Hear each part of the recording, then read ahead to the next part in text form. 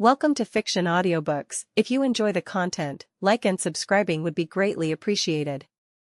If you have any recommendations for novels, comment below. Please join my Patreon at https://www.patreon.com/fictionaudiobook. Chapter 67, The Broom Lesson and the Red Light. The Broom Lesson and the Red Light. Not applicable. Oh, damn it, I forgot the flying part and put everything in the wrong order. Ha ha ha, sorry. Just imagine I wrote it correctly. Ahem, things happen. All the students were gathered in the outer courtyard, enjoying the fresh breeze that stirred their robes as they chatted in small groups with a calm sense of anticipation. This was a peculiar class, since it would be held jointly for all four houses. The rumor had spread quickly. Professor Quirrell, the Defense Against the Dark Arts teacher, had been bitten by some creature during the night. No one knew exactly what had attacked him. A few students claimed they had seen a red flash darting away into the gardens at full speed. When Harry heard the comment, he tilted his head and looked at his small dragon with suspicion. Red, who had curled up on his trunk, pretended total innocence as he let out a bored yawn. I'm excited about flying lessons. Maybe I didn't tell you, but since I was a kid, I had a magical broomstick and flew through the sky like a hawk. Once, I almost crashed into a helicopter, Draco said, crossing his arms with a proud smile. Really? Hermione asked, narrowing her eyes skeptically. Next to her, Harry and Daphne also turned to look at him in silence. Draco fell quiet for a moment, aware that his friends knew the Muggle world rather well and had helped him understand many things. Finally, he rubbed the back of his neck and sighed. Sorry. I was being arrogant. Actually, I only flew around my house's courtyard while Dobby ran after me with a pillow, in case I fell, he admitted, a faint blush on his cheeks. Ha ha ha ha. The three of them burst out laughing, picturing the scene of little Draco soaring over the gardens with a frantic house elf behind him. Anyway. I'm still excited about this class, Draco added quickly, trying to recover some dignity. I'd rather keep my feet firmly on the ground. Not after some idiot took me flying and we ended up stuck on a roof, waiting for help, Hermione complained, shooting Harry a look that was half reproach, half resignation. Harry chuckled softly, remembering that childhood episode when they spent several minutes stranded on the rooftop while Hermione was convinced they would be left there forever, until Wanda appeared and brought them down with a simple wave of her hand. It's not funny, Hermione grumbled, though her face betrayed a tiny smile. Well, in my case, Mum didn't want me using a broom. She was sure I'd do something crazy, so I'm really looking forward to this too, Daphne said, a spark of excitement in her eyes.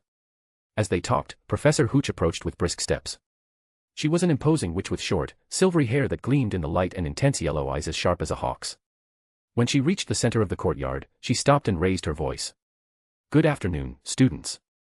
Everyone hurried to form two long rows, since the first years from Gryffindor, Hufflepuff, Ravenclaw, and Slytherin were all present. Good afternoon, Madam Hooch, they replied in unison, their voices echoing with discipline. Does everyone have their brooms? She asked sternly, her gaze sweeping over the strange assortment of equipment. Harry, Draco, Hermione, and Daphne exchanged a glance, assessing their own brooms. Some were so worn out that they looked about to fall apart. One Hufflepuff student was even holding little more than a stick with two crooked twigs nailed into it with rusty nails. Yes, Madam Hooch, they all answered, though many cast resigned looks at their pitiful supplies. Good. Stand to the left side of your brooms, the professor ordered, resting her hands on her hips. The students obeyed, lining up with expectant faces. Place your right hand over the broom. On my count, say up. 1, 2, 3. The courtyard filled with a cacophony of voices, some trembling, others so shrill they echoed against the castle walls. Several brooms merely shivered on the ground, while others refused to move at all. Only Harry's, Draco's, and a few other brooms obediently leapt up into their hands. From the Slytherin side, Caro shot Harry a look full of resentment, annoyed that his broom hadn't moved. On the Gryffindor side, a broom shot up too fast and smacked a red-haired boy right in the face, prompting laughter from several classmates. Hermione eyed Harry and Draco with a spark of competitiveness. Daphne, too. Almost at the same moment, both girls began to repeat up with growing determination. Soon, they exchanged a glance, silently acknowledging the start of a private competition. Meanwhile, little Neville Longbottom was chasing after his broom, which somehow slid across the ground as if it were playing with him, dodging every attempt to grab it. Hermione, unable to stand the frustration any longer, extended a thread of magic and used telekinesis without thinking. The broom rose instantly, but her pride wouldn't let her admit she had cheated, so she tossed it back to the ground and resumed her attempts with feigned innocence. A couple of Slytherin girls watched her suspiciously, convinced she was mocking them. Finally, after several minutes of persistence, everyone was holding their brooms. Very good, said Professor Hooch, walking between the rows with a watchful air. Now I want you to mount your brooms and hold on tight. I don't want any unnecessary accidents. When I blow the whistle, you will kick off hard from the ground, rise a few feet, keep your broom steady, and then lean forward gently to land. Understood? Yes, Madam Hooch, they replied, though a few swallowed nervously. On my signal. 1, 2. But before she could bring the whistle to her lips, a shriek tore through the air. A student shot straight up as if launched by an invisible spring. Longbottom, come down this instant. Madam Hooch yelled, but it was too late. Neville was rising out of control, his legs kicking in the air as the wind whipped his robes like a flag. Several students stared wide-eyed, while a couple of Slytherins burst into laughter. Harry calmly raised his hand, pointing at Neville. Help! Neville screamed, his voice breaking with panic. Then, an intense, bright red aura wrapped around him, enveloping him in a scarlet glow. Instantly, everyone knew who was responsible. Harry's raised hand radiated the same vivid light that many of them remembered from their first day, when the terrifying forest had materialized in front of them. With a gentle motion, Harry turned his hand until his palm faced upward, and made a slow gesture that drew Neville back down, lowering him carefully until he hovered just a couple of steps above the ground. Madam Hooch, her wand still raised, stood frozen for a few seconds before letting out a long sigh of relief when she saw that Neville was unharmed. The sternness on her face softened just for an instant as she looked at Harry with a mix of surprise and restrained respect. Then Neville reached the ground, where he dismounted the broom so hastily that he tripped and fell flat on his face in the damp grass. Even so, he scrambled back up right away, clutching his wrist with a pained expression. Madam Hooch rushed over to him, while Harry watched silently, his gaze a little empty. He had just pulled the boy out of the sky, yet he had still ended up hurt. Harry rubbed his forehead and glanced sideways at his friends. Can you move your fingers? Madam Hooch asked firmly as she crouched beside Neville. Neville nodded between sobs, though he didn't look too sure. No, not at all, boy. Let's go to the hospital wing. They'll take proper care of you there, she said, helping him to stand. Before leaving, she straightened up and swept her gaze across the line of students. No one will move from their place or lay a single finger on their brooms while I'm away. If anyone disobeys, they'll be expelled from Hogwarts before I can even say Quidditch. Is that clear? Oh, and well done, Potter. 20 points to Ravenclaw. With that final remark, she turned and led Neville briskly toward the castle. As soon as Madam Hooch disappeared from view, everyone turned to stare at Harry all at once, still astonished by what he had done. A wave of whispers ran down the line like an electric ripple. He did it without a wand. And without an incantation. But that red color is scary. Caro, who until then had kept a mocking smile on his face, felt an unpleasant tingle of jealousy crawl up his back as he looked at the spot where Neville had fallen. Among the trampled grass and dust, he spotted a small shiny object. He stepped over and picked it up. It was the Remembrall Neville had mentioned during lunch. After all, it looks like what that fool forgot was his ability as a wizard. I wonder what his parents would think of him. Oh, right, they can't think anymore, he said in a tone that was both arrogant and contemptuous. Not everyone understood what he was implying. Even Harry and his friends frowned, puzzled by the remark. But Harry was more annoyed than any of them. Without saying a word, he raised a finger. Instantly, the Remembrall shot toward him, tearing itself from Caro's hand like a projectile, until it landed softly in Harry's palm. Then he turned to Ron Weasley, who was staring wide-eyed at the scene. Harry tossed him the Remembrall with a calm gesture. Make sure you give it back to him, he said quietly. The reply seemed to unsettle Caro, who pressed his lips together before spitting out one last taunt. That strange magic comes from your adoptive mother, doesn't it, Potter? Do you feel some kind of connection to Longbottom? He asked with a trace of sarcasm. Harry held his gaze in silence for several seconds.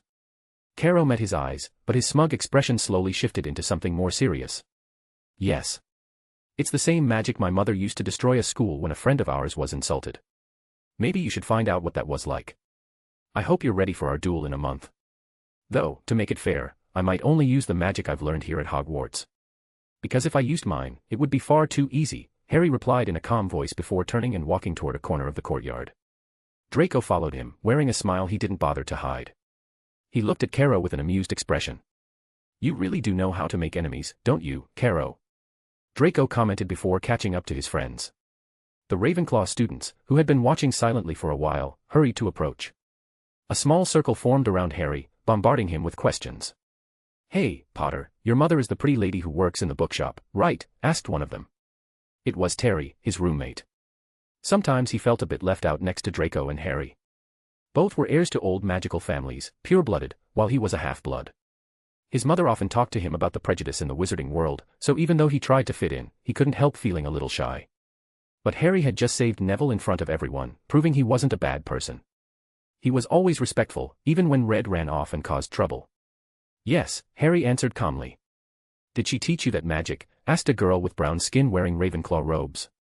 Next to her stood another young woman who looked identical, probably her sister, wearing Gryffindor colors. Yes. She also taught Hermione magic.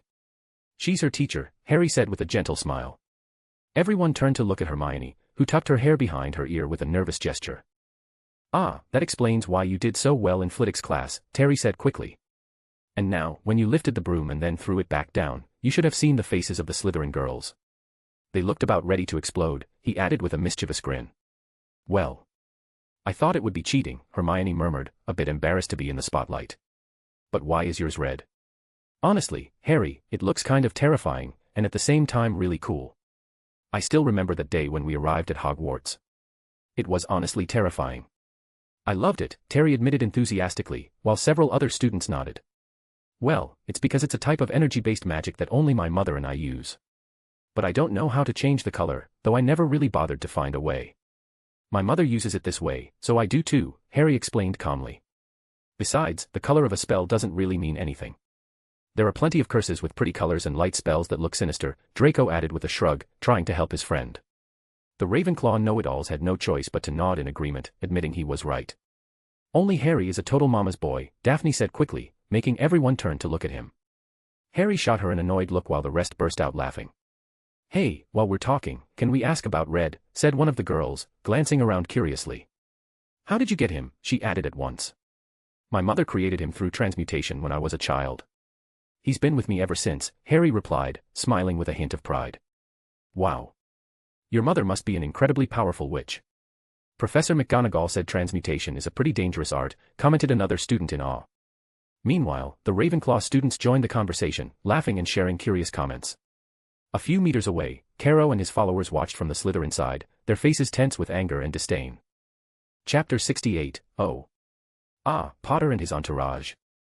You lot truly never separate, do you? Remarked Flitwick with an amused smile as he watched them from behind his desk in the cozy office, which was filled with books and small artifacts crackling with magic.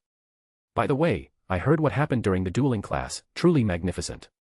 If Madame Hooch hadn't already awarded you points, I'd be giving you quite a few more right now, added the tiny professor, his eyes shining with pride. It was nothing, Professor, Harry replied modestly, wearing a calm smile. Then, what brings you here?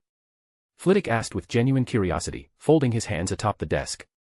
Professor, we wanted to show you something and also ask for permission to found a sort of club, Harry explained quickly. We know it requires supervision from an older student and a teacher's approval, but what we're doing is technically new, so I don't think any older student would know enough to oversee it. Is that so? And what exactly are you planning? Flitwick inquired, leaning forward with growing interest.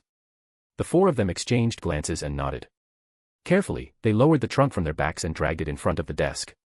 When they opened it, they revealed several golems of different sizes, each marked with inscriptions and set with small embedded gems. Are these golems? Murmured Flitwick, stepping closer, eyes wide as he took in the delicate enchantments and runes traced across the figure's surfaces, clearly crafted with alchemy. You have a good eye, Professor, Harry said proudly. They're combat golems we created. You might know our families have entered into a business partnership. Actually, that's how this all started. We're trying to develop a competition of golem battles controlled by witches and wizards, similar to traditional dueling, but without putting the duelist at risk. In fact, the idea, and the blueprints for these golems, we studied and adapted them ourselves. That's why we'd like to found a club for creating and dueling with them, he concluded eloquently. The mere mention of the word duel made Flitwick's eyes light up with enthusiasm. Could you show me a demonstration? He asked in a voice that tried to sound composed, though it was clear he was thrilled. Of course, they answered in unison. Without wasting a moment, they cleared a space in the office and set up two golems facing each other. Draco took control of the one with the sword and shield, while Harry chose the one wielding twin short swords. Preceptum golem, they both pronounced firmly, their wands releasing a nearly invisible thread of magic that linked to the nape of each golem. As soon as the connection was complete, the figures began to move with surprising fluidity, walking across the stone floor with almost human coordination. Harry's golem advanced smoothly, its movements precise and fluid, while he stood there calmly, as if it required no effort at all. Draco, on the other hand, clenched his teeth, and though his golem didn't make mistakes, it executed a few exaggerated gestures and awkward swipes that looked rather comical. Feeling a bit confident, Harry made his golem twirl one of its swords in its hand with an arrogant flourish. The design only had 3 fingers for easier control, but it still moved with undeniable grace.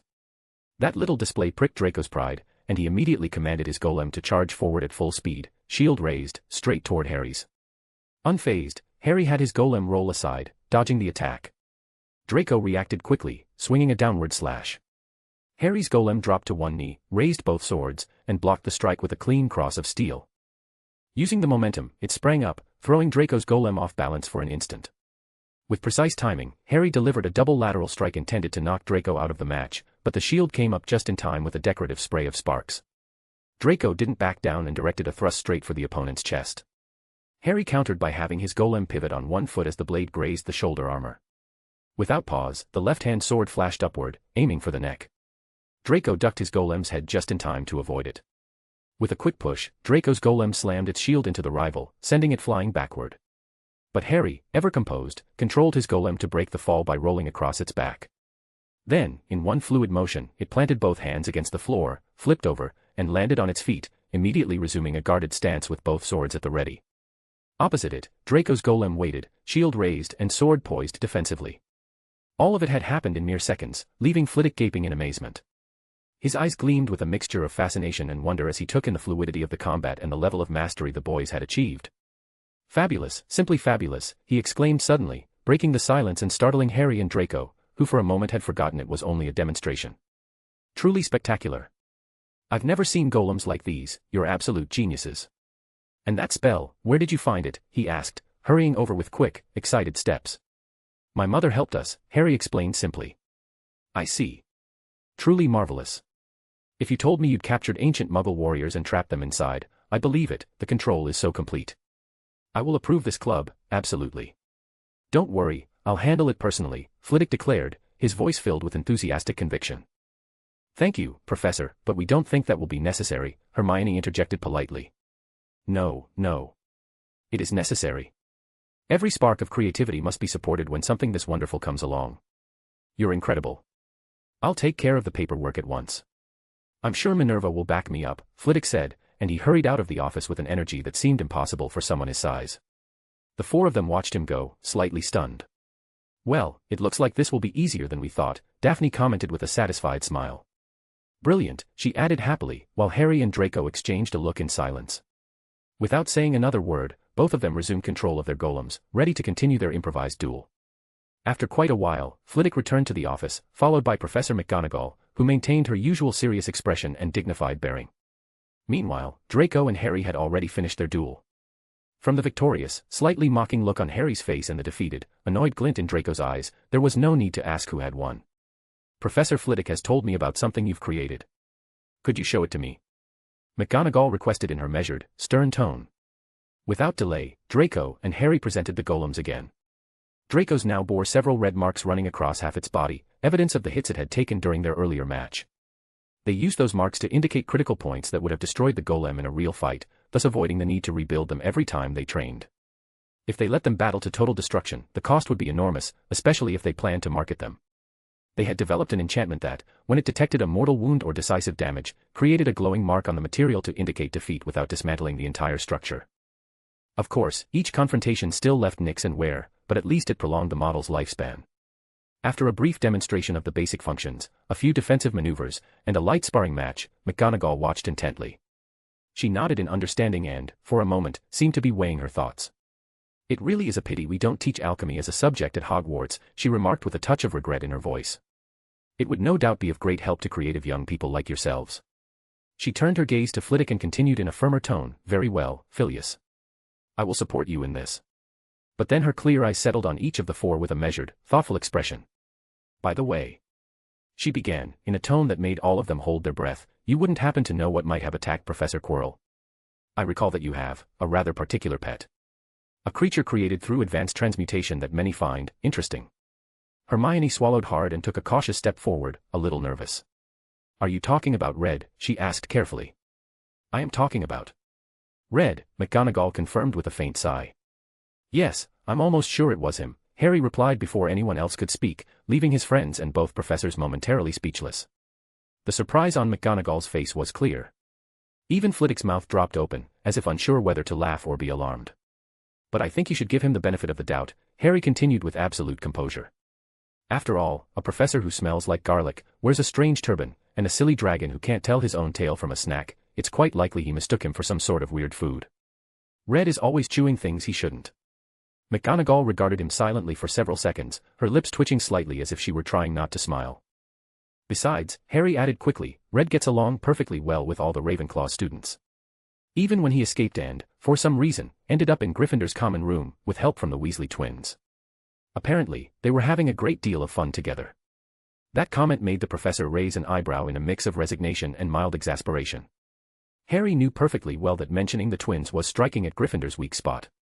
With that, any direct reproach was, at the very least, left on shaky ground. Very well. For your honesty, I can't punish you, she finally said, regaining her composure with graceful dignity. However, I will deduct 10 points for the recklessness. And see to it that your dragon does not approach Professor Quirrell again. Of course, Harry replied, with his usual calm smile that, somehow, always managed to soften the moment. Chapter 69, Suspicions and Strategies. Suspicions and Strategies. Are you really not interested in knowing what's under the trapdoor, behind that enormous dog? Daphne asked, her eyes shining intensely as she leaned over the table. Honestly, no, Draco said calmly, as if they were discussing the weather.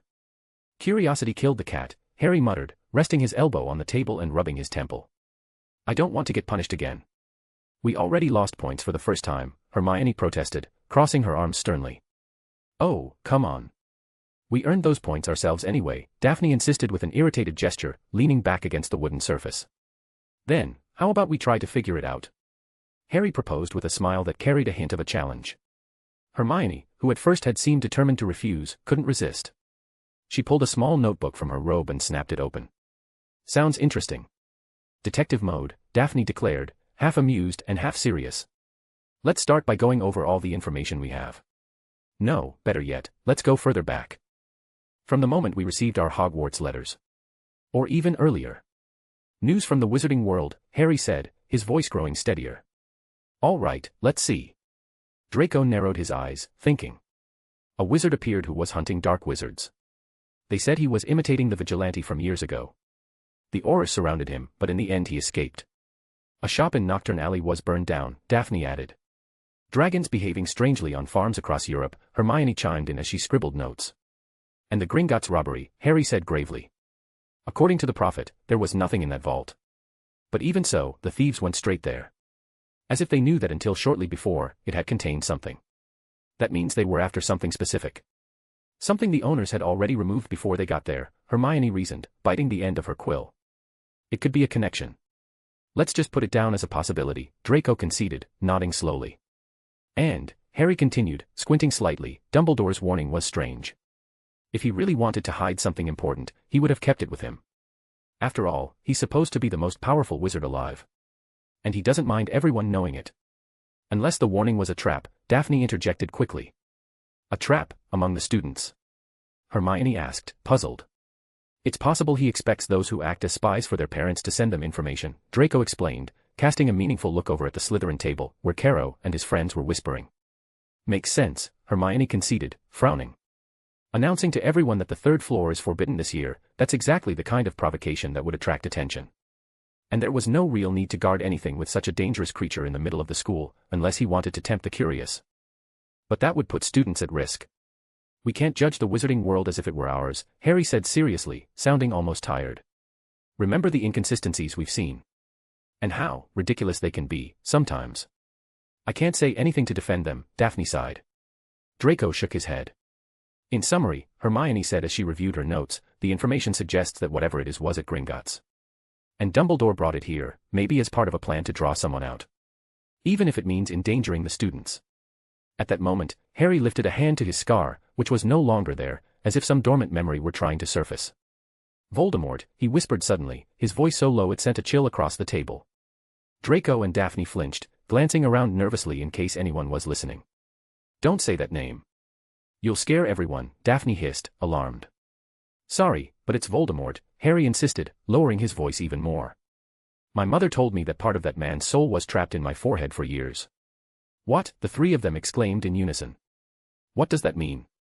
Daphne asked, not fully understanding. I don't know all the details, Harry admitted quickly. But at Potter Manor I read about ancient wizards who tried to become immortal by splitting their souls. None of them ever succeeded. Except, you know who. The clue to his survival was stuck to me all this time. Are you saying he could still be alive? Daphne asked, her voice trembling a little. I don't know, Harry said, his expression grim. But if anyone could make Dumbledore prepare to this extent, it would only be 3 people, your father, my mother, and him. I don't think my father would ever want anything from Dumbledore. And your mother even less, Daphne said, shaking her head firmly. Then we have a starting point, Harry went on, staring at some invisible spot in front of him. If someone is trying to bring back. You know who, it's probably the pureblood families. Dumbledore could be setting a trap, waiting for their children to report back to their parents. But, what kind of object would be powerful enough to bring someone back? Hermione asked, her voice trembling slightly. Remember when Mr. Flamel helped us? Harry said in a low tone. Nicholas Flamel, the creator of the Philosopher's Stone. The stone that grants immortality, Daphne recalled, a shiver running down her spine. But why would Flamel give it to Dumbledore? He needs it to keep producing the elixir of life, Hermione objected. What if Dumbledore asked for it to use as bait? Draco suggested cautiously. That's too far-fetched, Harry countered, shaking his head. Why risk such an object in Hogwarts? It would be safer for Flamel to keep it in his own home. It must be one of the most secure places in the world. He fell silent all of a sudden. Something in his expression showed that another piece had just clicked into place. Everyone held their breath, waiting. If Mr. Flamel is tired of living. Harry finally said, his voice heavy enough to chill the air around the table. What are you talking about? Hermione asked, though her eyes showed she was already beginning to understand. If life no longer matters to him, it would be easy to convince him to hand over the stone. Flamel has lived longer than anyone. If someone with enough skill at persuasion, someone like Dumbledore, told him his existence had no purpose, maybe he'd agree, Harry said. He clenched his fists, fully aware of how cold that sounded, but every word fit together in a way he couldn't ignore. Are you saying he convinced Flamel to give him the stone, even knowing that if anything went wrong, Flamel would die? Daphne whispered, her voice barely audible. Yes, Harry answered seriously. Do you remember the story of Liz and Gree? The others nodded silently. That old man doesn't seem to care about anyone. As long as his strategy works. Then, he's using the Philosopher's Stone as bait. To lure the followers of, you know who. So they'll try to revive him, and he can catch them, Hermione said, carefully connecting each piece. No. Harry's voice was so firm that all of them looked at him at once. His expression held something deeper than worry, something close to disgust. He wants to use me. They all froze. The surprise was so intense that Daphne opened her mouth without making a sound. Why do you think that? Draco asked, in a tone more serious than usual. It all fits, Harry began, lowering his voice. The same year Harry Potter, the boy who lived, arrives at Hogwarts. Dumbledore decides to guard something that could bring anyone back to life. And apparently the Dark Wizards already know about it. How would they know? Nicholas Flamel doesn't communicate with almost anyone. Even for us, it was nearly impossible to contact him the first time. He paused, letting the weight of his words sink in. And then there's the warning. It wasn't just a message for the spies. It was also a message for me. Or maybe for all of us. Think about it, the change of house. I'm sure Draco and I would have ended up in Slytherin. It was the logical choice. But instead, we all landed in Ravenclaw. As a group. For one reason, Dumbledore didn't know how we'd react if he separated us from the people we already knew. Maybe we wouldn't have made friends in any other house. If we stayed together, it would be easier to watch us. Or to manipulate us. And in that, he was right. We're smart, we created the golems, and we never split up. So he put us in Ravenclaw, surrounded by clever little bookworms who wouldn't interfere. Why not Gryffindor? Hermione asked, lifting an eyebrow cautiously. Because his connection with the Weasleys failed. Harry narrowed his eyes, recalling every detail. Do you remember the day we met that family? Ron Weasley was acting strange. Like he didn't know what to say. And I could feel Confundus magic on him. The next time I saw him, it was gone. Dumbledore must have changed his plan when he realized the Weasleys couldn't get close to me the way he wanted. A heavy silence fell around the table. Draco traced the rim of his goblet with a fingertip, lost in thought. So, he sent us to Ravenclaw so we'd settle there. Professor Flitwick is brilliant. He knew we'd bond with him immediately. And then he allowed us to create the club, when the Confederation always used to deny such requests, Draco said aloud, reflecting. But, maybe it's just our speculation, Hermione said softly, her doubt showing through. Maybe, Harry conceded with a sigh, but I don't want to dismiss it if there's even the slightest chance it's true. Then this is what we have, Daphne said in a voice that allowed no interruption. She took Hermione's notes and held them as though they were evidence in a trial. It's possible that what's under that dog is the Philosopher's Stone. And that it's all a trap for the followers of you-know-who. It's also possible Dumbledore wants Harry, or all of us together, to discover it. So we'll warn someone, or maybe be the ones to stop them. And this could all be a plan by that stupid headmaster. As she spoke, Harry nodded seriously. Draco kept his gaze fixed on the table, unable to deny that every piece fit too perfectly. Hermione was the only one still struggling against the suspicion. After all, Dumbledore was supposed to be the protector of Hogwarts. Well, it's easy to find out, Harry said finally, his voice calm but resolute. We just have to send a letter to Mr. Nicholas Flamel. They all nodded. And without another word, they nearly ran from the Great Hall, their footsteps echoing against the stone floor as they headed for the Ollery. There, Hedwig was waiting, wings ruffling patiently. Soon she would carry the question that might prove it was all just paranoia. Or the most dangerous truth they could ever imagine. Chapter 70, The Howler and the Gift. The Howler and the Gift. With the arrival of autumn, the weather had turned colder, while a letter reached Harry's hands. He opened it carefully and began to read it in silence. After a few seconds, he looked up with a faint smile tinged with a certain sarcasm. Well, it seems it was just as I suspected. That old man isn't planning anything good. And now Mr. Flamel has found out he's putting the students in danger. I wonder what kind of letter he'll send to the headmaster, he remarked calmly before getting ready to head to the Great Hall, where his friends were surely waiting for him. Before leaving, he glanced at Red, who was lying on his back on the bed, paws in the air, with the expression of someone thoroughly enjoying perfect comfort. Harry rolled his eyes, shook his head, and left the room. The Great Hall looked magnificent, autumn decorations hung along the walls, enormous pumpkins floated under the enchanted ceiling, and an excited murmur filled the air as the students talked about the approaching Halloween feast. Harry was starting to enjoy his school days, though from time to time he missed his home and wondered what his mother might be doing at that very moment. When he reached his seat, he found the others chatting calmly. Hey, a letter came from Mr. Flamel, he announced as soon as he sat down. The three of them immediately turned to look at him, expectant. But before he could say a single word about its contents, a flying letter zipped across the hall with a sharp whistle, spinning over itself under everyone's astonished gaze. The red envelope stopped right in front of Dumbledore and remained suspended in the air. Suddenly, it unfolded with a dry crackle and turned into an enormous open mouth that looked ready to swallow the headmaster whole. The voice that came out was so powerful it made the cutlery tremble. You irresponsible fool. Absolute silence fell over the hall. Even the ghost stopped to watch. How dare you, Albus, put the students in danger, the female voice bellowed, her anger so intense it seemed to vibrate in every corner. When you requested the object, we believed you planned a controlled study, not to hide it behind a monstrous dog in a school full of children. Some students shrank in their seats. Dumbledore didn't react, though his expression tightened ever so slightly. Are you an idiotic headmaster or a senile old man who's lost his mind? By Merlin's beard, not even a troll with a melted brain would do something this stupid. The letter shivered with a reddish spark as the voice grew louder. My idiot husband preferred not to make a scene, but I do. If you don't prepare that stone and send it back to France immediately, I swear by every ancient spell I will come myself, even if my bones turn to dust, and I'll shove that object somewhere so deep not even a dragon's Accio could pull it out. Draco swallowed hard, his face pale. Hermione raised a hand to her mouth, and Daphne stared at Harry with wide eyes. And don't you dare provoke me, Albus Dumbledore. You know perfectly well I will. I'll give you a thrashing so monumental your future portraits will cover their eyes in shame.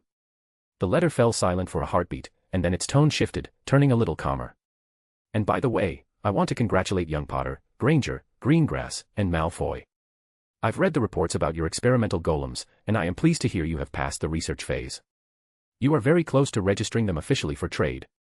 Nicholas is delighted to see that his little help contributed to such accomplishments. He says you are little geniuses, and we are very proud of you. The mouth opened again, returning to a furious roar. And you, Albus, don't think this congratulations changes anything. My threat still stands. And with a final explosion, the letter burst into a shower of golden confetti that drifted down over the staff table. For a long moment, no one dared to make the slightest sound. Even Dumbledore had to clear his throat before regaining his composure. Harry lowered his gaze to his plate, trying to suppress the smile trembling on his lips. She truly is a magnificent witch, Daphne remarked, but unlike Harry, she didn't bother to hide it and burst out laughing. Well, she wasn't the only one. Many students, especially at the Gryffindor table, were laughing uncontrollably, particularly a group of red-haired boys who were nearly falling off the bench. She even helped us with a bit of publicity, Draco added with a faint smile. When we communicated with Mr. Flammel, he never mentioned that Mrs. Pernelli could be so volatile, Hermione murmured, with the expression of someone who couldn't decide whether to laugh or be worried. Meanwhile, Dumbledore shot their group a long look in which a silent warning mingled with a hint of resignation. Then he rose from his seat and left the hall, probably to try to contact Flammel, or perhaps to do exactly what the Howler had ordered him to. That's enough. It would be better if you all ate and stopped wasting time, Professor McGonagall said loudly, managing to silence the general laughter at once, although a few suppressed giggles still echoed here and there. While Harry chatted with the others about the scene they had just witnessed, an owl with completely red plumage flew in through one of the open windows, catching the attention of every student in the hall. The strange owl glided down gracefully until it landed in front of Harry, and, to everyone's astonishment, it transformed into a small gift box. Wow, several students exclaimed in unison. Even Professor McGonagall raised her eyebrows, visibly surprised by such an advanced use of transfiguration. Never before had they seen a package delivered that way. Not only had it flown in, but the owl itself had literally been transformed into the parcel. It's a gift from my mother, Harry explained with a happy smile, instantly recognizing Wanda's style without needing any note.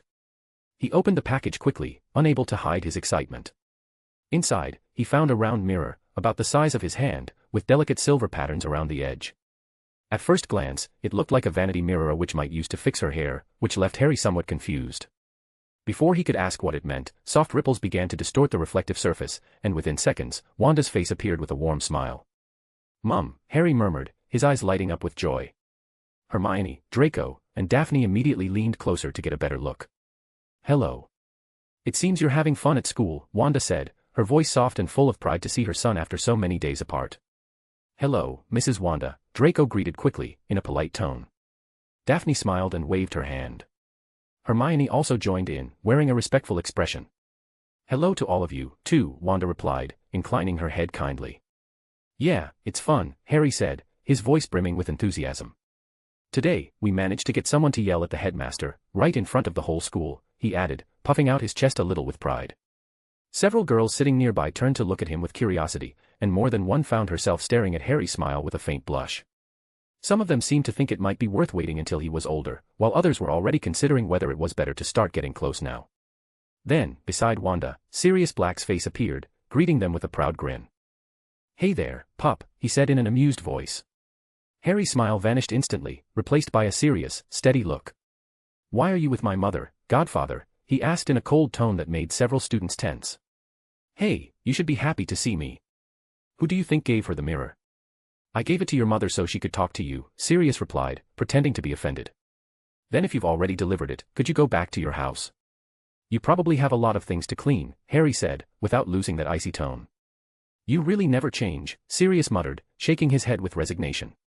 At that moment, another face appeared in the mirror. "Hi, kids. So how does Hogwarts look? Is it as amazing and magical as everyone says?" Susan asked, leaning in curiously. Behind her, Wendell was also approaching, craning his neck to see better. "Hi, Mum. Is Dad there too?" Hermione asked happily. "Yes, we're all here. We've missed you," and when Wanda said she'd send the mirror that Sirius paid for, so Lupin could get treatment, "I let everyone know," Susan explained with a warm smile. "Daphne and Draco's mothers are here too." Susan lifted the mirror a little, and Celine appeared, smiling proudly at her daughter. Then the image moved to Narcissa, who was sitting in an armchair. She turned her head toward the mirror and nodded with a serious expression, though a small, barely contained smile was visible at the corner of her lips. Meanwhile, several students had gathered nearby out of curiosity, forming a semicircle around the group. "Hey, who are you all talking to?" Terry asked, leaning forward to see. The Patil twins also came over, along with several Ravenclaw classmates who looked fascinated. "We're talking to our parents," Harry explained casually. Wanda reappeared in the center of the mirror, her calm smile unchanged. "She's so beautiful," murmured a first-year girl, while others nodded in admiration. "Is she your mother, Harry?" asked a pretty young girl of Asian descent, her delicate hair pinned up. "Yes," Harry answered, still smiling. Wanda looked at all the students gathered around her son with clear warmth. Her expression softened as she lifted her hand in a gentle greeting. "It's a pleasure to meet my son's friends," she said in a soft but steady voice. Many students returned the gesture, some a little shy, others bowing respectfully. At that moment, Professor Flitwick approached with cautious steps, and although he maintained his usual kindness, he seemed a bit uncomfortable. "I'm sorry, Mr. Potter, but this is causing quite a stir. Perhaps you could continue the conversation later, somewhere more private," he suggested in a polite tone, though there was a hint of guilt in his voice. "I'm sorry, Professor Flitwick," Harry answered quickly. He then looked back at the mirror with a slightly apologetic expression. "Mum, we'll talk later, okay?" "Of course, sweetheart. You can call me anytime," Wanda replied tenderly. The image slowly faded until the mirror became just a smooth, ordinary piece of glass again. The students who had gathered began to drift away, murmuring among themselves in curiosity and wonder. Harry and the others remained sitting there for a moment in silence, sharing that feeling of happiness and relief that came from seeing their families, as if all the autumn chill had been left outside the great hall. That warmth was enough to give them the strength to keep going, no matter what might come next. Chapter 71, No Mercy for the Unseen Danger. No mercy for the unseen danger. "Hurry up, we're going to be late," Terry said excitedly as he waited for Draco and Harry, who were changing into something more comfortable for the Halloween feast. "Why are you so excited?" Draco asked, watching Terry, who could barely stand still from impatience. "It's Halloween. Or rather, the Night of Witches. We're in a school of magic and wizardry where they train witches and wizards. Don't you think it's going to be like our own Christmas?" Terry said, his eyes gleaming as he imagined an epic celebration. "Actually, no," Draco replied calmly and seriously as he finished adjusting his robes. "Halloween mainly comes from Samhain, an ancient Celtic festival that marked the end of summer and the beginning of winter. They believed that on that night, the veil between the world of the living and the dead became very thin, so spirits could walk among us again. To protect themselves, they lit bonfires and left food offerings. They also wore masks or costumes to drive away evil spirits. Later, when Christianity came to the British Isles, Samhain merged with All Saints' Day, and its name changed to All Hallows' Eve, which over time was shortened to Halloween." Terry stood frozen, overwhelmed by the sudden flood of information. "All right, don't tease him," Harry said with a small smile, though there was a shadow of sadness in his eyes. After all, Halloween for him would always be a date marked by the absence of his parents. Every year, Wanda had tried to do something special so he wouldn't think about it, but this year, Wanda wouldn't be there, and that made him feel a little more alone. "Sorry, Terry. I was just messing with you a bit," Draco added, holding back a laugh when he saw his friend's crestfallen expression. "Wizards really do celebrate Halloween. Though we also have Christmas." Terry quickly recovered, his enthusiasm renewed. "Then let's go. Michael and Anthony are probably already waiting for us." The three of them went down from their rooms and joined the other boys and girls who were waiting in the corridor. Actually, it had all been Terry's idea. He wanted to make sure no one got ahead of the group. He looked genuinely thrilled about his first Halloween at Hogwarts. They walked together through the corridors, chatting calmly as they went. "Hey, I heard you're planning some kind of club with Professor Flitwick. What's it about?" Anthony Goldstein asked with curiosity as he came closer to Harry and the others. "It'll be a secret for now," Daphne replied immediately with an enigmatic smile. "But I promise everyone will want to join when they find out." "Ugh, can't you at least give us a hint?" Terry insisted, intrigued. "No," Daphne said with a playful grin. The others just shook their heads, letting Daphne enjoy teasing them with the mystery. When they arrived at the Great Hall, they realized it was even more decorated than usual, floating pumpkins, bats fluttering between the candles, and ghosts preparing for what looked like their own little party. Everything suggested the feast was going to be special. Terry looked around with curious eyes, though it seemed he had expected even more. Still, he soon accepted the atmosphere with excitement. Everyone sat down in their places while they continued their calm conversation. The food began to appear on the tables, and after a few brief words from the headmaster, everyone started to eat eagerly. "Damn it!" Daphne suddenly exclaimed. "What is it?" Hermione asked, sitting next to her. "I need to go to the bathroom," Daphne announced with a sigh. "Manners," Draco muttered with a resigned look. "Shut up," Daphne snapped back as she stood up. "Mione, come with me." "Fine," Hermione agreed, getting up to follow her. Harry and Draco watched them leave before turning their attention back to their food. The students continued chatting quietly for a couple of minutes after the girls had left, until someone burst in through the huge doors, looking terrified. "A troll," he shouted in a trembling voice. Everyone turned to look immediately. It was the Defense Against the Dark Arts professor, Quirinus Quirrell. "There's a troll in the dungeons, and it's loose. I just wanted to warn you," he stammered before collapsing on the floor. For a moment, absolute silence fell over the hall. Then panic erupted like wildfire, screams, chairs scraping, frantic footsteps. Silence. Dumbledore's voice thundered over the chaos. "I ask you all to remain calm. Prefects, lead your houses back to the dormitories. Professors, help me keep order." The prefects quickly moved into action, gathering their classmates. Harry and Draco exchanged a look, frowning, before slipping away discreetly as soon as they crossed the Great Hall doors. In Harry's room. Red, who had been nibbling on the helmet of an armor in the corridor, suddenly froze.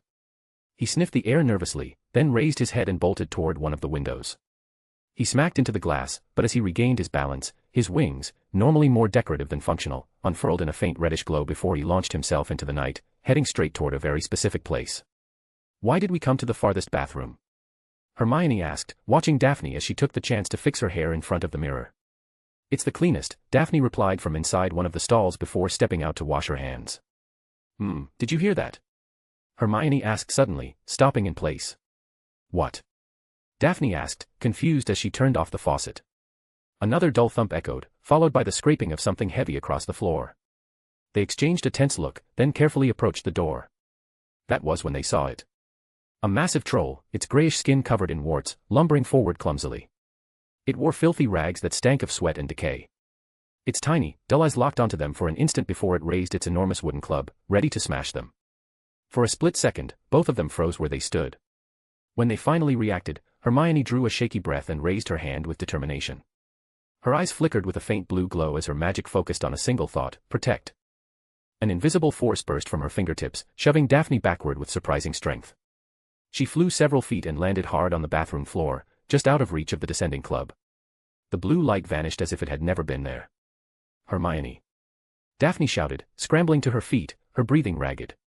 When she looked up, she saw the club descending in slow motion toward her friend. Before she could scream again, a red blur shot out from the side and hurled itself at the troll. Red, faster than a heartbeat, launched straight for its throat. His fangs sank deep into the creature's tough flesh, and the monster lost its balance, crashing onto its back with a thunderous impact that made the walls shake. Hermione stood frozen, her pulse hammering in her ears. Daphne ran to her, searching frantically for any injury. "Hermione. Hermione, say something," she pleaded, her voice trembling. I'm fine," Hermione whispered, though her eyes remained fixed on the ceiling, too shaken to move. Outside, the troll let out a guttural roar as it struggled to shake off the small dragon latched onto it. Between groans and snarls, it managed to lift itself enough to swing its club where Red clung. But the dragon released his bite at the last instant, causing the club to smash into the troll's own shoulder with a sickening crunch. Red dropped to the floor and lunged again, this time sinking his teeth into one of its legs. His fangs drove all the way to the bone. Blood gushed out in heavy spurts. "Aya!" the troll screamed, reeling in pain. Red took a single step back. His wings unfolded with a soft reddish glow as he planted himself in front of the bathroom door, shielding the girls. His amber eyes glinted fiercely. That look didn't belong to an animal. It was the gaze of a guardian prepared to decide in an instant whether to rip the intruder's throat out. Hermione and Daphne were left breathless. Even from behind, they could feel the brutal aura radiating from the small dragon. The way he had pierced the hide of a troll, a creature famous for resisting even powerful magic, made it abundantly clear that Red was no ordinary pet. Only a few seconds passed before hurried footsteps echoed in the corridor. Red turned his head in a swift, precise motion and saw Harry and Draco sprinting toward them. Recognizing them, he lowered his stance a fraction, but kept his gaze locked on the troll. Draco froze at the sight of the spreading pool of blood on the floor. Harry, on the other hand, barely spared the wounded monster a glance. His expression was calm, as if he had expected this outcome all along. "Are you all right?" he asked in a steady voice. He didn't sound nervous or surprised, just grave. Hermione swallowed hard. Daphne nodded slowly. Harry let out a quiet sigh, but his eyes remained fixed on the troll, as if assessing whether it was still a threat.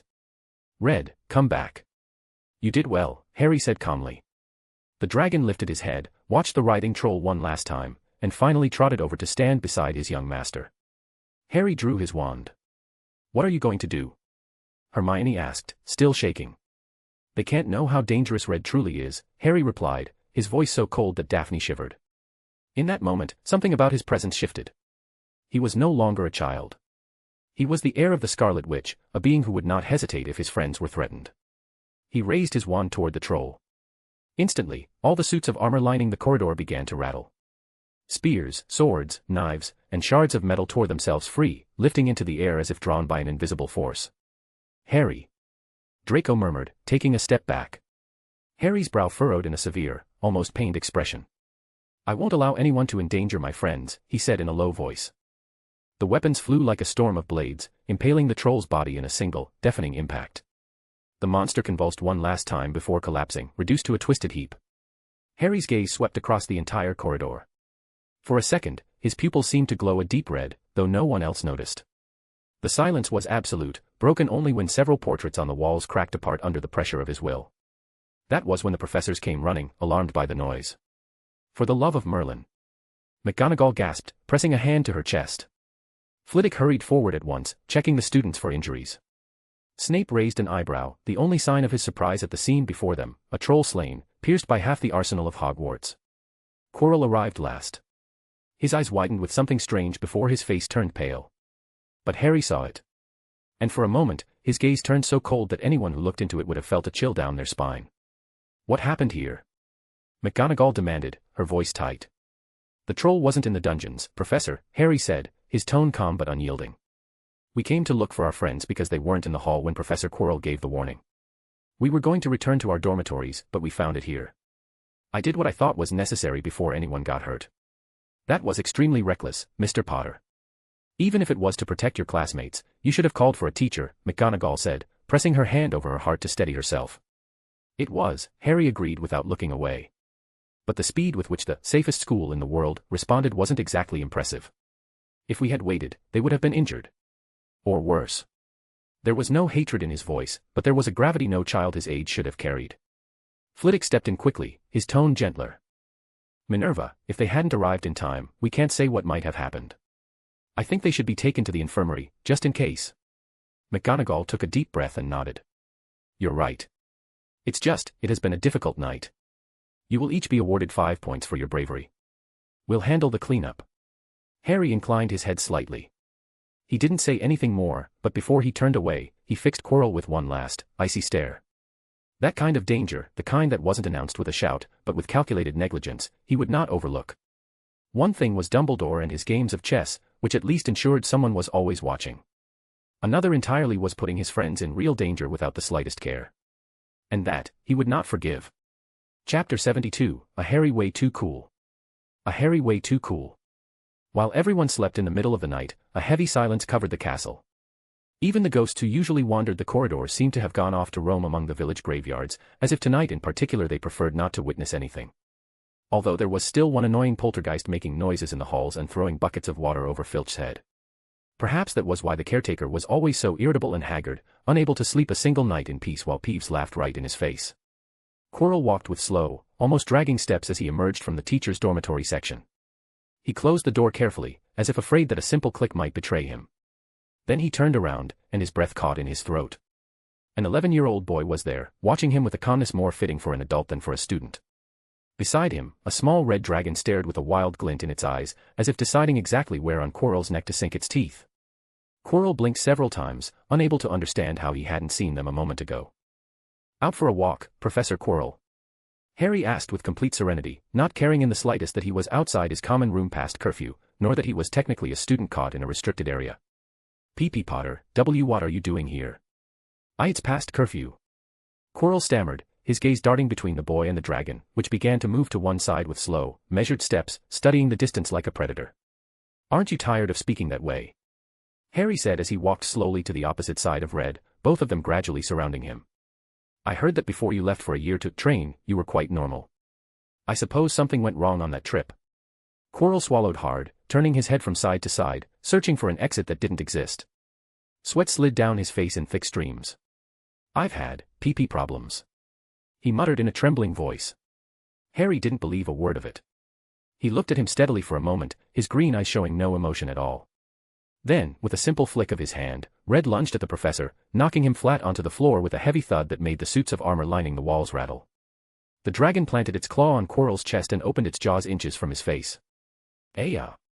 Quirrell screamed at the top of his lungs, a cry meant to summon any teacher who might rescue him. But no one came. No one even peeked out. It was as if the entire castle had decided the scene wasn't worth interrupting. Harry crouched down beside him with calm, in a motion so controlled it looked rehearsed. His eyes remained fixed on the spot where he knew Quirrell kept his wand hidden, as if he had never considered looking anywhere else. You know, Professor.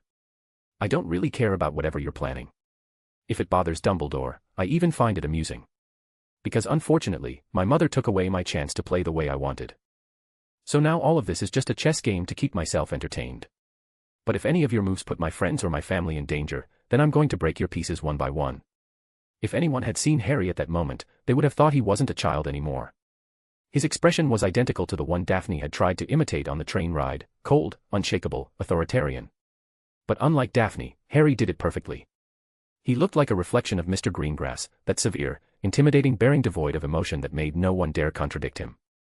And it made sense. During etiquette and behavior lessons, Harry had finished all the tests long before everyone else, so he had more free time. Time he had used to ask Mr. Edward to teach him a clemency and something he called dissuading presence, a way to project a silent threat, without raising his voice, without casting a single spell. Just that dangerous calm that forced anyone to think twice before trying anything.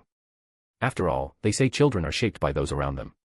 And Harry had grown up among adults, each more extraordinary than the last, a president cold and authoritarian, a noble lady who could slap you down with nothing but words, an eccentric woman who might blow up her entire workshop while her husband watched with resignation, a man who looked like a jester but held enough power to change the fate of a country, a woman who always joked but was the only one with common sense because she'd lived in the Muggle world, and his own mother, who would destroy the entire wizarding world without hesitation if it meant protecting him.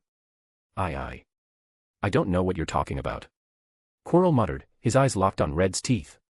Harry stared at him for a moment without changing his expression. Then he stood up calmly. Come on, Red. The dragon backed away with a low growl, but as he walked at Harry's side, every few steps he turned to throw Quirrell a warning look. Quirrell watched them leave, his breathing ragged. For an instant, a dark glimmer crossed his gaze. Though he didn't notice that, far down the corridor, the suits of armor seemed to be watching him intently, as if silently measuring him, before they returned to pretending they were nothing more than lifeless decorations, while along their polished surfaces, runes glowed faintly, runes that anyone familiar with Harry's golems would have recognized instantly. Harry walked through the corridors calmly, wearing a serene smile, as if he were simply enjoying the night. At his side, Red trotted along with cheerful steps, wagging his tail from side to side. His gaze seemed to say proudly, I was right. The young master is brilliant. As they passed, several portraits pretending to be asleep cracked an eye open with curiosity. Harry noticed them immediately, though he paid them no further attention. He continued on his way until he reached the door to Ravenclaw Tower, where the bronze eagle was waiting with its head held high. I walk without feet. I fly without wings. I cross your mind. Without being seen. What am I? Thought, Harry replied almost without pausing. The door swung open smoothly, allowing him inside. Red entered first, trotting with enthusiasm, but stopped dead when he saw Daphne and Hermione standing in the middle of the common room with their arms crossed. Draco, meanwhile, was sitting in a corner, watching him with a calm expression. The little dragon, summoning all the dignity he could muster, decided to pretend he hadn't seen them. He began to wander across the rug before pouncing on a cushion and biting it determinedly. A professional performance. Where did you go? Hermione asked, narrowing her eyes as she watched him suspiciously. And why didn't you take us with you? Daphne added, although her tone made it clear she was annoyed about something entirely different. Her comment immediately earned her Hermione's stern look. I took Red out for a walk. Every now and then he needs to stretch his legs, or he ends up destroying everything, Harry said calmly, shrugging. You know that even after practicing a clemency, you're still really bad at lying, right? Hermione replied seriously, fixing him with a look that didn't allow any excuses. Daphne wore a mocking smile, and even Draco, who had barely lifted his head, did the same. No. I'm actually quite good at it. You just know me too well, Harry said with a calm smile. Don't change the subject, Hermione insisted quickly. I was simply thinking about whether we should tell our parents, Harry commented in such a casual tone that everyone instantly fell silent. No. Daphne and Hermione said at the same time. Even Draco looked up, his expression a little worried. If they find out the school isn't as safe as it's supposed to be, they'll probably come to take us home right away, Draco murmured, in a voice that made it clear that, though he'd never admitted openly, he'd grown attached to Hogwarts and the friends he'd made there. Hermione understood too. Her first real friends had been Harry and the others. Thanks to them, she'd met Luna and Astoria. And for the first time in her life, she'd managed to make many more friends. In her Muggle school, she never could. Here, though, she was even a little popular, one of the brightest students, someone who had known about magic before everyone else. Daphne, for her part, was simply having too much fun every day. And a bit of danger was just part of the excitement. You know they'll find out eventually anyway. And then it will be worse, Harry said, shaking his head while still smiling. Especially because he knew perfectly well what his mother would be capable of if she found out they'd been in danger. Come on, Harry, a little excitement isn't so bad, Daphne said quickly. Remember Sirius's stories. Sometimes these things happened. I don't think any magical school is free from it. I doubt it. Although, to be honest, Beauxbatons does sound quite nice. At the top of a mountain, with beautiful landscapes, and students without distinction of race or class, Harry replied calmly as he started walking toward the stairs. But anyway, it's late. We'd better go to sleep, he added before heading up to his dormitory. Daphne and Hermione looked at each other in silence for a moment. Draco gave a small smile before getting to his feet too. He really changes the subject so easily. Hermione muttered, annoyed, as she tapped her foot against the floor. We laughed at Draco when he fell for the golem's trap, but he did the same to us, Daphne said with a sigh, though her expression was more amused than angry. Chapter 73, Competitions and Memories. Competitions and Memories. So all this secrecy was because of this. Terry remarked curiously as he stepped over the threshold of the room they had prepared for the club. Professor Flitwick was present, watching attentively to see how they would organize the first day before leaving them to manage on their own. He had even asked a few older students to join and offer their help, like Penelope Clearwater. All the invited students had received an invitation from Harry and the others. They were eyeing with interest the small golems lined up on an improvised ring in the center of the room, almost like soldiers ready for a demonstration. And what are you going to do with them? Asked a young woman who looked about a year older than them. Her Asian heritage showed clearly in her refined features and striking beauty. So much so that Draco found himself watching her for a couple of seconds, unable to hide his curiosity. It's a dueling club with golems, Harry replied with total calm. We're also going to teach you how to create your own golems and the spell you'll need to control them, he added in the same even tone. Of course, the students present weren't just anyone. Professor Flitwick had selected them among the best in Ravenclaw, and those he considered the most trustworthy. Indeed, all of them were from Ravenclaw, but for a simple reason, they were the ones Harry and his group had become closest to since the start of the term. They still hadn't made many friends from the other houses, nor did they know their personalities well enough to invite them out of the blue. With time, they would probably admit students from Gryffindor, Hufflepuff, and Slytherin. However, if word got out that Harry Potter was in a club, half of Hogwarts would surely want to join just because of his name. That was why they preferred to start slowly, with a small group carefully selected by Flitwick. Today we'll give you a demonstration, and then we'll teach you how to control the golems we already have prepared. The club is divided into two focuses, one is control and dueling, and the other is creation and the aesthetic or structural improvement of the golems.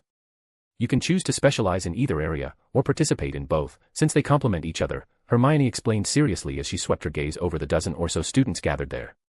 By the way, you should know that these golem models are patented under our names. You're allowed to use them here or take them to exhibitions, but you may not sell them or teach the creation method without our permission. For that, we have a small security contract, she concluded, holding up a few scrolls. What kind of contract is it? Terry asked, raising an eyebrow warily. It's not like I plan to steal your method or anything, but I'd rather not end up under an unbreakable vow and die for saying the word golem, he joked, waving his hands in case there was any misunderstanding. Don't worry, Daphne interjected with a calm smile. It's a contract that erases the creation procedure from your memory if anyone tries to ask you directly. It also prevents anyone from extracting the information with legitimacy. Once the danger passes, your memories return intact. My father usually uses it in high-level business deals. It's simply a security measure, Harry added. We want to share this with everyone, but also take the opportunity to introduce these golems into the market in a few months, backed by our families. And the Black family is already preparing official competitions of golem duels, with quite attractive cash prizes. Those words immediately caught everyone's attention. Competitions with prize money. I'm in, Terry said enthusiastically as soon as Harry finished speaking. The others exchanged excited looks. It was obvious that joining the club meant they'd be practicing long before any future competitors. After the introduction, Harry, Hermione, Draco, and Daphne split into small groups to teach more calmly. Each took charge of a handful of students, explaining in detail how to use the control spell and the basic principles of handling the golems. The golems chosen for that first practice were simple models, designed without fingers or weapons. They could only move their arms and legs, making it easier for the students to get used to them. Ravenclaw's concentration was impressive, and before long, all of them managed to make their golems walk without losing control or moving awkwardly themselves. All right, students. It's time to finish, Professor Flitwick announced, his expression showing a hint of pride at how they had handled their first session. You have permission to use this room. I've already spoken to Professor McGonagall, and she gave her authorization. But remember, do not take your golems into the corridors or use them for pranks. We don't want the club getting a reprimand, especially if you're creating something this wonderful, understood? Everyone nodded respectfully before starting to leave. Meanwhile, Harry, Hermione, Draco, and Daphne began gathering up the golems and storing them in a large trunk. This went pretty well. Looks like we'll have serious competition soon, Harry said with a satisfied smile. So you created the club just for that? To have rivals? Hermione asked, looking at him incredulously for a moment. Draco and Daphne turned at the same time to look at her with identical expressions of obviousness. Obviously. What else for? Harry replied as if it were the most ridiculous question in the world. And what did we spend weeks making the golems for, then? Daphne chimed in, raising an eyebrow. Sure, fighting among ourselves is fun, but can you imagine a battle in front of an audience, like in the ancient Colosseums? Draco added, his eyes glinting with competitiveness. And what about reviving old traditions and giving alchemy a fresh start? Hermione insisted. That's just a bonus, Harry concluded with a shrug and a smile, while they all kept packing the golems away, visibly satisfied. Today was the day of the Quidditch match between Slytherin and Gryffindor, so all the students were climbing excitedly into the stands to find a good seat. Of course, over in the Ravenclaw section, Harry and the others were already sitting there calmly, as if the general commotion didn't affect them in the slightest. Have you ever thought about joining the Quidditch team? Daphne asked, turning toward Harry with curiosity. You're the best flyer out of all of us. I'd even say out of all the first years. In flying lessons, you leave everyone behind without effort. First years can't join, Harry replied calmly. They can't even bring their own brooms. Besides, it loses a bit of the thrill when you can fly without needing a broom, he added with a faint smile. True, and how are your flying lessons going? Daphne pressed, genuinely interested. Fine. Even though the speed doesn't compare to a broom, it feels like a different kind of freedom, Harry answered, his expression softening as he remembered other times. Before coming to Hogwarts, his mother had taught him how to fly on his own, and now he could levitate about 10 meters off the ground. Ah. I'd like to learn too, Daphne confessed, a trace of envy in her tone. It's better to keep your feet firmly on the ground. It's safer, Hermione interjected quickly, as if just thinking about flying gave her chills. Actually, very few wizards could do it. But people stopped researching or looking for new methods because of, well, you know who, Draco commented in a slightly serious voice. Even though my godfather can do it, I don't have the nerve to ask him how. Are you going to join the Quidditch team next year? Draco asked, changing the subject naturally. No. My godfather insists so much on that, just to spite him, I'm not going to do it, Harry said, a playful smile spreading across his face. Our godfathers really are completely different, Draco observed, letting out a short laugh. And they hate each other with a passion, Harry added, making a face that made the others laugh. I wonder what happened between them, Draco mused, as if thinking out loud. It's better not to know. But I'm pretty sure it was all my father's fault, my godfathers, and their friends, Harry replied, his expression turning more serious. The first time he saw me, I felt a hint of hatred in his eyes. I must have reminded him too much of my father. And you still approached him to ask about potions? Hermione asked, a little surprised, remembering that day from a couple of years ago. To be honest, it annoyed me how he looked at my mother for a moment. So I stayed there, waiting for him to say something nasty. Hoping she'd send him flying into a wall, Harry confessed, with such a calm smile that everyone fell silent, a bit unsettled by how calculating he could be when he wanted to. You really are ruthless, Hermione murmured, shaking her head in resignation. Well, I have to say my godfather was lucky, Draco said, trying not to laugh. And what will you do if your mother meets someone special? Will you keep interfering? Daphne asked, a curious spark in her eyes. Of course not. I only scare off annoying flies and idiots. If someone truly worthy and honorable shows up, I'll give them my blessing without a problem. But I wouldn't like to see someone like my godfather, or that idiot Lockhart, going anywhere near my mother, Harry said with total composure. Everyone fell silent, looking at him with expressions that clearly showed they couldn't argue with that. Honestly, if anyone manages to win Aunt Wanda's heart, it must be because they saved the world or something like that. Like one of those Muggle comic book superheroes, Daphne said, crossing her arms. Because if some fool makes her angry, I feel sorry for them. While they were talking and paying no attention to the match, the Bloodjares started behaving strangely until, all of a sudden, they both changed course and shot straight toward Harry. Even if someone does make her angry, before she acts, I'll deal with them myself, Harry said with absolute calm, as if he hadn't noticed the danger. Hey, watch out. Terry shouted from the far end of the stands. Harry lifted his gaze toward the Bloodjares speeding toward him. With a relaxed motion, he raised his hand and closed his fingers. Both balls exploded in a flash of red energy and a sharp crack, turning into a rain of metallic dust. His green eyes glowed with a scarlet gleam as he looked, just for a second, toward the professor's stands. Yes, exactly. Even if he says otherwise, if someone comes near his mother, he'll destroy them without hesitation, Draco murmured quietly to Hermione and Daphne. They both nodded at once, unable to disagree in the slightest. Chapter 74, Ops.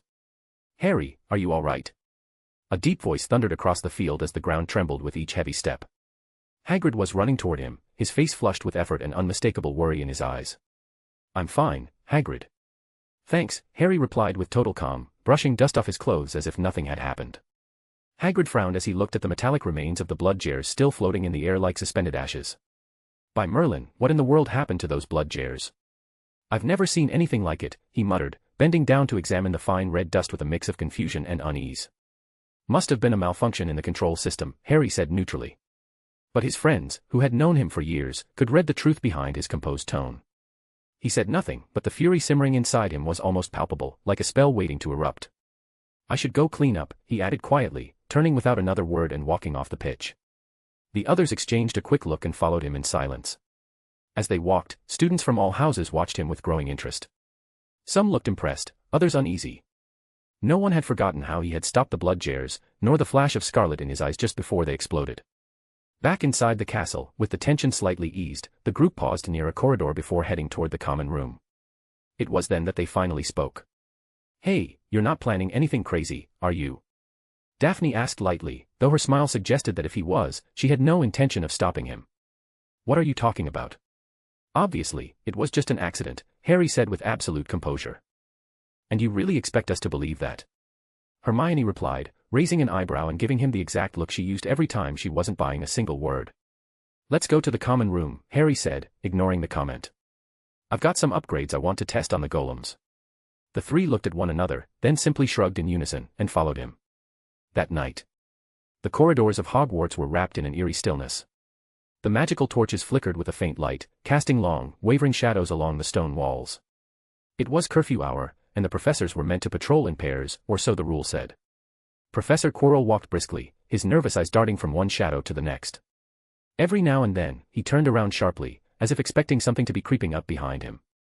He adjusted his turban clumsily, his fingers trembling slightly. Then he stopped. The silence was complete. Too complete. No footsteps. No distant cackles from Peeves.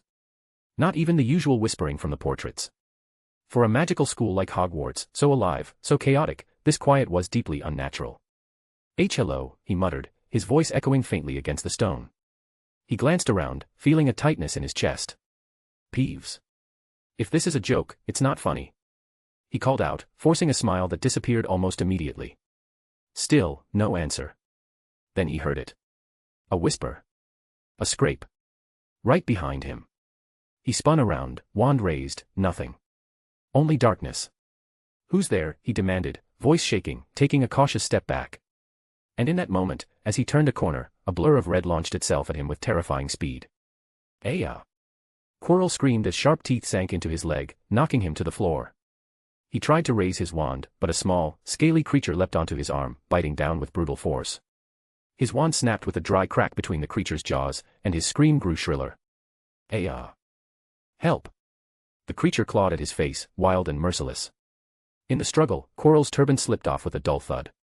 For a fleeting moment, something dark, twisted, and unnatural was revealed. But Red, Harry's small red dragon, didn't pause to look. His throat ignited with a fiery glow, and without hesitation, he spat a burst of flames straight at Quirrell's head. A double scream echoed through the halls, one human, high and pained, the other guttural, monstrous, and clearly not coming from the same voice. Red hesitated, momentarily confused by the second scream. But his instincts took over again. He lunged forward, biting Quirrell's other hand and tearing through muscle and flesh before spinning on his feet and vanishing into the shadows at full speed. Quirrell lay there, bloodied, his face partially burned, both hands mangled, and his entire body trembling in agony. Yet somehow, with a desperate effort, he reached for his fallen turban. Coughing, spitting blood, he pulled it back over his head with his one usable arm, his hand shaking violently. Footsteps were approaching, somewhere in the distance. And with the last ounce of strength left in him, Quirrell crawled away into the darkness, leaving behind a trail of blood and smoke. Meanwhile, in the Ravenclaw common room, Harry was sitting by the fire with a cold, emotionless expression, staring at a parchment spread out in front of him. On the paper was a partially completed map of Hogwarts. It was rough, but some areas were already marked with precision. Names floated and moved slowly through the corridors, each one tracking the exact location of a person. Harry's gaze was fixed on one name in particular. Quirinus Quirrell. The name appeared distorted, almost as if shrouded in a dark mist. Beside it, a small red dot was quickly moving away. Red. Harry narrowed his eyes. Taboo. He murmured before closing the map. At the bottom, the magically written words faded one by one. Mischief managed. This map wasn't the original, but a replica he and his friends had been building from scratch, based on what his godfather Sirius and Professor Lupin had taught them. It didn't have all the secret passages or hidden rooms yet, but it was enough to track people, and to plan. "What are you doing, Harry?" Draco asked as he came down the stairs, still sounding half asleep. "Testing the map," Harry replied casually. "There are still lots of places missing. It'd be great if we found the one your dad and the others made. We could fill in the gaps faster," Draco said as he yawned. "It's late. You should get some sleep," Harry answered without looking up. Draco nodded and headed back upstairs. As soon as he was out of sight, Harry approached the common room door, cracked it open quietly, and Red darted inside. His paws were stained dark, soot clung to his scales, and his eyes shone with pride. "Well done," Harry said in a low voice, casting a cleaning charm on the small dragon. "I warned him." He didn't want to listen, he added calmly. Red curled up by the fire like nothing had happened. Harry watched him for a moment longer, then turned and went to bed. The next morning, while they were eating breakfast in the Great Hall, Terry rushed over to their table, his face alight with excitement. "Hey, did you guys hear what happened?" he asked in a lower voice, clearly enjoying the attention. "Apparently, Professor Quirrell was attacked last night. They found him in a corridor, injured and covered in blood." "Is he alive?" asked Daphne, setting her cup down with a glint of curiosity in her eyes. Yeah, he's alive. But his hands were badly injured. Word is the healing process is taking longer than usual, and he might not be able to use them for months," Terry explained with a dramatic tone. "So are we getting a new professor?" Draco asked, raising an eyebrow. "Doesn't look like it. Quirrell insists on continuing. He only teaches theory anyway." "Pretty admirable if you think about it, though kind of odd," Terry added, grabbing a piece of toast. "Do they know what attacked him?" Hermione asked, frowning. "No clue. Some say it might have been a magical creature that slipped in from the Forbidden Forest. Like the troll incident." "Honestly, Hogwarts should really improve its security," Terry said indignantly. "I'm going to see if I can dig up more info. I'll let you know if I hear anything." With that, he disappeared into the sea of students like a little hound chasing a rumor. Meanwhile, Draco kept eating in silence. He looked up briefly and shot Harry a glance, not accusatory, not angry. Just a knowing look that said, "I know what you did, and I'm not going to say a word." Then he went back to his breakfast like nothing had happened. Harry continued eating quietly too, as if nothing at all was out of the ordinary. "Christmas is just around the corner," Daphne said, switching topics with a cheerful tone. "Are you all ready to go home?" "Of course," Hermione replied with a smile. "Yeah," Harry added, a calm expression on his face. "Me too," Draco said. "I might drop by for a visit, so leave the Floo network open just in case," he joked lightly. "Why don't you and your mum come spend the holidays with us?" Daphne offered, tilting her head. "I'd love to, but some Malfoy relatives are coming over. I don't like them one bit, and they'll probably try to bother my mum. So I'd rather be there for her," Draco replied seriously. "Ugh, they must be a pain in the butt," Daphne said bluntly. "You said it," Draco muttered with resignation. "But I'm used to it." Chapter 75, Back Home. The Hogwarts Express whistled one last time before screeching to a halt at platform 9 3/4. The air filled with steam, laughter, and hurried footsteps. As the train began to slow, dozens of students rushed to get off, some even before it had come to a full stop, earning instant scoldings from nearby adults. In contrast, Harry and his small group stepped off calmly, smiling among themselves as they took in the familiar blend of the Muggle world and the magical. "There they are." Susan's cheerful voice called out. The children turned to see their parents waiting with warm smiles and open arms. "You had too much fun without us watching over you, didn't you?" Susan teased as she pulled her daughter into a tight hug. "Yeah, quite a bit. We managed to have the headmaster publicly insulted by Mrs. Flamel in front of all the students," Daphne replied with a triumphant grin, while Astoria clung to her leg, refusing to let go. "Is that all?" Wanda asked with a soft smile, though the raised eyebrow made it clear she wasn't buying the act. Her eyes turned directly to her son. Harry looked away toward his friends. They were all giving him the exact same look. "Don't say a word about the troll." They didn't want their families to worry, and besides, they wanted to handle things themselves. Though, knowing Harry, he'd likely already done something about it. Just some noisy things. "Oh, and Red came with us," he added with an innocent smile. Wanda squinted slightly and turned her head toward the small red dragon trying to hide behind Harry. As soon as Red caught Wanda's gaze, he crept out with a coy wiggle of his tail and rubbed his head against her leg affectionately. Yeah, I noticed. Especially when he disappeared after destroying my entire wardrobe, Wanda said in a flat tone, glaring at Red, who kept wagging his tail and pretending not to understand. Wanda simply shook her head and let out a resigned sigh. Draco, Hermione, and Daphne sighed quietly as well. They all knew the classic Harry tactic, changing the subject before his lies could catch up to him. Then Harry turned around and saw him, Sirius, standing nearby with his arms crossed and a broad, excited smile on his face. So, Godfather, what are you doing here? Harry asked in his usual tone. It honestly hurts when you make jokes like that, Sirius replied with a theatrical grimace. All right, fine. Only because Christmas is coming. It's good to see you, Godfather, Harry said with a light smile. And it's good to see that Hogwarts is treating you well, Sirius said, pulling Harry into a hug. Harry rolled his eyes slightly at the gesture but didn't pull away. It was worth it. By the way, Sirius whispered near his ear, I helped cover up the whole troll thing from your mother and the others. Not easy, especially since Edward keeps tabs on everything that happens at Hogwarts. I don't know why you want to hide it, but it must be something interesting. Just don't get yourself hurt, or they'll all come after me. In that moment, Harry understood why no one's family had learned about the troll. Even if Hogwarts had tried to keep it quiet, letters from students would have eventually exposed it. Apparently, Sirius had stepped in to divert the news. He'd probably get a few smacks from the mothers later, but for now, he could enjoy being the hero godfather. Hi, everyone. Tonks shouted suddenly as she ran up from around a corner, just in time to trip and fall flat on her face.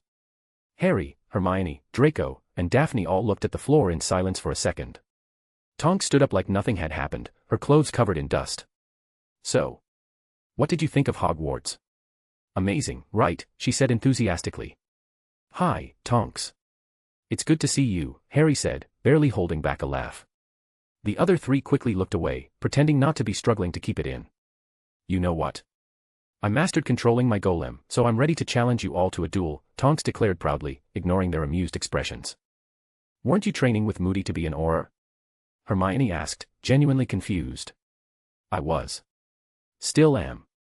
But I can always take a break to practice, Tonks replied, waving her hand like it was no big deal. He kicked her out for Christmas. Didn't want to see her, so she's hiding at my house to avoid getting scolded by her parents, Sirius added with a teasing tone. She's the only one who's not afraid to annoy that crazy old man. Hey. I'm his best student. Tonks protested. I just tripped. And broke a few of his things, she muttered the last part under her breath. What did you break? Sirius asked with an arched brow. All of his sneakoscopes. Tonks whispered, barely audible.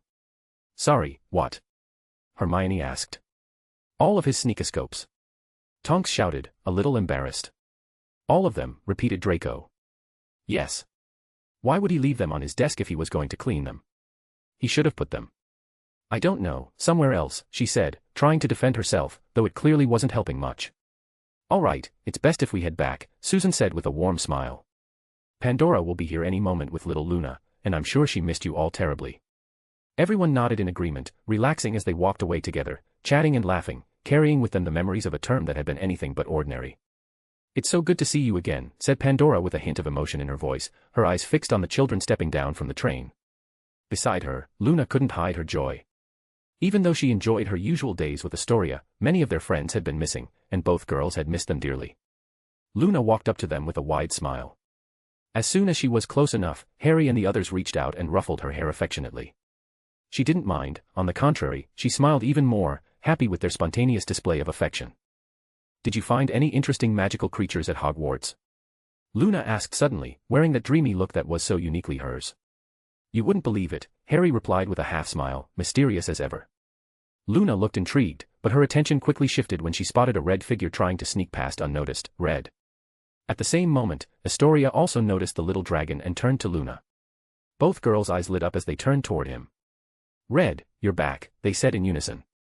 The dragon, who had been trying to sneak away quietly, froze the moment he heard their voices. He had no escape. The two girls rushed toward him and wrapped him in a double hug, tearing down whatever emotional defenses the mighty Red might have built up. Everyone present saw his face and smiled.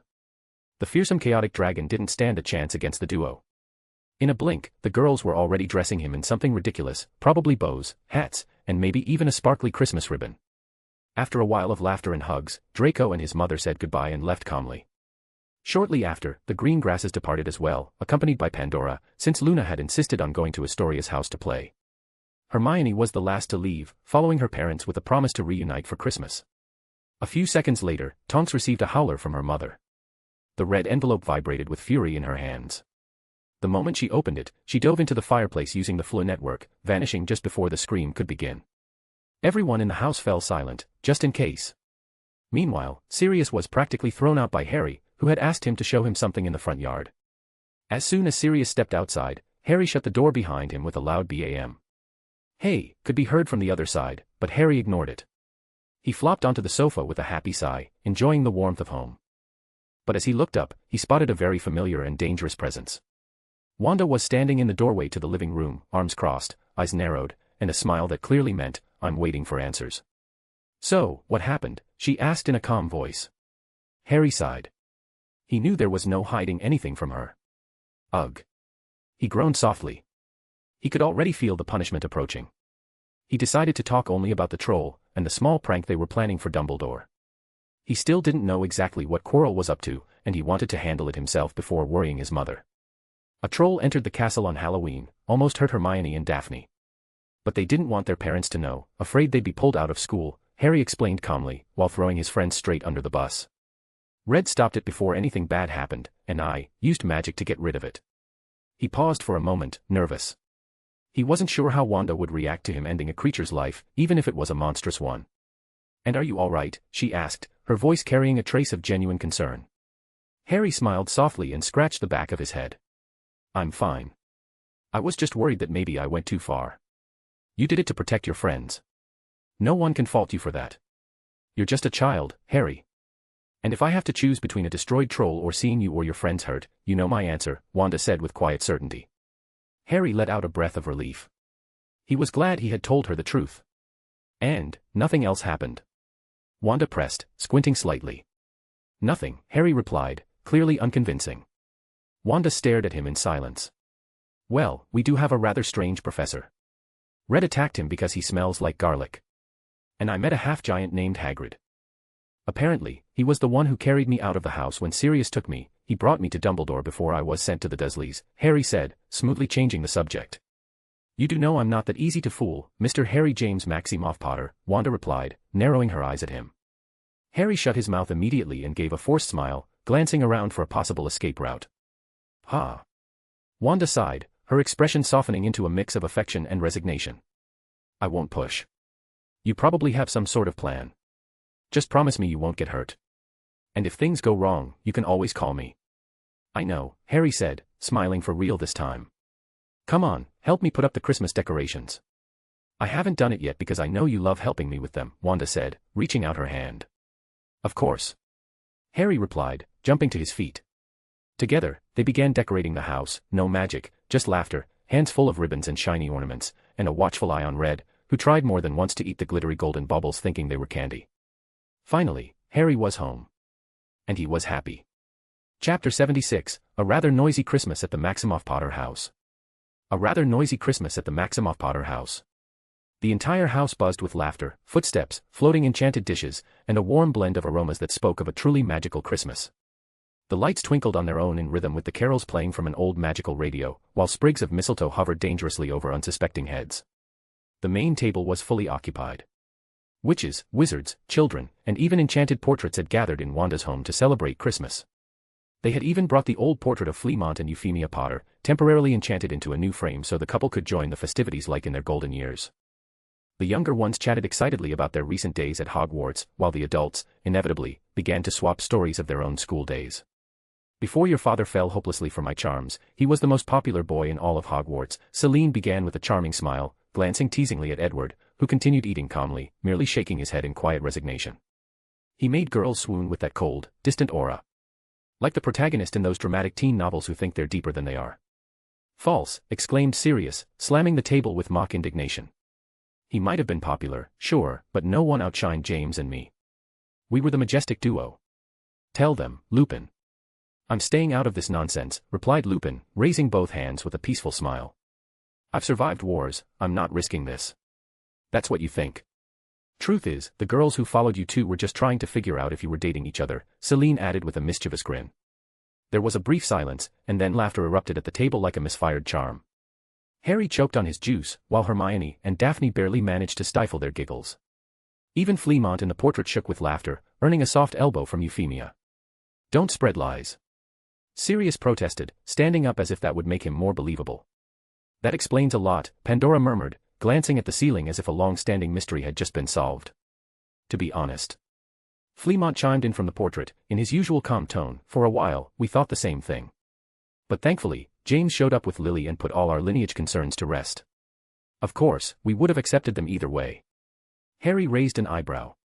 "So, you wanted to be my godfather, or my father?" "What? No. I mean, sure, I would have liked to be your father, but only because of my friendship with James, not because..." Sirius faltered, looking around at the sea of amused smirks. "That explains why you've been single for so many years," Lupin added mercilessly. "Absolutely not. I've been single because women were a nuisance." "Only women?" Susan asked, her voice laced with innocent gossip. "We were at war. There was no time for silly romances." "Godfather, you're not helping your case," Harry muttered, shaking his head. Meanwhile, Luna and Astoria, having finished their dinners, were seated at a small table, playing with toy teacups. Upon hearing the yelling, both turned their heads, puzzled by the commotion. "Celine, you bastard," Sirius muttered, pointing a finger at the culprit. "Mind your manners with my wife, Black," Edward said, giving him a stern look. "She started it. Why aren't you saying anything to her?" "Because if my wife said it, then it must be true," Edward replied without hesitation. Celine, beside him, looked positively delighted. "You're always like this. You know what? Let's settle this the old-fashioned way." "Go on, Edward. Kick the mutt's tail."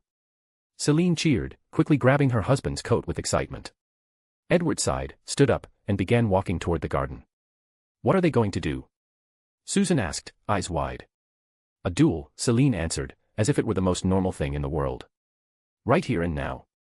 Wendell exclaimed, completely caught off guard. "They've always been like this. Ever since Edward got engaged to Celine in 5th year, every reunion turned into an unofficial duel," Lupin explained with a nostalgic tone.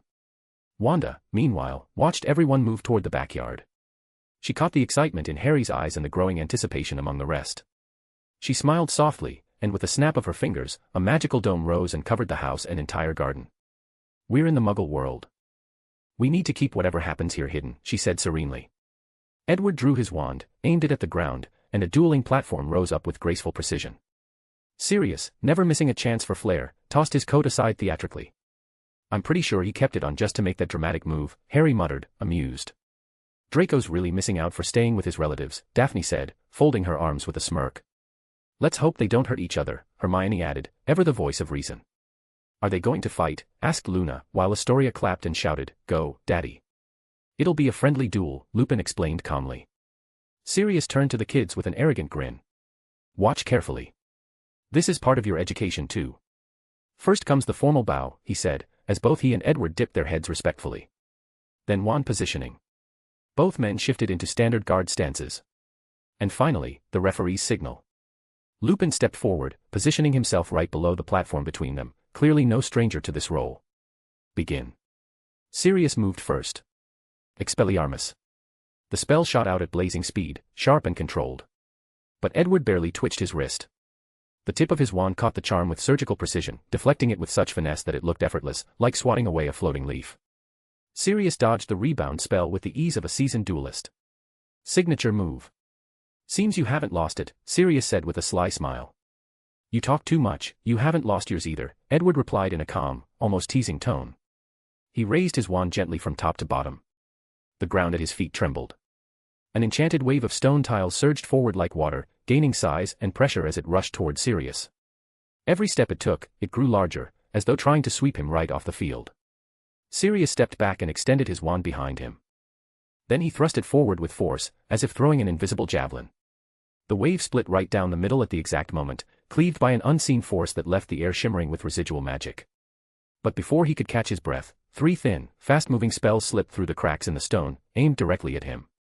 Sirius spun on his heel, forming a rotating shield of magic around himself. It blocked the first spell, resisted the second, but shattered on the third. As the shield dissolved, a whip cracked into existence from the tip of his wand, hissing through the air. Edward barely lifted his wand, a stone post shot up from the ground, and the whip coiled tightly around it as if the move had been anticipated. But Edward didn't stop. With a few subtle flicks of his wand, he pointed toward the broken fragments of the platform, left behind from Sirius's earlier counter. The debris levitated, twisted, and morphed into two massive stone serpents, their eyes glowing faintly blue, slithering toward Sirius with surprisingly fluid motion. Sirius responded without hesitation.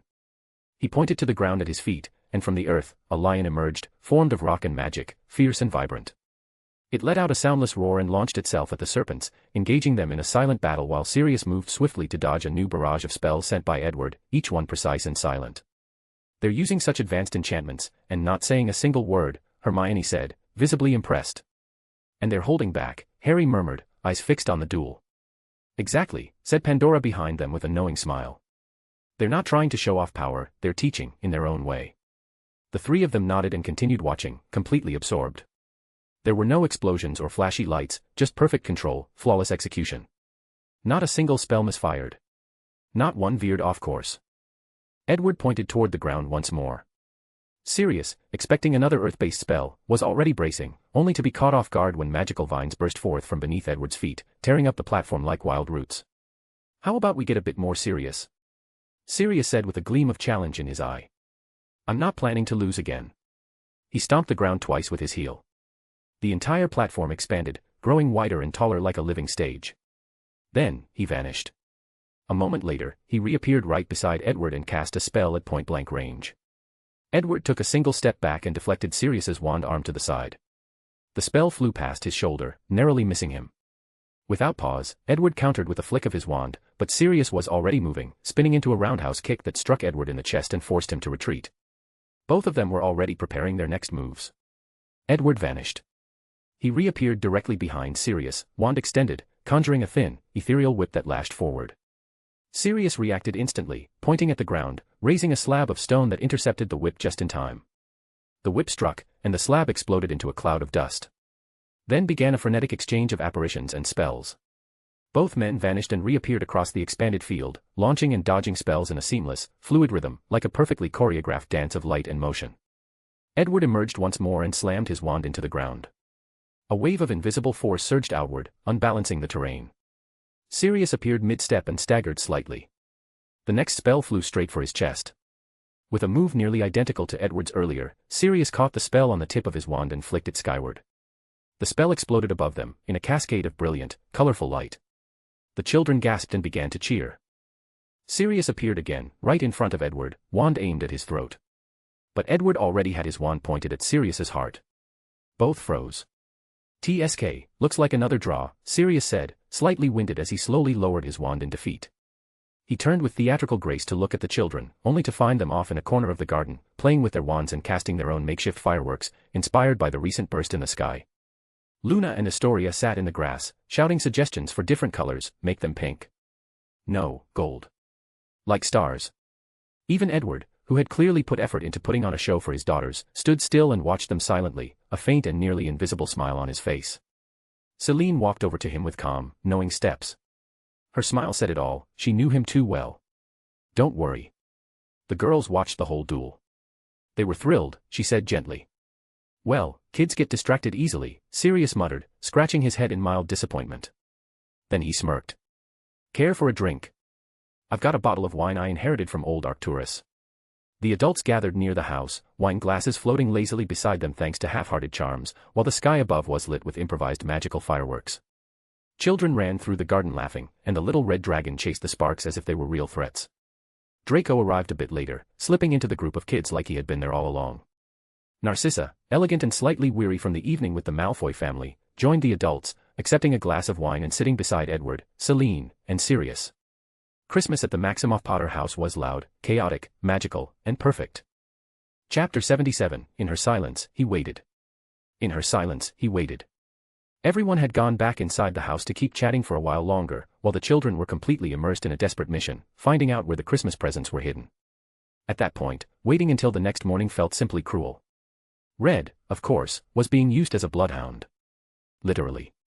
"You didn't think we might have hidden the presents somewhere else?" Sirius commented with a teasing smile as he watched the kids rummage through cushions, drawers, and closets. "Shut up, Godfather." "We're busy," Harry replied without even looking at him. "Hey. I'm giving you a hint and that's how you treat me. You should be thankful that your godfather is charming and handsome. Unlike that Malfoy brat who got Snape. Can you imagine having Snape as your godfather? If I answer that, you'll just get sadder, Harry said with a sarcastic smile. I know you're joking, but it still stings. Sirius replied, ruffling Harry's hair affectionately. Speaking of godparents, who are your godmothers? You've never mentioned them, Daphne asked, looking at both Draco and Harry. Mine's my Aunt Andromeda, Draco answered without much thought. I've got no idea who mine is, said Harry, casting a glance toward Sirius. Sirius paused for a moment. His face showed a flicker of genuine surprise. You don't know, he asked, a bit confused. Then how did you find out I was your godfather? You told me, Harry answered, looking at him like it was obvious. My grandparents said it was a possibility, but you were the one who confirmed it. Sirius turned instinctively to Lupin, as if searching for backup in his memory. No one else could have known, only members of the Order. And as you know, most of them. Lupin murmured in a somber tone. Well, Harry, when you were born, your parents, just like us, were part of the Order of the Phoenix. A secret group of powerful witches and wizards who fought against the Death Eaters. That's where your godparents were chosen. And back then, the ones picked were me, and your mum's best friend, Alice Longbottom, Sirius finally said, his voice heavy with the past. Is she dead? Harry asked quietly. No. Or at least, not exactly. I don't know what happened to her, Sirius admitted. After Azkaban, he had spent so much time trying to piece his life back together, reconnect with his godson, and manage the responsibilities of his family name, that thinking about the Order brought more pain than comfort. Especially considering how strained things had become with Dumbledore. Lupin, for his part, had left the country not long after Sirius was imprisoned and Pettigrew was believed dead. He hadn't been able to bear losing all his friends in a single day. If you're talking about Alice Longbottom, she's not dead, Celine interrupted gently, though her voice held a firm edge. Her gaze shifted toward Narcissa, who sat silently with a glass of wine, lost in thought. Christmas morning. Harry walked alongside Sirius through the halls of St. Mungo's, the wizarding world's finest hospital. On either side, rooms revealed patients with the most bizarre conditions. One had his head stuck inside a teacup, another had ears puffed up like balloons, and one shuffled along dragging feet so enormous he could barely walk. But that wasn't the reason for their visit. Wanda followed silently behind them, her eyes scanning every corner with interest, as if her magic let her perceive more than the eye could see. That morning, only the three of them had come. It was a private matter. Something that concerned both the Potters and Sirius Black. The corridors were painted in soft colors, designed to give the illusion of peace. Eventually, they stopped in front of a room. A small golden plaque on the door read, Frank and Alice Longbottom, permanent damage. Before Sirius could even knock, the door creaked open. A boy stepped out with his head down, staring at a candy wrapper in his hand. Behind him followed an older woman with a strict expression, her eyes narrowing the moment she saw Sirius Black. What the hell are you doing here? The woman snapped. Harry recognized her instantly. The boy was Neville, the same one who had lost his toad on the first day at Hogwarts. Augusta, Sirius said calmly, though his tone held a challenge. Looks like age is catching up with you. I could still kick your arse at my age, brat. What do you want? Harry wanted to meet his godmother. Maybe you didn't know, but it's Alice. And it seems no one's bothered to tell him until now, Sirius replied, gaze unwavering. And what would he gain from knowing that? Augusta retorted, eyeing Harry sternly. But after a few seconds, she sighed. I'm going to get some air. Neville, make the introductions. Don't take too long. Without another word, she left them standing at the doorway. Hi, Neville, Harry said softly. Hi, Harry, Neville replied without looking up. You're my mum's godson. Come on. I'll introduce you. But, they might not remember you. Neville pushed the door open and walked in. Harry followed, heart pounding. Inside were two people sitting on soft armchairs, quietly staring at the ceiling. A woman with very fine blonde hair, and a man with a mature face that strongly resembled Neville. These are my parents.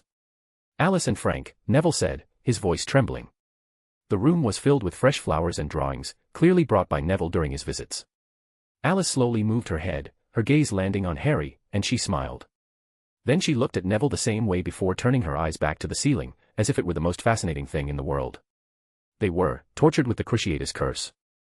By Death Eaters, Neville explained, as though each word pained him. Harry felt a sting in his chest.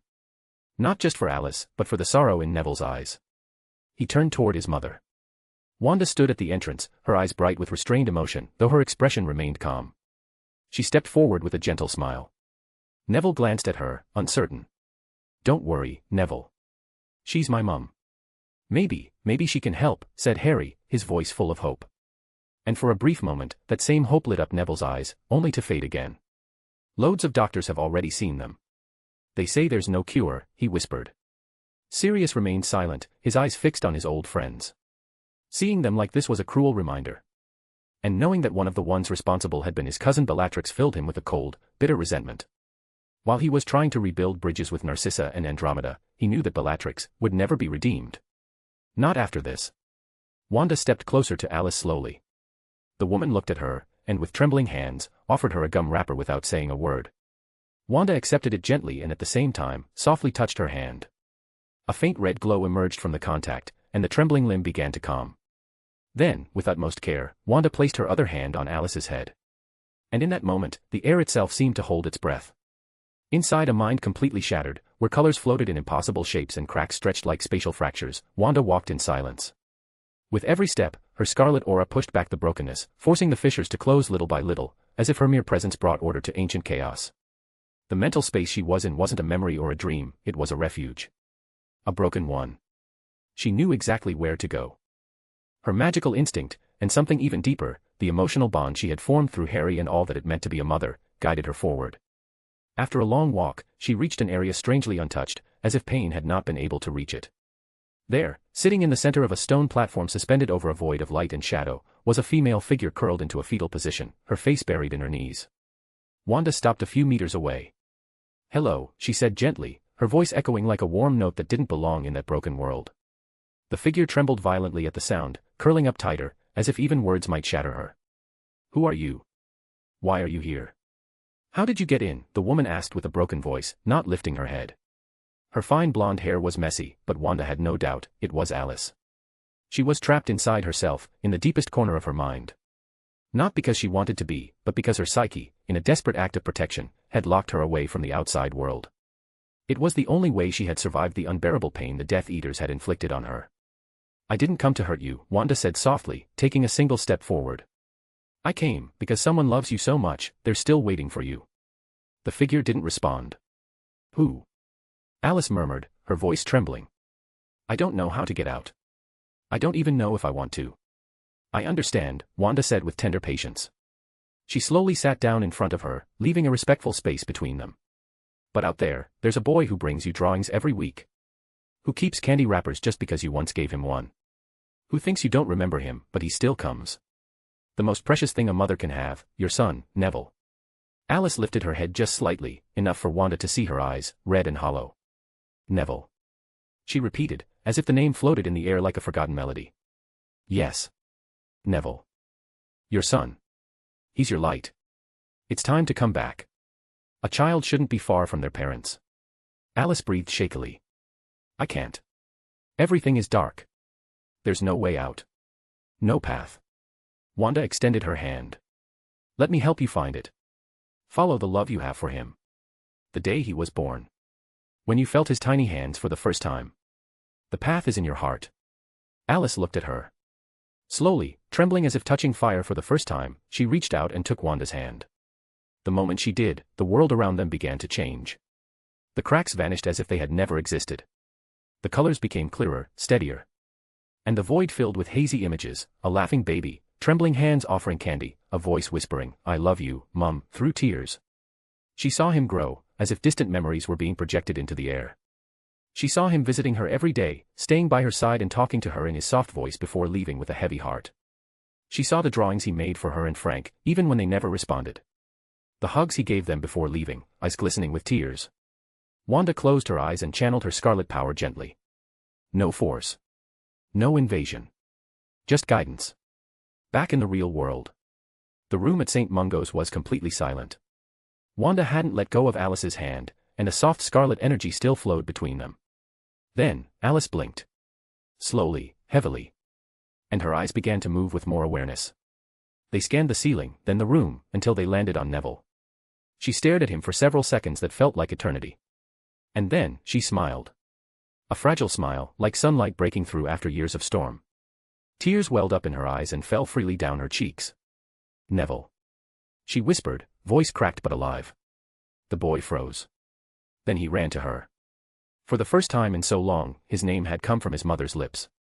They embraced, crying with all the strength they had. As if finally releasing all the pain their family had carried for years. Outside the room, Augusta stood leaning against the wall, smiling softly. And tears rolled down her cheeks. Chapter 78, The Return to Hogwarts. The Return to Hogwarts. So. What happened? Asked Daphne the moment she stepped out of the fireplace, brushing off her robes with impatient flicks. At the same time, Hermione entered through the back patio door, as if she'd run around the house just to arrive faster. Both girls looked at Harry with the same expression, nosy urgency. Harry blinked, as calm as ever. Let's wait for Draco. I don't want to tell the story twice. Tisk, doesn't that boy know how to be an efficient gossip? I'll go get him myself, Daphne muttered, already stepping toward the fireplace again.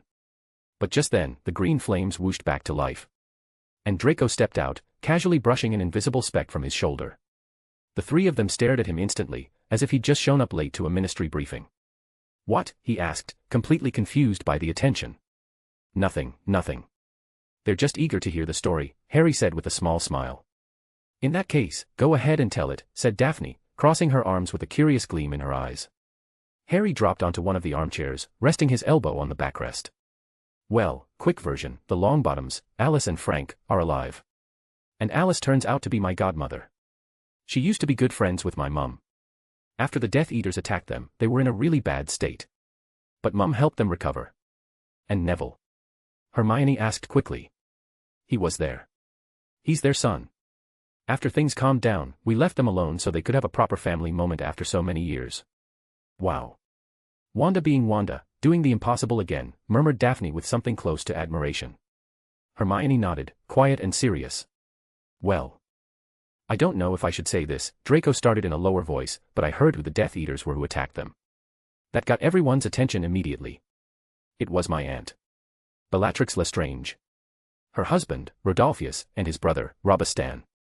Also Barty Crouch Jr., son of Bartmios Crouch Sr., who was head of the Department of Magical Law Enforcement at the time. Word is, after arresting his own son, he lost all respect, though he nearly became minister once. Wow, drama, Daphne said without missing a beat. What happened to them? Hermione asked. Azkaban, Draco replied, perfectly neutral. According to Sirius, I doubt they're enjoying it much, Harry added in a calm voice. They deserve it, Hermione said firmly, but then quickly turned to Draco. Sorry, your aunt. I don't care, he said flatly. It's not like I ever knew her. And if she was so loyal to you-know-who, I doubt she'd be thrilled that her nephew is friends with what they call blood traitors, a half-blood, and a muggle-born. And don't forget, dear Dracuitus, Daphne said, draping an arm over his shoulder with exaggerated drama, you're a blood traitor now too. Draco huffed and swatted her hand away, not really offended, just annoyed by the performance. Being part of the dark side wasn't a badge of honor anymore. It was full of snakes waiting to stab each other in the back. Even allies were just enemies with a time delay. At least now his mother lived more peacefully, focusing on the family company. And with the backing of the Black and Greengrass families, the neutrals were protected. No one dared touch them, at least not openly. Draco frowned slightly and glanced around. By the way, where's Red? Harry looked around as well, finally realizing what felt off. The house was way too quiet. No bookshelves falling. No fire exploding out of the bathroom. No claws stomping across the ceiling. Maybe he went out to play with Fawkes again, Harry said, like he was commenting on the weather. Fawkes. Dumbledore's phoenix. Hermione asked, raising an eyebrow. Yeah. They met at Hogwarts and... I don't know how, but they seem to get along. Sometimes I catch Red following him everywhere, while Fawkes just flies at top speed trying to shake him off. What kind of game involves a phoenix fleeing from a baby dragon like it's training for the magical Olympics? Hermione muttered, baffled. Harry just shrugged with a smile. Fawkes comes around, circles above him for a while, provokes him a bit, dodges everything, sings, and then leaves. At least it keeps Red too busy to destroy Ravenclaw's common room. Right then, there was a soft thud at the garden door. Red came trotting in with his chest puffed out like a champion. In his mouth, a glowing golden feather shimmered like some sacred prize. When he reached Harry, he proudly spat the feather onto the floor and then flopped onto his back, legs splayed out like a warrior who had just saved the world. Is that a phoenix feather? Hermione murmured, still stunned. Oh, well done, Red. This could be useful for enchantments, or fetch a nice price, Harry said with complete nonchalance. Daphne, Draco, and Hermione exchanged looks. And collectively decided not to ask questions. Just then, Wanda stepped into the hallway, one eyebrow raised and gaze sharp. Did he sneak off again to play with the Phoenix? Harry nodded. Wanda sighed deeply. One day I'm going to bind him with containment magic. Harry chuckled under his breath. Good luck with that. Red, sprawled out snoring on the floor, had a goofy little smile on his snout. But deep in his mind, one single phrase echoed with heroic conviction. No one can stop me. And so, chaos kept on sleeping. Is everything ready? Asked Susan, arms crossed by the living room door as she watched the kids gathered at the entrance, backpacks enchanted and expressions somewhere between excitement and impatience. They had all come to Wanda's house to pick up Harry. It was the day they returned to Hogwarts. Since the Hogwarts Express was used only at the start and end of the school year, students had to return from holiday breaks like Christmas or Easter using the Floo network, or, if they were lucky enough, via house elves. Floo travel dropped them off at Hogsmeade, where one of the professors would be waiting to escort them back to the castle. But if they used elves, they could be taken directly to Hogwarts front gates, a convenience reserved for only a few families, or, in this case, kids with highly competent magical allies. That's why Gree, Liz, Dobby, and Lockie were lined up along the wall like a tiny magical honor guard, ready for duty. One elf per child, for safety reasons. Though all 4 kids kept trying to convince Liz or Gree to take them all together. The Ministry, of course, would never approve of that. So they pretended to follow protocol, while the elves exchanged knowing glances behind their backs. Don't worry, Aunt Susan. Hermione reminded us about the list so many times we had everything packed since last night, said Daphne with a mischievous grin. You should have had it ready before that, Hermione muttered, though she gave a small nod. At least it was done. Thank you for taking Hermione, Liz, said Susan politely, addressing the Potter family's house elf. Normally, Gree and Liz spent most of their time at the Potter Manor. They only came to this house when summoned, or when they sensed incoming chaos, which, lately, happened pretty often. Do not worry, replied Liz, placing a small hand on her chest and adopting a solemn look. Liz will escort the young master's friend with honor. Nothing shall go wrong. Hermione blinked once. Then gave a small, grateful smile. It's best if you start heading back, said Wanda, approaching with a calm smile, though she always had that sense about her, like she was quietly observing everything. Her eyes landed on Harry. By the way, why are you wearing glasses? You don't need them.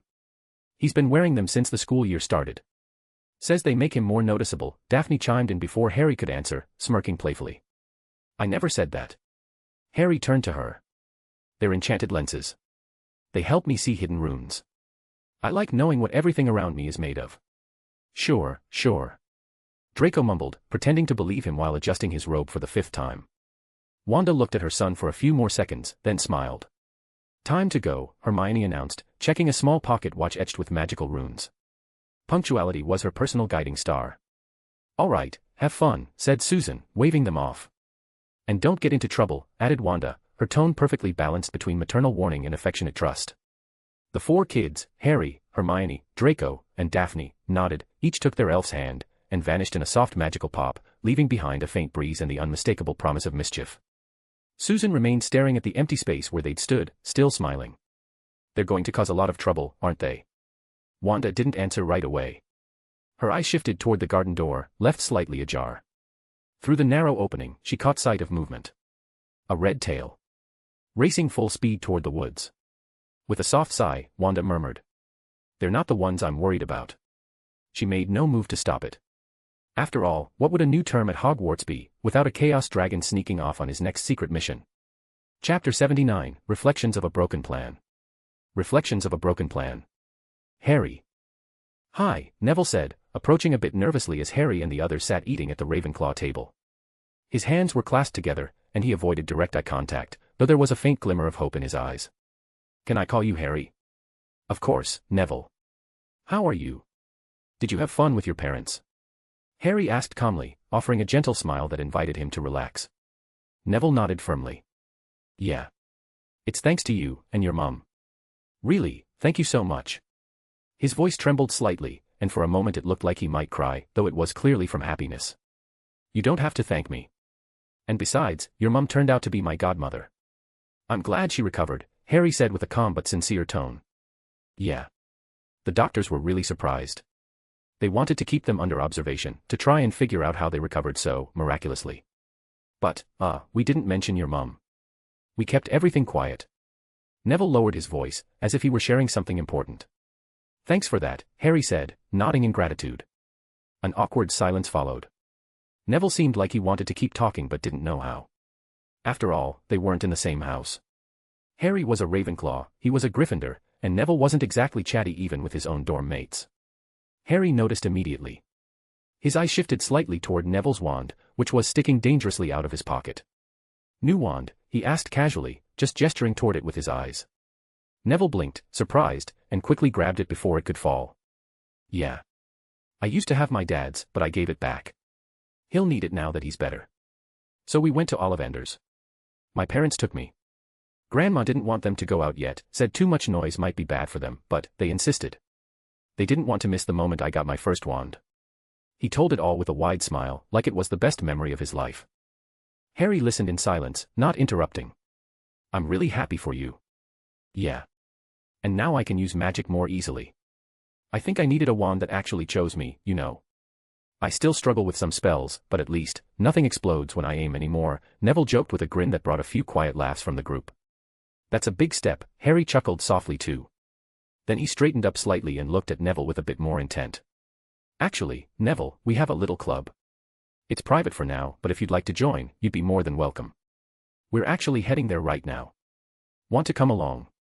Neville's eyes widened, as if he couldn't quite believe what he'd heard. He glanced briefly at the others, Hermione, Draco, and Daphne, who all nodded without hesitation. A club? Really? Yeah, I'd love to, he said, a new spark in his eyes. Soon after, they walked together through the corridors toward their secret room. There, Harry and the others showed him the golems, explaining the enchantments, the tests they had run, and letting him interact with them. Neville watched, amazed, so excited that he even let out a genuine laugh when one of the golems wobbled and clumsily fell over. They spent hours among spells, experiments, and magical games until the sun began to set. Finally, they said goodbye at a fork in the stairs. Neville returned to Gryffindor Tower with a proud smile, and the group of four headed back to Ravenclaw knowing that, maybe without realizing it, they had just gained a new friend. Harry entered his shared room while talking with Draco about potential improvements to the golems. They wanted to make them more eye-catching, maybe with unique visual details to give them personality. But both froze as soon as they opened the door. Red was there, lying on his back, wagging his tail with satisfaction. When he saw Harry, he twisted his body awkwardly and shot toward him like a red whirlwind. Red. Didn't you stay home? Harry asked, raising an eyebrow. The little dragon let out a sharp, eager sound, clearly proud of himself. Well, never mind. I kind of expected it anyway, Harry said calmly. You're seriously going to ignore that?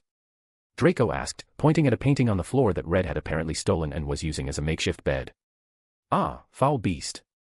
I am ready to fight you as long as it takes. My sword thirsts for your blood, shouted Sir Cadogan from inside the frame, brandishing his sword fiercely at the empty air. Red, what did I tell you about taking things that aren't yours? Harry sighed. And especially not bringing them into the dorm where we might get caught.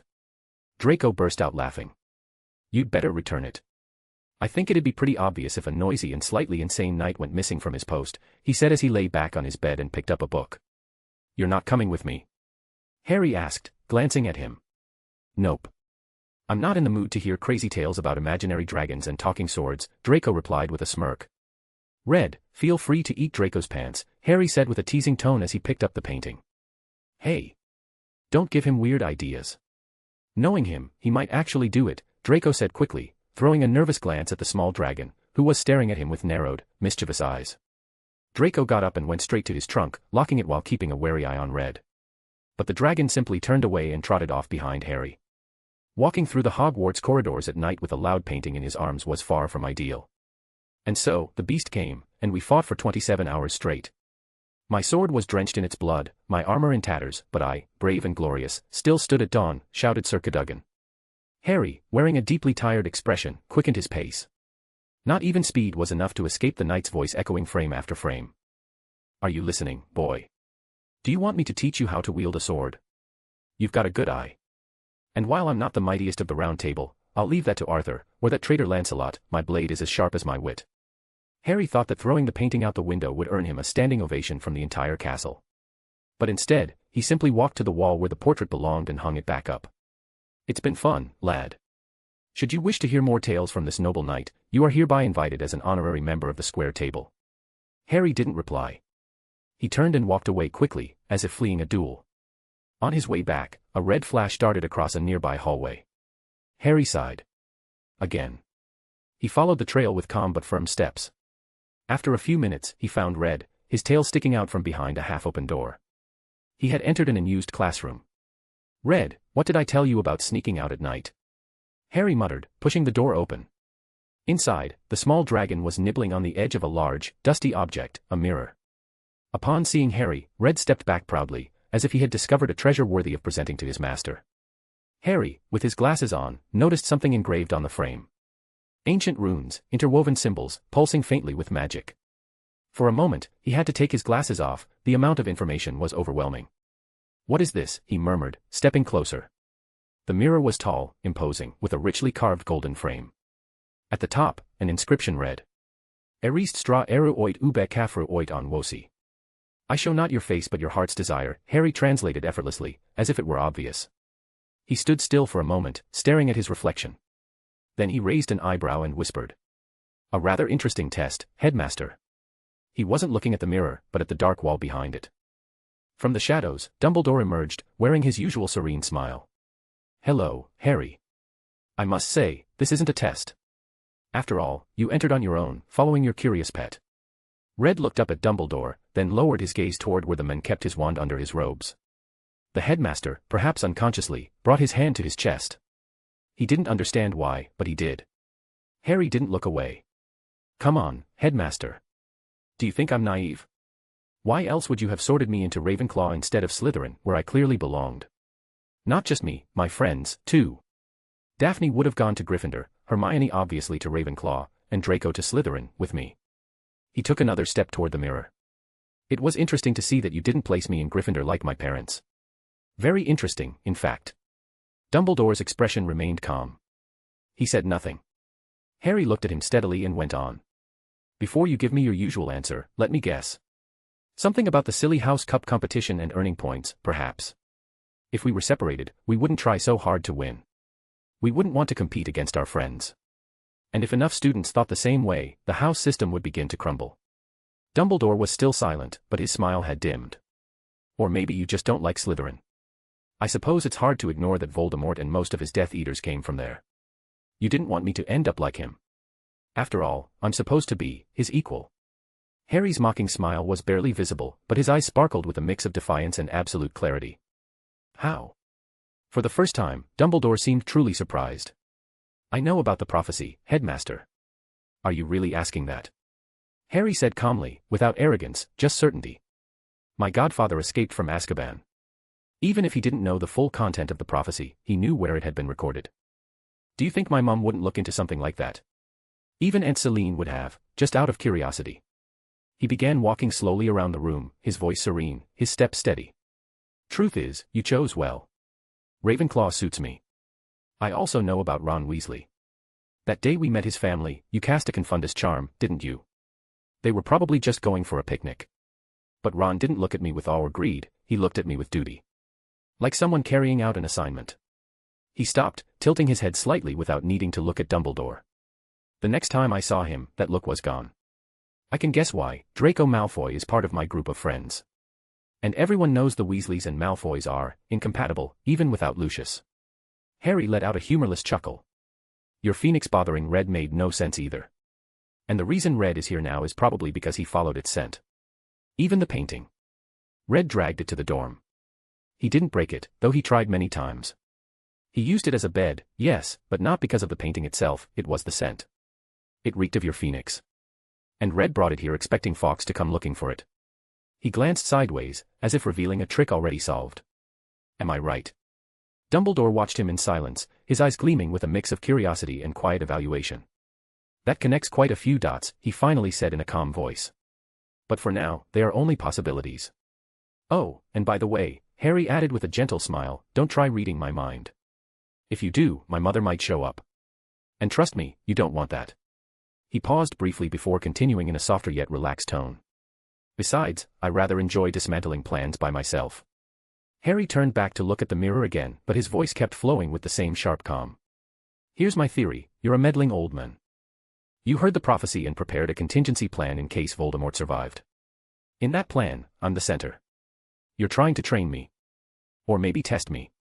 To see if I'm worthy of protecting the wizarding world. His words were simple, but each sentence landed like a needle. Am I right? Is that why you're keeping Quirrell here, even though it's obvious something is wrong with him? As headmaster, you'd have noticed within the first month. So, what exactly are you playing at? A heavy silence followed. Finally, Dumbledore spoke, his voice lower and more serious. And what is your question, Harry? Harry stopped, pivoted on his heel, and looked him straight in the eyes. The night my parents were murdered, you knew, didn't you?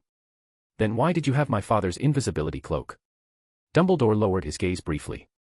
When he spoke again, his tone was slow and measured. To be honest, Harry, I didn't know they would be attacked that day. I borrowed the cloak from your father a few days earlier. I wanted to examine it. I suspected it might be one of the Deathly Hallows. For a moment, something shifted in the mirror of Earist behind Harry. A distortion. A reddish glint. Eyes watching from the other side. But it was so brief, so fleeting, that Dumbledore wasn't sure if he had truly seen it, or if it had been a hallucination. Harry didn't react. Or perhaps he simply pretended not to. I see. Harry said quietly. Then he smiled. A kind smile. Too kind. Almost friendly. The sort that makes people look twice. In that case, Headmaster, I'm pleased to inform you that, starting today, I'll be making your life a little more interesting. I hope you're ready. He turned with elegance, as if sealing a friendly deal, and began walking toward the exit. These next 7 years will be quite fun, he added cheerfully as he passed by Dumbledore. Red followed without a word, though before leaving, he cast one last glance at the headmaster's robe, right where the wand was hidden. Then he vanished behind his master, tail raised high. Not applicable, I think at this point I made him too mature for an 11-year-old. But I really like the chapter. I'll leave it as it is. Chapter 80, The Duel That Wasn't, Suspicions and Dragons. The Duel That Wasn't, Suspicions and Dragons. That day had finally come. After postponing it more times than anyone thought reasonable, Lewis Carroll had no choice but to accept that he couldn't keep dodging it. A date was set. And now, under the watchful eyes of all Hogwarts, the duel against Harry Potter was about to begin. Excitement spread through the halls like wildfire.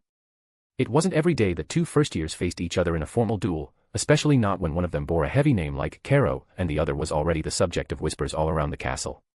But based on the few demonstrations Harry had shown in class, his level was worryingly high. So high, in fact, that a pair of very well-known red-headed twins were already organizing a betting pool. Not on who would win, no, that was obvious, but on how long Carrow would last. Even the professors, knowing they would be present to intervene if anything got out of hand, had agreed to let the students enjoy the spectacle. As long as no one was in real danger, a little adrenaline was harmless fun.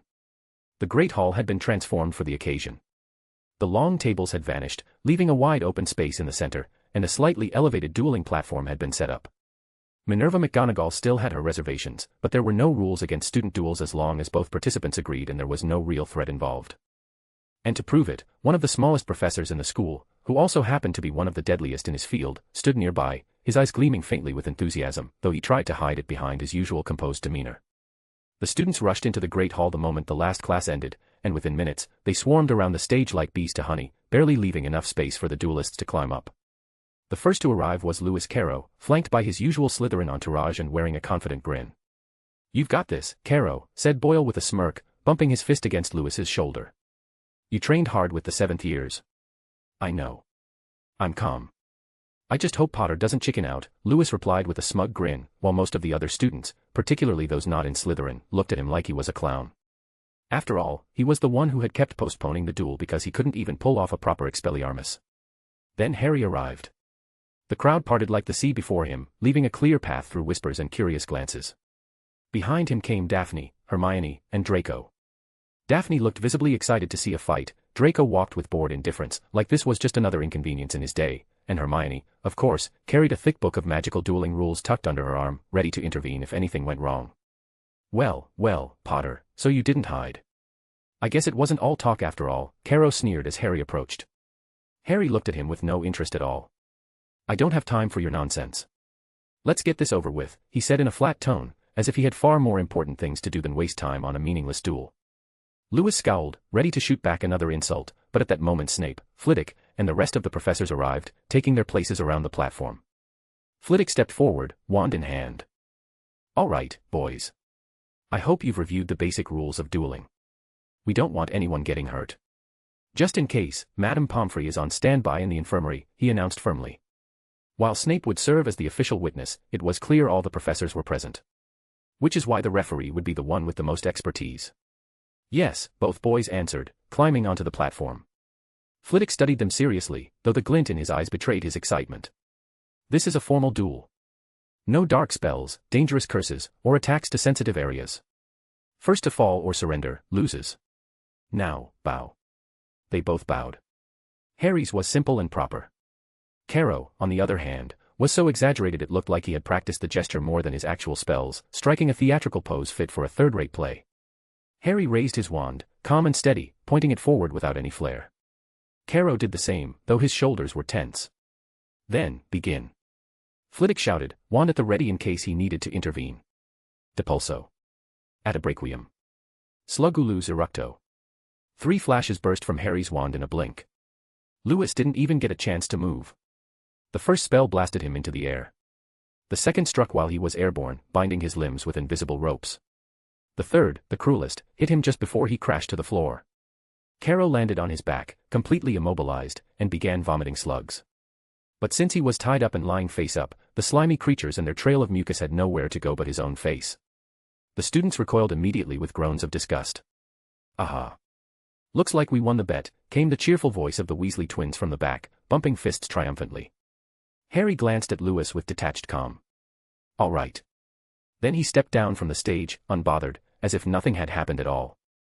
While the group was studying in the library, well, at least 3 of them were trying, Daphne had fallen asleep at the table, completely oblivious to the world. Naturally, her friends took advantage of the opportunity to build a tower of books on her head. And not just any tower, but a carefully balanced pile of volumes on charms, herbology, history of magic, and even one on care of magical creatures, crowned with a magical dictionary that looked like it might topple at any moment. The fun lasted until Madame Pants shot them a glare that could have disintegrated a troll. The 3 of them froze, abandoning their masterpiece and pretending to go back to studying with utter seriousness. That's when Harry, casually flipping through a book, noticed a familiar figure walking through the library doors. Hagrid. The half-giant approached the main desk, mumbled something to Madame Pants, who pursed her lips like she'd just bitten into a lemon, and then shuffled off into the aisles, searching awkwardly. Despite his size, he moved with the caution of someone who feared breaking everything he touched. Finally, he pulled out a specific book, held it gently in both hands, and returned to the desk to check it out. From where Harry sat, he could clearly read the golden embossed title. Dragons, A Guide to Raising Them. His curiosity sparked instantly. He watched as Hagrid stroked the book's spine with a goofy smile, like he'd just been reunited with an old friend. "Hey," Harry whispered to his friends. Draco looked up from his notes, Hermione lowered the book that had been covering half her face, and Daphne stirred slightly, still half asleep and confused. "Ah. What is it?" she mumbled, feeling something strange on her head. She raised a hand to her hair, and the book tower began to wobble dangerously. Before the books could tumble to the floor, Harry flicked his wand and froze them in midair, gently placing them back on the table. Even so, Madame Pants shot them another glare so intense it could probably peel paint. Harry, Draco, and Hermione gave small, apologetic bows. Daphne, still groggy and slightly annoyed, crossed her arms. "You're all horrible," she muttered with a scowl. He, the others chuckled quietly, unable to help themselves. "So, what did you want to tell us?" asked Draco, turning back to Harry. Harry lowered his voice. "I think Hagrid might be doing something illegal." Hermione blinked. Hagrid? The gamekeeper. Since Hagrid's invitation a couple of months ago, Harry hadn't gone to visit him. Something about the half-giant left him uneasy. Maybe it was the fact that he was the one who had left Harry on the Dursleys' doorstep. Maybe it was how much he clearly respected Dumbledore. Still, he couldn't deny that Hagrid seemed like a good man, or at least, a good giant.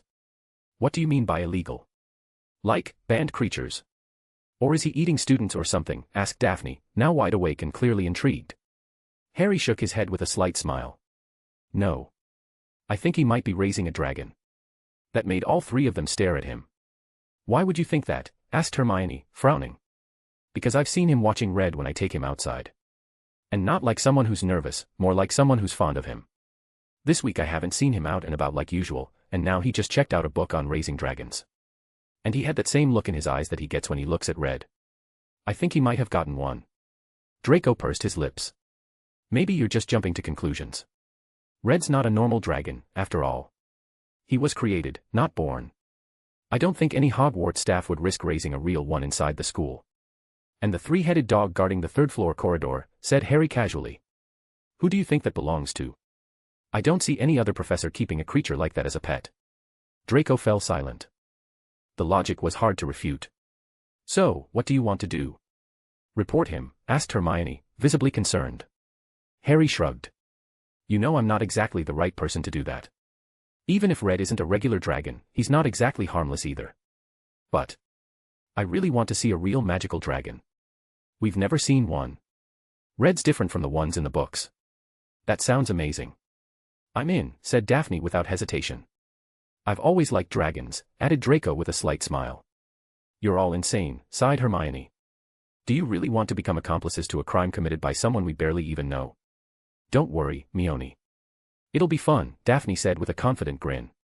You know that's not what I meant, Hermione muttered, clearly frustrated. We can go. Hagrid's been trying to invite me for weeks and I've never accepted.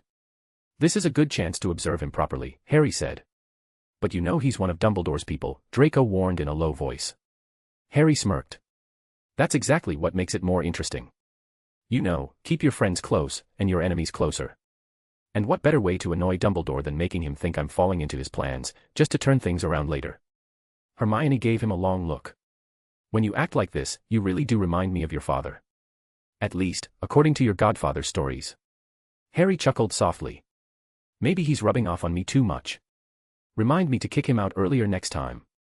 He stood up calmly and began putting the books back in their place. The others joined him in silence, helping without another word, until the four of them left the library together. Intent clear. And perhaps, just perhaps, about to see a dragon. Ooh, Harry. You actually came, exclaimed Hagrid with a wide, completely genuine smile as he opened the door to his cabin. His voice boomed like a friendly echo, and his eyes lit up with clear joy at seeing the boy standing there with his friends. And you brought company. Come in, come in.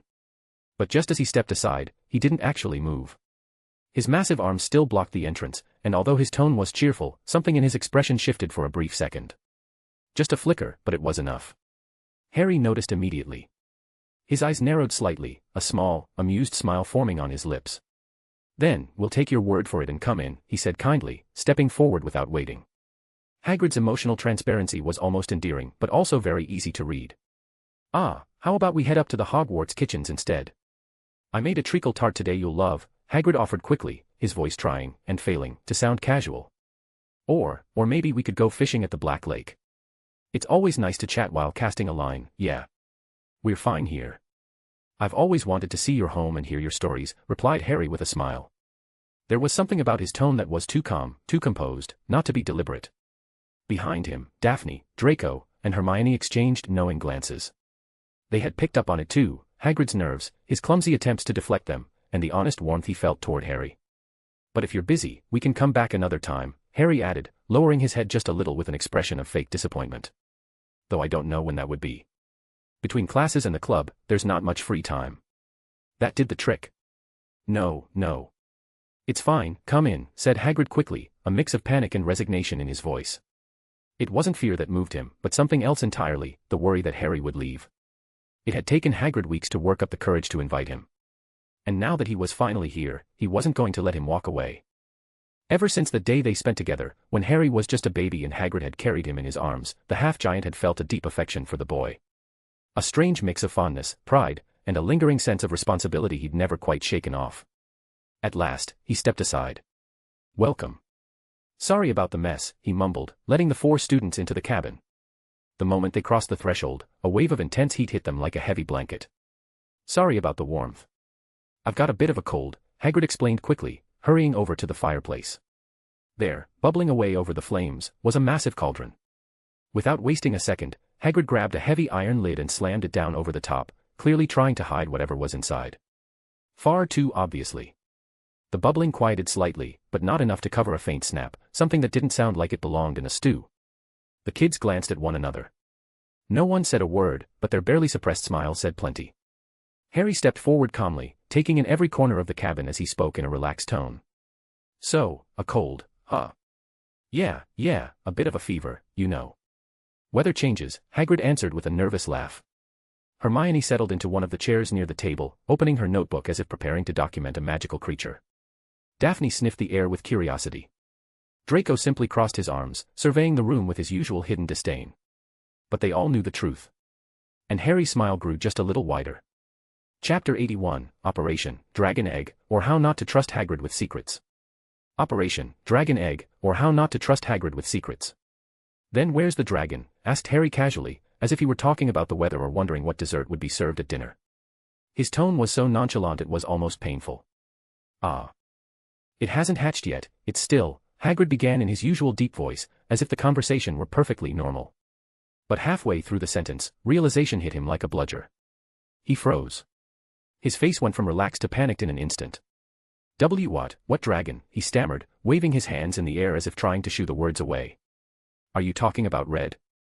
Haven't seen him in a while, did he escape again? He added, clinging to the first excuse that came to mind while Harry looked at him with a smile. Too innocent. Suspiciously innocent. Then, how about we talk about the Philosopher's Stone Dumbledore is hiding? Harry said, offering the change of topic like someone suggesting a different board game. It was a verbal punch to the gut. His friend stared at him with a mix of pity and admiration.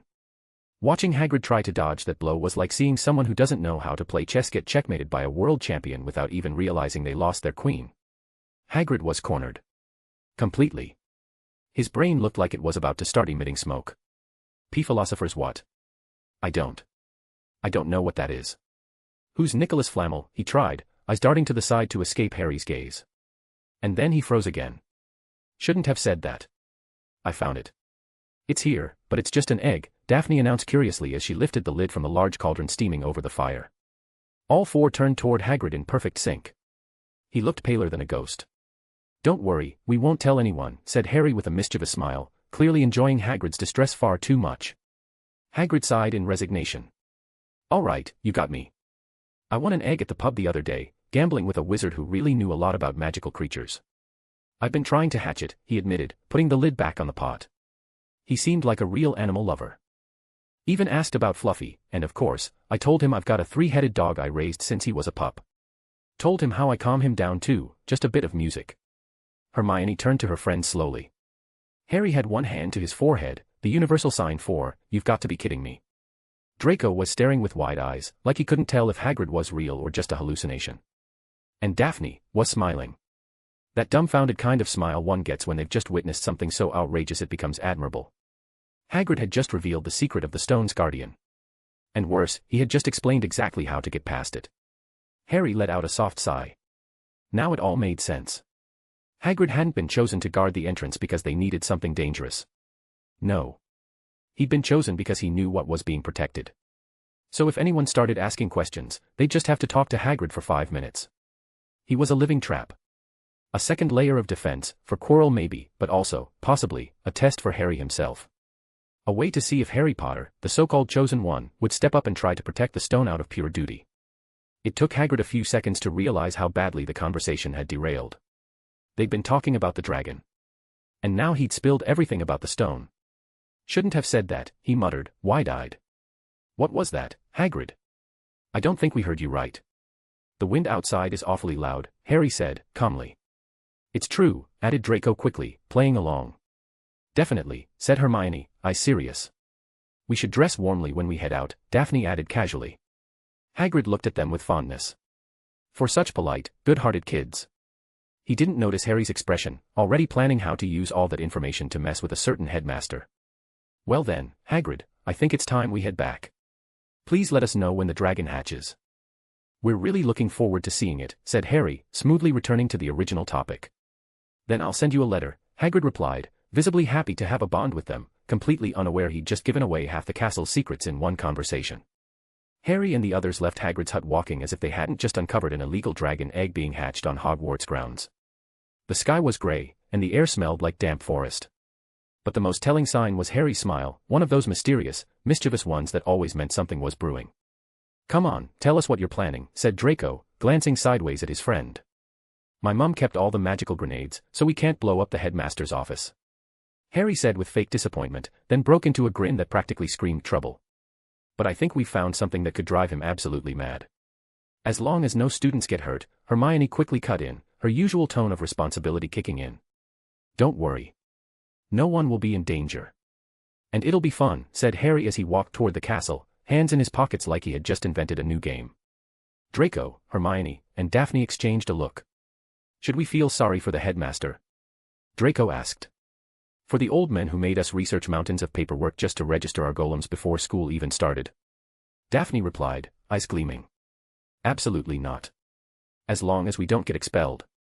Hermione murmured, falling into step behind them. But then she paused. Wait. What are we going to do about the illegal dragon at Hogwarts?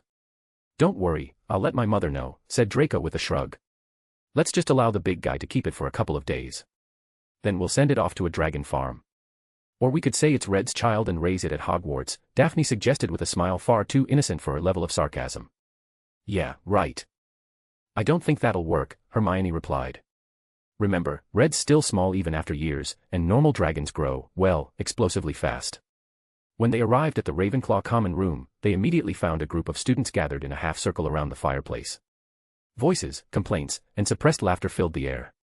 As they got closer, the inevitable scene came into view.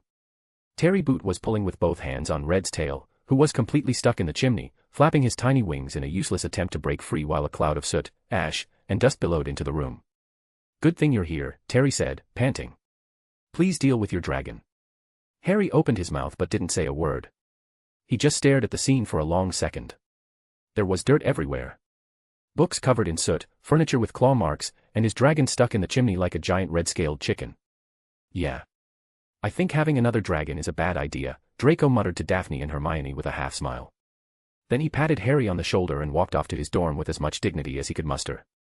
Daphne and Hermione followed right after him, faster than lightning, fleeing before Terry had a chance to ask them for help. Harry let out a deep sigh, the kind that comes from the soul.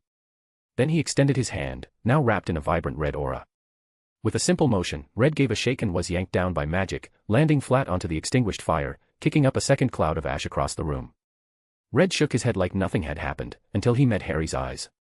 Then he trotted toward him like a guilty dog and spat something at his feet. A small pile of flaming red feathers. Harry knelt down, picked them up carefully, and smiled. They were warm to the touch, with a faint magical glow. You really are vindictive, he murmured with a grin, patting Red's head. This'll come in handy for a few things I have planned. Thanks. Red let out a proud snort, as if he had completed a secret mission. Mini special, what happened to Red? Here I stand, face to face with my greatest enemy in this damned place. I thought him dead. I saw him fall. I watched him burn in the flames of hell itself. And yet, he returned.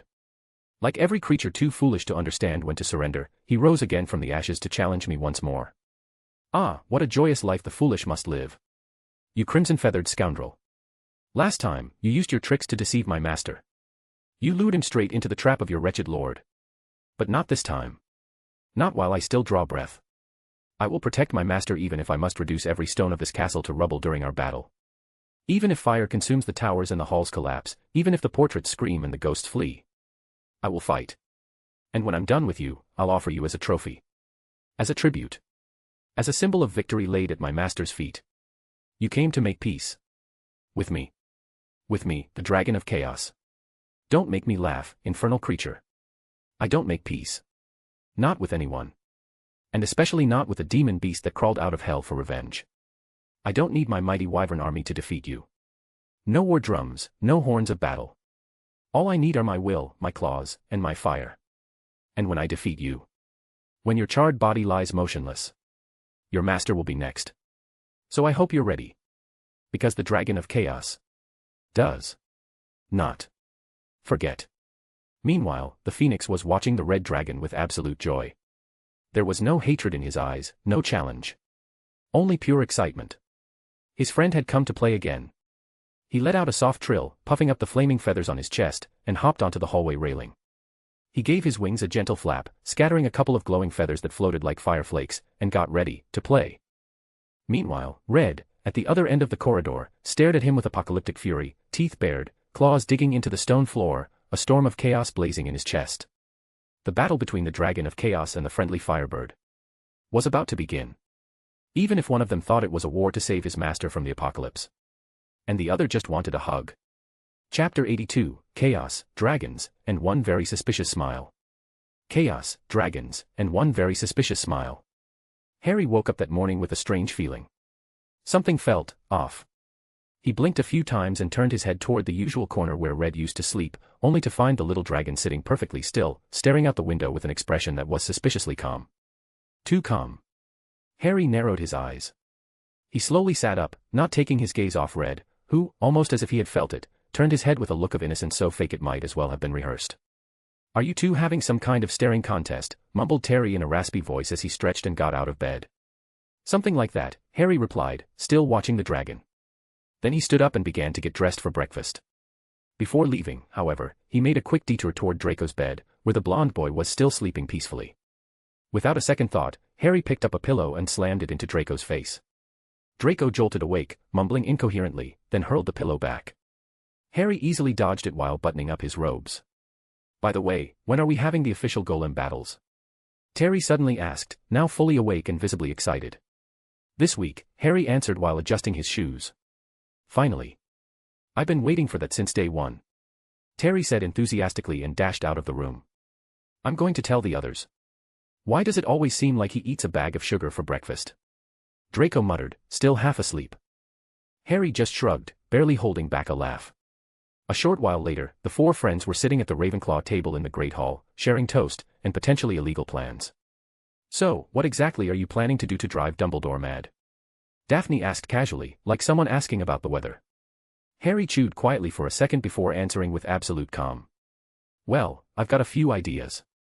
Release a dragon in the corridors, make it seem like a dangerous creature is loose in the castle, steal the Philosopher's Stone, or set the Astronomy Tower on fire." Hermione slowly lowered her toast and stared at him. "Repeat the last two," she said seriously.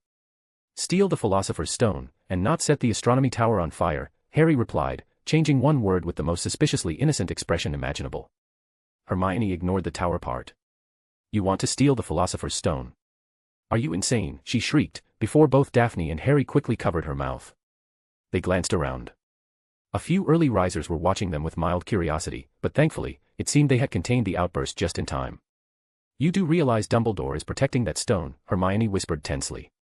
"It's probably surrounded by incredibly powerful and dangerous magical defenses. And you want to steal it? Why?" Harry shrugged nonchalantly. "Do you really think Dumbledore would put deadly protections around a stone he's using as bait? He wants someone to try and take it. And if someone does, supposedly some mysterious figure, then he'll be paranoid for months. Maybe years," he added with a sly smile.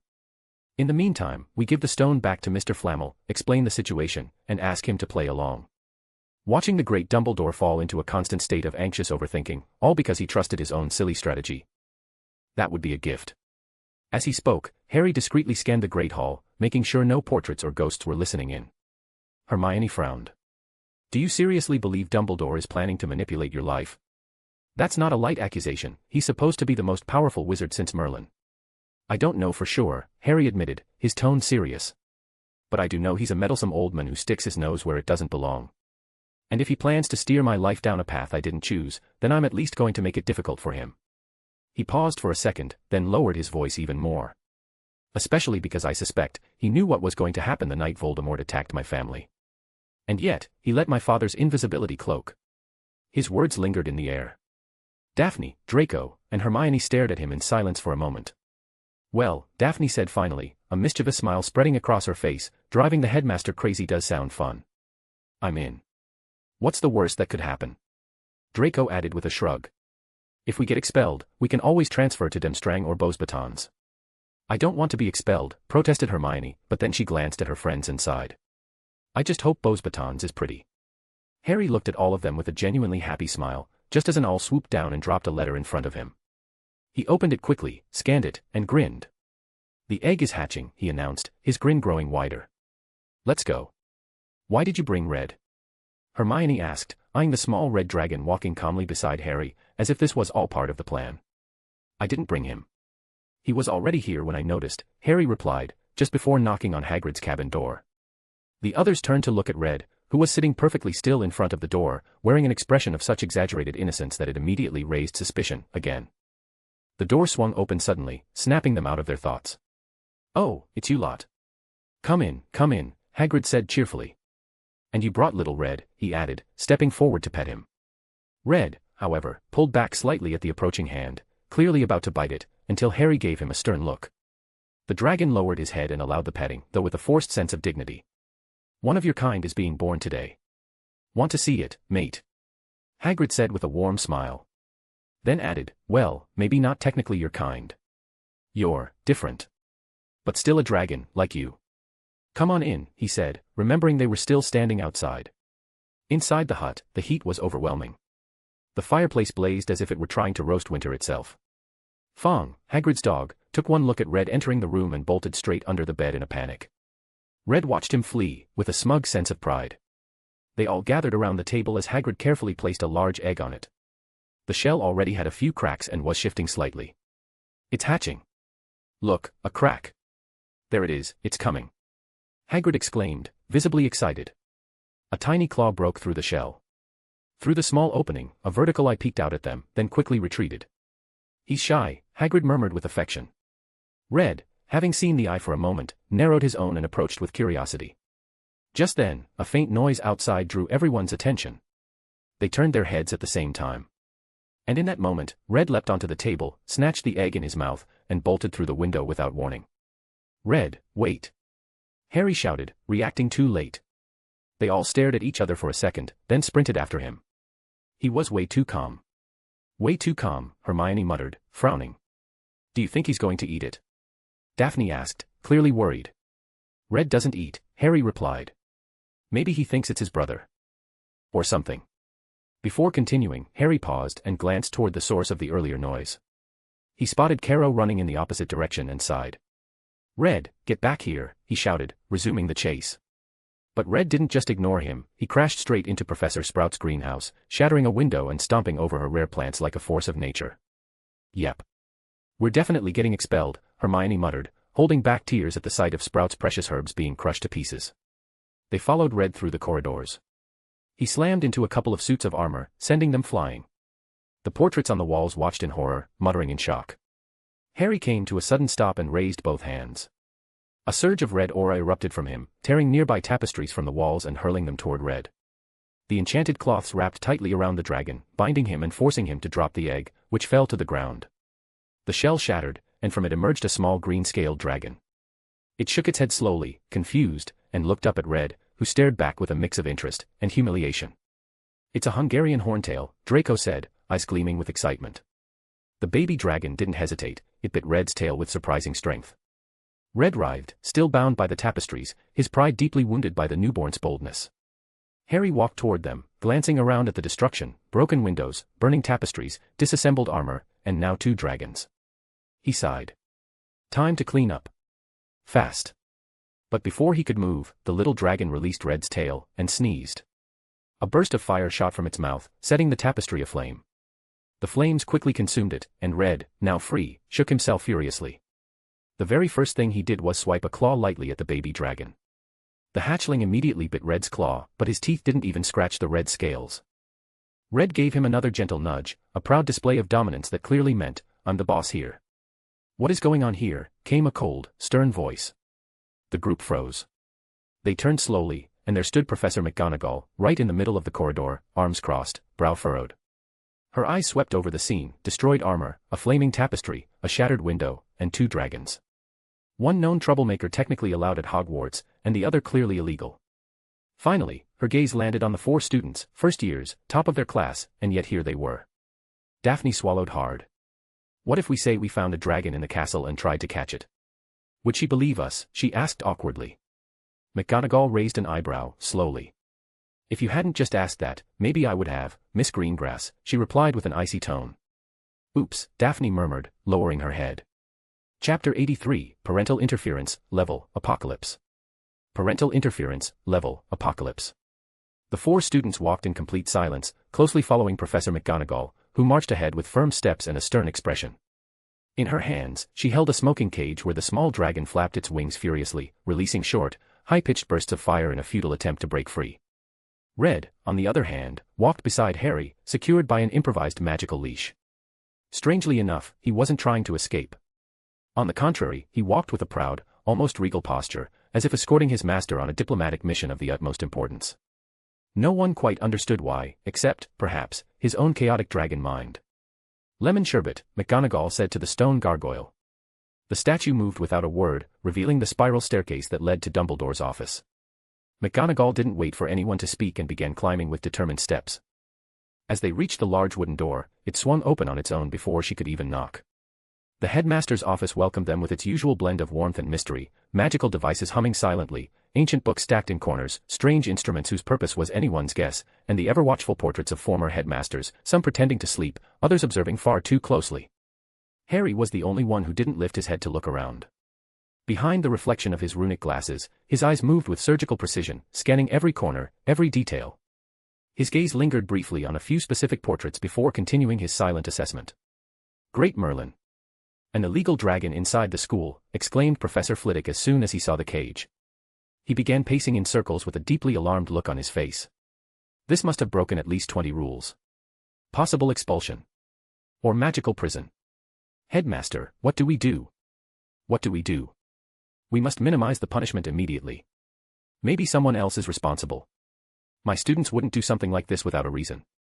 "Phileas," Dumbledore said calmly from his chair. "Maybe they were framed, you know how competitive students can be. Especially the promising ones." "Phileas," Dumbledore repeated with the same serenity. "Calm yourself. Hagrid has already explained everything. The egg was his. Apparently, it was given to him in a tavern by a rather suspicious-looking wizard." "Oh. So, my students weren't directly responsible."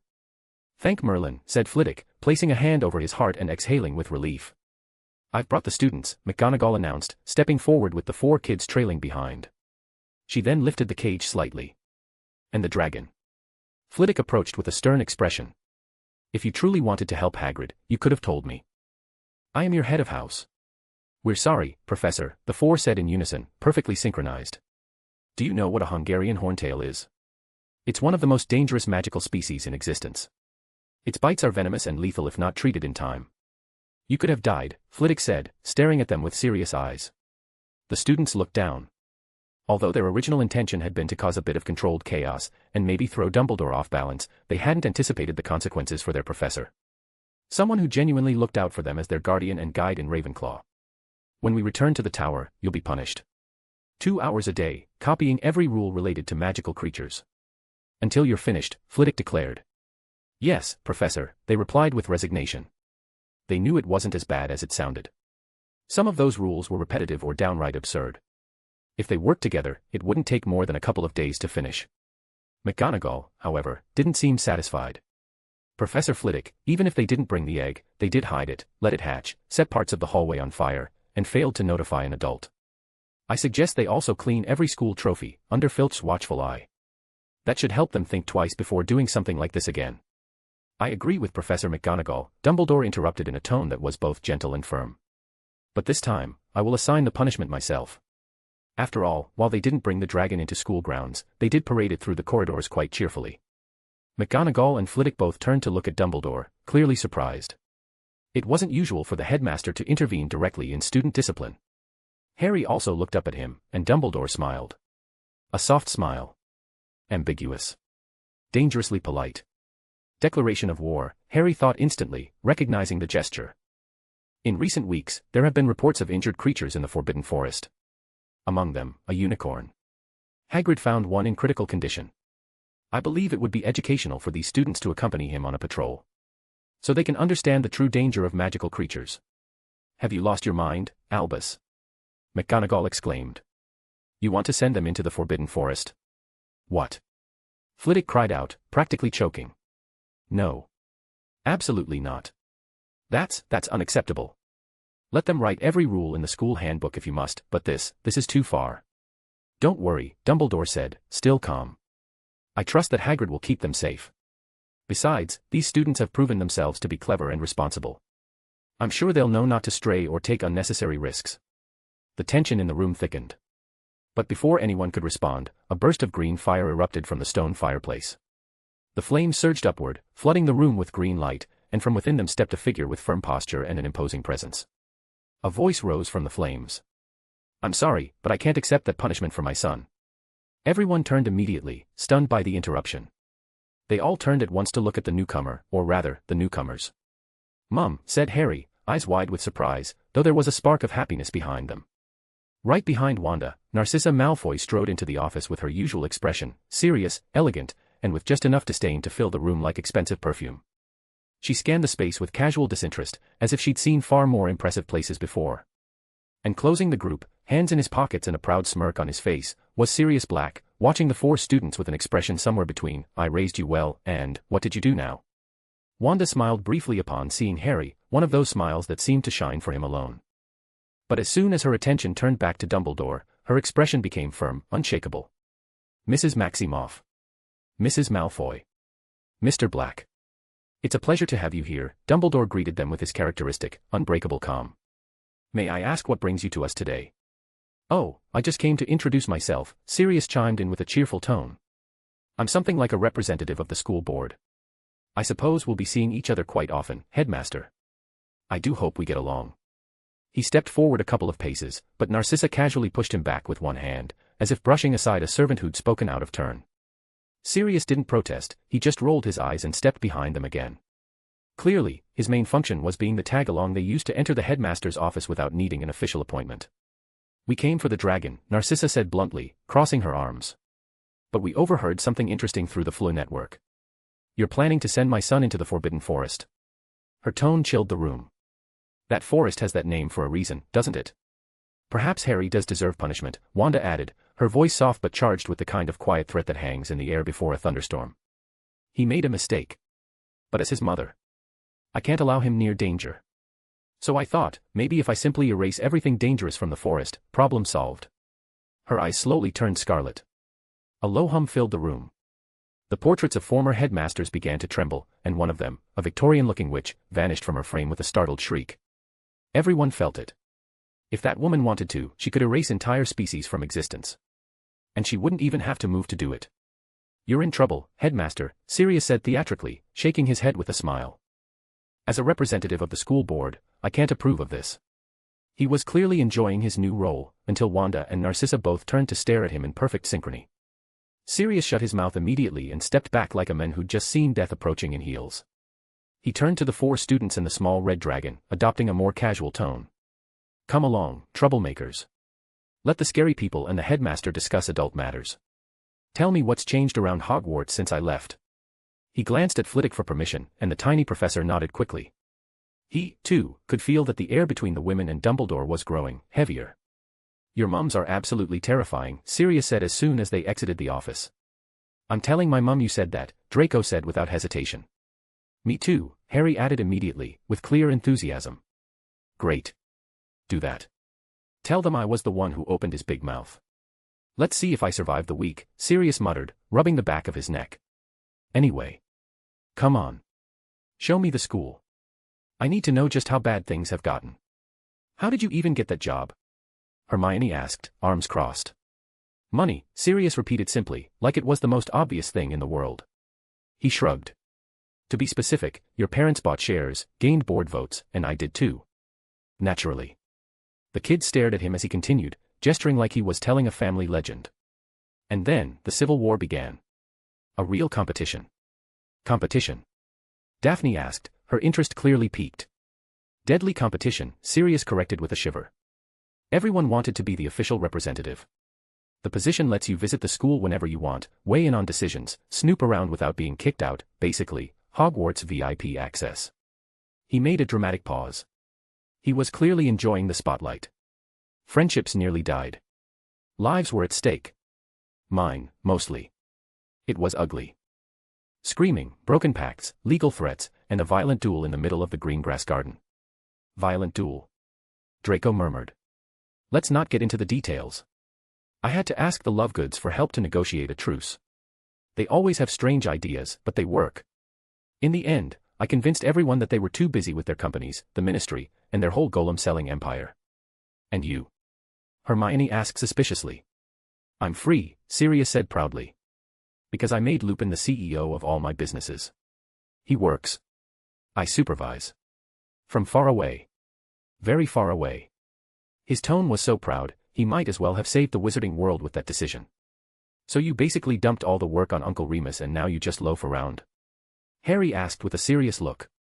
Like the good old days, Sirius replied with a wide grin. When I grow up, I don't want to be an adult like you, Harry said flatly. Draco, Hermione, and Daphne all nodded in agreement. You wound me, Sirius muttered, clutching his chest in fake dramatics. Fine. Let's go. By the way, where's that crazy little dragon who's always following you around? His eyes landed on the broken leash hanging from Harry's belt. Only a bitten off end remained, damp with dragon saliva. Everyone stared at it slowly. Ah, the four of them said at the same time. Oh, I found him, Sirius said, pointing to the window. They rushed over. There was Red, sprinting gleefully across the lawn. Straight toward the Forbidden Forest. How the hell did he get down that fast? Harry shouted, bolting for the stairs without a second thought. After all, they were in the highest tower of the castle. Chapter 84, Silver Tracks and Black Shadows. Silver Tracks and Black Shadows. Harry and the group, with Sirius leading the way, ran out of the castle without looking back, but stopped right at the edge of the Forbidden Forest. The line of dark, twisted trees looked like a boundary between the real world and something entirely different. We're going into the Forbidden Forest? Hermione asked, clearly nervous. We have to find him, Daphne said firmly. Although Red was a small, rather wild dragon, the creatures that lived in the forest could seriously hurt him, or worse. Shouldn't we tell Wanda or my mother? Draco suggested, glancing back at the castle as if expecting one of them to appear at any moment. We should have done that the moment we saw him run off, we rushed it, Harry admitted calmly, not letting remorse take over. It's fine. I'm with you, Sirius said, with a carefree smile that clashed with the tension of the moment.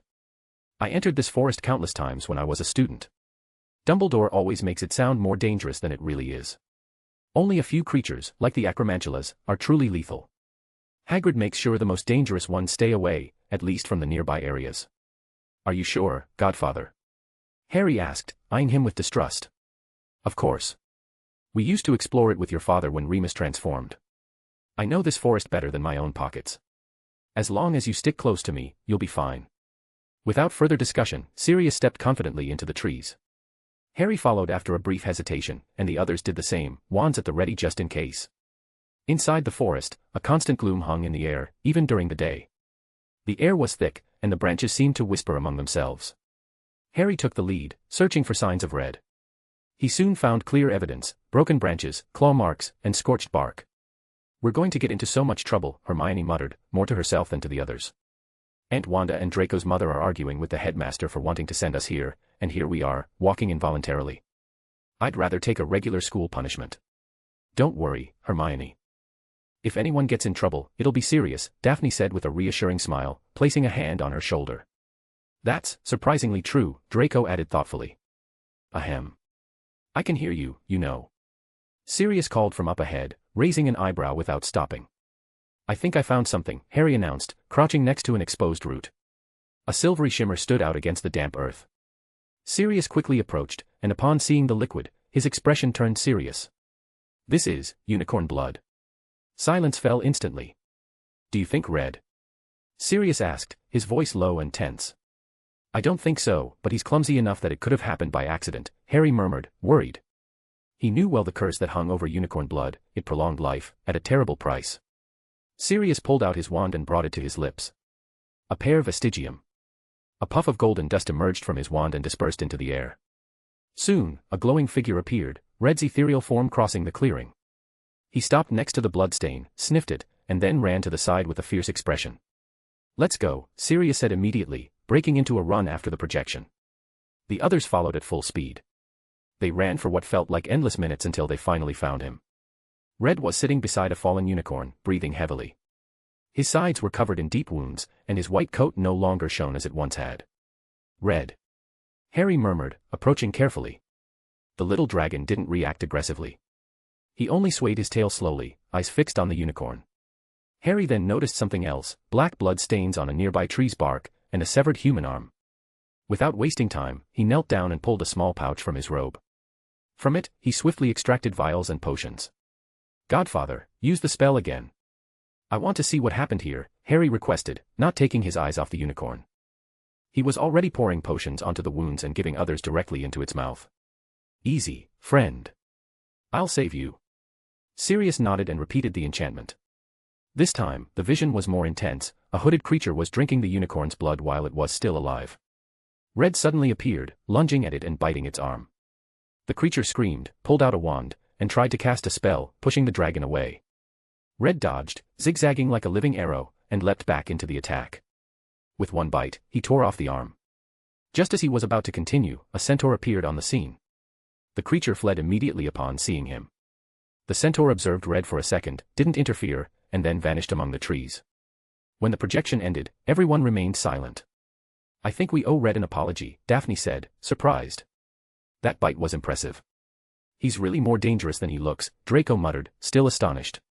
"Can you save him, Harry?" Hermione asked, approaching the unicorn. It was just a baby, perhaps only a few months old. "Yes," Harry replied with full determination.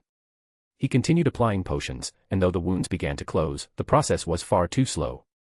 Every so often, he gave it another dose straight into the mouth to keep it alive. After several minutes of steady work, the wounds finally stopped bleeding. The unicorn was still breathing weakly, but no longer on the verge of death. Even so, it would be left with terrible scars. It was then that a light appeared between the trees. "What are you doing here?" boomed a deep voice. They all turned instantly. It was Hagrid, wearing his usual leather coat and wearing an expression somewhere between confusion and alarm. His eyes immediately landed on the wounded unicorn. "No, no, no, no. You can't hurt the unicorns. Their parents'll go mad." "By Merlin." "Hagrid," Sirius intervened quickly. "Harry saved him. We got there late, but he healed him." "Did he?" "Oh, sorry, I panicked," said the half-giant, placing a hand on his chest in relief. "He needs a safe place to recover," Harry pointed out, still kneeling beside the creature. "I'll take him to my cabin. Don't worry. I'll return him to his parents afterward. They're complicated, even if they're peaceful beasts.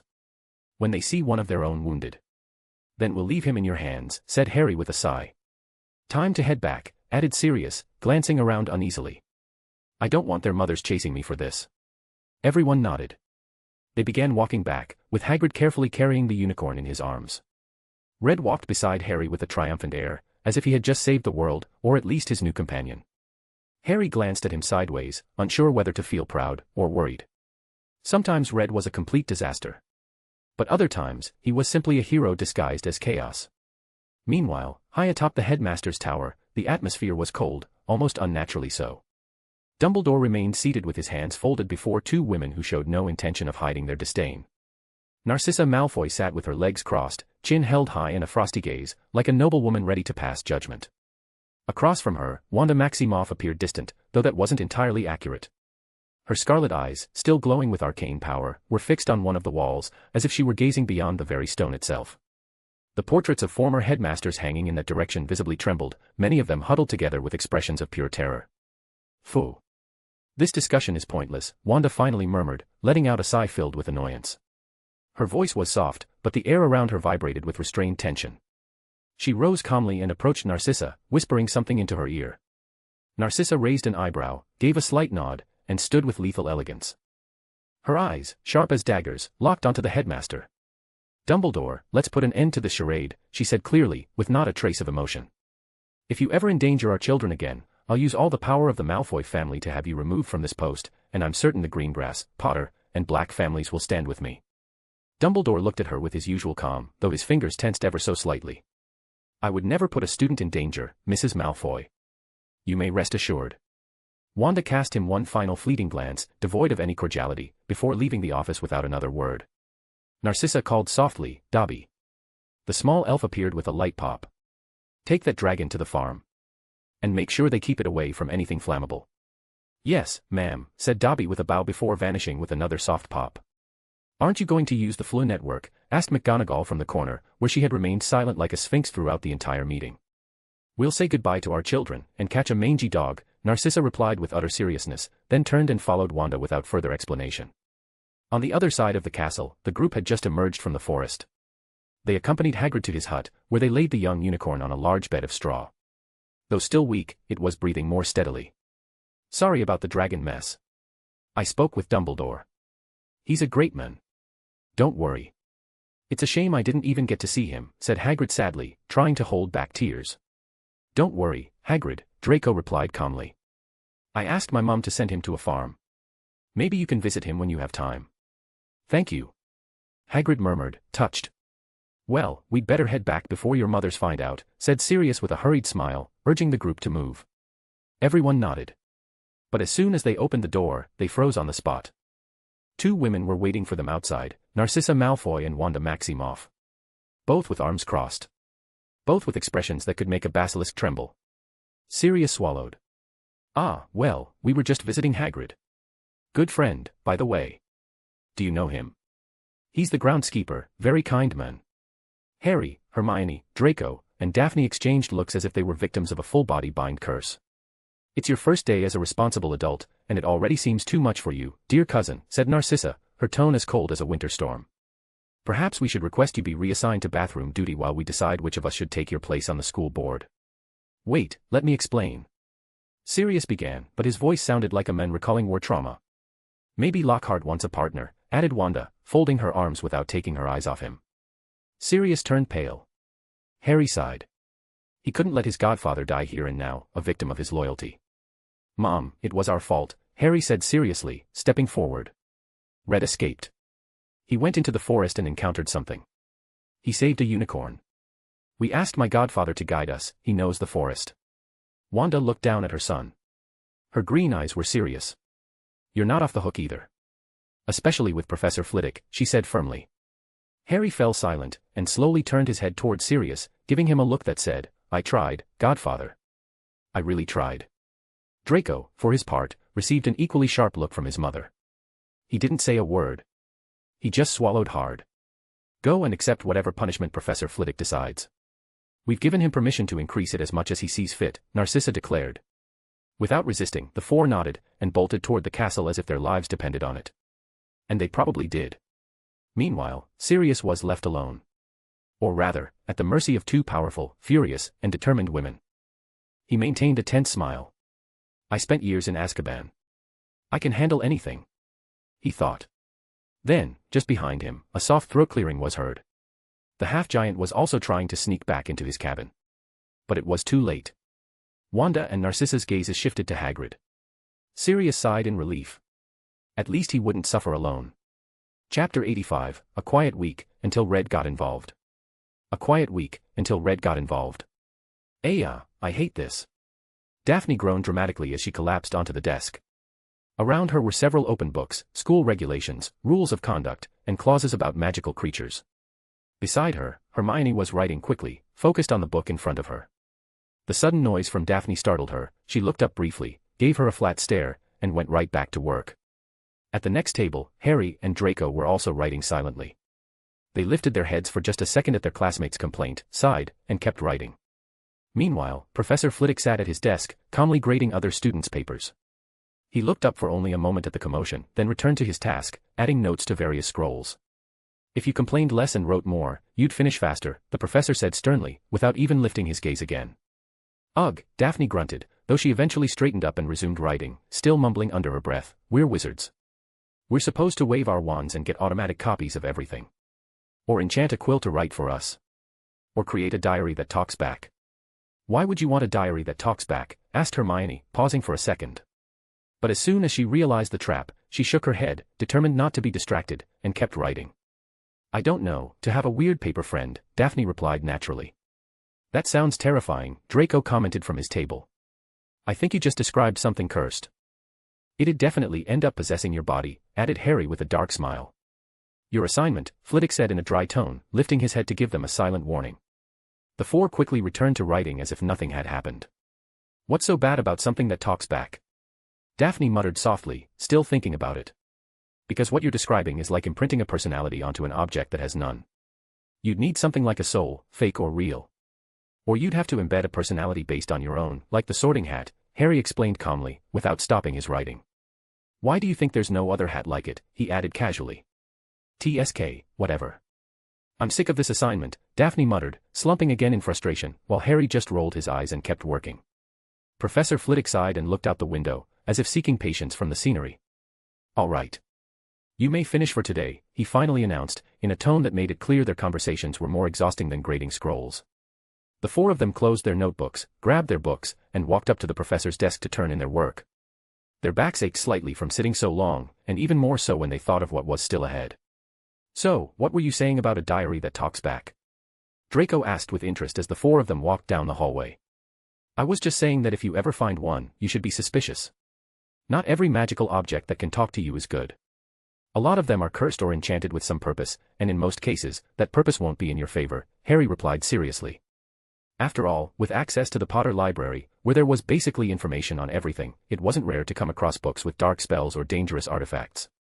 Luckily, Gree made sure to carefully mark anything potentially harmful. "If we find a book that talks, we burn it." "Deal," Daphne said with complete sincerity. "Well, at least this week's been pretty calm. I guess that's the one good thing about being grounded." "Normally we're running all over the castle chasing Red," Hermione commented with a small smile. "Your innocent happiness makes me sad," Draco replied with an amused grin. Harry could only nod silently, acknowledging the painful truth in that sentence.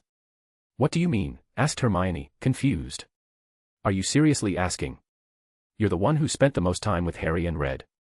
The quieter things are, the more chaotic it's about to get," Daphne explained, grinning mischievously. Hermione fell silent, thoughtful for a moment. "Well, it's not always like that," she said at last, though it sounded more like an attempt to convince herself. "It's not always like that because Mom is around," Harry chimed in with a sigh. "Honestly, I'd rather Red be causing chaos in the common room than staying this quiet for days. Should I send him to Mum? If you do, the entire Ravenclaw common room will hang you upside down until you bring him back. For some reason, Red is even more popular than you," said Draco with a smile. "Well, I wouldn't call it popularity exactly. More like, everyone wants to know how he was created. Some wouldn't hesitate to dissect him just to see what's inside," added Daphne with a slightly terrifying smile. "Don't say that," Hermione protested, visibly upset. "But it's true. We can't deny we're in the house of the weirdos and nerds," Daphne said, shrugging with amusement. "Well, every house has its flaws," Hermione defended. "Slytherin, treacherous and cruel," said Draco mockingly. "Ravenclaw, eccentric and hypercompetitive," added Harry. "Gryffindor, reckless and prejudiced," Daphne finished with a grin. "Hufflepuff doesn't have many flaws. Actually, in some ways, they might be the best, more loyal, more dependable. But you could also say they're too neutral and not very competitive," Harry reflected, struggling to find a stronger criticism. "How did we end up talking about the flaws of the houses?" Hermione asked, frowning. "Right. Red," said Harry, snapping back to the point. "We should hurry up and check what he's doing." The others nodded instantly and picked up the pace. "Ah, I knew it," said Harry as he entered his room and saw it was completely empty. Not even in the common room could he find his family's chaotic little dragon. "Want to go look for him?" "There's still an hour left before curfew," suggested Draco, adjusting his robes. "Yeah, better go get him," Harry replied, sounding slightly exhausted. Meanwhile, Daphne and Hermione were waiting in the common room. Technically, girls were allowed to enter the boys' dormitories, a little-known rule. But if a boy tried to climb up to the girls' side, an alarm would sound immediately and the stairs would turn into a ramp to throw him out mercilessly. Even so, it was better not to go up unless absolutely necessary, just to avoid being stared at by all the boys in the area. "Was he in there?" Hermione asked as soon as she saw them come down. "No.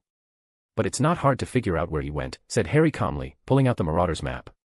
This time, it had new areas added, at least half the school was now charted, and the names moved through the hallways like little fireflies.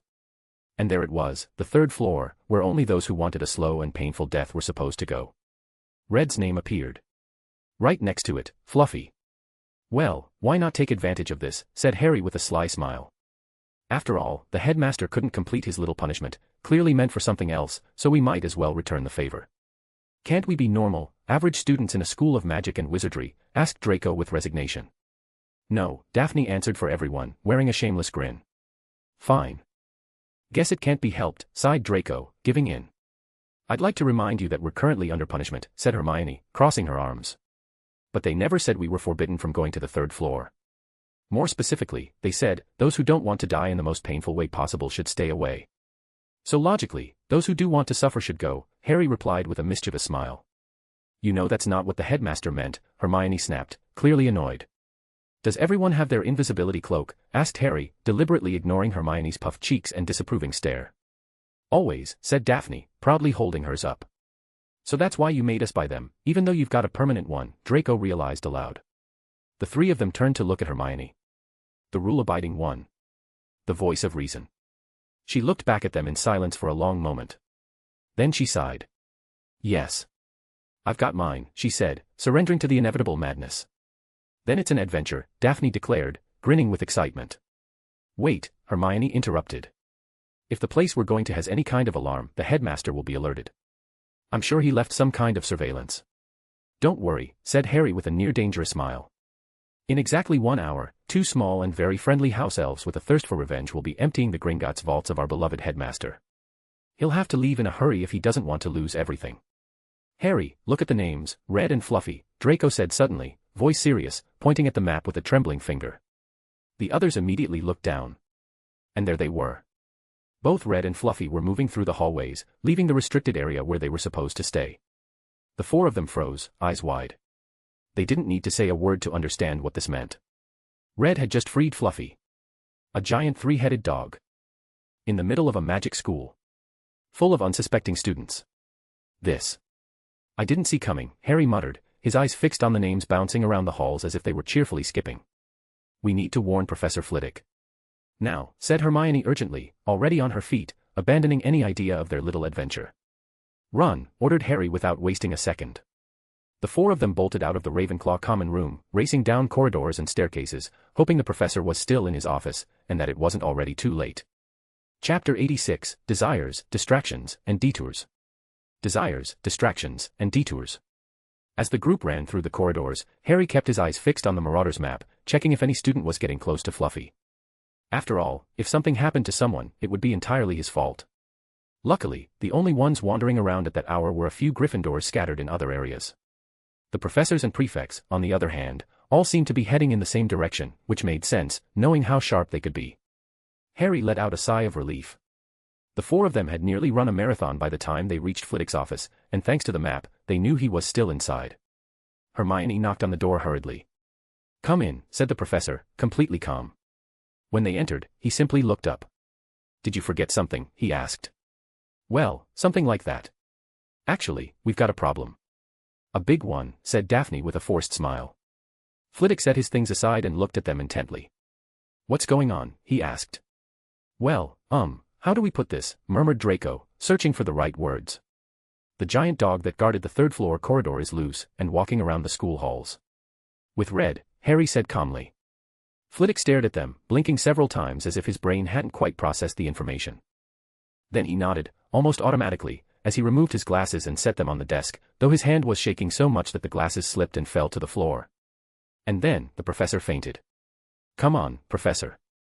This is not the time for that, exclaimed Daphne, running over to shake him. Let me, said Harry, pulling out his wand.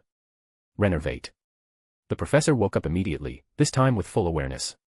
What do you mean Hagrid's dog escaped? Where is it? How did it get out? Who let it out? He rattled off, visibly anxious. Professor, it's a giant dog in a school full of students. It's better to go catch it first, Harry said firmly. You're right. You all, get somewhere safe, Flitwick replied before starting to run off on his short legs. Let's follow him. Use the cloaks, Harry said immediately. Wait, Harry. It's dangerous. Hermione protested instantly. Hagrid told us how to calm it down, remember? And we don't know if Professor Flitwick does, Harry replied with a serious look. Hermione frowned but knew he was right. Each of them put on their own invisibility cloak, they all had one now, and began running, though being separated made them rely on the sounds of each other's steps. Soon enough, they caught up to Flitwick, who was still running, although not very fast, of course. His legs were short. A few minutes later, while Harry checked the map, he saw that Red and Fluffy were nearby, just around the corner. He reached into his bag with undetectable extension and pulled out a small wind-up music box. But when he stopped suddenly, the others crashed into him, and the box fell to the floor. At that exact moment, Fluffy appeared. Beside him, Red was walking proudly. Flitwick stopped abruptly and raised his wand. Harry and the others, still sprawled on the ground, tensed up. Harry pulled out his own wand, ready to act, while the professor prepared to cast a spell. But the massive dog merely looked at him, wagged its tail happily, and ignored him completely, strolling calmly past. Red followed beside him, strutting like a general on parade.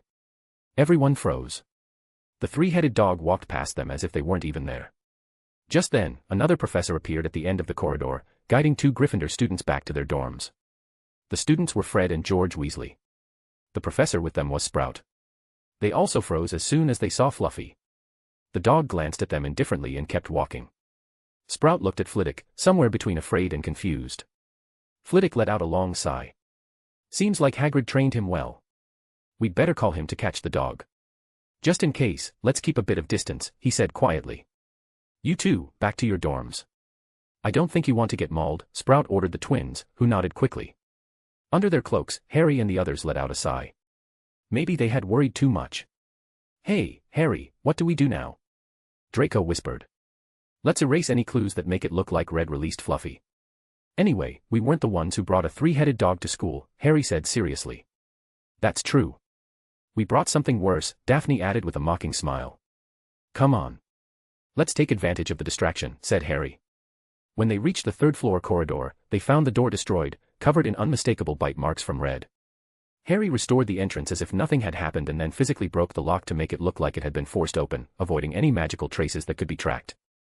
Well, actually, it was easy. He used a small hidden grenade, and the lock was completely blown out. Now it would look like someone had let Fluffy out, and that he had just randomly bumped into Red in the halls. Of course, some portraits had probably seen Red approaching, but without proof, there's no crime. This is ridiculously elaborate. You do realize that, right? Hermione muttered, eyeing him. Seriously. I didn't bring Cerberus to Hogwarts. Or hide a stone that grants immortality instead of just giving it to its rightful owner, replied Harry, shrugging. Stop being sarcastic, Hermione grumbled, a little annoyed. Harry just smiled at her. Hey. Since we're here, why don't we go through with our plan? After all, we've got a great distraction, Daphne suddenly said. Harry opened the map and quickly noticed that several professors, including the headmaster, were headed toward Fluffy and Red. We might only have a couple of minutes, said Harry seriously. We can go in, and then ask Liz or Gris to pull us out. They can't appear unless they have an exact destination, but they can go to wherever we are, he added, thoughtful. It was a plausible strategy. What about the surveillance enchantments? Draco asked cautiously. Harry gave a small smile and pointed at his glasses. Remember, I don't wear these because I need them, they just make it easier to see runes and spells. They were a gift from Mr. Flammel, he said with pride. If there's a trap, sensor, or hidden charm, I'll be able to spot it. Disabling it?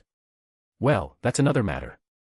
But it's time for an adventure, he added, letting a trace of excitement slip through. The four of them looked at each other for a moment, tilting their heads slightly, as if silently agreeing to the challenge. They opened the door that was usually guarded by Fluffy, but of course, the place was now empty. Only a trapdoor remained on the floor. Harry stared at it for a few seconds, checking for magical traps. Nothing. Then he opened it, and they all peered down. Ladies first, said Harry with an exaggerated bow. Hermione and Daphne looked at him like he couldn't be serious. You're the one who can levitate, Hermione pointed out dryly. And here I was trying to be a gentleman, Harry sighed before taking a small step backward and dropping straight into the pit. The two girls turned to Draco. Ah. He muttered, stepping forward. He drew his wand, ready to slow his fall, and jumped. Then went Daphne. And finally, Hermione. Ah! Both girls screamed as they fell, only to see a red light below them. Harry was already standing calmly at the bottom, holding both hands up, red aura extended, gently catching them midair. Meanwhile, Draco had lit up the area with his wand and was pushing away the devil's snare vines. Well, looks like this trap is courtesy of Professor Sprout, Harry said plainly. Easy to bypass if you're a student. Light or heat does the trick, Draco added as he cleared the last of the vines. Hermione frowned deeply, visibly offended by how ridiculously simple the trap was. Was this supposed to stop a dark wizard? We don't have much time, said Harry, checking the map and noticing that Hagrid was rushing back to the castle. He'd clearly been summoned. The four of them hurried forward. After passing through a door, they entered a room filled with flying keys and a massive steel door at the far end. Harry grinned mischievously as he pulled out another of his magical grenades. How many did you bring without your mother noticing? Hermione asked, genuinely surprised. That's a secret, Harry replied, tossing the grenade toward the door. It exploded, blasting open the lower part of the entrance. No need to look for the key now, they simply crouched and slipped through. The next room held an enormous chessboard. Carved above the opposite door was a glowing inscription. To advance, you must play. No magic, no tricks. Victory is the only way. When they tried to cross the board directly, the chess pieces sprang to life, raising their weapons to block the way. Harry tried to move a piece using his chaos magic. But as soon as he did, it slid right back to its original spot, like some field was preventing any cheating.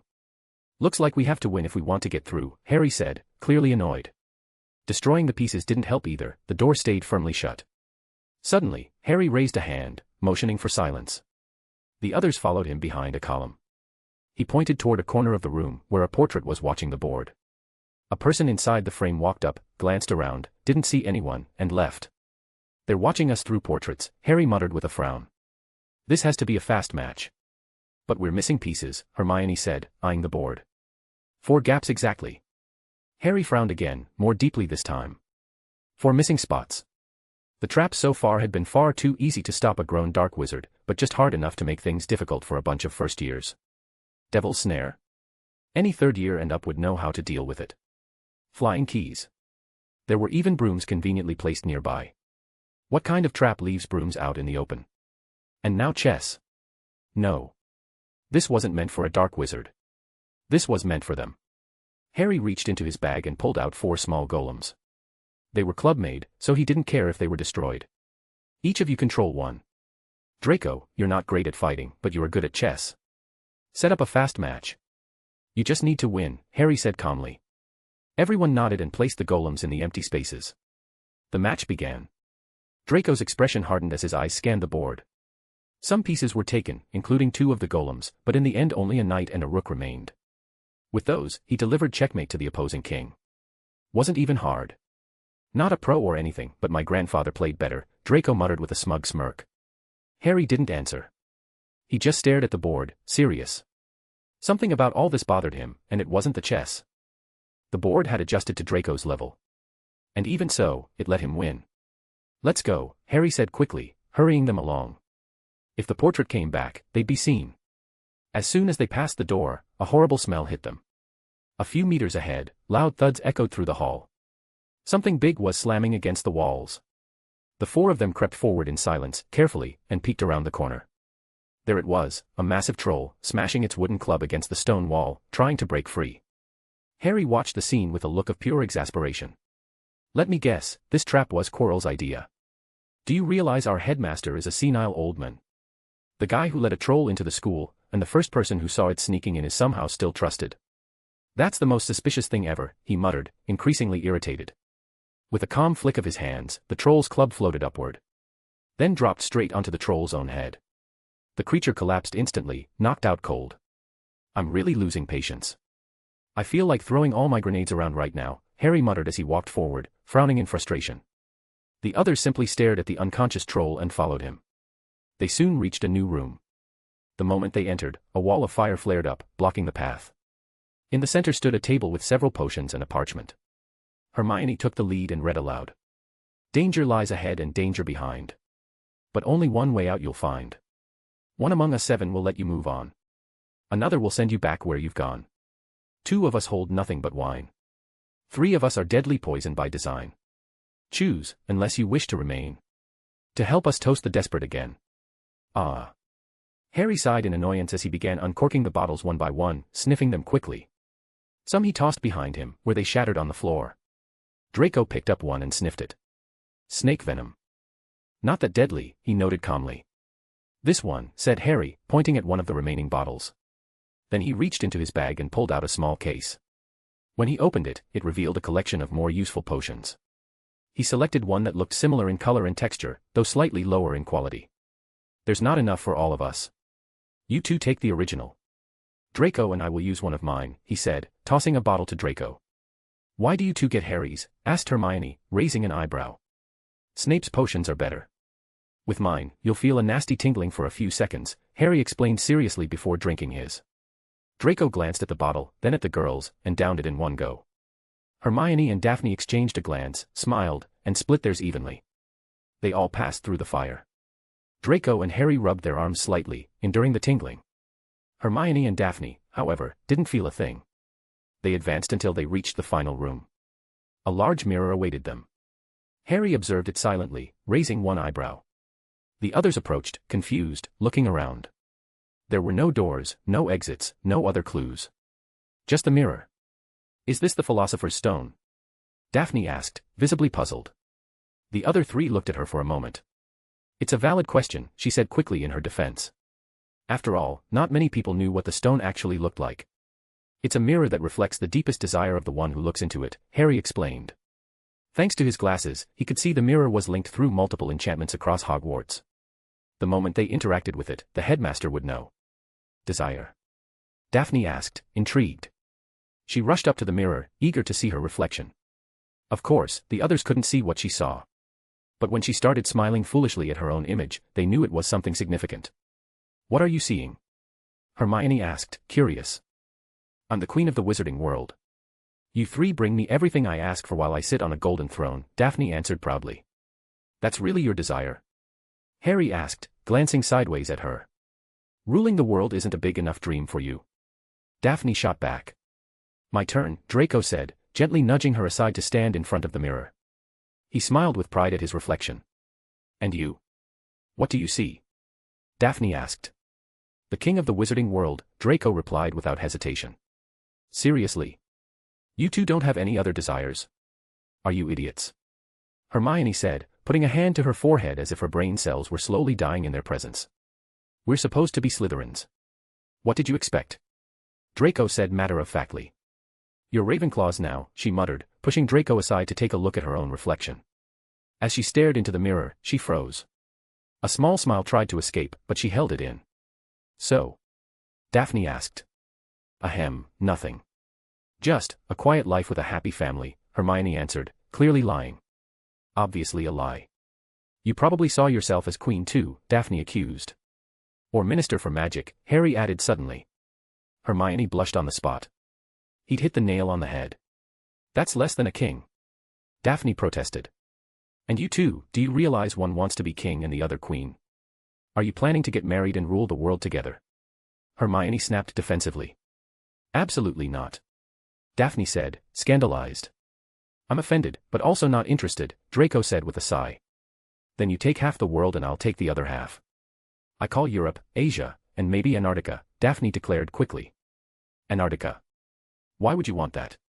Draco asked, more intrigued by her reasoning than the ridiculous conversation. Looks like the kind of place hiding a lot of resources, she replied with a surprisingly shrewd expression. And you, Harry? What did you see? Hermione asked. Harry turned toward the mirror. In his reflection, there was nothing, just himself, watching his friends bicker behind him. But that wasn't the mirror's magic. It was simply his current reflection. My wish came true a long time ago, he said with a calm smile. And for a moment, he remembered that day. The day he opened the Dursleys' front door. A memory he would always treasure. Because that was the moment his life, his destiny, began to change. Anyway, time to leave a little present for the next intruder, he added quickly, changing the subject. Then, his smile turned dangerously sharp. Liz. Gris. The two house elves appeared instantly. Get ready to take the entire mirror, and us. Make sure to leave no traces behind, Harry ordered, turning around to start walking back through the traps. Chapter 87, Checkmate, Headmaster. Checkmate, Headmaster. It's ready, said Harry, as he looked at the small chest in the middle of the room. Thanks to his special glasses, he could see how all the magical connections that had once tied the mirror to the castle's traps now flowed into this new object. All thanks to the efficient help of the two house elves. With a barely dark smile, he added. Let's go. He turned to the others and calmly said. Remember to leave the mirror at the mansion. Oh, and if you can extract the Philosopher's Stone, please send it to Mr. Flammel. Without another word, the house elves nodded, took the mirror and the students, and vanished with a soft pop. They reappeared in the center of Ravenclaw's common room, dropped them off with Liz, and disappeared once more, as if they had never been there. Harry pulled out the Marauder's map, scanning the hallways quickly. All the professors were currently escorting Fluffy back to his place, while Red, of course, had managed to sneak away at some point and was now calmly approaching the common room entrance. Harry went to open the door. Red walked in, tail wagging with such pure joy that it was hard to believe he'd just participated in a highly illegal operation. Harry gave him a pointed look. You were part of this chaotic little masterpiece too. Great, maybe now we'll have a few normal school days, Draco sighed, exhausted. The best part of using something as bait is when it's not even in the castle, said Daphne with a satisfied smile. I wonder what faces they'll make when they realize the stone is gone. Quirrell or Dumbledore, Harry said, grinning mischievously. I'm going to bed before you come up with another crazy idea, Hermione announced, turning around. Oh, but there's one more thing, said Harry, stopping her. What now? She asked, looking at him seriously. A dangerous Cerberus was walking through the halls of the school. Don't you think our parents should know? Actually, all the parents should. Harry smiled. Sometimes you really are a demon, Draco murmured with a slight smirk. The next morning. Hello, Hagrid, said Harry as he saw the giant walking down the halls with a worried expression. Oh, hey, Harry. Good to see you're all right, Hagrid replied with a faint smile. Those scratches and bruises, were they from Fluffy? Harry asked, pointing at the visible marks on Hagrid's arms. This? Nah. This was from a bit earlier, Hagrid said, looking slightly embarrassed. Then he caught Harry's tone. So, you found out. Sorry, Hagrid. We actually discovered it and told Professor Flitwick. It's all right, it's all right. Better that than someone getting hurt by accident, Hagrid sighed. Though, it looks like Fluffy's little escape gave the headmaster some trouble. That's why I've got to take him out of the castle. He's not going to get in trouble, is he? Asked Harry, feigning concern. Luckily, no. The headmaster took responsibility. Fluffy's safe, poor Dumbledore, said Hagrid with a tinge of sadness. Yeah. Poor him, Harry repeated, with an almost imperceptible smile. Harry. We've been looking for you, said Hermione, approaching with Draco and Daphne close behind. Hello, Hagrid, she added calmly. Hi, Hermione. And you lot too, Hagrid said, nodding to the three. How strange, you've got the same marks as Sirius, Daphne noted with a curious look. Hagrid coughed slightly, clearly nervous. It's true, Harry. Your godfather came by. Went to speak with the headmaster, added Draco. Hagrid's expression immediately shifted to one of worry and urgency. I've got to go see the headmaster. I'll tell him Fluffy is my pet, he muttered, getting ready to run. If you do that, they'll probably fire you, or worse, send you to Azkaban. Bringing a dangerous creature into the school isn't exactly a minor offense, Draco said, completely serious. Hagrid froze mid-step. For a moment, he paled, as if a horrible memory had just resurfaced. Harry noticed, and raised an eyebrow. Don't worry, Hagrid, Harry said in a calm, reassuring tone, though with just a hint of sarcasm. Headmaster Dumbledore has a lot of political power. He's Supreme Mugwump of the International Confederation of Wizards, and most of the Wizengamot supports him. He's respected throughout the magical community. The half-giant nodded firmly. You're right. Dumbledore is very respected. If he needs my help, I'll give it without hesitation. I'd better go now, before they come up with excuses to blame him. And with that, Hagrid walked away with determined steps. Harry watched him leave in silence. Did you notice? He asked suddenly. Hagrid's very easy to read, said Draco, nodding. Do you think he's brought in dangerous creatures before? Hermione asked, serious. Should we investigate? Asked Daphne, her eyes lighting up with curiosity. Nah. Let's just enjoy our school year like normal students, said Harry, watching Hagrid's retreating figure. And watch the world burn at the director's feet. Mr. Black, it seems that ever since you took your new position, I've seen you more often than when you were a student, Dumbledore remarked with a soft smile, watching the men seated across from his desk. Sirius didn't respond immediately. He was leaning back slightly on the sofa, one arm draped over the backrest, the other propping up his chin. His gaze was cold, serious, very different from the warmth he showed when he was with Harry or any member of his family. There was something aristocratic, proud, and calculating about him now. No trace remained of the reckless, playful man he often pretended to be. This was the face he wore when the name Black meant power. You're right, Dumbledore, he finally said in a low voice. Even back when I was in the Order of the Phoenix, most of the time you simply sent out instructions, commands. Like a puppeteer pulling strings from the shadows. His words were sharp. Not an outright accusation, but close. Dumbledore's brow furrowed slightly. If you're referring to the trial. I'm not interested in the trial anymore, Sirius interrupted with a dismissive gesture. If anything, it opened my eyes. Enough to see certain inconsistencies. Not spotting the spy. Not placing protection around the Potter and Longbottom families when you knew they were in danger. Holding James's invisibility cloak when he needed it most. The attack on the Potters, followed immediately by the Longbottoms, even though they were the very two families you said needed safeguarding. He paused, each word deliberately slicing the air. But that's not why I'm here, he added coldly. We were at war, Sirius. And in every war, there are casualties. But we also saved many lives. More Gators, perhaps, Sirius said with a sarcastic smile. After Voldemort fell, they all claimed they were under the Imperius curse. And what did you do? You disbanded the Order. You didn't hunt them down. You didn't stop them. You just let them go. It was a political war. If we had gone after them, we could have caused more problems than solutions, Dumbledore replied firmly. Interesting. Because I remember being sent to Azkaban without a trial. Labeled a Death Eater, and no one spoke up for me. And yet those others walked free with ease. And you did nothing. Dumbledore held his gaze for a few seconds. When he finally spoke, his tone had deepened. Tell me, Mr. Black, why are you here? If it's to drag up the past, I don't think your new title will be of much use to you. I said it before. I'm not here for myself. I'm here because the parents of Hogwarts students are worried about their children's safety. If you're referring to Fluffy, that was an unfortunate incident caused by a small chaotic dragon, Dumbledore replied neutrally. But the dog was contained, and no one was hurt. Chaotic dragon. You mean Red, Harry's pet? Sirius asked, narrowing his eyes. And how are you so sure he caused the commotion? More importantly, why is there a Cerberus in a school? Some portraits saw Harry's creature heading toward the room where Fluffy was kept. Shortly after, they were seen walking the halls together.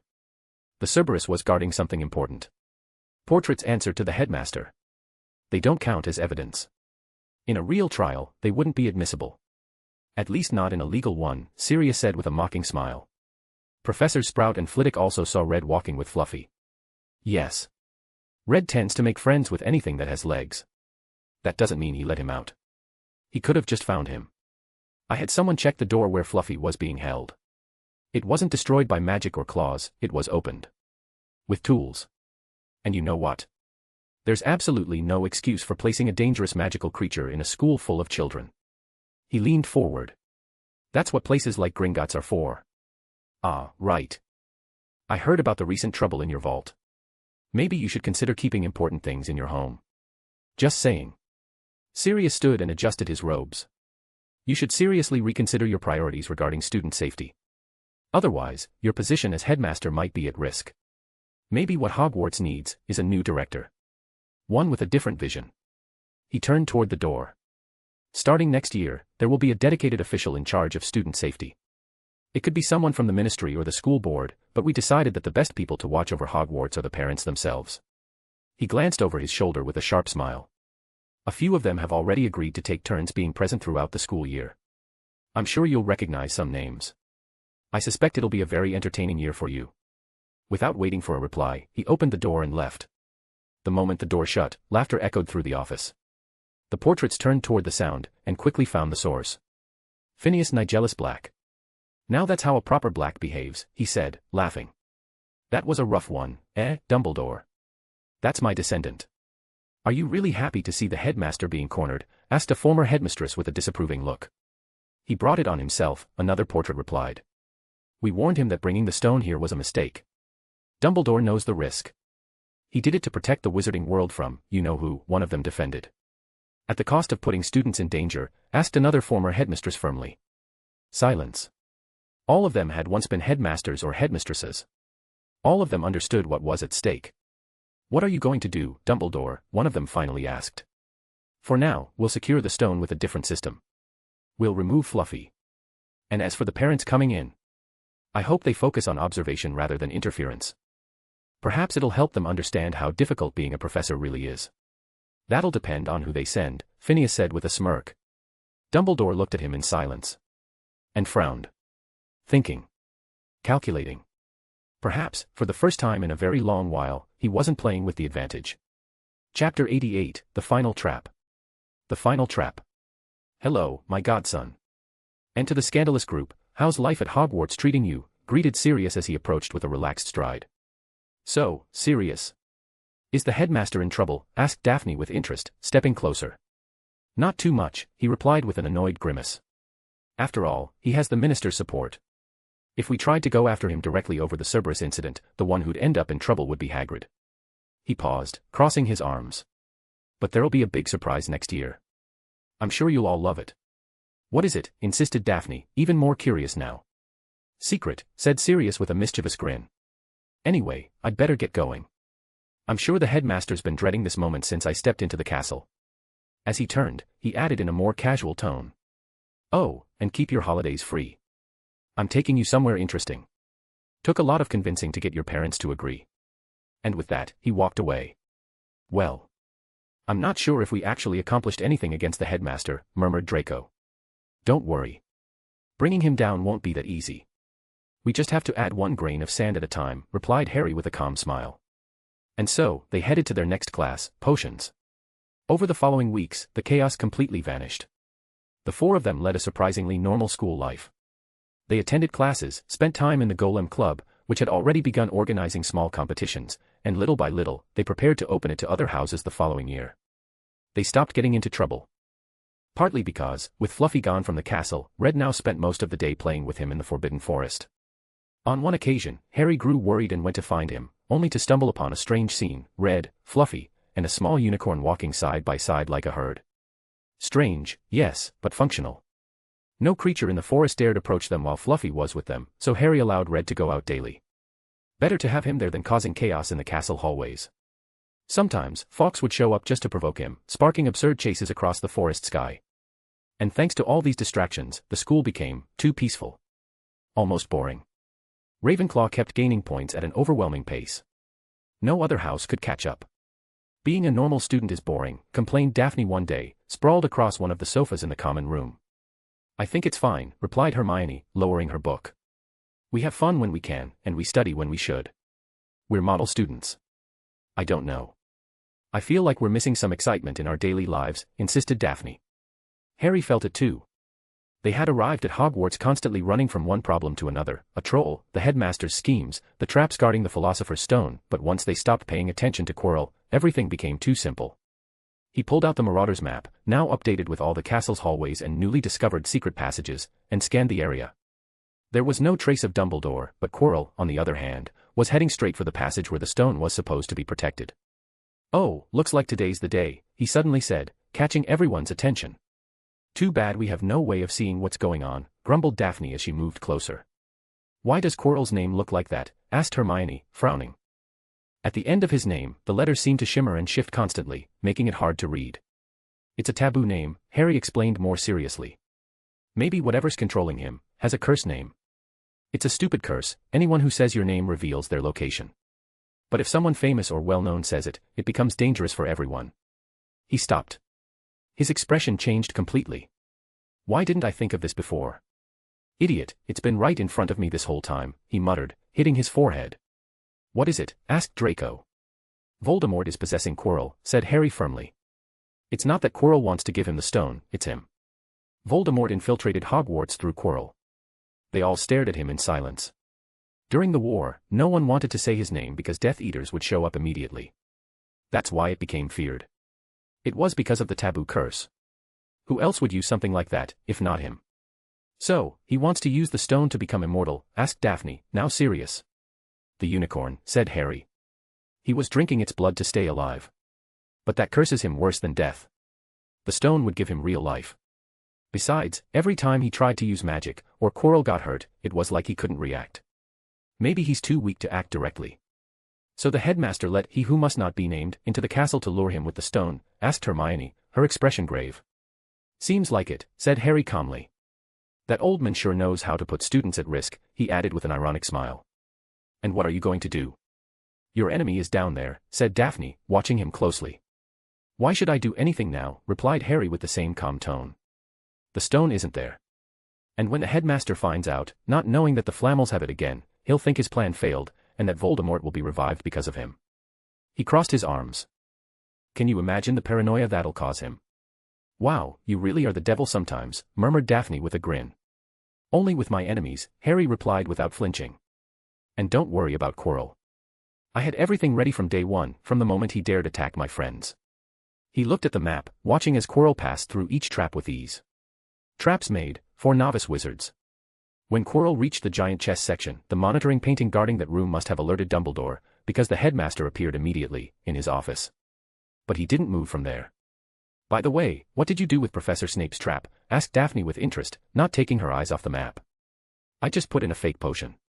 Pretty simple, Harry replied calmly. They kept watching as Quirrell advanced even faster than they had during their own run. They saw him pause briefly in front of Snape's trap, and then continue. Even though they couldn't see the flames, they could guess where they were.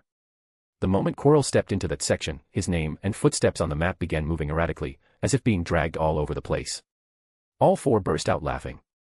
A few seconds later, the map stabilized, Quirrell had extinguished the flames and was heading for the final chamber, where the empty chest awaited him. Harry covered his ears. The others followed suit without question. Then it happened.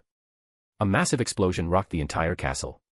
The walls shook, paintings fell from the walls, and a muffled roar echoed through the corridors. And it was only then, and only then, that Dumbledore vanished from his office, and appeared in the final chamber. Quirrell had somehow survived. He was crawling at full speed, covered in wounds, heading straight into the Forbidden Forest.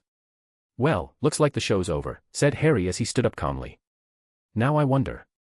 How many more nails does it take to seal the headmaster's career coffin after a huge explosion inside the school?" He smiled, though the smile didn't reach his eyes. "Woohoo! We're the villains today," cheered Daphne, clearly enjoying it. Without another word, the four of them left the common room. Even though curfew had already begun, they didn't seem to care. Using their invisibility cloaks, they moved through the hallways like shadows. In the forest. Ugh, ugh. Quirrell panted, leaning against a tree, covered in wounds. He desperately searched through his belongings until he found a vial with a thick, silvery liquid, unicorn blood. He drank a few sips. A pale glow ran down his throat, visible even through his skin. His wounds began to close rapidly, but then he doubled over in pain, writhing as his body tried to adapt. "Master, it was a trap." "That damn headmaster knew," growled Quirrell as he tore off his turban with trembling hands. "You think I didn't notice, you fool," spat the deformed figure on the back of his head. "He surely knows it was you now." "What do we do, Master?" Quirrell asked, fear in his voice. "Useless worm," growled Voldemort. "You ruined everything from the start. And that damn creature. If we can't get the stone, we'll at least take its corpse." "Yes, Master. And we'll get revenge on that brat too. We'll kill him. Him and all his friends," said Quirrell, a spark of madness in his eyes. "I don't care. When I recover my body, that boy will suffer the worst death imaginable, and everyone close to him as well. But now we can't do anything. With Dumbledore on alert, it's impossible. We retreat." Voldemort contradicted himself, showing that he had long since lost his mind. "Yes, Master," muttered Quirrell, disappointed. He stood up, pulling out his wand. "Watch out, idiot!" Voldemort shouted. But it was too late. A red flash shot through the trees and bit down on Quirrell's wand, snapping it with a loud crunch. A shadow darted into the bushes before they could see it. Quirrell turned pale. He recognized that attack. Harry Potter's dragon. "Where are you, you abominable creature?" he shouted, looking frantically around. He raised what remained of his wand, but only the handle was left. Fear overtook him. "TSK. Let me handle this," said Voldemort. Quirrell's body began to twist. His bones cracked, bending at impossible angles. Voldemort took control, and the body convulsed violently under his command. He raised a hand, conjuring a weak fireball, but enough. Even in that state, he was a master of dark magic. A crackling sound came from the branches. A small golem in the shape of a knight with a spear charged through the trees and pierced his leg. "Grr." Voldemort growled, hurling the fireball and shattering the golem into pieces. "Who's there? Show yourselves, brats. I'll kill you quickly, and maybe spare the purebloods among you," he shouted, spinning around. A sound made him look up. Another golem was dropping from the branches, wielding a large sword. It hit him in the face. "Arg!" Voldemort screamed, sending another fire blast that turned it to ashes. But then he saw them. A dozen small golems, each wielding a different weapon, were advancing in formation, as if they knew what they were doing. "Trash!" he roared. He intensified the flames, creating a fiery circle around himself. Anything that passed the line turned to ash. But red appeared again. He leapt through the flames as if they didn't exist and bit into Voldemort's arm, tearing it off. "Aya!" screamed Quirrell from the back of his own head. "Tisk!" spat Voldemort, staring at the bloody stump. He tried to use his other arm, the one he had regenerated himself. Red backed away, on guard. But before he could strike again, a blow to his back sent him flying. He rolled through the flames, screaming, engulfed in his own fire. "Arghh!" he shrieked. He used magic to extinguish himself and looked up. Just in time to see the unicorn. Glaring at him with hatred, scars on its side showing it was the one that had survived before, now standing. And with fresh blood on its horn. "Filthy creature!" Voldemort shouted with rage. But he didn't have time to move. A gigantic paw slammed him into the ground. He looked up, and three enormous snouts stared down at him with wild interest. Fluffy. Meanwhile, Harry and the others were watching from a corner not far away. "Well. Looks like everything's taken care of. Let's go," said Harry, turning around. Hermione turned too, clearly not wanting to see what was about to happen. But a wet, unpleasant noise could be heard. Daphne watched for one more curious second, then grimaced. Draco didn't want to look either. "Aya!" A scream suddenly rang out. The four of them turned quickly. A ghostly figure was flying through the trees. Voldemort. He turned toward them, and shot forward straight at Harry. "Harry, look out!" the three shouted in unison. Harry instinctively raised his hand, but the spectre passed right through his body. And Harry collapsed. Unconscious. Chapter 89, The Day Hogwarts Fell. The Day Hogwarts Fell. A/N. I just realized I was heading in a certain direction, and Red had already destroyed Tom's diary, so the part that would have been the second book was going to change. I don't think it'll be inconsistent, but just in case, it happened because I slightly forgot. Sorry about that. Harry had a dream. But not a normal one. In it, his parents were alive. They played together, traveled, laughed. Wanda lived next door, as if she had been adopted as Lily's sister instead of Petunia. So every night, Harry would either sleep at his parents' house, or at hers. They took turns. Always surrounded by love. He grew up happy. He went to school with his friends, graduated, became a respectable adult who still met with his family every weekend. Even Red behaved. There was no darkness. No fear. A perfect life. A beautiful life. Harry began to wake up to the sound of voices nearby. Hermione was speaking quietly to someone. "Yes, Aunt Wanda. I'm sorry we didn't call you sooner," she was murmuring. Harry said that if something like this happened, we should try not to worry you. Because he feared that, well, they say he's fine. He just fainted from exhaustion. We saw him move, so we weren't too worried. How many days? 3 days.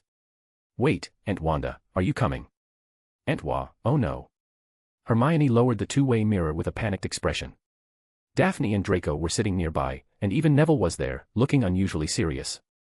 When Harry opened his eyes, they all rushed over. "Harry. Are you okay?" asked Hermione. "Yeah, what happened?" he said, still dazed. "Well, that ghost went through you, and you passed out," Daphne explained. "We brought you to the infirmary. Fluffy helped, and Red led the way back into the castle. It was chaos. But we asked Red to take Fluffy back to the forest. We also told Sirius that Fluffy helped you, so there shouldn't be any trouble. That bastard, he made one last attack. I need to stop letting my guard down like that, it could cost me dearly," muttered Harry, putting a hand to his head. "Don't worry," said Draco. "We didn't tell anyone what really happened. We just said someone ambushed you near Hagrid's hut and then fled into the forest." Harry blinked. Then suddenly, his eyes flew wide open. "Did you just call my mum?" he asked seriously, abandoning all other thoughts. "Well. I know you said to only call her in a life-or-death situation," Hermione answered nervously. "But you were unconscious for 3 days." Harry didn't wait another second. He shot up, threw on his robes, ignored the nurse trying to stop him, and bolted straight toward the Great Hall. All the students were having lunch when Harry burst into the hall with a serious look on his face. He walked without stopping, eyes fixed on the ceiling. The professors looked at him in confusion. Except for one. Dumbledore watched him with a look of genuine concern, one no one had ever seen from him before. And then it happened. The ceiling of the Great Hall groaned. Bricks floated. The castle's magical protections shattered like broken glass. A torrent of red energy poured in from every direction. A crimson aura held up the ceiling, and lifted it. The towers of Hogwarts floated in the sky. The air filled with raw power. And they all saw her. That figure floating above them. Wearing a completely red suit with black accents. A glowing tiara on her forehead. Her fiery red hair flowed as if alive. Her eyes, red, cold, furious, imposing. The Scarlet Witch. Wanda Maximoff. Her gaze swept over everyone present, and it was as if time itself froze. Every student, every professor, felt their pulse quicken. It wasn't fear. It was a warning from the universe itself. This woman could decide the fate of everyone in that hall with a single gesture. Her eyes landed on the professor's table. And they felt more than fear. They felt a primal urge to run, even though their bodies refused to move. As if their magic refused to disobey her. "Mum, I'm okay," shouted Harry, raising his arms. His voice trembled not with fear, but with worry that she might lash out because of him. Wanda looked at him. And her eyes softened. The professors could breathe again, though the ceiling still hovered above them.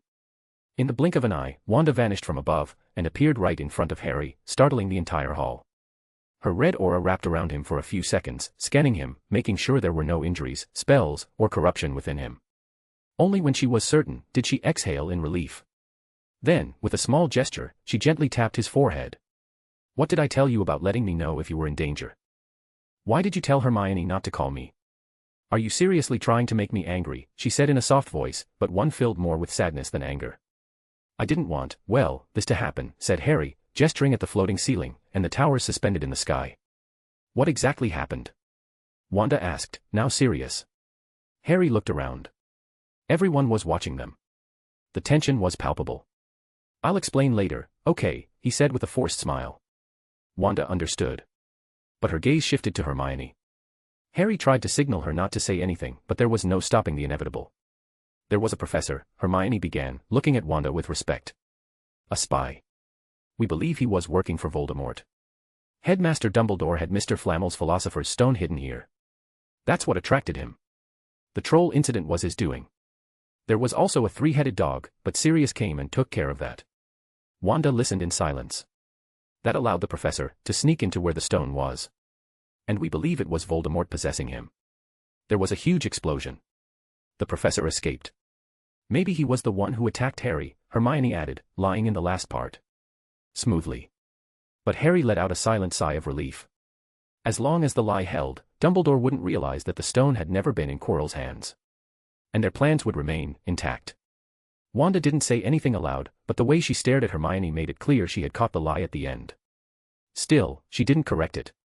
She simply turned around and stared directly at the headmaster and the professor seated at the staff table. "Endangering the students seems we're far from being the safest school in Europe," said Wanda in a low but firm voice. "I've already heard about the Cerberus. That's why, next year, I had planned to be one of the mothers present at Hogwarts to supervise the students' safety." Her gaze darkened. "But allowing a spy, worse, a servant of that abomination, to get close to my son." The walls of the school began to tremble. Some students grew visibly nervous, especially one with the last name Caro, who was doing everything possible to become invisible. "Mrs. Maximoff, I assure you everything was under control. No one was in danger at any moment," Dumbledore responded in a calm voice. "I've been watching Professor Quirrell since day one. If you'll allow me, we could speak in private, in my office. Hogwarts remains a safe school. I can promise you, this was just an isolated case." At that moment, several flashes of apparition flooded the Great Hall. The newcomers appeared one after another. Edward Greengrass and Celine, Narcissa, Sirius, with Tonks for some reason. Wendell and Susan Granger, brought by Liz. And Pandora with Luna, escorted by Gree. "Wanda, what happened?" "You just vanished," exclaimed Celine with a serious expression. "And why is apparition working inside the school?" Apparently, the families had been gathered peacefully when Wanda suddenly transformed and disappeared flying, surrounded by her red aura, but not before telling them all to transport themselves to Hogwarts. Then they saw the floating ceiling above their heads, and Wanda staring down at Dumbledore with a solemn look.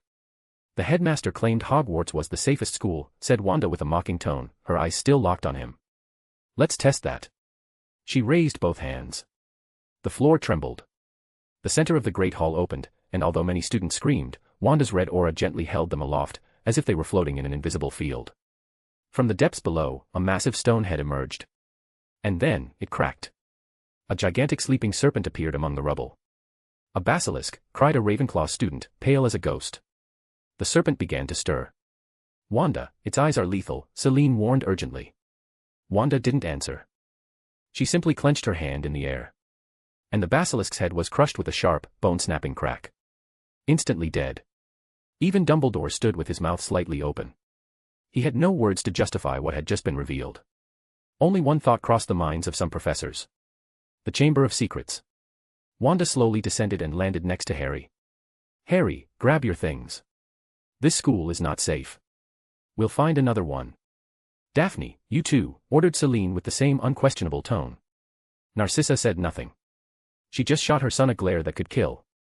Wendell and Susan didn't fully understand what was happening, but they hugged Hermione with unwavering resolve. "Wait, Mum," exclaimed Harry, raising his voice. "I still want to go to Hogwarts." Daphne, Hermione, and Draco quickly nodded, defying their parents' fury. The adults looked at them, frowning. "Please. Sirius is now the new representative on the school board. He can inspect the school from top to bottom. Fix the problems. Even replace the headmaster, added Harry, glancing sideways at Dumbledore. Wanda turned her gaze to Sirius. The men blinked, caught between his godson's expectations and the piercing eyes of half the hall. Ahem. I'll do my best, said Sirius, more like a question, which didn't exactly inspire confidence. The parents gathered for a few seconds, whispering amongst themselves. Are you sure? Yes, it could be interesting. Then we can. But if something happens again, we'll blame Sirius. Can't we just replace him instead? How about this plan? Sounds good. I guess it could work. All right. Then we'll do that. Wanda looked back at Harry. You won't be going to Hogwarts next year, she declared. The four of them lowered their heads. Because, too much needs to be repaired, she added, glancing at the cracks in the walls, the destroyed runes, and the ceiling still floating above. Even with magic, it would be difficult to restore the school's defenses. So next year, we're sending you to Beauxbatons. It'll only be for a year. Then you can return. I'll present it as a foreign study program. I'll make sure no student falls behind in their education. As a representative of the school board, said Sirius, raising his hand, I'll convince the board to officially authorize the exchange. They'll receive grades based on their performance. It'll be an international school alliance. Everything will be covered by the families present. A unique experience. Wait. Please, you can't. Dumbledore tried to interject. You shut up. Celine snapped coldly. It's your fault the students were in danger. Edward, standing behind her, looked at him with pure, unrelenting frost. The Hogwarts students looked at one another, and a wave of excitement swept over them. A new school. A new country. A new adventure. Whoa, they all shouted in excitement. TSK. Why didn't someone destroy the school when I was a student? Tonks muttered, arms crossed, utterly indignant that she never got a cool experience like this. Chapter 90, 1 year ends, and a trap begins. 1 year ends, and a trap begins. Alright, let's keep this quick. Back when I was a student, the most boring part was always the long welcome and farewell speeches, said Sirius with a half-smile as he stepped forward in front of the professors. I'll contact the school board and do everything I can. Still, expect good news. Tomorrow, you'll return to your homes as planned. The board will send a notice to your parents, so don't worry about any of that. Then, with a more relaxed smile, he added. Now, have fun. Everyone applauded, and although Headmaster Dumbledore looked slightly annoyed for a moment, he eventually joined in, clapping alongside the students. Families began leaving shortly after, leaving the four friends behind to return the next day on the Hogwarts Express with the rest. Of course, Wanda would remain nearby, just in case. That afternoon, the students shared laughter, jokes, and conversations about which school they might attend next year. Some were excited, others not so much, afraid of being separated from their friends. Harry, meanwhile, stayed quiet for a few minutes, thinking about the plans he had prepared to mess with the headmaster. After all, they might still be useful. He knew that, for now, there was nothing he could truly use against him. Dumbledore knew nothing about the basilisk, Salazar Slytherin had hidden it well. Nor could the headmaster be blamed for Quirrell's infiltration, since the men had never harmed any student. Not even Fluffy had caused any real damage, despite being hidden in one of the school's rooms. Perhaps they could accuse him of endangering students, but if Dumbledore claimed the Cerberus was his, who would dare challenge the war hero? Still, planting doubt was a start. Discrediting him little by little, even if it was just one grain of sand at a time. Harry, your mom is absolutely terrifying, said Terry bluntly the moment they walked into the common room.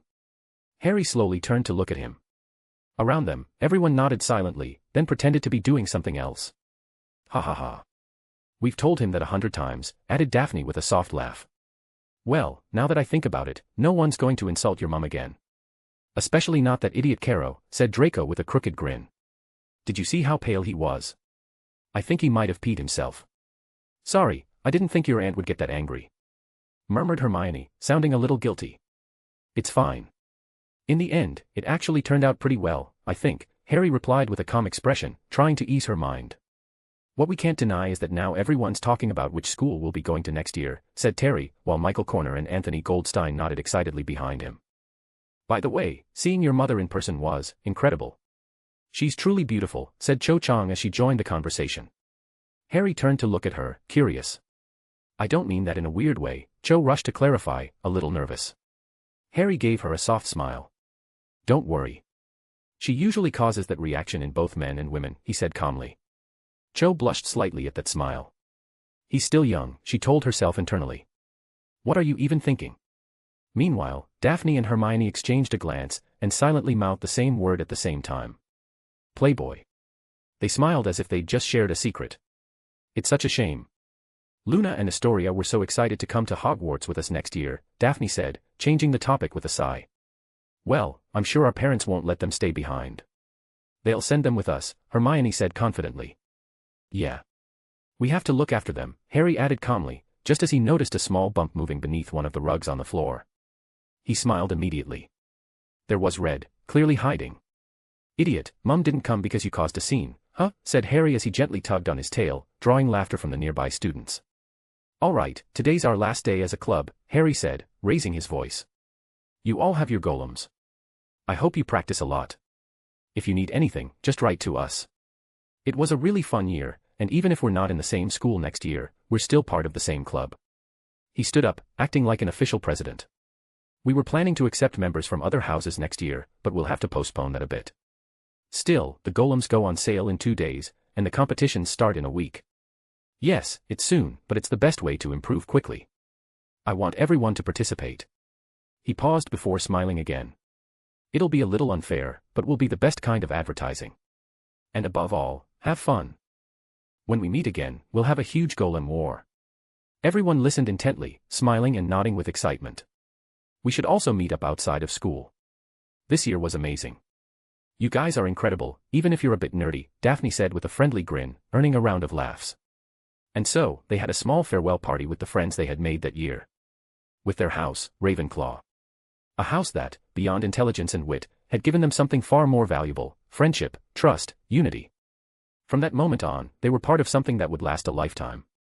The next day, they all boarded the Hogwarts Express, heading home to reunite with their families, carrying a new bond in their hearts, and memories they would never forget. Today, Harry and the others were sitting around, working on improvements for the golems they had planned, when the doorbell rang in a hurried, impatient tone. Harry immediately recognized the way it had been rung and rolled his eyes as he got up to answer it. The moment he opened the door, his godfather's excited face appeared out of nowhere. What's up, Pop? Are you all ready for an adventure with the old men? Sirius asked, overflowing with enthusiasm. Pass, Harry replied flatly, and slammed the door in his face without a hint of mercy. Instantly, the door started rattling again with rapid, noisy knocking. Harry let out a long sigh, and opened it once more. What do you want, Godfather? He asked coldly, staring at his overly excited godfather, who now wore a betrayed-looking grimace. Come on, pup. It's something really interesting. I already asked your mum for permission. And the others' parents too. I'm sure they'll be into it, Sirius said, refusing to back down. Daphne, upon hearing those words, lifted her head with interest, clearly listening now. Sirius seized the opportunity immediately. If he couldn't tempt his godson, maybe he could win over the allies. It's a strange crypt near Stonehenge, he said loudly enough for everyone to hear. Hermione and Draco both looked up, but Daphne had already walked closer to the door.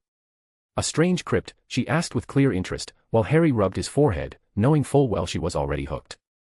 I don't know much. Some cursebreakers opened it, but it was full of traps and riddles, Sirius explained, throwing a quick glance at Hermione. And, as expected, the word riddles made her hesitate, clearly tempted. Draco watched his two friends carefully, noticing how both seemed to be falling for the trap set by a very dangerous man. But he wouldn't be so easily tempted. They also found several skeletons with ancient swords and armor. Looked like knights, they even had the emblem of the Round Table, Sirius added. Draco, who only moments ago had been proudly thinking he wouldn't fall for it, now congratulated himself for not saying anything out loud, because clearly, he already had. There were also some strange magical objects with old alchemy. They were defenses, though most of them no longer worked due to their age. But if we figure out how they were made, we might find ways to improve your golems. Which, by the way, are trending in sales right now, Sirius said with a triumphant smile, clearly seeing that he had 3 out of 4 already hooked. Luna and Astoria weren't around, as they had gone shopping with Celine and Pandora. Since they would be attending Beauxbatons with Harry and the others next year, they wanted to buy some pretty clothes in advance. The rest didn't even consider joining them. Going shopping with those two women was exhausting. Meanwhile, Wanda and Narcissa were busy at the Wizengamot, trying to have Headmaster Dumbledore removed from his position. Edward was present as the leader of the neutral faction, supporting them. Sirius had given his vote to his cousin Andromeda, who was now seated in his place. Even so, removing Dumbledore was still a nearly impossible task, not only because he was chief warlock of the Wizengamot and supreme mugwump, but also because Minister Fudge was basically his lapdog. Fudge had only risen to power thanks to Dumbledore's support, and although he was ambitious, he still saw Dumbledore as useful, so he was defending him with everything he had. Basically, that's why Sirius decided to take the kids with him. First, to escape his own responsibilities. And second, because every other adult would have refused, had they known where he was really taking them. Because, technically, Sirius hadn't lied. He had told them he was taking them somewhere fun. He just forgot to mention it was a dangerous crypt full of traps and ancient stuff. Harry glanced at his friends. All of them looked clearly interested. Even Red had wandered over, wagging his tail in excitement. "All right. Let me go pack a few things," said Harry with a sigh before heading to his room. "Me too," shouted Draco, Hermione, and Daphne in unison before rushing off to their homes. Hermione left through the front door, while Draco and Daphne vanished through the fireplace. Chapter 91, Explorers, Lies, and an Irresponsible Godfather. Explorers, Lies, and an Irresponsible Godfather. Sirius raised an eyebrow as he looked at the kids. They were all dressed like little explorers, with backpacks on their shoulders and even wide-brimmed hats that looked straight out of an old movie.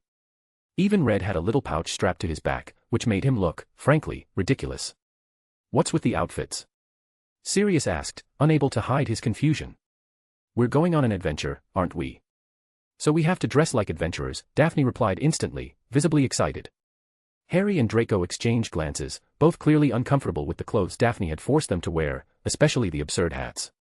Sirius narrowed his eyes as he noticed something else. "And the whip?" he asked, pointing at the one hanging from Daphne's belt. "Adventure," she replied, completely serious. Even Sirius, who was usually pretty tolerant of chaos, couldn't quite understand how that girl's mind worked. But seeing how excited they all were, he smirked. "Why not? All right, kids. Time to head out. We'll use apparition, so grab my arm." "Wait a second," Hermione said, raising her hand. "At the end of the school year, we were told that our wands still had something called the Trace. It's supposed to prevent underage wizards from using magic outside Hogwarts, right?" Sirius nodded with a sideways smile, like someone bracing for the logical question. "Well," she continued, "from what I understand, it doesn't detect magic from the wand itself, but rather any spell cast near it. So, apparating might trigger it. Don't worry, I know exactly how that little ministry charm works. We tried breaking it all the time when we were kids, though we never managed it," Sirius said with a touch of nostalgia and pride. "But we did figure out that it only activates in Muggle areas. And since the house you're living in now is protected and filled with powerful magic, I sent a formal notice to the ministry using my credentials as an associate member of the school board." He paused for a moment, maybe expecting applause. None came. "My mum put up a magical barrier that blocks all forms of detection inside the house," Harry said casually. "Not even the most powerful magical objects can enter without her permission. So the trace was disabled the moment we stepped inside." "Wow," Daphne whispered in awe. Draco nodded silently, clearly impressed. "She's amazing," added Hermione with a smile. Sirius remained quiet for a second, slightly frustrated that no one appreciated his bureaucratic efforts. "Anyway, to adventure," he said, placing his hand in the center for the others to grab.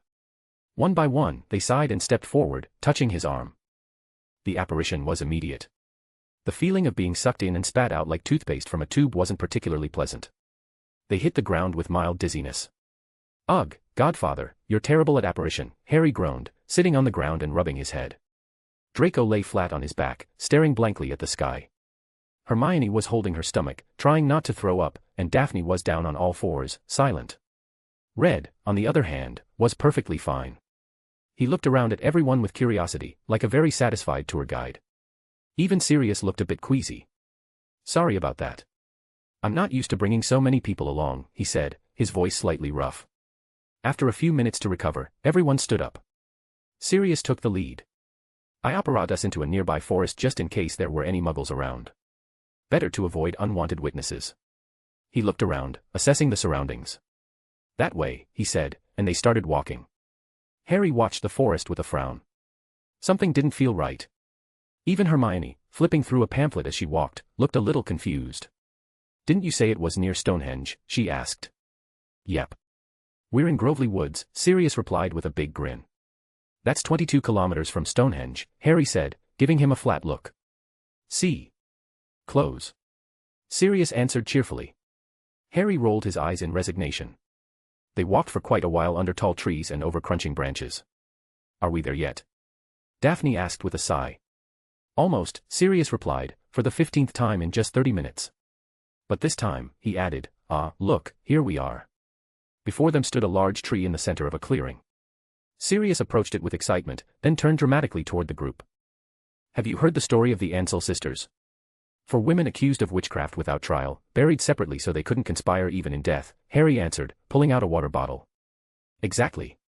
It said that trees grew from their graves. But now, only 3 remain, Sirius said, his tone darker. Were they witches? Daphne asked, intrigued. No, Sirius replied, his gaze turning grim. They were muggles. But the man who accused them was a wizard. A dark one. He used them as a cover while he was researching something ancient. Very ancient. And how do you know that? Draco asked, skeptical. I found his journal while cleaning my house. Apparently, my great-grandfather killed him and took his research, but never bothered to look for this place. Actually, it was Tonks who found it. She'd been investigating for a while until her mother found out and grounded her for putting herself in danger. She even asked a cursebreaker to help with the main entrance. But the place was full of traps, so they didn't get far. And you brought us here? For students who just finished first year. While Tonks, a fully graduated witch, and her friend couldn't even get past the entrance, Harry said, fixing his godfather with a hard stare. Exciting, isn't it? Sirius replied with a mischievous grin.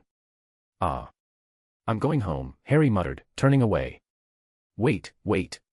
Come on, pup, it'll be fun, said Sirius, grabbing his shoulder. Your dad and I used to do stuff like this all the time. One time, we accidentally woke up a mummy in Egypt. It was epic. How do you accidentally wake up a mummy? Hermione asked, a mix of disbelief and resignation in her voice. Harry sighed, lowered his gaze, and then spoke calmly but firmly. Godfather. I'm glad you want to spend time with me, really. And I understand that you miss my dad. But you need to accept that I'm not him. I'm younger. And I'm your godson. You're supposed to protect me. That's why I mess with you sometimes, or why the other adults still don't take you seriously. Sirius blinked, as if he'd just been hit with a harsh truth. He fell silent, looking into Harry's eyes for a few seconds before scratching the back of his neck, guilt slowly creeping across his face. You're right, he said in a low voice. I'm sorry. It's just. I don't know how to reach you. I'm supposed to be a father figure, but mine was awful. And when I finally had one in your grandfather, well, I knew he wasn't really my dad either. Honestly, I would have loved to have someone who took me on wild adventures now and then. But, you know, safely. Harry stared at him in silence for a moment, then sighed. All right. Let's investigate a bit. But if it gets too dangerous, we'll call Liz or Gree to get Mum. Even though Harry often teased him and kept a cool demeanor around him, deep down he knew Sirius was the closest thing he had left to his father, flesh and blood. Remus counted too, of course, but his grandparents, much as he loved them, were just fragments of consciousness. They weren't really there. Sirius was his dad's best friend. Someone who had loved him, who had shared his childhood, and who had suffered the most after his death. Sirius's face lit up instantly.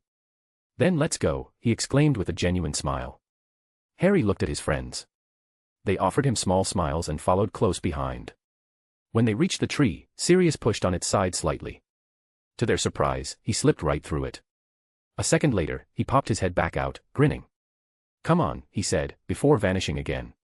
One by one, they followed. On the other side, they found a stone staircase descending underground. Sirius raised his wand with a lumos and started down without hesitation. The others followed. Harry pulled out his wand as well, with Red walking beside him like a tiny bodyguard. After a long descent, they reached a wider chamber. Before them stood a massive stone door with a large carved circle in the center, radiating a sense of age and mystery. Oh, so that's what you meant by the round table symbol, Draco said. Though to be honest, the round table didn't really have a logo or anything, so I was confused. Yeah, well, that was a little lie to catch your attention, Sirius admitted with a guilty smile. 2 lies out of 4, and we're just getting started, Hermione muttered, glancing around. The only things in sight were the stone walls, the grand door, and the stairs behind them. Look, this was a trap, Sirius explained, pointing to a stone on the ground. When he pressed it, it sank slightly like a button. This triggers a trap that fires poisoned arrows from the corners. What the? Harry said, taking a step back. There were tons more on the stairs, Sirius added. Tonks and her friend managed to disable most of them on the way down. There were hundreds. All 4 stared at him wide-eyed while Sirius kept pressing the button like a toy. They quickly stepped away and began looking around much more carefully, wands at the ready. Can you believe the Cursebreaker took a whole month just to open the tree entrance? Sirius said, shaking his head as Harry gently pushed him away from the button. And the door? Still sealed? Hermione asked, inspecting the stonework. I searched all around, but didn't find any mechanism. And if I called in treasure hunters or tomb raiders, they'd demand most of the loot. So I thought, why not turn it into a fun little adventure for you lot, my little nerds, he added, grinning again. It bothers me how you see the world, Godfather, Harry muttered, putting on his glasses to examine the symbol and the runes more closely. Hermione, meanwhile, knelt down and rummaged through her bag until she pulled out a massive reference book. You always carry books with you when you go out? Sirius asked playfully, peeking over her shoulder. If you're heading into an unknown place, the least you can do is bring information about similar ones, she replied without looking up, flipping through the pages quickly and lighting them with her wand. Draco was now feeling along the carvings on the door, tracing his fingers gently over the grooves, searching for something. Daphne, on the other hand, was sitting on a nearby rock playing with Red, spinning him like a ballerina. I found something, Harry said, catching everyone's attention. That circle seems connected to the entire door. It might open with a specific keyword. Like in Aladdin? Hermione asked with a hint of humor. Maybe, Harry replied, not smiling. But it could be thousands of words, Draco muttered. Maybe something spooky, since the place is kind of creepy, Daphne suggested, still spinning Red. Leave it to me, Sirius said confidently. He stood in front of the door and began, Death. Azkaban. Dementor. Taxes. Wait, taxes? Harry interrupted, staring at him in disbelief. Yeah. If you don't pay them, they're terrifying, Sirius replied with complete seriousness. Then he turned back to the door and added, Wanda. Women. The kids stared at him in silence. What? They're scary. Especially if they're your mums, he said defensively, raising his hands. Chapter 92, Seals, Shadows, and the Labyrinth of Veils. Seals, Shadows, and the Labyrinth of Veils. All we have to do is figure out what that circle means, said Hermione, frowning as she studied each line in detail. It could be Celtic, suggested Draco. It could also be related to the bards or druids. They made a lot of use of circular symbols, Harry added, running his gaze over the carving. Although, given its age, it could mean many things, he finished calmly. Then. Owen, said Hermione. Albin, proposed Draco. Tyrannies, said Harry. Sirius, who had stayed on the sidelines until that moment, walked over to Daphne and Red, who were silently watching the three of them trying to decipher the code. They really are little geniuses, he commented with a half-smile. Daphne nodded in amusement. Ouroboros, Harry pronounced in a deep voice. The ground trembled faintly under their feet. All eyes widened in surprise as the great circle carved into the door began to glow with an intense, ancient light. TSK, easy, murmured Sirius proudly, right before receiving the flat stares of Hermione, Draco, and Harry. After you, Godfather, said Harry, crossing his arms. All right. Leave the protection to me. Don't worry and stay behind me, declared Sirius with a slightly arrogant smile. He drew his wand and stepped confidently through the newly opened threshold.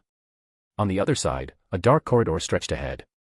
The walls were covered in inscriptions in all manner of ancient tongues, some so eroded they could barely be recognized, and others more recent, though even these had to be at least 1,000 years old. Harry adjusted his special glasses and began examining the floor for any sign of traps. Finding none, he let Sirius keep the lead while he focused on observing the walls. Among the engravings, there were also cave paintings, crude yet full of symbolism. Here's something we can understand, Hermione announced, beckoning the others over. They gathered around a section of the wall where a text was carved, which Sirius examined with obvious confusion. What language is that? Doesn't look like English, he said, raising an eyebrow. It's Latin, Harry replied casually. And you lot know Latin? Sirius asked, genuinely surprised. Mr. Flammel told us learning it would be very useful and sent us several of his books, Harry explained. Remember, some spells are at least partly in Latin. Besides, Uncle Edward said learning several languages would be good for our future and taught us German. Then Aunt Celine taught us French, Aunt Pandora taught us Greek, and my mother taught us Russian. It'll take me a few minutes to translate, said Hermione seriously, pulling out a notebook and carefully copying the letters. Only Harry and Hermione learned as many as they could. I only learned German, admitted Draco. Russian for me, added Daphne. You should enjoy your childhood more, Sirius remarked, pulling a face. We always have fun, Harry replied, but we also make sure that, when we're adults, we have a bright future and aren't. He stopped, fixing his gaze on Sirius but leaving the thought unfinished. Well. I'll go check the drawings while Hermione finishes. Aren't what? Sirius asked, following him. But Harry quickened his pace, dodging the question without looking back. As Harry examined the walls, he noticed something peculiar in the cave paintings. Some seemed to combine styles and techniques from different periods. They weren't as ancient as he'd first thought, and they certainly didn't match exaggerated accounts of a magical prehistory. From the strokes, it had to be the work of people after the birth of Christ, likely from a time when few understood the art of writing. After all, in those centuries, only nobles, scribes, and certain scholars mastered letters, the rest relied on oral stories and carved symbols. He leaned in, tracing the figures with his eyes. Again and again appeared the same image, a long-haired woman wielding a wand, standing alone against an army. By the style of the weapons and armor, most appeared to be muggles, but among them were also wizards. The scene repeated with variations, troops from different kingdoms and banners, all united against that same woman. "Guys. I have the translation," Hermione called out to the rest. They had scattered along the corridor, admiring inscriptions and drawings, but came immediately. Hermione flipped through her notes, brow furrowed, before reading aloud. The first text, carved with rough and solemn strokes, clearly belonged to a distant era. Hermione recited it in a slow, almost reverent tone. "Let perpetual rest and an unbreakable seal be granted unto the wicked one, the ravager of armies and scourge of the world, she who is the reign of curses and source of plagues, and cause of countless deaths. Immortal she is, and neither iron nor flame can take her life. The ancient voices speak of a horror that must be destroyed to end her existence, but that horror lies lost, and none have been able to find it. The wizards, even while hunted, joined their power to forge the seal. If you have come this far, it is a sign you hold the means to annihilate the horror. But let her not be freed, lest the ruin of the world begin anew. Year 983 AD, RR. There was a brief silence before Hermione looked up. But, there's something else carved beneath it. It's more recent, but no less troubling. Her voice shifted subtly as she read the second text, more dramatic and urgent. We sought to destroy the horror, but found there was another. The accursed witch escaped, and great turmoil befell the world, all was our fault. Our pride blinded us, and thus the great plague swept across all Europe. The non-magical blame us, and I fear the bonds of communion between our peoples will soon be broken. We shall give our lives to seal her once more. If you can, destroy the last horror, for the seal will not hold for long. Year 1349. Silence gripped the corridor, heavy as the stone around them. I think we should call my mother and the others, don't you? Harry said seriously. Yes, Hermione replied without hesitation.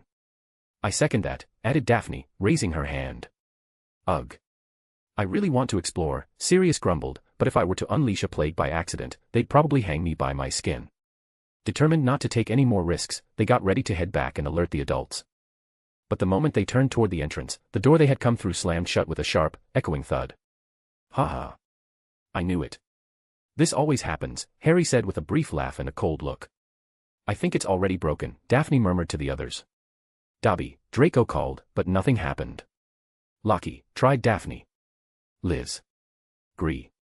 Harry tried, before sighing and rubbing his forehead. He glanced at Sirius with a disturbingly calm expression. Sorry, Godfather. My mum's going to kill you for bringing us somewhere dangerous. Sirius blinked, startled. Don't worry, brats. It's just some ancient witch or whatever. Modern magic has advanced for centuries since then. You're probably exaggerating. All our magic is based on the ancient kind, Hermione shot back. And there are spells from those times that are still far too powerful, like the 3 unforgivable curses. In ancient days, there were wizards who fought giant sea serpents every time they set sail. They call it ancient magic for a reason, Draco said, folding his arms. Back then, wizards were stronger because they faced monsters and horrors all the time. We just deal with psychopaths with delusions of grandeur, and hide from muggles, whom some wizards think are inferior, though in truth, they could probably wipe us out if they were our enemies, Harry commented. Wow, you're the most depressing discouragement squad I've ever met, Sirius snorted. At that moment, the unlit torches along the corridor flared to life one by one, illuminating the path. In the distance, a massive stone door opened with a muffled boom. The side walls began to tremble. Slowly, they started closing in on them. Great. Harry muttered with sarcasm. There was no time to think. They all began running toward the open door, even knowing it could be a trap. Staying put meant being crushed between tons of stone. The grinding roar of the moving walls echoed like thunder. The torchlight flickered, stretching the shadows across them. The 5 of them, followed by a small red dragon, sprinted at full speed. Dust thickened in the air, stinging their eyes, and chunks of stone crashed to the floor. They crossed the threshold only seconds before the walls met with a crash that made the ground shudder. Panting, they turned just in time to see the passage sealed behind them. When they looked ahead, they discovered a vast chamber lit by rows of torches and dotted with columns and posts. The sheer size of the place vanished into the darkness. Great, now we have to find a way out, Daphne remarked. Without thinking, Red trotted forward. Harry barely had time to open his mouth to stop him before the little dragon passed between two columns and vanished, as if slipping through an invisible veil. Red, Harry called, frowning. There, Hermione pointed. Far away, at least 100 meters, Red was spinning around in confusion. The moment he spotted them, he tried to run toward them, only to vanish again when he crossed another pair of columns, reappearing even farther away. What the hell? Harry muttered, adjusting his glasses to examine the strange invisible portals. But after a few seconds, he shook his head. After all, he had no real idea how that kind of spell, or whatever it was, worked. And you were saying ancient magic was obsolete, Daphne remarked, giving Sirius a pointed look. I never said that, Sirius replied quickly. Only, that maybe they exaggerated. The last part he mumbled under his breath, but not quietly enough for no one to hear. The group began to study their surroundings more carefully. The columns were arranged in a near-perfect alignment, forming a grid. It was obvious that this pattern created invisible walls that, when crossed, shifted whoever stepped through into another section of the room. Red, who kept appearing and disappearing in different spots, would look at them in confusion each time he reappeared, only to run toward them and end up teleported to yet another part of the chamber. It didn't take long for them to deduce that one of these walls was linked to another, so the only way to return to a starting point was to retrace one's exact steps. To test it, Hermione tore a sheet from her notebook and tossed it forward. The paper drifted through the air without disturbance and fell a few meters ahead, the spell's effect not activating. Sirius, on the other hand, decided to test with magic. He drew his wand and cast a light spell. The glow moved forward in a straight, undisturbed line. I suppose we'll have to split up and map out each route we take, Harry concluded in an analytical, confident tone. We'll try to keep close to one another. And you, Godfather, you'll be in charge of protecting us, just in case. Luckily, you can cast spells regardless of the portals. Happy to be the human shield, Sirius muttered, though a small smile tugged at his lips. Hermione was already prepared. She pulled several notebooks from her bag and handed one to each of them. Record every change in position. If we repeat the correct pattern, we should be able to find the exit, or at least get to Red. Everyone nodded, ready to venture into the invisible labyrinth. Chapter 93, Portals, Traps, and Golden Golems. Portals, Traps, and Golden Golems. Everyone crossed the invisible portals one after another, appearing in different directions and carefully jotting down each movement and result on a piece of paper. The air was filled with faint pops and brief flashes every time someone passed through one, as if the entire room were alive and watching. Sirius, however, ignored any attempt to follow a pattern entirely. He stepped into the first portal he saw, never once glancing at his paper, as if his master plan were absolute improvisation. Red, for his part, had been gone for quite some time. Perhaps he was lost somewhere in the distance, or perhaps chasing something only he considered important. Knowing him, Harry wasn't too worried. If there was trouble, the dragon was probably the trouble. Meanwhile, Harry kept his eyes fixed on his notes, comparing his scribbles with the paths the others were taking. Every time a teammate reappeared after going through a portal, he watched closely, as if piecing together an invisible puzzle. For a moment, he stood still, watching the others as an idea began to take shape. That's it, he murmured. He immediately raised his voice. Everyone, stop, he ordered. The group froze and looked at him expectantly. I think I've figured something out. He turned to Hermione. Hermione, go through the portal on the left. She didn't ask why. Trusting Harry completely, she stepped through the portal he had indicated. Harry tracked the exact spot where she reappeared. I've got it. It's not random. Each time you go in, you come out through a different wall, but it's always connected to the previous one. For example, if you enter through the south wall and come out through the east wall, you don't go back to the south, you keep going straight to the west wall. From there, you'll exit at the north wall, and the cycle repeats. If we follow the sequence without deviating, we'll find the exit. It's not that complicated. The trick is never turning. If you go through a portal and appear on another wall, just walk straight to the wall in front of you. No going back, no switching sides. That way, the portals will guide us out. To test it, Harry stepped forward and appeared several meters ahead, exactly where he expected. However, on the next transition, he didn't reach the predicted corner. Instead, he appeared further ahead in a different spot. And what about the empty spaces you skip? Hermione asked, frowning. She was only one square away from him, but if she tried to reach the same tile, the portal diverted her. You and I are close, but on different routes. Each portal follows its own jump pattern depending on the starting point. I move 2 squares at a time from here, and so do you, but your sequence is offset. Even if you try to step into my square, your portal will throw you 2 ahead from your position, not mine. To meet up, you'd have to restart from the same portal I used first. So there are several paths, right? Draco cut in. Could be, or maybe we just haven't found the real starting point yet, Harry replied. Then we'll have to keep moving separately until we see which one's correct, Hermione suggested. All right. Keep taking notes, just in case, Harry instructed. The group moved on, never turning, even when they appeared facing a corner. Over time, Harry noticed they were drifting farther apart. Half an hour later, he reached the far edge of the room and finally saw a solid wall. Looking back, his friends had already been diverted elsewhere. Should I go back, he wondered. Before he could move, a sound came from behind him. He turned his head to see part of the wall slowly sliding open. Approaching, he peered inside and found a wall-sized panel filled with glowing squares. Within them, colored dots moved from one spot to another, his companions, following neat paths. And in the middle of the display, one dot jumped around completely erratically, far too fast to track. Red. He murmured in resignation. Beside the panel, he noticed a button etched with faint runes. Through his enchanted lenses, a thin thread of energy linked it to the portals. Another trap, huh, he said with a sigh. I'm about to walk right into it. He stepped into the small chamber and inspected it.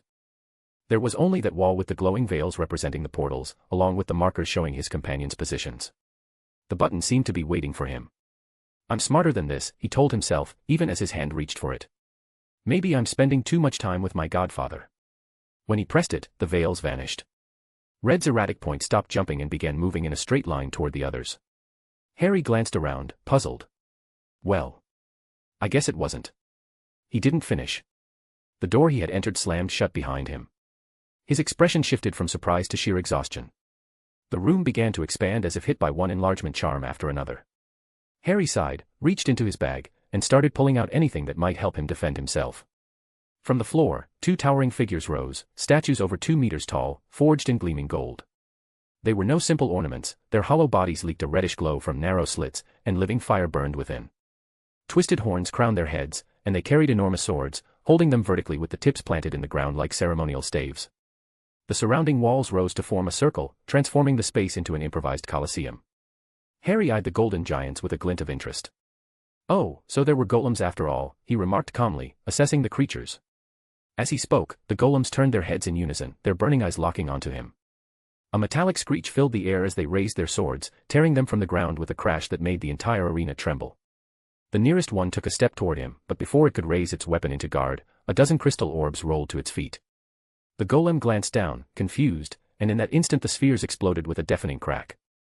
Fire and the shockwave hurled it against a wall, leaving its golden body dented and half buried in the rubble. Harry was no longer where he had been. Beneath the protection of his invisibility cloak, he had vanished before the blast. The second golem reacted instantly. It lifted its sword and blocked the flare that brushed against it. When the flames died away, only a massive hole remained in the floor, and its silhouette still stood tall, though scorched and with molten gold dripping from its hands. Even so, it moved forward with steady steps, turning its head in search of its prey. Suddenly, its eyes locked onto a precise point. With a metallic roar, it leapt toward it, sword raised high, coming down in a devastating slash. Harry rolled across the floor at the last moment, his cloak slipping partially from his shoulders in his haste. As he got to his feet, he hurled a potion at the exact spot where the sword would strike.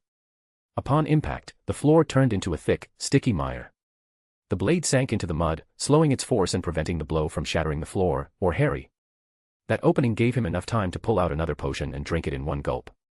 A wave of intense heat surged through his muscles.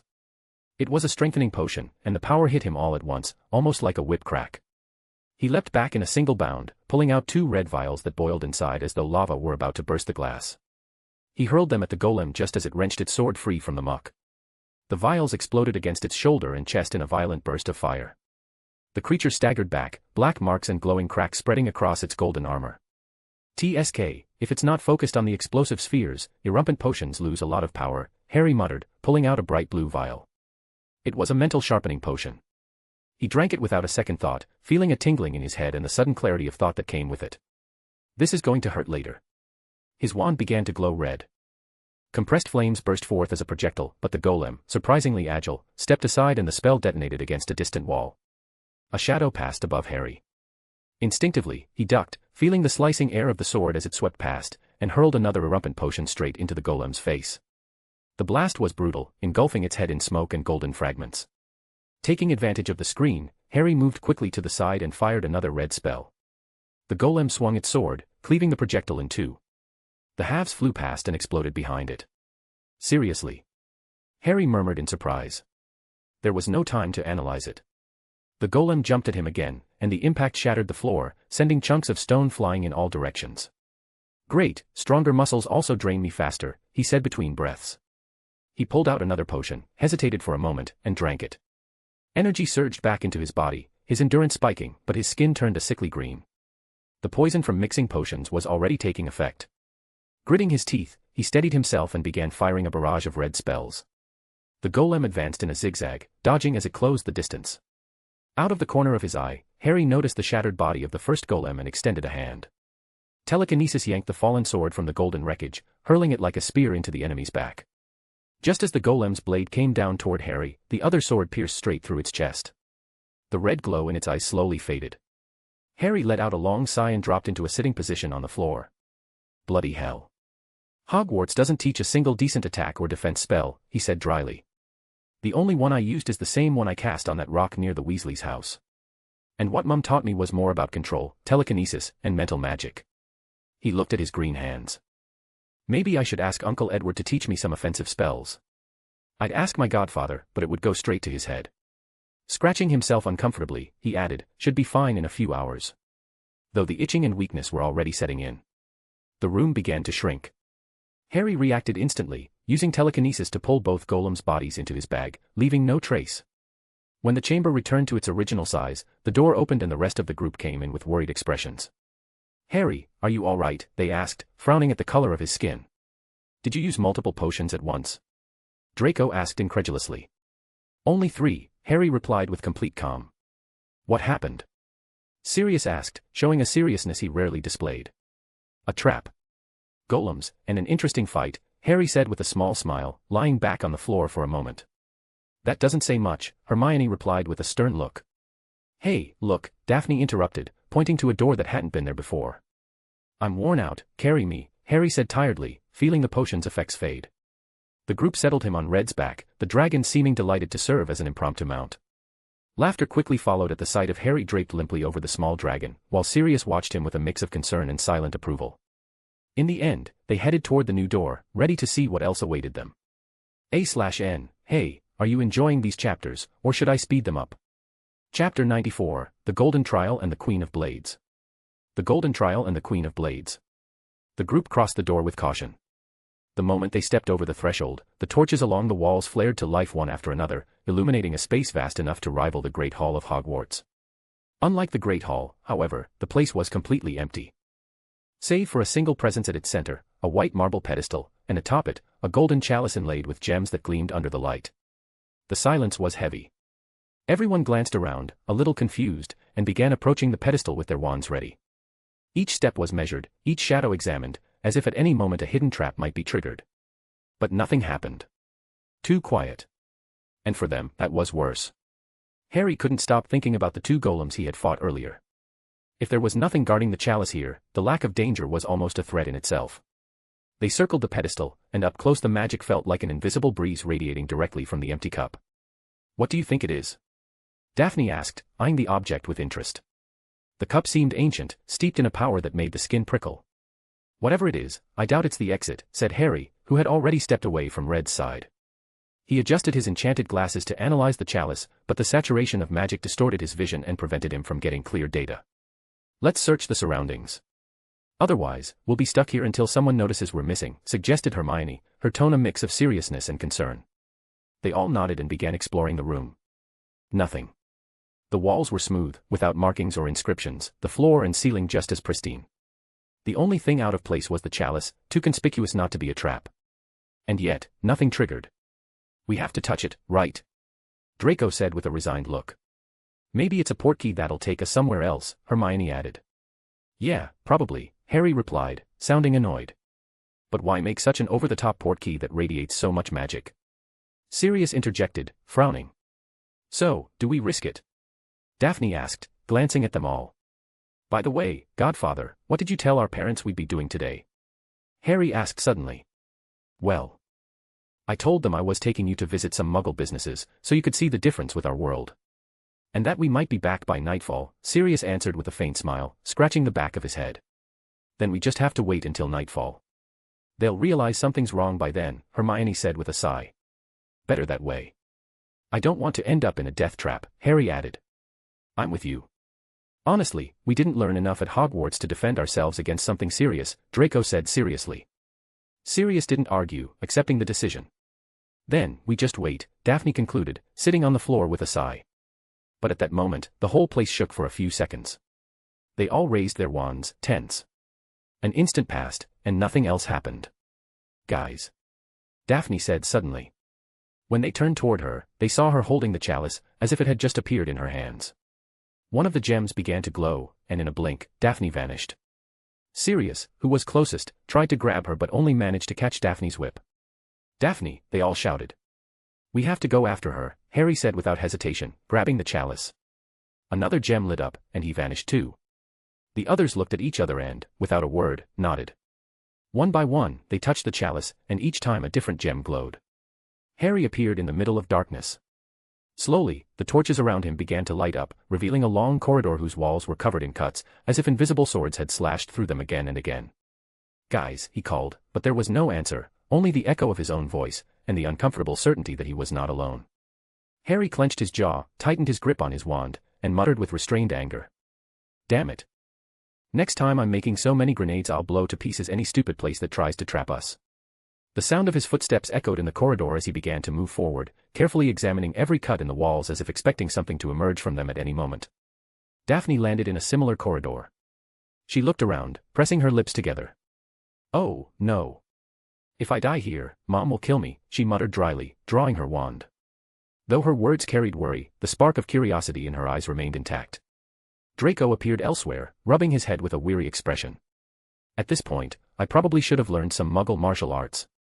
We're wizards and we don't even know enough spells to save our own skins. I hope the next school actually teaches us something useful, or I'm going to be mad, he said, starting forward at a slow pace. Hermione materialized in another section. Harry, Daphne, Draco, Sirius. Oh, no. Why do we always end up in trouble, she murmured, scanning her surroundings with growing unease. Then her eyes landed on a familiar figure, a small red dragon staring back at her with an expression, frankly ridiculous. Red. Hermione exclaimed, running to hug him in relief. Thank goodness I'm not alone. The dragon wriggled to break free, and as soon as he was loose, he darted off down the corridor. Red, wait for me. Hermione shouted, sprinting after him so she wouldn't be left behind. I'm dead. I'm dead. I'm dead. Sirius repeated to himself as his body surged forward, transformed into a trail of thick, fast-moving white smoke, twisting and coiling through the corridor as if it meant to devour the very air. The muffled roar of magical displacement echoed against the walls, but his gaze, hidden within the whirlwind, was heavy with worry. Having the kids at his side, where he could watch over them and keep them safe, was one thing, but scattered in different places. That was another matter entirely. Now he was truly worried. He realized his mistake, and something even worse, the mothers of those children were going to kill him. He pushed forward at full speed, not noticing that, the deeper he went, the walls around him were filling with deep slashes, as if invisible swords had torn through them countless times. His focus was entirely on finding an exit.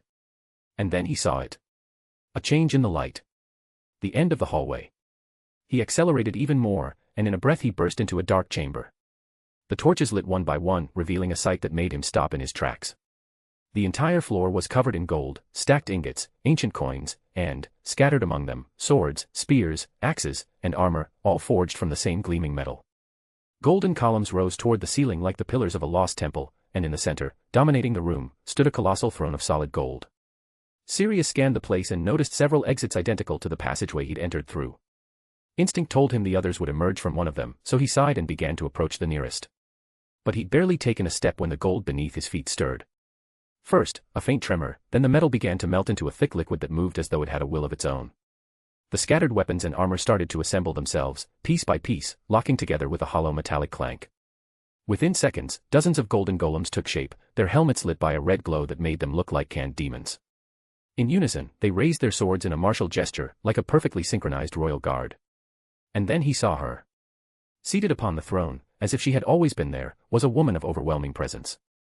Her hair, red as liquid fire, cascaded down beneath her feet, branching across the floor like veins of blood, encircling the throne in a macabre embrace. Her face was dangerously beautiful, sharpened by a mocking smile. Her eyes, entirely black, took nothing away from the hypnotic allure. She wore a dark ceremonial robe, belted at the waist with black leather. Blackened rings gleamed on her fingers, and on her right wrist was a bracelet shaped like a golden scorpion. Resting against her chest hung a pendant shaped like a crimson stinger, identical in color to her hair. The golems formed a wall before her, as if guarding their queen. Sirius looked them over, raised a finger, and said with a half-smile. "You know, if I didn't have so many traumas with redheads, you'd be exactly my type." The woman narrowed her eyes, fixing her dark gaze on Sirius. "Is this how mortals beg for mercy now?" she asked suddenly, her calm tone at odds with the weight of her words. "Ah, sorry. I usually just say the first thing that comes to mind," Sirius replied with apparent ease.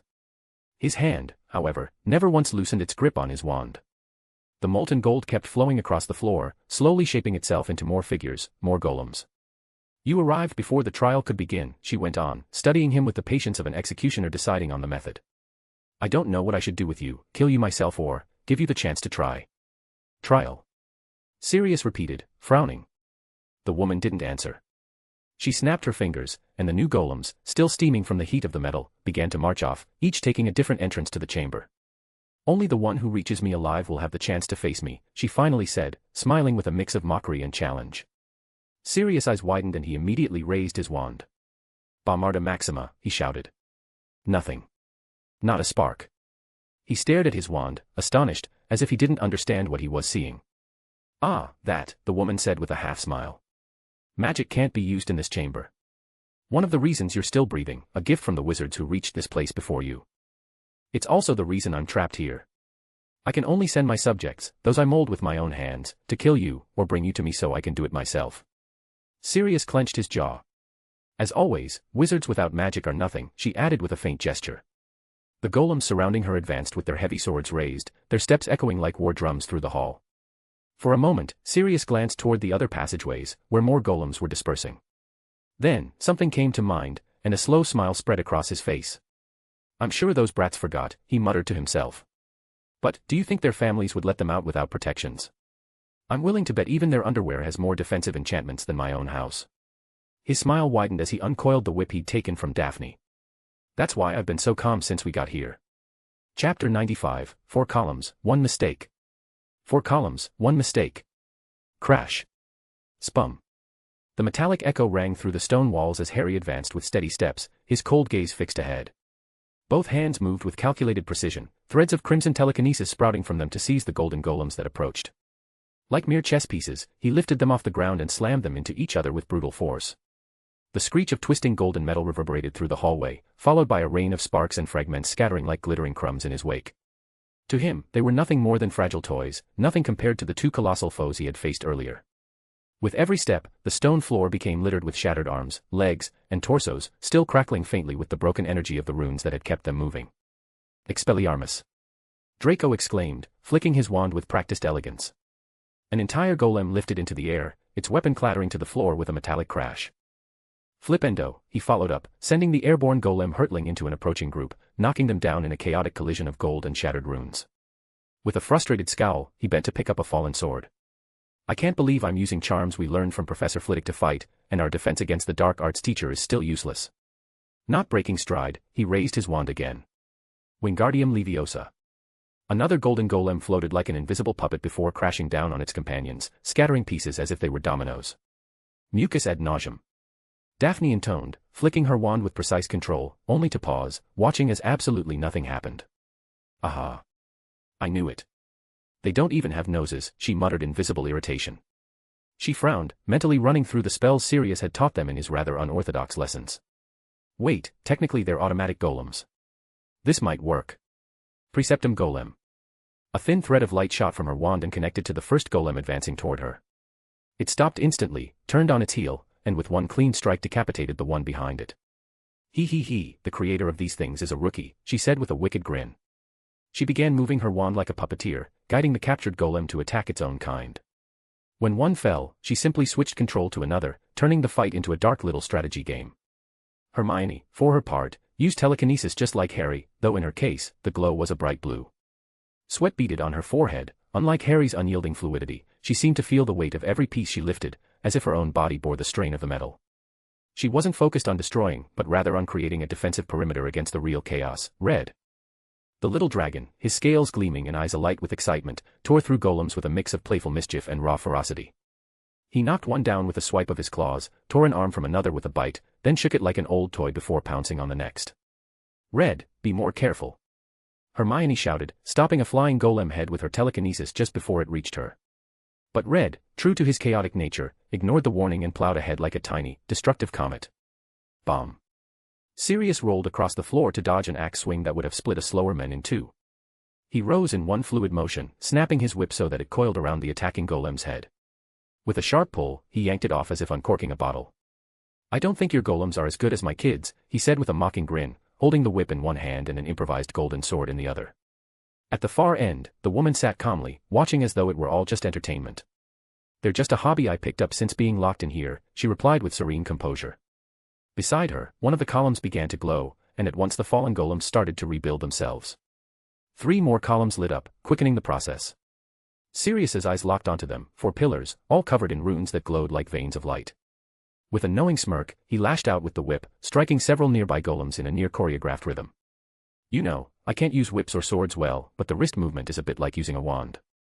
He hurled the sword like a spear, impaling the nearest golem, then sprinted toward the woman, though his real target wasn't her. Snatching up an axe from the ground, he swung with precision, smashing one of the central runes on the first column. The glow vanished, and several golems froze in place. I'm pretty good at alchemy too. I just don't like bragging, he said smugly. Still, his brow furrowed when he saw the woman completely unfazed, continuing to send wave after wave of golems as if the damage didn't matter. At that moment, a thunderous noise echoed from one of the hallways.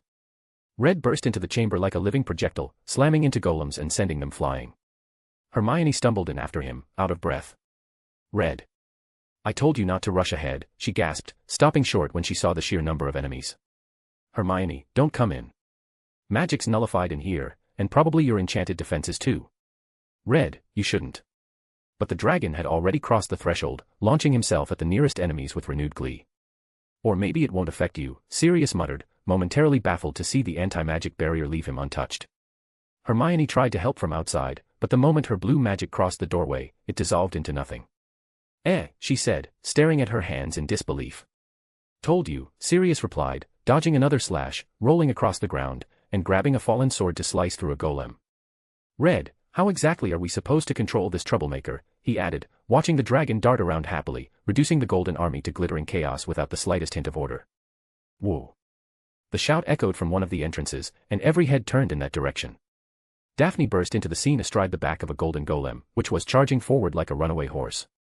She wore a satisfied grin, holding on as if she were in the middle of a hippogriff race. However, the moment she crossed the chamber's threshold, the magical connection controlling it snapped with an invisible crack. The golem stopped so abruptly that Daphne nearly went flying. What's going on, soldier number 57, she asked in confusion, giving the metal a tap. The answer came in the form of an axe swing aimed directly at her back. Daphne let go just in time, tumbling to the ground in an inelegant roll, while the golem, self-destructed in an implosion of golden sparks. One more for the collection. Sirius muttered, never stopping his dodging. Get back into the hallway, he ordered sharply. Daphne didn't argue. Hermione shouted the explanation from the entrance, and the two of them stayed safely outside, watching. Sirius took advantage of the distraction to slip toward the second column and smash the central rune. Its glow vanished, and the number of active golems dropped again. That was when Draco appeared from another passage, frowning deeply and wand at the ready. The golems blocking his path were sent flying by his spells, but as soon as he crossed the threshold, all his magic dissipated like smoke. He noticed instantly, glancing down at the floor with disdain before taking in the scene, Sirius battling in the center, the woman sitting calmly, and Red tearing through golems like a child at a fireworks festival. Hermione quickly explained the barrier. Draco simply crossed his arms and waited for Sirius to finish whatever he was doing. When Sirius destroyed the third column, Harry strolled in casually, holding a golem's head in one hand and examining it as if it were a museum piece. Harry, finally. You were the slowest, so you lose, Daphne announced mockingly. I didn't know we were competing, he replied calmly. I was examining these things. They're different from the golems I've faced before, though they seem to work on the same principle. A golem emerged nearby, but without even glancing at it, Harry raised his hand and sent it flying into the wall. The crash left everyone frozen, even Sirius, who nearly got sliced for the distraction. You can use magic in here, the woman asked for the first time, a trace of emotion in her voice, though she didn't rise from her throne. Harry lifted his gaze to meet hers.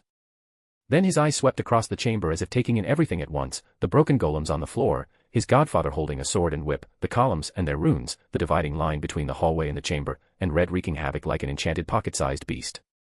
"You're not the owner of this place, are you?" Harry said evenly as he stepped inside, moving both hands. All the gold on the floor shifted aside like a metallic tide, revealing a network of thousands of runes glowing in multiple colors. "Godfather, if you destroy that last column, you'll release the woman from the seal." "What?" Sirius stopped immediately, stepping back. The woman smiled. "Well, we've got a rather clever boy for just a little witch's brat. You're right, this place isn't mine. I don't know who the original owner was, but this is where those fools locked me up."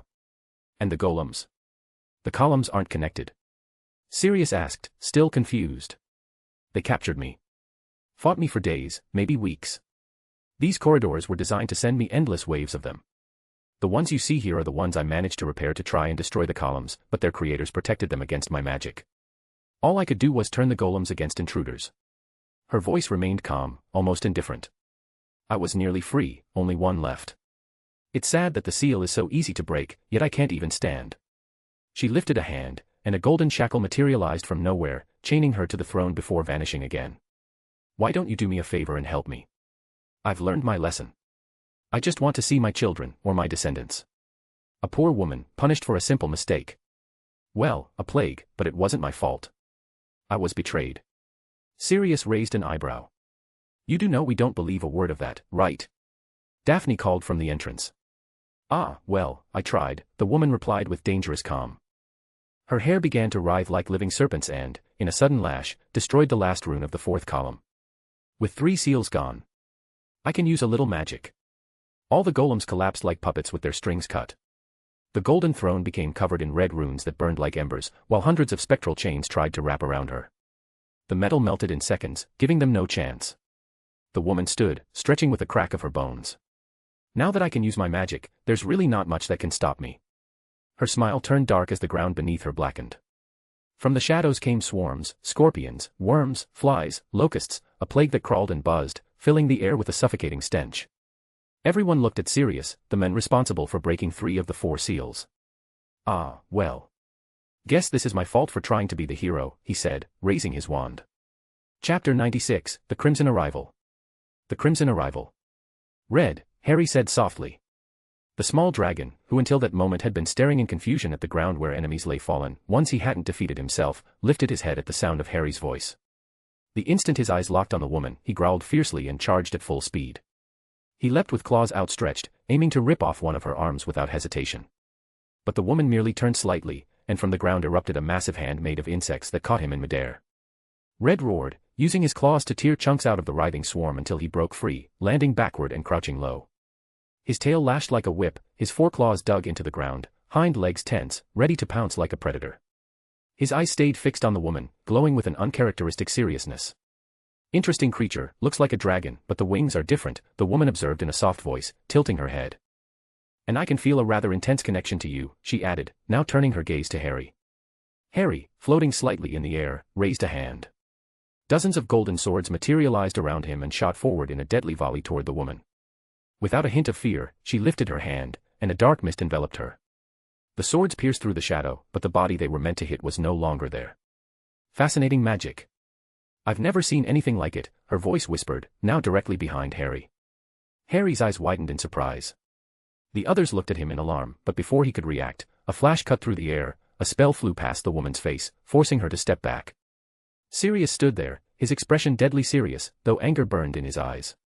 He moved his wand in silence, and the ground beneath the woman rose like a guillotine, separating her from Harry. She glanced at him with a flicker of interest, just before the wall bristled with spikes that fell toward her. She dissolved back into shadow, drifting away as the spikes crashed into the floor with a deafening impact that made the scattered gold in the chamber vibrate. Sirius traced a circle with his wand. From the ground, black snakes emerged one after another, devouring thousands of insects in seconds. "So you know some interesting tricks as well," the woman said, smiling with genuine curiosity. She exhaled a violet mist that slithered toward Sirius like living poison. He twirled his wand, forming a whirlwind that sucked the mist into a green circle, trapping it. He then aimed at the ceiling, conjuring stone spears that rained down on her. She calmly clapped her hands, producing a transparent barrier above her head, deflecting each spear and turning them into black droplets that splashed against her. Then Sirius turned to the children.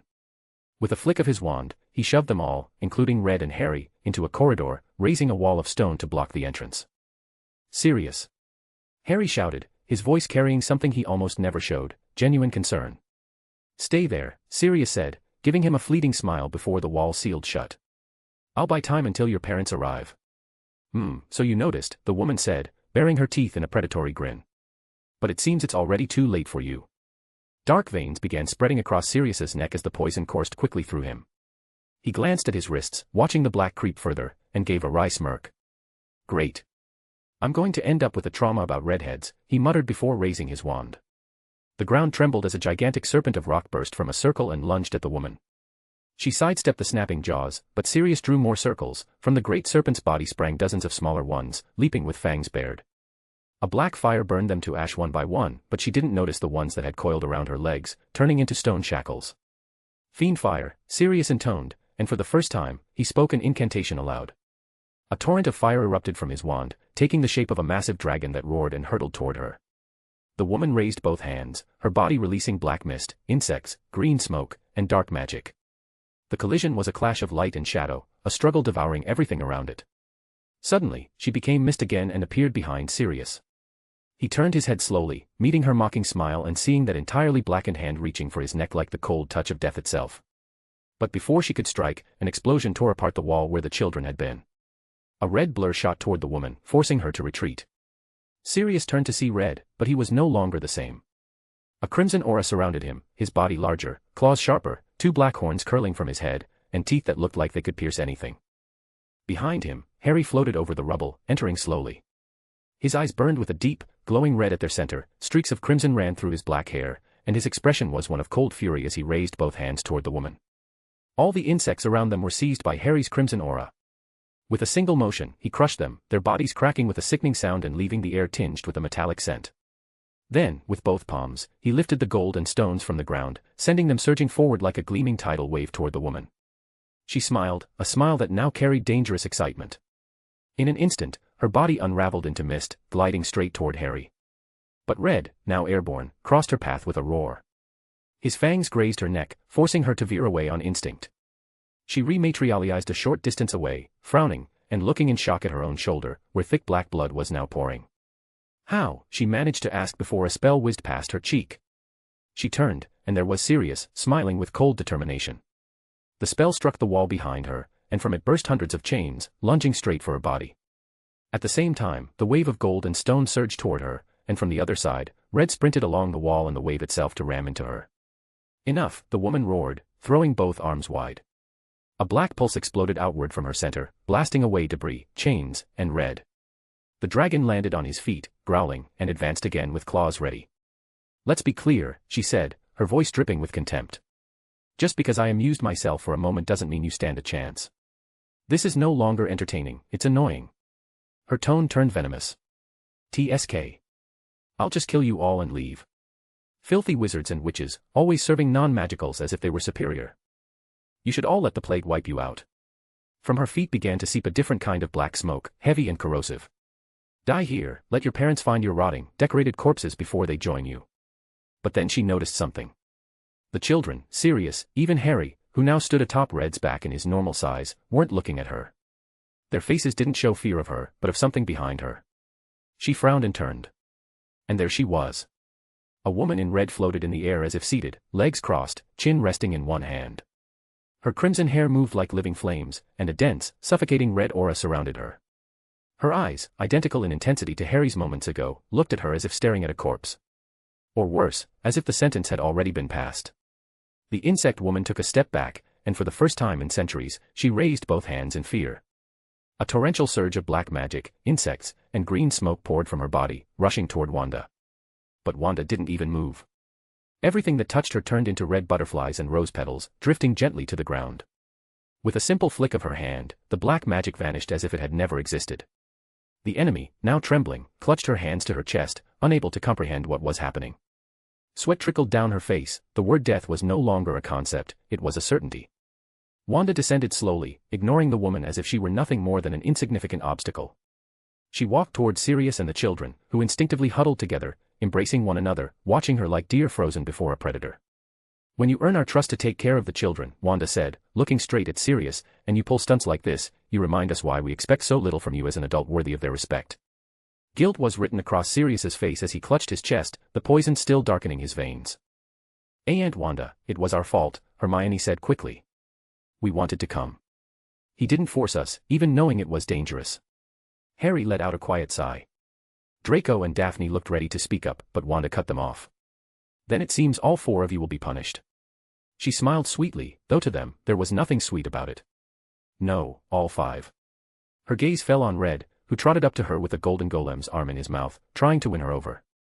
Wanda barely glanced at him, the dragon's ears drooped, he dropped the trophy, and quickly hid behind Harry. Everyone turned to glare at Hermione, as if she were the reason for their punishment, even though they had all wanted to defend Sirius. Better to have a single scapegoat.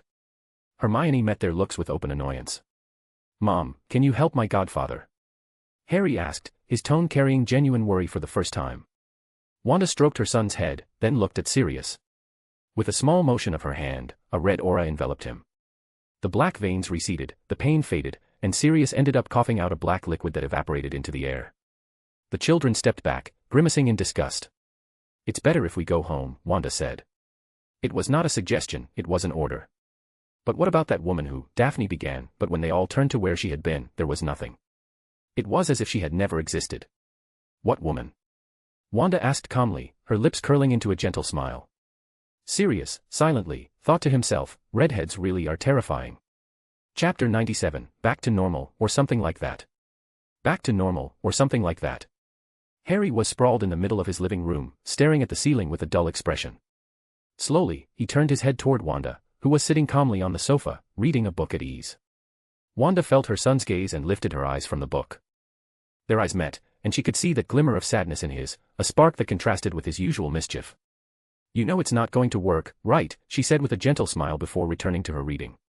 "TSK, at least I tried," Harry replied, turning his eyes back to the ceiling in boredom.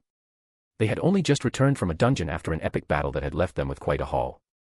Among the rewards were pieces and samples of the golden golems, along with gold. Although, by now, that didn't mean much anymore.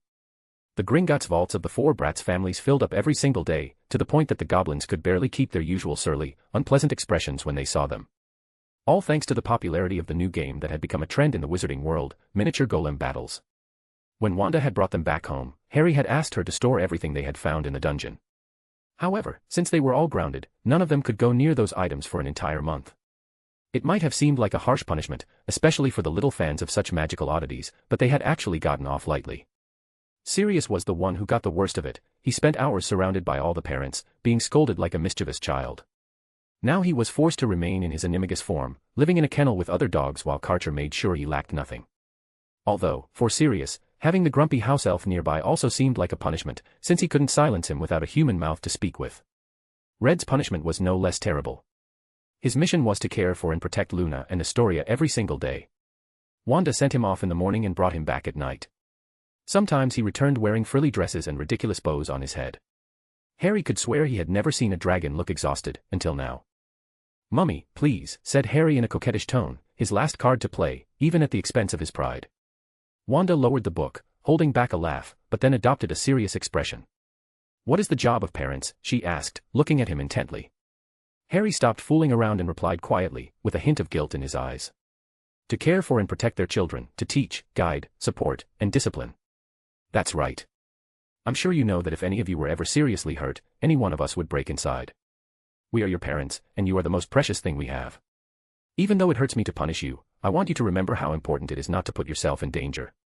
Even if that fool Sirius was there, I know it wasn't really your fault, but you chose to share his punishment, and that's what you're doing," Wanda said with a gentle look. "We wouldn't have helped him share anything," Harry muttered irritably, turning his head to the side. Wanda smiled at her son's childish stubbornness, then glanced at the clock on the wall. "Come on, get up, it's time," she said, placing the book on the sofa and standing up. "Time for what?" asked Harry, confused. "Family picnic," Wanda replied with a smile. Harry, he heard the moment he appeared alongside Wanda in a wide field. He turned just in time for two little girls to crash into him, knocking him to the ground. It was Astoria and Luna, followed by Red, who was walking behind them in a pink fairy dress that sparkled as he ran. Ugh, Harry groaned, rubbing his stomach as the girls smiled triumphantly at their mischief. Finally, you're here, you took forever, said Astoria with a big grin. We've already laid out the blankets, Luna said softly. Meanwhile, Red had a look full of silent pleas for help and desperation. Harry, seeing him, smiled and decided to help him a bit, adjusting the small tiara on his head. Wanda looked at Harry and smiled before walking over to the others, who were already gathered in the middle of a field full of flowers of every color, clearly created with magic to make the place look perfect. To one side of the blankets where Hermione, Daphne, and Draco were playing cards, there was a breakfast pavilion with a white marble roof, quite striking. The chairs and tables were beautifully decorated, while the adults sat drinking tea and chatting calmly. The elves Lockie and Gree served tea, while Dobby and Liz stood like royal guards, watching over the children. They had most likely been sent there for being too chaotic and noisy. In one corner, a large black dog rested quietly. Serious, to be precise, while Celine watched him with mockery. Hello, Wanda said as she approached and sat down calmly. At that moment, Gree appeared at her side to serve her a cup of tea and some cake. Wanda, you arrived just in time, Susan said with a smile. This is incredibly important for our children's education. Celine, smiling, took a stack of papers and placed them on the table. Edward, sitting next to her, sipped his tea without showing interest, while Wendell seemed to have a headache. Xenophilius, for his part, had seen something in the forest and had run off, followed by Pandora. Narcissa held in her hands an identical paper, looking at it with the seriousness of someone deciding another's life or death. Wanda picked up one of the papers from the table and saw that it was a photograph of a black uniform. Then she took another and saw that it was a light blue uniform. She lifted her head, slightly confused. We have to decide which uniform will look better on them, and that could affect which school they go to, Susan said seriously, raising a finger to emphasize her point. I thought Beauxbatons was the choice because it's closer, Wanda commented calmly, as she looked at the other images. Of course not. If anything, Demstrang is closer. Don't ask how I know, Celine said with a smile. But they're much worse than the blood purists at Hogwarts, she added. They don't accept Muggle-borns. Hermione told me about that. Their loss, Susan said without offense. And their clothes are ugly, although I think Draco and Harry might actually look great in them, she added with an amused gesture. Of course, Narcissa said suddenly, earning everyone's attention. Ahem, she cleared her throat as she set the photo of the uniform down on the table. But dark magic isn't optional at that school, it's mandatory. I've seen what that magic does to a person's mind, and I'd rather Draco not get too close, even if the outfit would suit him, she said seriously. Cold of Storets, Wanda read aloud, looking at the image of a uniform of flowing deep navy blue robes, with velvet-colored trims and linings matching each house. It's pretty, she said, smiling as she imagined Harry in that outfit. What about Mahuto Kuro? Celine suggested, showing a uniform that was a traditional Japanese magical robe, similar to a kimono, made with enchanted fabrics. It grew with the student from the moment they enrolled until graduation. There were several colors, which changed on their own, starting with a pale pink at entry. As the student progressed in studies and skills, the robe would turn gold. Pink would suit Daphne, Celine commented. Why does it sound like she wouldn't even turn it gold? Susan asked between laughs. I know my daughter. She's smart and could easily reach those levels, but with her personality, causing chaos, Celine replied. She's just like you when we went to Hogwarts, Pandora said suddenly, appearing behind Celine. Well, you're back, Susan said with a smile, looking at Pandora and Xenophilius, who arrived covered in dirt. Xenophilius was holding a squirrel in his hands, calmly feeding it before walking toward Luna to show her. Luna said she wanted to see one, Pandora explained, flicking her wand to clean her clothes before sitting down calmly. Wait, let's go back to what you just said, Celine interrupted quickly. I wasn't like that, obviously I was a model student, wasn't I, dear, she asked, looking at Edward, who turned his gaze away as if he hadn't heard the question. Celine frowned and began poking his side, but he didn't even flinch, keeping his stoic expression. And you? What do you say? Celine asked, now pointing at Pandora. The witch smiled without answering. Celine kept her finger aimed for a few seconds, but when nothing came, she lowered it and sat back down. In reality, I was like a little animal everyone gave snacks to, she muttered, a bit annoyed. Now that I think about it, I never asked which school you went to, Wanda. You're a very powerful witch, so it must have been an amazing school, Pandora said softly. Susan and Celine stayed silent. Neither had ever asked much about Wanda's past before she came to England, because she never seemed to want to talk about it. I didn't go to a school, Wanda said calmly. You didn't? Why? Pandora asked innocently. When I was a child, I lived in a war zone, a very poor place. When I reached adolescence, my brother and I joined, a bad place, a very bad place. We underwent military and experimental training until we were rescued. Yes, rescued, she said, holding the cup in her hands as if its warmth could push those memories back down. I didn't have a good beginning. Many people lost their lives, far too many. Maybe that's why I lost everything, she added, staring into the black tea, which for a moment seemed darker, denser, as if it wanted to swallow all she was remembering. The silence at the table grew heavy, broken only by the distant laughter of the children. Wanda raised her head and, among them all, found Harry. He was standing, surrounded by his friends, laughing heartily as he explained something with exaggerated gestures. In that instant, she smiled softly. Having lost everything, I'm willing to do anything to keep what I have now, she said, without taking her eyes off him. Sirius, lying in his dog form, lifted his gaze toward Wanda and then toward Harry, with a calm, happy expression for the mother the boy had found. He was certain James would be happy to know it too. The others at the table looked at each other for a moment, then turned their eyes to their little ones. All of them were happy. Without anyone noticing, from Wanda's feet, tendrils of chaos magic slowly spread, gently reaching each member of her family. Oh, I just thought of a nice little arc before the next school year begins. It'll be short, exciting, fun, chaotic, and of course, make your eyes rain. Or maybe not winking face. Chapter 98, The Memory She Never Told.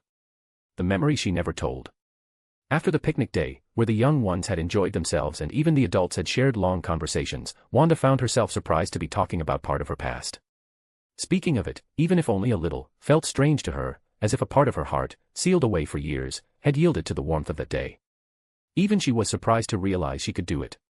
But come nightfall, her usual habit returned, sending Harry off to bed. She smiled at the sight of him yawning, rubbing his eyes clumsily while Red followed him faithfully. That simple, everyday image was a bomb that kept her standing. When she finally lay down, the memories of the day began to weigh on her more than expected. She had spoken too much, opened doors she usually kept shut. She remembered her parents, the losses, the war. It had been a long time since she had thought about them. She used to think of them constantly, every day, every night. But her new life as Harry's mother, her work in the Wisengamot, the management of the Potter Company, all of it had kept her so busy that she had almost managed to silence those voices from the past. And yet, now that they had returned, she couldn't push them away.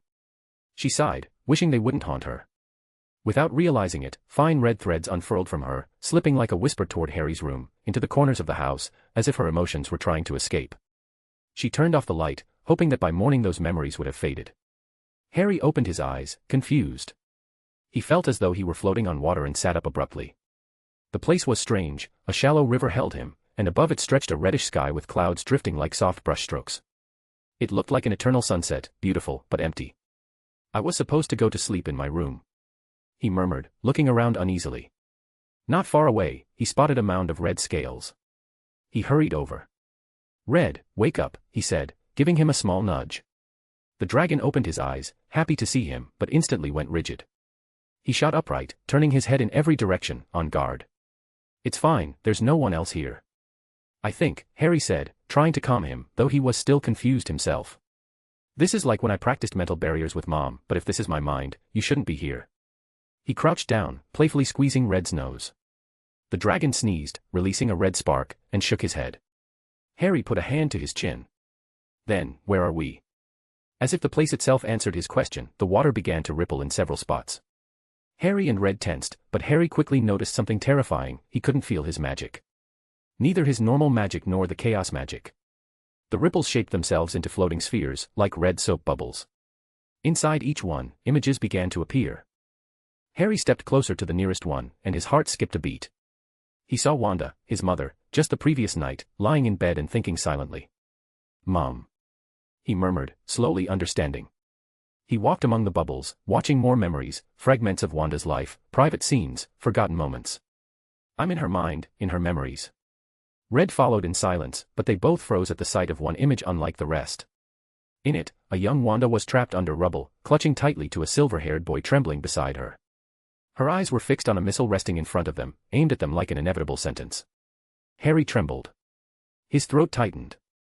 He walked toward the bubble, and Red, uneasy, gave him a gentle push with his snout. The contact made Harry touch the surface. Instantly, they were both pulled inside. When he opened his eyes again, he was amid ruins, dust, bricks, debris. And there, before him, was Wanda as a small child, clinging desperately to her brother. She didn't take her eyes off the missile, as if each second might be the last.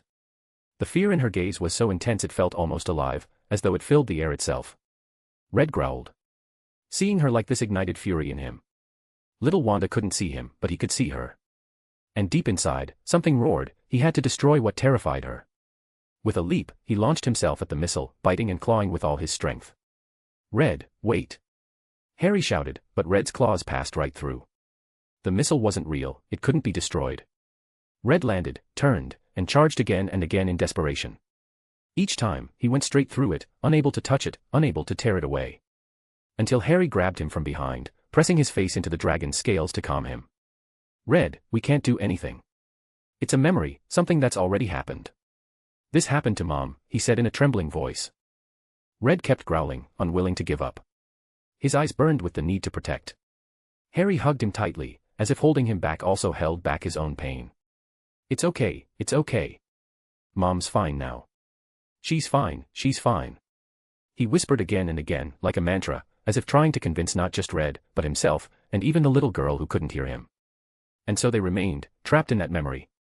2 whole days, watching as Wanda barely allowed herself to close her eyes for moments at a time, exhausted, only to open them again and fix her gaze on the missile that could end everything at any second.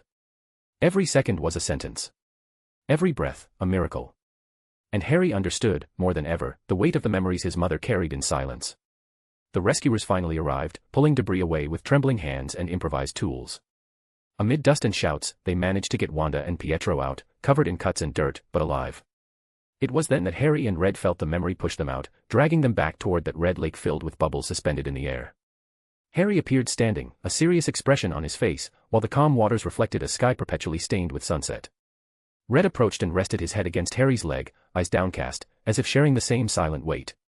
Harry stroked his scales gently, forcing a smile. It's okay. I told you.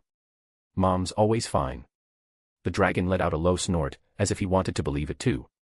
Harry lifted his gaze toward the bubble he had just left and, after a moment's hesitation, shifted it to another. Curiosity burned in him. It was hard to stop now, especially because his mother never spoke about her past. And here it was, revealing itself before his eyes. He reached out, touched the surface, and at once he and Red were pulled inside again. They appeared in a dark, dirty street, where a young Wanda, around 11 years old, was running desperately alongside Pietro. Behind them, a group of adults chased them with sticks and stones, shouting insults. In their arms, a meager piece of bread. They took shelter in an alley, panting. Wanda glared at him furiously. I told you we didn't have to steal, Pietro. You're an idiot. He, disheveled and with scraped knees, puffed out his chest with childish pride. I didn't steal it. That man dropped it on the ground. I just picked it up, but he still tried to hit me. At least now you won't be hungry. A mischievous smile lit up his face as he held out the bread. Wanda frowned, ready to snap back, but at that moment her stomach growled loudly. She could only look at him with exasperated resignation before breaking the bread in half and handing him one piece. You're welcome, Pietro added with a triumphant little smirk. One day, we won't be fast enough to get away, Wanda murmured, letting sadness slip into her voice. That doesn't matter. I'm here to protect you. I'm the older one, after all. You're the older idiot, she retorted, but with a soft glimmer in her eyes. Harry watched it all in silence, his chest tight. They had nothing, except each other. And yet, in the middle of misery, they could still laugh. For the first time, he was meeting his uncle, his mother's brother, the one who had always been absent from her stories. He seems fun. Harry whispered with a bittersweet smile, watching Pietro try to cheer Wanda up even in the middle of hunger. The memory pushed them out again, sending them back to the lake. But they didn't stop. One after another, they explored new bubbles, watching Wanda and Pietro's steps through the years. They grew together, inseparable, protecting each other. Pietro became increasingly impulsive, getting into fights out of pride, and Wanda, with patience and fear, would tend to his wounds, worrying more for him than for herself. In their teenage years, the misery had changed only slightly. They were now part of a group of refugees. They worked at whatever they could, carrying boxes, cleaning, guarding, surviving. Harry saw them exhausted, night after night, collapsing together in a corner, and still smiling the next day. Until one memory hit him hard. Wanda, still young, stood on an improvised battlefield, surrounded by smoke and screams. Pietro fought at her side, moving like lightning to shield her from enemy attacks. Sokovian guerrilla fighters, barely adults, risking their lives against local rebel forces. Harry clutched his chest, terrified. Seeing his mother like that, so fragile, so exposed, with weapons aimed at her, tore him apart inside. Red roared, leaping at the enemies as if he could reach them, his body passing through them without effect. He wanted to protect her, to place himself between Wanda and the bullets, but it was useless. Just a memory.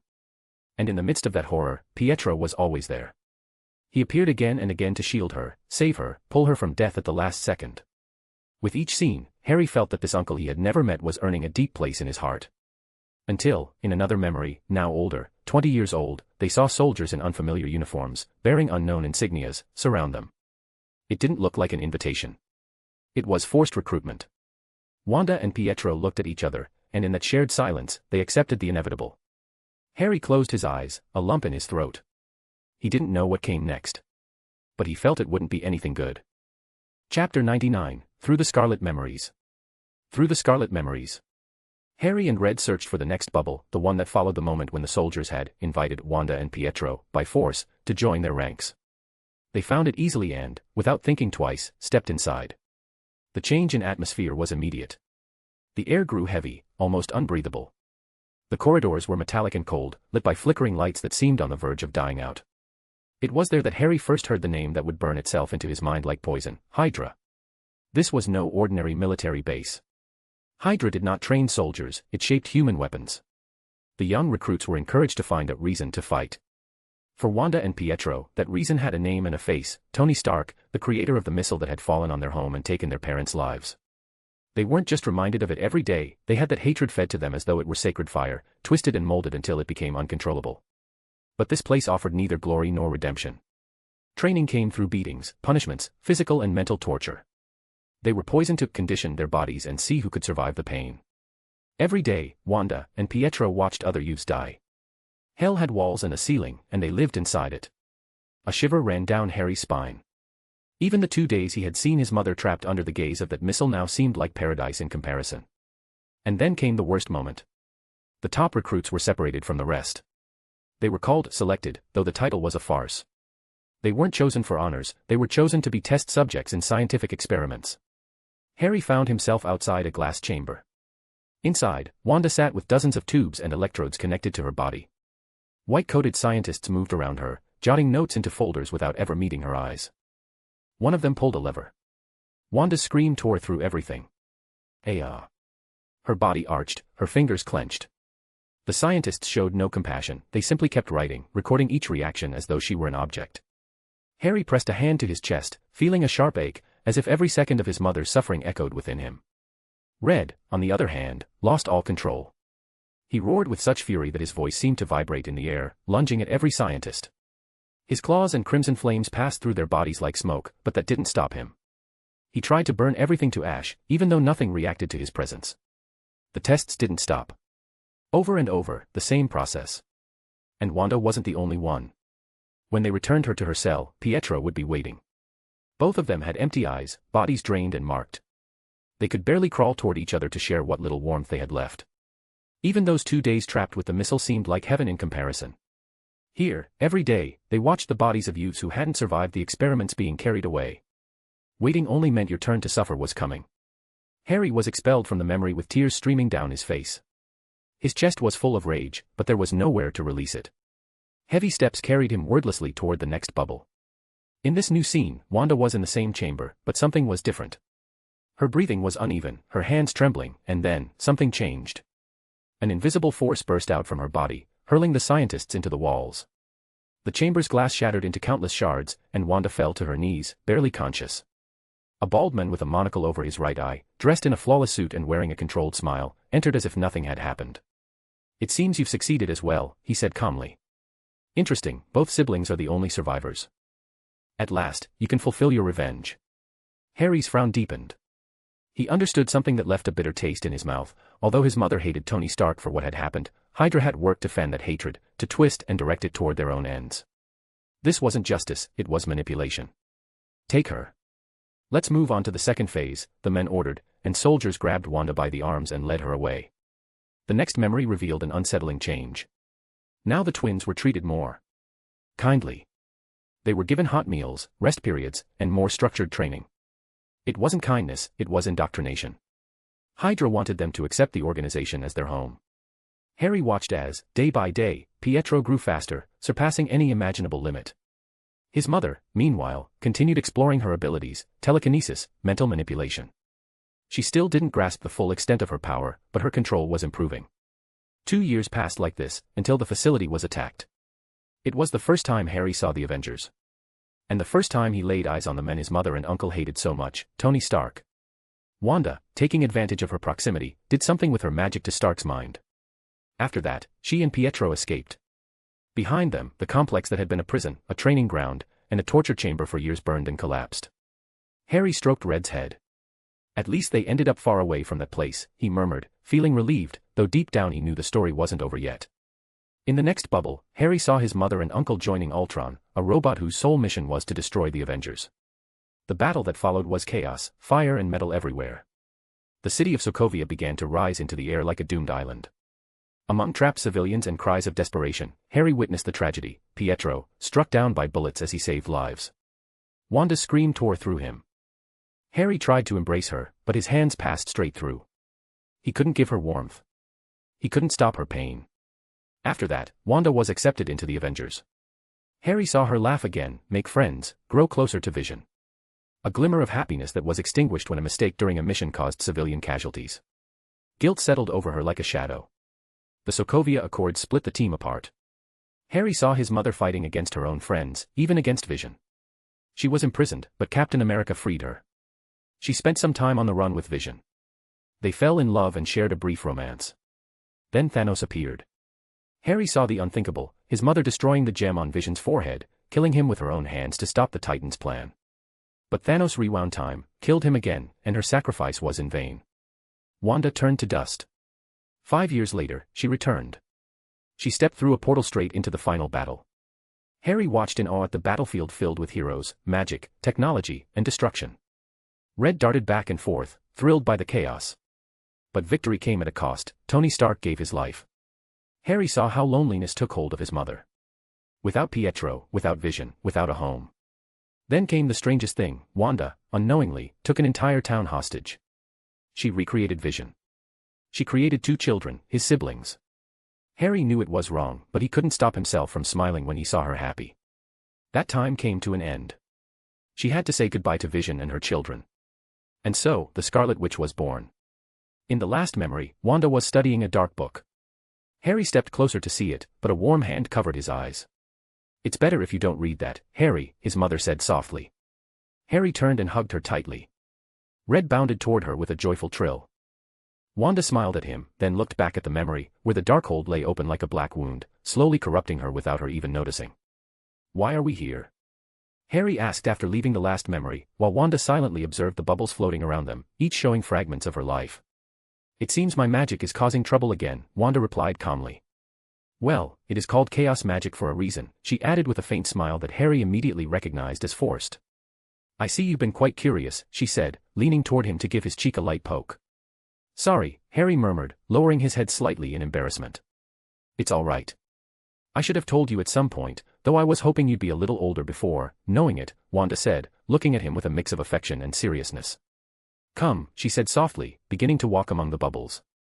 "It's time you learned about my greatest and final mistake in that world." Her eyes grew more serious. "And also, how I met your mother." Harry followed in silence with Red at his side. The walk was short, but the tension in the air grew with every step. Finally, Wanda stopped in front of a bubble larger than the rest. "You can go in," she said, stepping aside without moving further. "Aren't you coming?" Harry asked, puzzled. "It's my memory, and I'd rather not see it again," she answered with another of those forced smiles that failed to hide the pain in her eyes. Harry studied her for a moment, trying to understand everything she wasn't saying. Then he turned to the memory and stepped inside with Red. Wanda watched them disappear, her smile fading entirely. Seriousness settled over her features, along with a shadow of sadness. She averted her gaze, unable to keep watching, and extended a hand. From it, a magical projection spread out, revealing the others wandering among her memories. Hermione and Daphne moved with caution, Celine and Edward observed in silence, Susan and Wendell exchanged worried looks. Pandora and Xenophilius walked slowly, occasionally touching the surface of the bubbles. Draco, Narcissa, and Sirius appeared in another area, each with different expressions. Not far away, Luna and Astoria ran from bubble to bubble, laughing as if exploring an amusement park. The sight brought a faint smile to Wanda's lips. I suppose I can't stop everyone from knowing about my life, she said with a sigh, feeling a growing pressure in her chest. Deep down, a lingering fear struck her hard, the fear of being rejected by all of them once they learned everything she had done in her life. Chapter 100, Smiles, Secrets, and a Mother's Truth. Smiles, Secrets, and a Mother's Truth. Harry stood still, sadness weighing on him, as he watched the wizard called the Sorcerer Supreme restrain Wanda. She barely managed to escape, and then, resigned, let the castle collapse upon herself, wanting to destroy everything and end her suffering once and for all. Harry did not look away. Not for a second. He saw, with his own eyes, the end of his mother as the rubble buried her. At his side, Red remained silent, his gaze radiating respect. The last thing Harry managed to see before being expelled from the memory was the body that Sorcerer had used to contain her. Then came the final part. Wanda in a dark place, until a white doe appeared. Harry witnessed the exchange between her and his mother, Lily. And, finally, the memory that changed everything, that day when Wanda appeared at the Dursleys' door. He saw his 4-year-old self open the door and take the hand of that stranger who, without knowing it, would become his mother. Harry smiled tenderly. Ha ha ha, it was the best thing you could have ever done, he told his younger self, almost proudly. Suddenly, he found himself inside Wanda's mind. She was calm, staring at the horizon while the bubbles that held her memory slowly fell into the river at her feet, creating gentle ripples across the water. Our power is dangerous, Harry. The reason I keep teaching you to control it is because I don't want you to go through what I did. And even so, I still don't have total control over it, said Wanda, watching her memories vanish into the current.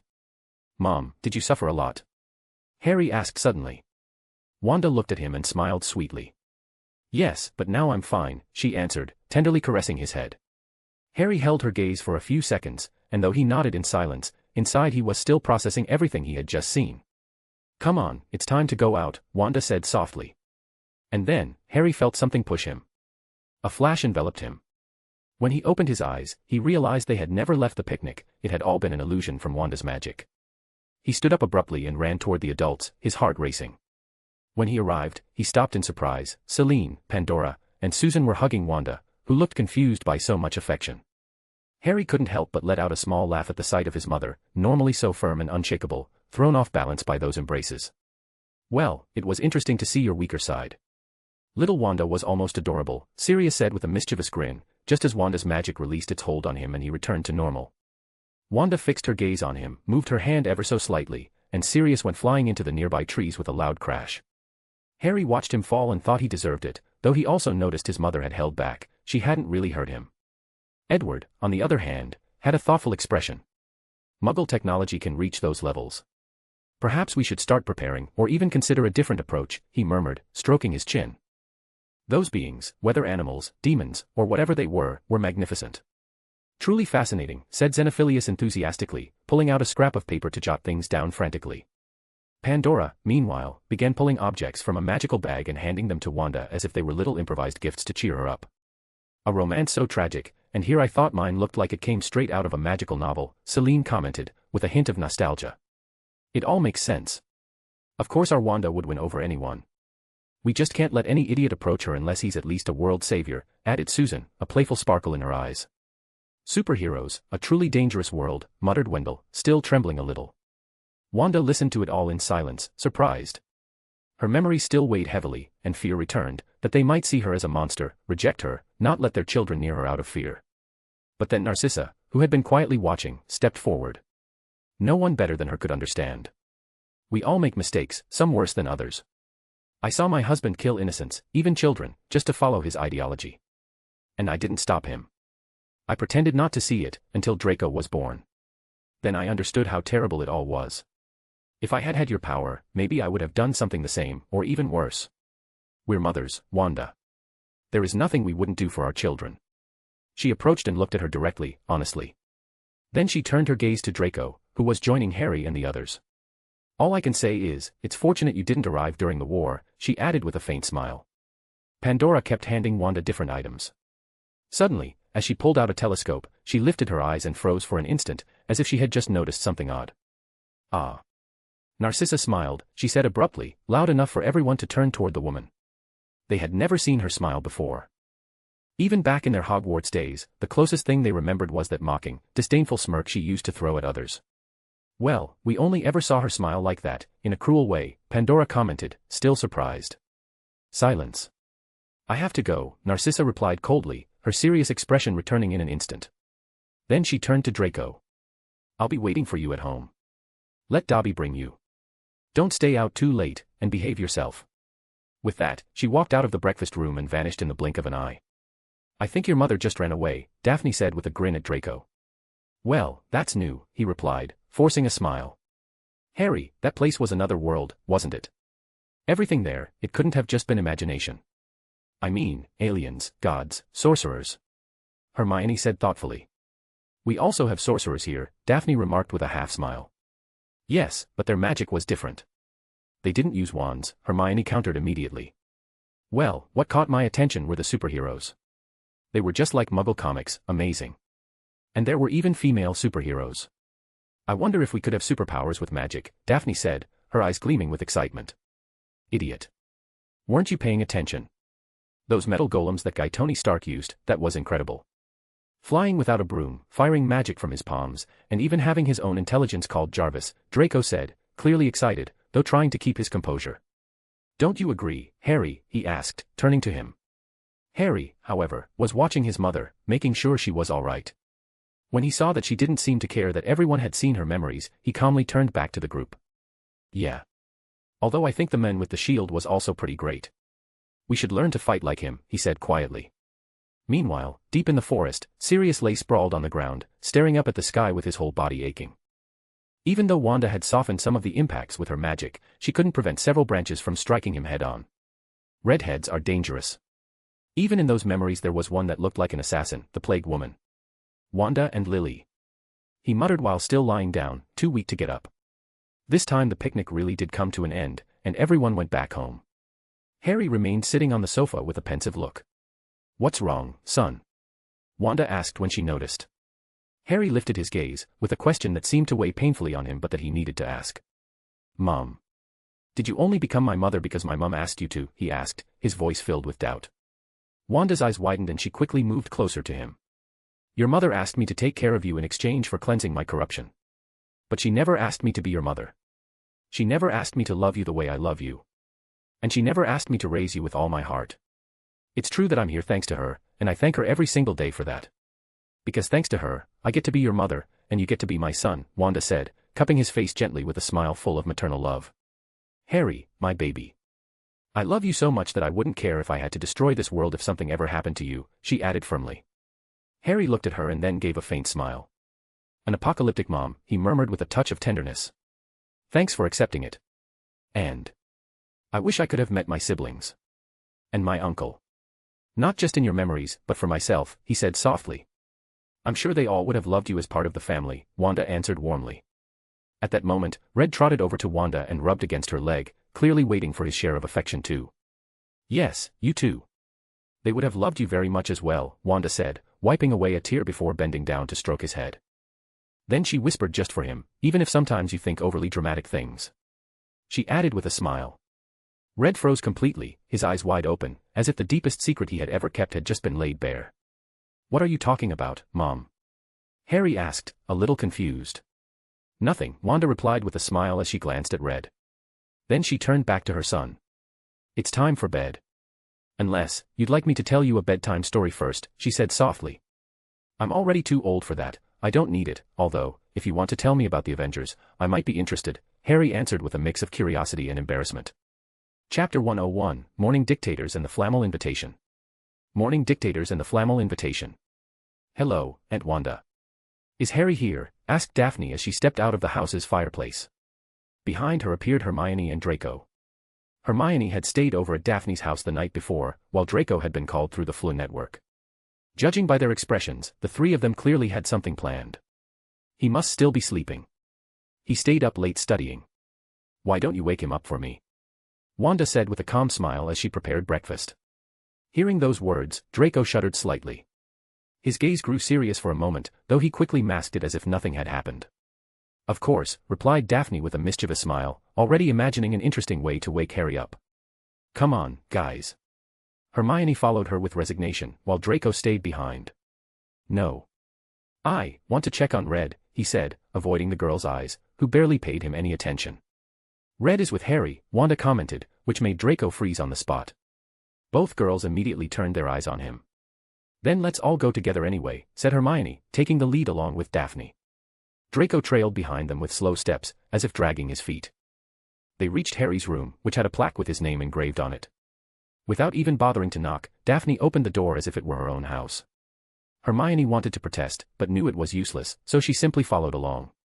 Draco leaned against the doorframe, watching the interior with a serious expression. Harry's room was decorated in light blue and red, an odd combination yet surprisingly well balanced. On the walls hung pictures, Daphne and Hermione as little girls, the three of them with Draco in later years, and of course Astoria and Luna. There were also several with Wanda, friends, and other relatives. On the shelves rested small golems and figurines that looked like sources of inspiration. A large bookshelf covered one wall, next to a neatly organized desk. A magical wardrobe opened on its own, letting out freshly ironed clothes that floated to a chair, ready for Harry to wear. In one corner stood a golden miniature castle, Red's obvious home. At the moment, however, the little dragon was dozing peacefully at Harry's feet. When he noticed the visitors, he lazily raised his head, stretched, and went right back to sleep as if nothing had happened. He, we can prank him, murmured Daphne, pulling a muggle pen from her pocket. I don't think we should, Draco said nervously. Why have you been acting so strange for a while now? Hermione asked, raising an eyebrow. You've known Harry longer than anyone. Have you never seen him right after waking up? Draco replied seriously. Well, it's rude to enter a boy's room without permission. Normally his mom would wake him, Hermione answered. Ignoring the conversation, Daphne was already leaning over Harry, thinking about drawing a mustache and thick eyebrows on him. Draco wanted to stop her but didn't dare get closer. Harry isn't very friendly when he wakes up, he warned. Just as Daphne was about to touch his face, a hand shot up and grabbed her wrist tightly. Oh, you're awake, Daphne said with a nervous giggle, freezing in place. Hermione, who was the second closest, also froze. Draco thought of running, but the door shut behind him on its own. Harry slowly rose from bed. His hair was a mess, his brow furrowed, and one of his eyes glowed with a red pupil charged with chaos magic. With his other hand, he brushed his hair back with the solemnity of an emperor putting on a crown. He still held Daphne's wrist, and his aura was that of a dictator who had just been disturbed from the most important nap of the century. What are you doing here? He asked in a hoarse voice that carried the weight of a decree. The three swallowed hard. Daphne was the first to speak, stammering. Your mom sent us to wake you up. Harry opened both eyes and fixed them on her. It was the gaze of someone deciding whether a nation should exist or be erased. I see, he finally said, releasing Daphne with a gesture that looked almost like a decree. Leave. I need to get changed. The three obeyed instantly, escaping like prisoners spared by divine grace. Draco let out a long sigh. We were lucky. What do you mean? Asked Hermione. The last time Terry woke him, he ended up flying against the wall and wrapped in his sheets like a caterpillar, Draco explained. I honestly never paid attention to that, Hermione murmured. Although it wasn't lack of attention, she simply didn't know that Harry's chaos magic, right after waking up, tended to slip out of control. That explained the red eyes and dangerous aura. Of course, the bad temper was all his. She and Draco turned to Daphne, who was still quiet, rubbing her wrist. Are you all right? Did he squeeze you too hard? Hermione asked. No, Daphne replied thoughtfully. But that was really cool. Harry is amazing. Damn it, I'm falling behind. I need to ask my dad to teach me how to keep a face as emotionless as his. I can't lose. Draco and Hermione just rolled their eyes. A few seconds later, Harry came out of the room as if nothing had happened, and the four of them went downstairs together. Harry, son, a letter from Mrs. Pernelly arrived for you, Wanda said, approaching with a pile of letters in her hands. With a casual flick of her magic, she burned almost all of them, leaving only a couple intact, among them, a golden envelope signed by Pernelly Flammel. Mrs. Pernelly? Harry asked, still half asleep, as he descended the stairs. This world really needs cell phones. I wonder if we could make them, Wanda muttered, thoughtful, touching her chin with a finger. After all, she had lived many years in a base overflowing with technology created by a sarcastic, narcissistic, millionaire genius. Harry, reading the letter carefully, paused for a moment and looked at his mother with curiosity. He had seen glimpses of the technology in Wanda's memories, though he didn't fully understand what a cell phone was. Still, the concept intrigued him. The others also seemed curious, but Wanda gave them a smile before changing the subject. So, what does the letter say? She asked. Harry smiled. Mrs. Pernelly and Mr. Flammel are inviting us to their home in France. All 5 of us, including Mom. Really? That's good. We could talk about Beau's batons. It's always useful to know someone who's been there, Wanda said with a gentle smile. Once everyone was ready, Wanda snapped her fingers and, in the blink of an eye, they appeared in France. The place was a small, quiet village. The air smelled of freshly baked bread and damp earth, while people strolled calmly along the cobblestone streets. Children ran, playing between the benches of a nearby square, and a few cars passed by slowly.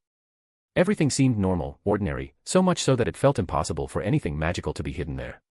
Is this a Muggle village? Draco asked, looking around with suspicion. He couldn't detect anything magical, and the modern clothing of the people, along with the automobiles, looked strange to him. The best place to hide is right in front of everyone. I'm sure the Flammel couple have many secrets. Wizards would never imagine they'd hide in the middle of the Muggle world, being so ancient, Hermione said at once, analyzing the situation. Or maybe they just wanted a quiet place to live, Harry said calmly, reading the address from the letter once more. With firm steps, he led the group toward an old-style building made of pale stone, with arched windows and a solemn air. Passers-by walked right past it as if it didn't exist, completely ignoring it. Wanda watched with interest. To Muggle eyes it might have looked like any ordinary building, but her senses caught the magical defenses that surrounded it, invisible yet solid as fortress walls. Just as one of them was about to knock, the door opened on its own. An elderly woman, frail in appearance and moving with slow steps, came out to greet them. Her body seemed almost bent with age, but her eyes still shone with a lively fire. "Oh, it seems you've arrived. Come in," said Pernelli Flammel with a kind smile, speaking in English. "Hello, Mrs. Pernelli. We're sorry to intrude," Harry, Draco, Daphne, and Hermione said in unison, bowing with impeccable manners and greeting her in perfect French. "Oh, you learned French. Such delightful children," said the old woman warmly, smiling as if she already felt affection for them. "Come now, it's cold outside. Come in." Wanda, silent, observed her with curiosity. She didn't just see an elderly woman over 700 years old, it was as if she were analyzing her very essence. Pernelli, as if sensing that deep gaze, turned and gave her a serene smile. The moment they stepped into the house, it felt like they had entered another world. Magic was tangible, alive. Objects floated through the air, lamps shifted their brightness depending on the daylight coming in through the windows, and even the sofas moved on their own to clear Perenelle's path, then rearranged themselves neatly around a tea table. Ancient paintings hung on the walls, showing the Flammel couple in different places around the world, even in what seemed like a distant, forgotten kingdom. Glass cabinets were filled with alchemical artifacts, books with metal clasps, and an atmosphere heavy with centuries of accumulated wisdom. Everyone immediately noticed that every object in the house was imbued with magic or alchemy. And considering that both ancients could barely move with ease, it was logical for the entire house to be enchanted to assist them. The sofas floated gently, settling the group into cushioned seats. In that instant, several teacups served themselves and placed neatly in front of each of them. "I don't really know if this tea will suit your taste," Pernelli said with a smile. "I asked someone to buy it especially for you. Normally we drink coffee here, but I wanted you to feel comfortable." "Thank you very much, Mrs. Pernelli," Harry said with a shy smile, accepting the cup that floated in front of him. "Ah, dear, you're adorable. This is the first time we meet face to face, without letters between us. And I must say, you're such a charming group," she said warmly, before turning her gaze toward Wanda. "And of course, the beautiful mother as well." "Thank you," Wanda replied with a gentle smile, though she kept attentively observing every corner of the place. "By the way, Mrs. Pernelli, where is Mr. Flammel?" Daphne asked with interest. "Humph. That fool is out in the greenhouse, cleaning as punishment," the old woman replied, frowning. "He almost lost the Philosopher's Stone by indulging in Dumbledore's nonsense. And to make matters worse, when I asked for it back, that brat went running to beg my husband for more time. If it weren't for Harry and all of you, that false professor might have stolen it. Meanwhile, Dumbledore keeps coming up with ridiculous excuses, saying things like, it's time for something so dangerous to disappear. An arrogant, foolish brat, as always." Her voice grew sharp with annoyance, and everyone fell silent out of respect. Then, suddenly, her tone softened again and she smiled. "But let's not talk any more about those two idiots. I heard about this school exchange, that some Hogwarts students will be going to Beau's Batons and other academies. That's why I called you here." Chapter 102, The Gift of Time.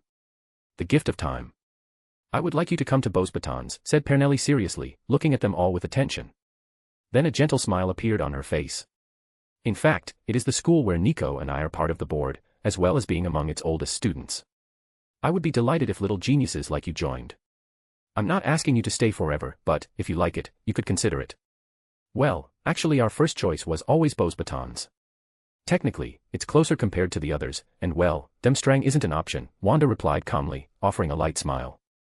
Really, said Pernelli, delighted. That is wonderful. Nico will be very happy. In fact, it was his idea, since he wanted to take advantage of your visit to teach you alchemy.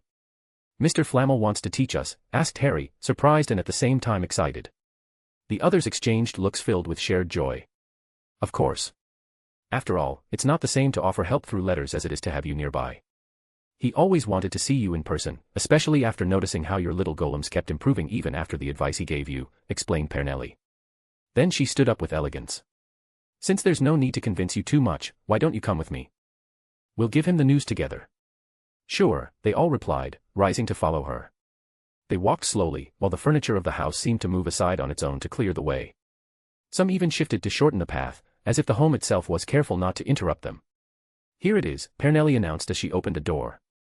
The others peered inside with curiosity. The room was lined with a dozen doors. She walked up to one of them and opened it. A burst of brilliant light spilled out immediately, making the young ones squint. They followed Pernelli and, upon crossing the threshold, found themselves in an immense greenhouse made of glass, flooded with sunlight from every direction. The place was so large it could rival the Great Hall at Hogwarts. It was filled with splendid plants, many of them swaying gently as if alive. Some bent toward Pernelli in a gesture that seemed almost affectionate, while others, stranger still, displayed eyes that observed the newcomers closely. Watering cans floated through the air, carefully sprinkling each plant, and the soil itself shifted to refill pots that needed more earth. It's beautiful, murmured Hermione, her gaze lost in the sea of shining flowers and multicolored leaves. This is actually my private greenhouse, Pernelli said with a mischievous touch. The plants you see here come from Nico's main greenhouse, where practically all the magical plants of the world are grown, used for potions. I simply stole the ones I like the most. Then she raised her voice while glancing around. Nico, we have visitors. From behind some tall bushes appeared an old man with a large gardener's hat. He walked slowly, holding a huge pair of shears that seemed far too heavy for him. You can leave that for today, Pernelli told him gently. Visitors? That's nice, Nicholas replied with a smile, though his eyes betrayed the relief of being able to put his work aside. When he noticed the children, he froze for a moment, surprised. Oh, but if it isn't the little geniuses.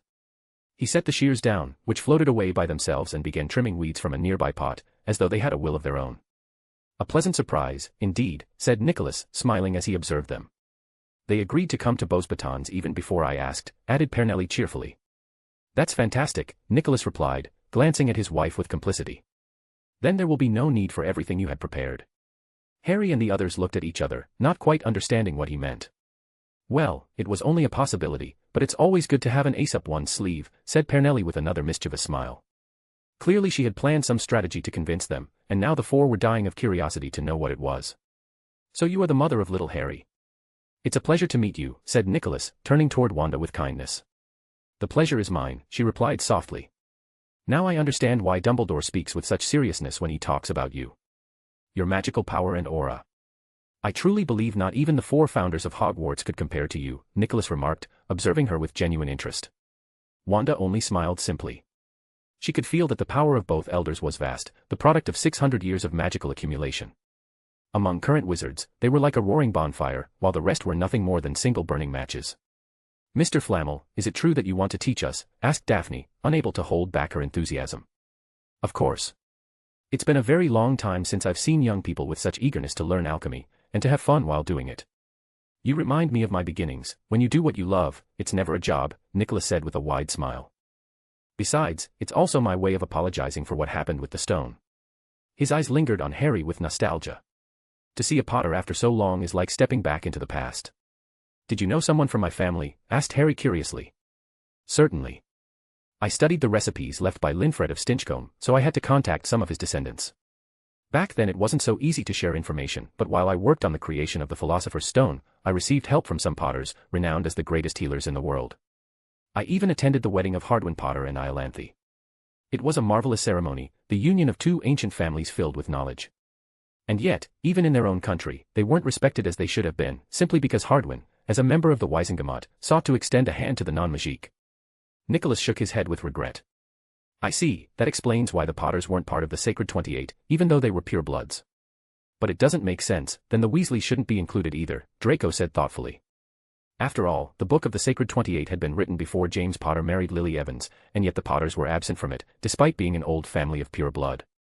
Well, I don't like to speak ill of people, but it's because English wizards are fools, Pernelli remarked simply. Penny, murmured Nicholas with a faint tone of reproach. It's true, she insisted. They erased everything the Potters contributed to the world of healing, and the free recipes they shared. They wiped it away to maintain that image of superiority and contempt toward half-bloods and those they call muggle-borns. They wanted to hide the truth. They are far more narrow-minded than they appear, even if they try to show themselves as liberal. Realizing that everyone present was English, she corrected herself with a slightly awkward smile. I'm sorry for that. It's all right. We've known it for a while, Harry said calmly. Draco didn't reply. Daphne smiled with a hint of mockery, while Hermione lowered her gaze, inevitably reminded of her own muggle-born origins. Look at the time. Pernelli exclaimed, changing the subject with enthusiasm. Why don't we invite you to lunch? That way we can talk a little more. We don't often have visitors. Besides, I'd like to introduce you to someone who could help you at Beauxbatons. She clapped her hands cheerfully, but in the motion there was a crack. One of her bones slipped out of place, and her hand twisted painfully. Everyone's eyes widened in surprise. Oh, sorry about that, Pernelli said with a slight grimace of pain, before carefully setting her hand back. At our age it happens often. Bones aren't what they used to be. I have to be more careful with everything I do. Her voice was soothing, though her eyes betrayed that the situation wasn't so simple. Nicholas's face revealed even more, a fleeting expression of sadness toward his wife. Wanda observed them intently. She didn't need to actively use her magic to understand their thoughts. She knew their daily lives were far less lively than they pretended. Their routine was marked by monotony and emptiness, with the weight of age limiting every movement. They could barely walk without twisting an ankle. They could no longer enjoy the taste of food. That was why Nicholas had accepted Dumbledore's request regarding the Philosopher's Stone. He wasn't naive. He understood the risk, but deep down what he desired was an excuse. If the stone was stolen or destroyed, at last they would have a reason to let go of everything and rest. Perhaps Dumbledore knew it too, and that was why he took advantage of the situation. Harry, with his keen mind and ever-watchful eyes, noticed the reactions of Nicholas and Pernelli. He reached a similar conclusion. That was the true reason why Nicholas had lent the stone, which preserved their lives, without keeping it under greater protection, despite having so many alchemical objects capable of defending the house. Harry, greet your master, Wanda said suddenly, taking everyone by surprise, even Nicholas and Pernelli. Oh, that's not necessary, Nicholas replied with a kind smile. But Wanda gave him a serious look. Harry understood the signal and obeyed. Maître Flamel, he said, placing a hand over his chest, above his heart, and lowering his head with solemnity. It is an honor to present myself before you. My family has taught me to revere knowledge, and I know that in your presence I stand before centuries of wisdom. If you grant me the privilege, I wish to learn under your guidance, with the discipline and respect worthy of a master of your stature. Oh, there's no need for such protocol, Nicholas answered, stepping closer to raise him, but in that instant he felt an overwhelming force. He lifted his gaze and discovered where it came from, Wanda, pointing her hand at him, her eyes grave, rings of chaos magic swirling around her. Retour à cek 2 eyes. She whispered. The old man's skin glowed scarlet, trembling as if thousands of years were being torn away in an instant. His hair turned blonde again, his wrinkles vanished, and his eyes regained a youthful gleam. For a brief second, the young and the old images overlapped, blurred together, until the final form stabilized. No longer was there a weary old man, but a Nicholas Flamel in his 40s, breathing with awe and fear. Wanda turned her hand toward Pernelli, who was still frozen in place, and the same miracle occurred. Her hair became a radiant silver, her skin regained firmness, and her body took on the grace of maturity. To the eyes of all, she looked like a woman in the prime of her 40s, radiant and beautiful. Both remained motionless, staring at their rejuvenated hands, then their faces, and finally each other. Nicholas looked at Pernelli before smiling with a mixture of emotion and memory. Tears streamed down her cheeks as she saw her husband young again after so many centuries. I tell you this every day, but I think I forgot today, so I have to say it again, Nicholas said, gazing at her tenderly. You are as beautiful as the day we married. You already told me that this morning, Pernelli replied, tears still falling, this time accompanied by a smile. Meanwhile, the four young ones stood with their mouths wide open, unable to utter a single word. Even Harry, who should have been accustomed to his mother's power by now, couldn't hide his astonishment at what he had just witnessed. That should be enough as a gift of gratitude from Harry's family, Wanda said with a serene smile, as if what she had just done were no more difficult than lighting a candle. Harry glanced at his mother, then at the Flamels, who embraced with an affection that seemed to rejuvenate them even more than the magic itself. Finally, he turned to his friends, mischief sparkling in his eyes. I really want to see what your families will give as a present, he remarked with a mix of pride and teasing, making Daphne let out a soft giggle, Draco cross his arms with an offended expression, and Hermione fix him with that typical look of reproach she always used whenever Harry let himself get carried away by irony. Chapter 103, The Charms of Beau's Batons. The Charms of Beau's Batons. Thank you so much, truly, thank you. I cannot find words to express my gratitude. A life so long, yet with a body unable to bear it, is the same as living in suffering, said Pernelle as she gently embraced Wanda, her face glowing with a smile full of joy. Now that you are my son's teachers, I had to give you a gift for it, added Wanda with a serene smile. I would really like to ask how you did it, but everyone has their secrets, and this one is fascinating, commented Nicholas with a sincere smile. Come, let's eat. I was going to ask the house elves to cook something, but now I really want to do it myself, after so many years, exclaimed Pernelle, brimming with happiness. Ah, my dear, it would be better to leave it to the elves. After all, it's been a long time since you cooked anything, said Nicholas, a little worried about the guests' palates. Pernelle frowned at him, and immediately Nicholas closed his mouth, which made the others laugh. Well then, you're right, she accepted after thinking for a moment. The food must already be ready. Another day, then, she said with a smile, walking quickly toward the house. Each step seemed to increase her happiness, no more bone aches, no more need to lean on anything or move carefully. Nicholas, meanwhile, followed her with a smile filled with love, delighted to see her enjoying her renewed vitality. So much so that he didn't even notice they had left their guests behind. Mom, how did you do it? Asked Harry, unable to contain his curiosity. Wanda looked at him with a touch of mischief in her eyes. I won't tell you, so that you don't try it yourself, she replied calmly as she kept walking. So the king was nothing more than a fool and a tyrant who wanted eternal life, even if that put all his citizens at risk. He sought the fountain of youth, so I simply gave him alcohol, a lot of alcohol. Convinced he was immortal, he threw himself off the balcony. And that was the end of the stupidest tyrant's reign. Fortunately, his prince was quite good, he wanted me to remain as court wizard, but I refused. I was only passing through, Nicholas recounted with a hint of pride, though the story sounded rather absurd. That story again. Can't you tell them something more interesting? I'm sure the young ones would much rather hear how you fought an army all by yourself, or when you tamed 10 maddened dragons to keep them from attacking the non-magical, or even the magical traps you designed to protect an entire kingdom during the Goblin Rebellion, said Pernelle, shaking her head in resignation. But those stories aren't fun. Watching a king fall because he was an idiot, that is, Nicholas retorted with mock seriousness.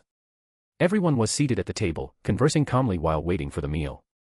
The youngsters listened to Nicholas's anecdotes, most of which revolved around strange characters he had met during his travels.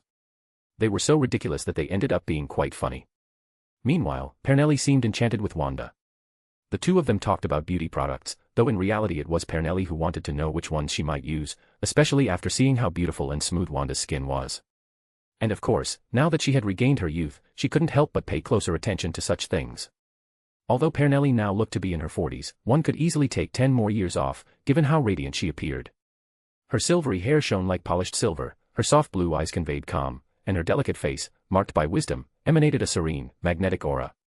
Nicholas was no less impressive, his blonde hair, slightly long and wavy, seemed to glow with light, his clear blue eyes and mature smile gave him a distinguished, strong appearance. As they conversed, a soft jingling of bells rang in the air. Oh, it seems someone is approaching. Surely the other guests, said Nicholas. Indeed. I'll go greet them, said Pernelle, rising with ease. Moving with lightness and speed, she almost seemed to enjoy her renewed vitality too much, unable to stay still. Nicholas looked at her tenderly and spoke in a low voice. The truth is, Pernelle was prepared to convince them to come to Beau's Batons.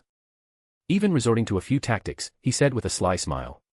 Tactics, everyone asked, intrigued. You'll see soon enough, he replied mysteriously. Come in, come in. You're both truly beautiful. When Maxime said she would send 2 students, I never imagined who they would be, but the Delacour cousins. Your family never disappoints when it comes to beauty, announced Pernelle, rushing back and accompanied by 2 visibly confused youths. Neither of them could stop staring at her in bewilderment.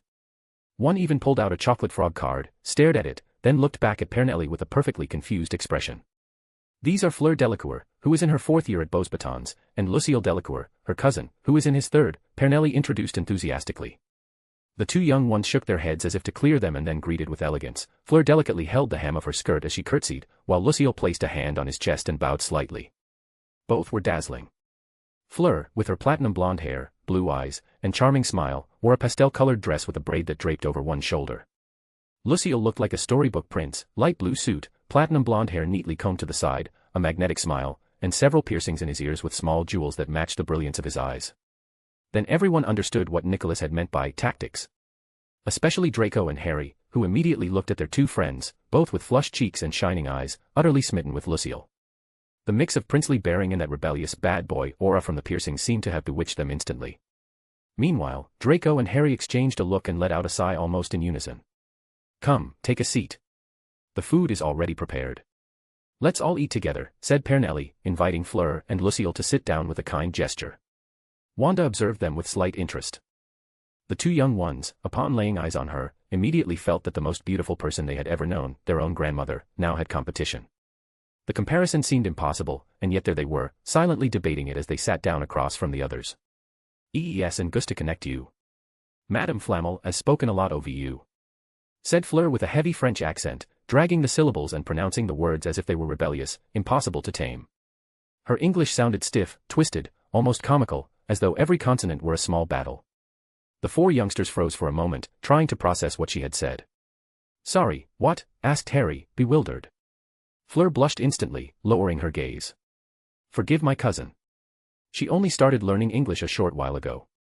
What she meant to say is that it's a pleasure to meet you, and that Madame Flamel has spoken a lot about you," explained Lucille with a calm smile, his English flawless, to which he added a friendly wink.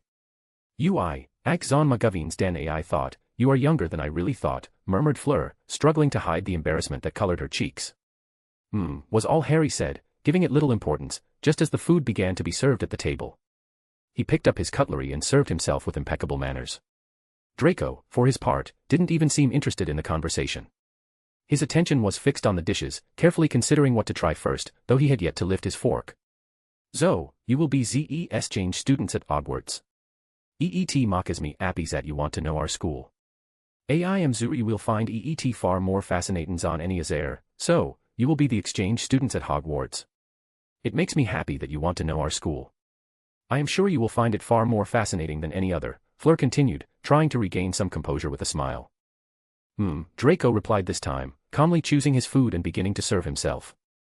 "In fact, Madame Pernelli said we were going into 3rd and 4th year, but we've already advanced to the next course. So, when you arrive, I'll be in 4th. Of course, if you ever need help or want to explore, you can always come to me.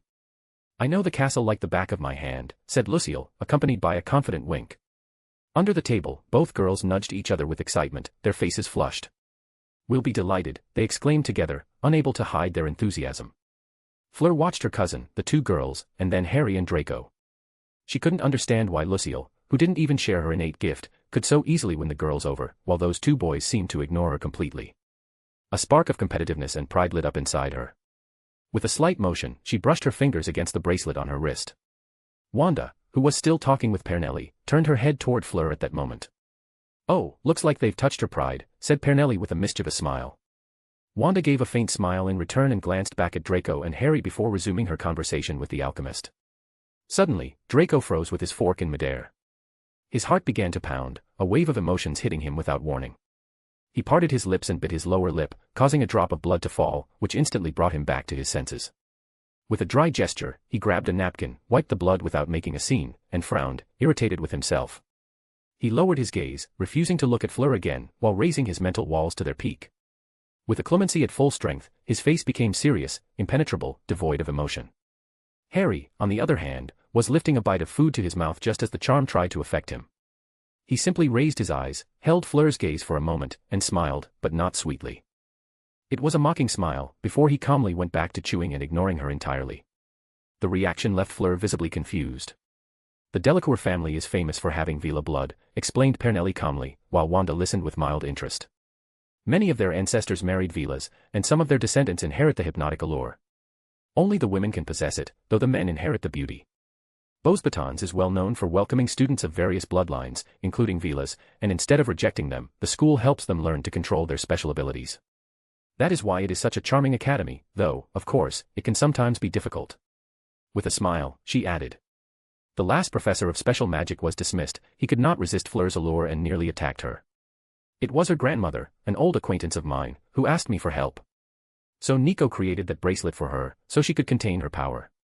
Fleur can be proud and competitive, yes, but she is not a bad person. She lived her whole life trapped by her allure. And now. I see something interesting, she concluded, gazing at the girl, who kept shifting her expressions in frustration as she realized her attempts were failing. At last, Fleur lifted her eyes toward Pernelli and Wanda, who were both watching her knowingly. She understood immediately what she had been doing, and her entire face flushed red. Nervously touching her bracelet, she bent over her plate and began eating quickly, trying to erase her embarrassment. Well, it's a rather interesting illusion skill, said Wanda casually, as if it were nothing remarkable. She wasn't even upset that Fleur had tried to charm Harry, she knew it was impossible. Many Beauxbatons students still don't know how to properly control their powers, added Pernelli, before glancing at Wanda, as though a new thought had just sparked in her mind. Everyone finished eating and then moved to another room to rest, though the conversation still revolved around Beauxbatons. Apart from the mandatory and optional subjects that exist in all wizarding schools around the world, Beauxbatons also has several clubs supported by professors. There's the Etiquette Club, the Fencing Club, the Archery Club, the Reading Club, the Music Club, the Equestrian Club. In each one, you learn seriously about the discipline, and you can belong to several at the same time. For example, I am part of the Equestrian Club and the next president of the Fencing Club, explained Lucille with a confident smile. My cousin Fleur is part of the Music Club, though she keeps receiving invitations from the Dance Club as well. You forgot the most important one, the Alchemy Club, Nicholas interjected. Of course. The Alchemy Club is one of the clubs with the most students. Monsieur Flamel donated many of his alchemy books, so it's quite popular. Although, to be honest, many of those students only join because being in the Alchemy Club gives you extra points when you graduate and look for a job, especially in France, Lucille replied with a carefree smile. The comment annoyed Nicholas a little, but he couldn't say it was false. Lucille came across as someone easy to get along with, open and friendly, and he naturally took the lead in the conversation, telling the four about Beauxbatons. Fleur, on the other hand, remained at his side with an almost forced smile. Her limited English and the wrong impression she feared she had given kept her uneasy. No one was looking at her the way they usually did, and that confused her more than she admitted. This year we won't be able to continue with our clubs, especially because we'll be exchange students for only 1 year. So we might join the ones that already exist, if we're allowed to enter several, Harry commented with interest. Sounds interesting. The fencing club catches my attention, especially since that discipline can later be applied in the control of golems, said Draco seriously. I'm interested in equestrianism, added Daphne. Hermione nodded immediately, though it was obvious both of them had more than horses in mind. It will be a pleasure then, going to your school, Harry said to the two cousins with a calm smile. It will be a pleasure for us to have you, even if it's only for 1 year. I hope it will be a year you truly remember in your hearts. And who knows, perhaps you'll decide to stay, replied Lucille with a confident gleam in his eyes. After the talk, everyone began preparing to leave. Nicholas was connecting the Fleur network, thrilled with the idea of traveling again now that his youth allowed him more activity. Meanwhile, Pernelli had taken Wanda aside to give her a few recipes of the dishes Harry had particularly enjoyed. The four youngsters were speaking quietly among themselves about which clubs they might join, leaving Fleur and Lucille sitting in their place. Lucille noticed his cousin's annoyed expression and couldn't help but smile with a hint of mockery. On ta appelé pour enchanter les enfants, mais il semble que tu n'es pas pu. Oh, quel malheur. Quelle petite vilaine si triste. They called you to enchant the children, but it seems you couldn't. Oh, what a misfortune. What a little villa so sad, he said in French, exaggerating his tone as if narrating a theatrical tragedy. Taisez-vous. De tout faken, ils viendront à Beauxbatons. Et toi, tu es en train de séduire de petites filles, tu n'es pas père que j'appelle la police. Shut up. Anyway, they'll come to Beauxbatons. And you're seducing little girls, aren't you afraid I'll call the police? Fleur shot back, irritated. Écoute, avant tout, nous n'avons tué un et quelques mois de différence. Etca, gene per pas elevator. Listen, first of all, we're only a year and a few months apart. And that, I can't change, Lucille replied, running his hand through his hair with an arrogant smile. Genai pas besoin d'un charme de vilain pour conquérir de cours. I don't need a vila's charm to win hearts, he added smugly. Ce n'est sant que d'enfant. C'est pour cana pas marqué. Attends seulement tu ils grandissent. They're just children. That's why it didn't work. Just wait until they grow up, said Fleur, a note of competitiveness in her voice. Cousine, peut-être que tu n'en rends pas compte, mais nce moment tu parles comme un méchant. Mais j'ai vraiment envie de voir comment tout ça va finir. Cousin, maybe you don't realize it, but right now you're speaking like a villainess. And I really want to see how all this ends, Lucille replied, amused. Moi aussi, je suis vraiment intéressé de voir comment tout cela va se terminer. Yes, I too am really interested in seeing how all this ends, interrupted a voice. Both turned abruptly at the sound of those words. There stood Harry, with a faint smile. His French was perfect, clear and fluent, which left the two cousins dumbfounded. It will be an interesting year, elders, he said calmly, walking with his hands behind his back as he moved away. Lucille looked at Fleur's expression and grinned mischievously. Ha ha ha. I truly hope it will be interesting. Otherwise, our school will be terribly boring, he remarked, amused. Chapter 104, Special, Multiversal Assembly of Protagonists. Multiversal Assembly of Protagonists.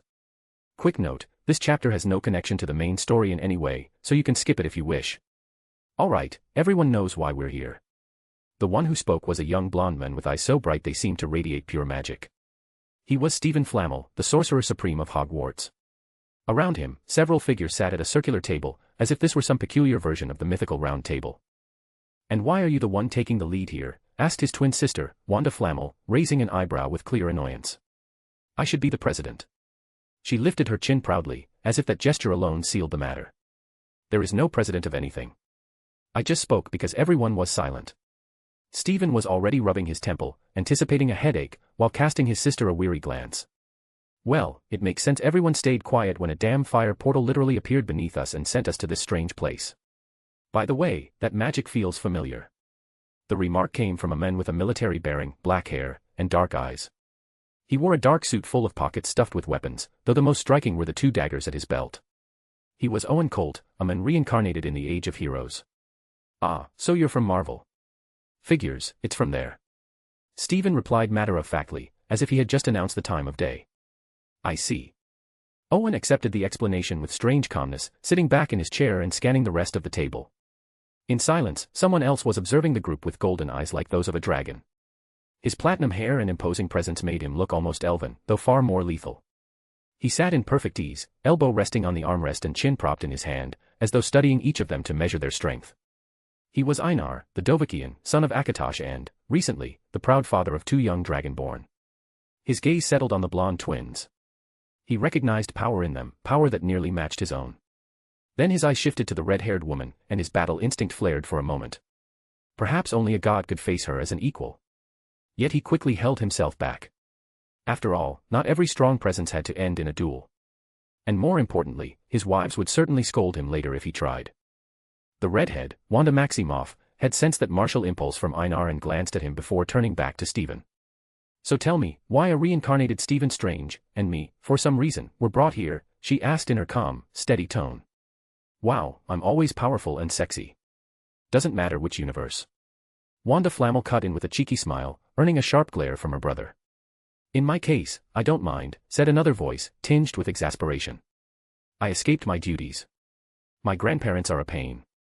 I already saved the world, united two universes, and what do they want now? For me to sit around doing paperwork? No, thanks. The speaker was a massive woman with short hair and a roguish grin. Her hands were gloved in black, and a white cape hung from her shoulders, the word justice written across the back. Even seated, she was taller than anyone else in the room. She was Cara Alberona Clive, mage of fairy tale and admiral of the Marines in the merged world of One Piece. Can we get to the point already? I need to see my kids, and my mother's supposedly visiting, growled Einar, who was rapidly losing patience. Yes, speaking of kids, we should probably hurry before family chaos strikes again. Stephen muttered with a frown. Wanda Flammel barely hid her laughter. After all, there were 6 siblings in total, each unbelievably powerful, and their children had inherited the dangerous bloodline. Teaching them to bother their Uncle Stephen had become a favorite pastime. At that moment, 2 crystal spheres materialized in the center of the table, each showing a different world. In the first, 2 black-haired children could be seen, one practicing magic, the other wielding a sword, while their mother kept a watchful eye on them. Wanda Maximoff smiled softly, recognizing little Harry from another universe. There was something nostalgic in seeing him that way, so familiar, yet so different. The second sphere made Einar narrow his eyes.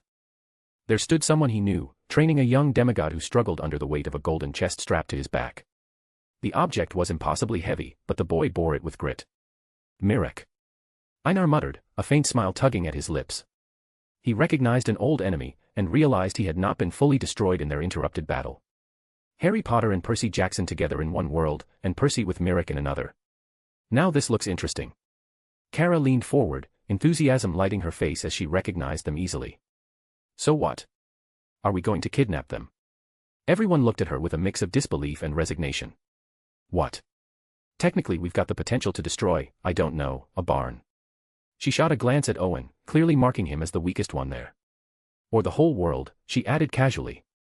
The comparison stung Owen a little, but as he looked around at the auras surrounding him, he instantly understood, every single one of them was monstrously powerful.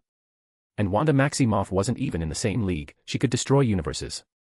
They're ridiculously strong, and they got the easy universes, he muttered in frustration, as if trying to convince himself not to compare. After all, he was stuck in the Marvel universe. Not the most powerful, perhaps, but certainly one of the deadliest. After all, he was in the Marvel universe. Not the most powerful universe, but certainly one of them. We're not kidnapping anyone. And why was that even an option after seeing these visions? Stephen asked in disbelief. I don't know, you just have a villain face. Kara replied with total simplicity. Wanda Flammel immediately started nodding rapidly, covering her mouth to stop herself from bursting into laughter. Stephen took a deep breath, storing his irritation for another time. Harry Potter and Percy Jackson, Children of Destiny. A universe where both stories intertwine from the very beginning. Here, Harry is not simply the boy who lived.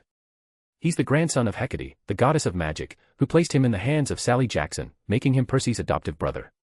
They grew up sharing laughter, quarrels, and above all, a life marked by prophecies that fuse magic with Greek mythology. Their world is not the Hogwarts everyone knows, nor the Camp Half-Blood as it should be, it's something new, where both realms are connected and enemies who should never have crossed paths now collide. The two boys will have to face not only the dangers of their own stories but also enemies who have learned from their failures in other universes and come back far more dangerous. And of course, they won't be alone, they have their mother, who would make Olympus itself tremble before letting anyone lay a finger on them. Their journey is the very definition of what it means to be a family, even when destiny itself tries to tear them apart. Stephen paused, then pointed to the other sphere, where Mirok was training Percy. Percy Jackson and the first Dragonborn. After his defeat, Mirok managed to keep his soul from being completely destroyed by Hermias Mora. He fell into a universe brimming with divine beings, and for some reason, ended up training Percy. Though he claims to do it for his own ends, little by little he's starting to grow attached to him, and that might just change his plans. Einar remained silent, absorbing the idea. So, he finally asked, eager to end this absurd meeting. So nothing. I just wanted to sneak in a little propaganda. Stephen answered with a sly grin. Phew. Wanda Maximoff sighed, before glancing once more at the vision of little Harry and Percy with a tender smile. Then she snapped her fingers and vanished in a scarlet aura. After all, she now had plenty of work to do as a temporary professor. Einar stood as well, unwilling to waste more time, and activated his mark and recall spell to return home. Ah, they're gone. Kara muttered, shrugging. Well, now we can criticize them in peace, she added with a grin. Could you send me back to my place? Owen asked, uninterested in playing along. He gave Stephen a tired look. A portal opened beneath his feet, dropping him back into his world. Hey, if I take you with me, will you give me a devil fruit? Wanda Flammel asked Kara. Of course, whichever one you like. I recommend the magma one. Kara answered with a friendly smile. But doesn't that one already have an owner? Wanda asked, slightly confused. That's why. Kara replied, amused. Both of them vanished together, leaving a chaotic aura behind. Stephen was left alone in the room. He stood up, but before leaving, his eyes drifted once more to the two crystal spheres still glowing at the center of the table. Now it's your turn, he murmured with a mischievous smile. After all, he had been the protagonist of the very first story. And, in a way, the one who had started all this multiversal chaos. Author's note. Ha ha ha, so what did you think of this little special? I hope you enjoyed it as much as I did writing it. Yes, I gathered all the protagonists of my novels at the same table, well, almost all, because if I added more, the round table would turn into an all-you-can-eat buffet. I'm sure you know at least two of them, right? Right. Please say yes, don't leave me hanging here like Stephen when his nephews ignore him. I know what you're thinking, what the hell is this crazy author doing? And my answer is simple and honest, I have no idea. I was bored, I felt like throwing all my protagonists together, and I did it. Did I also take the chance to sneak in some shameless advertising? Exactly. You just sat through a commercial disguised as a chapter without realizing it. You're welcome. So here's the deal.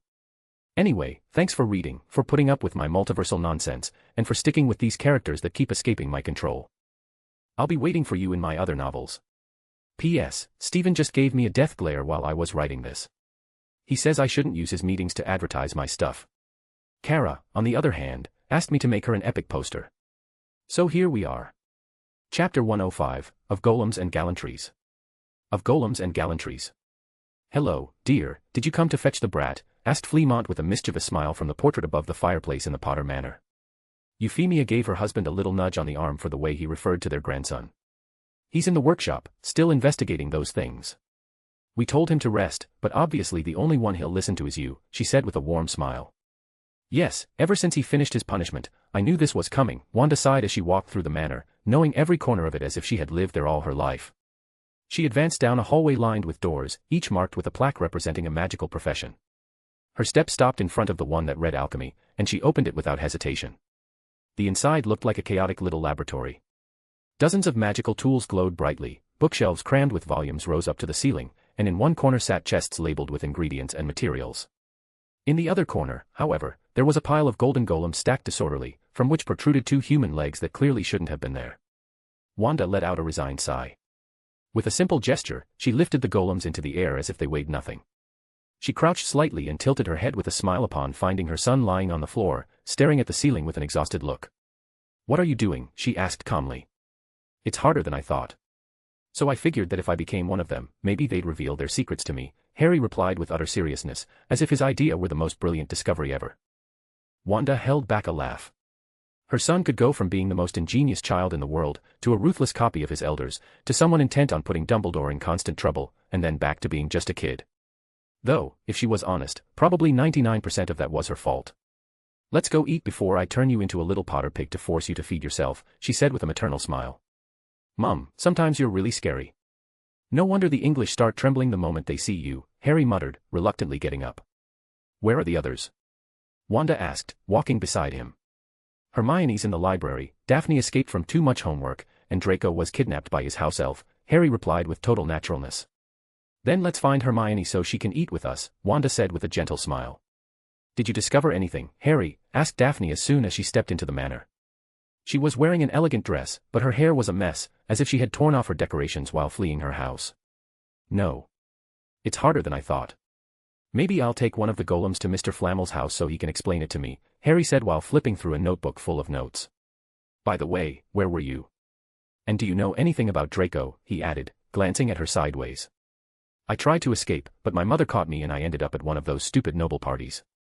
Draco was there too, with his elf clinging to his leg as if kidnapping him. You could tell he wanted to run away just like me, she answered tiredly, collapsing onto the sofa. You have no idea how lucky you are not to go to those things. That's because everyone's too scared of my mother to invite her. Especially the so-called white faction. And honestly, that's for the best, there's no need to pretend cordiality with people who know we despise Dumbledore and his network of fools, Harry said simply, waving his hand lazily. Bad luck for you, though, since your family is technically the leader of the neutral faction. Harry, next week we're going to a gala. We need to prepare a suit for you, Wanda announced as she entered the sitting room. Harry spun around instantly, eyes wide. Daphne, on the other hand, recovered all her lost energy and grinned from ear to ear. Bad luck for you, Harry, she said teasingly before leaping up with delight. At least she wouldn't be the only one suffering. With a light jump she rushed to the fireplace, waved her hand, and disappeared into the green flames. A gala. And where did that come from? Harry protested, turning to his mother with a scowl.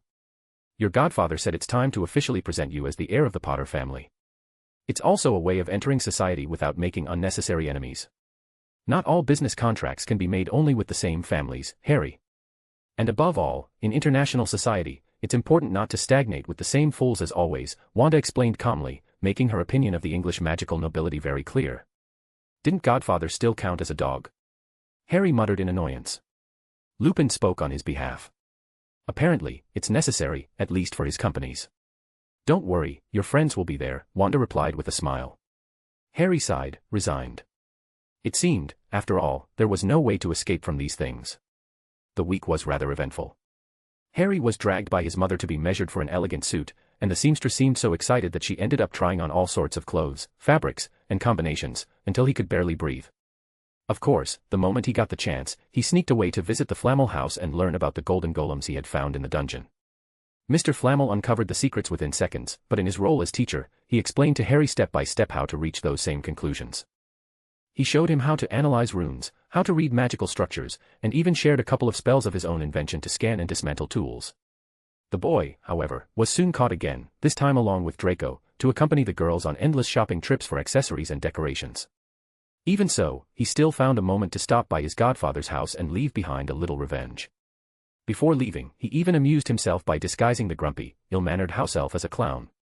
And then, the day of the gala finally arrived. Mr. Potter, at last I meet you in person. I've heard so many stories about you, it's wonderful. My daughter is a great admirer.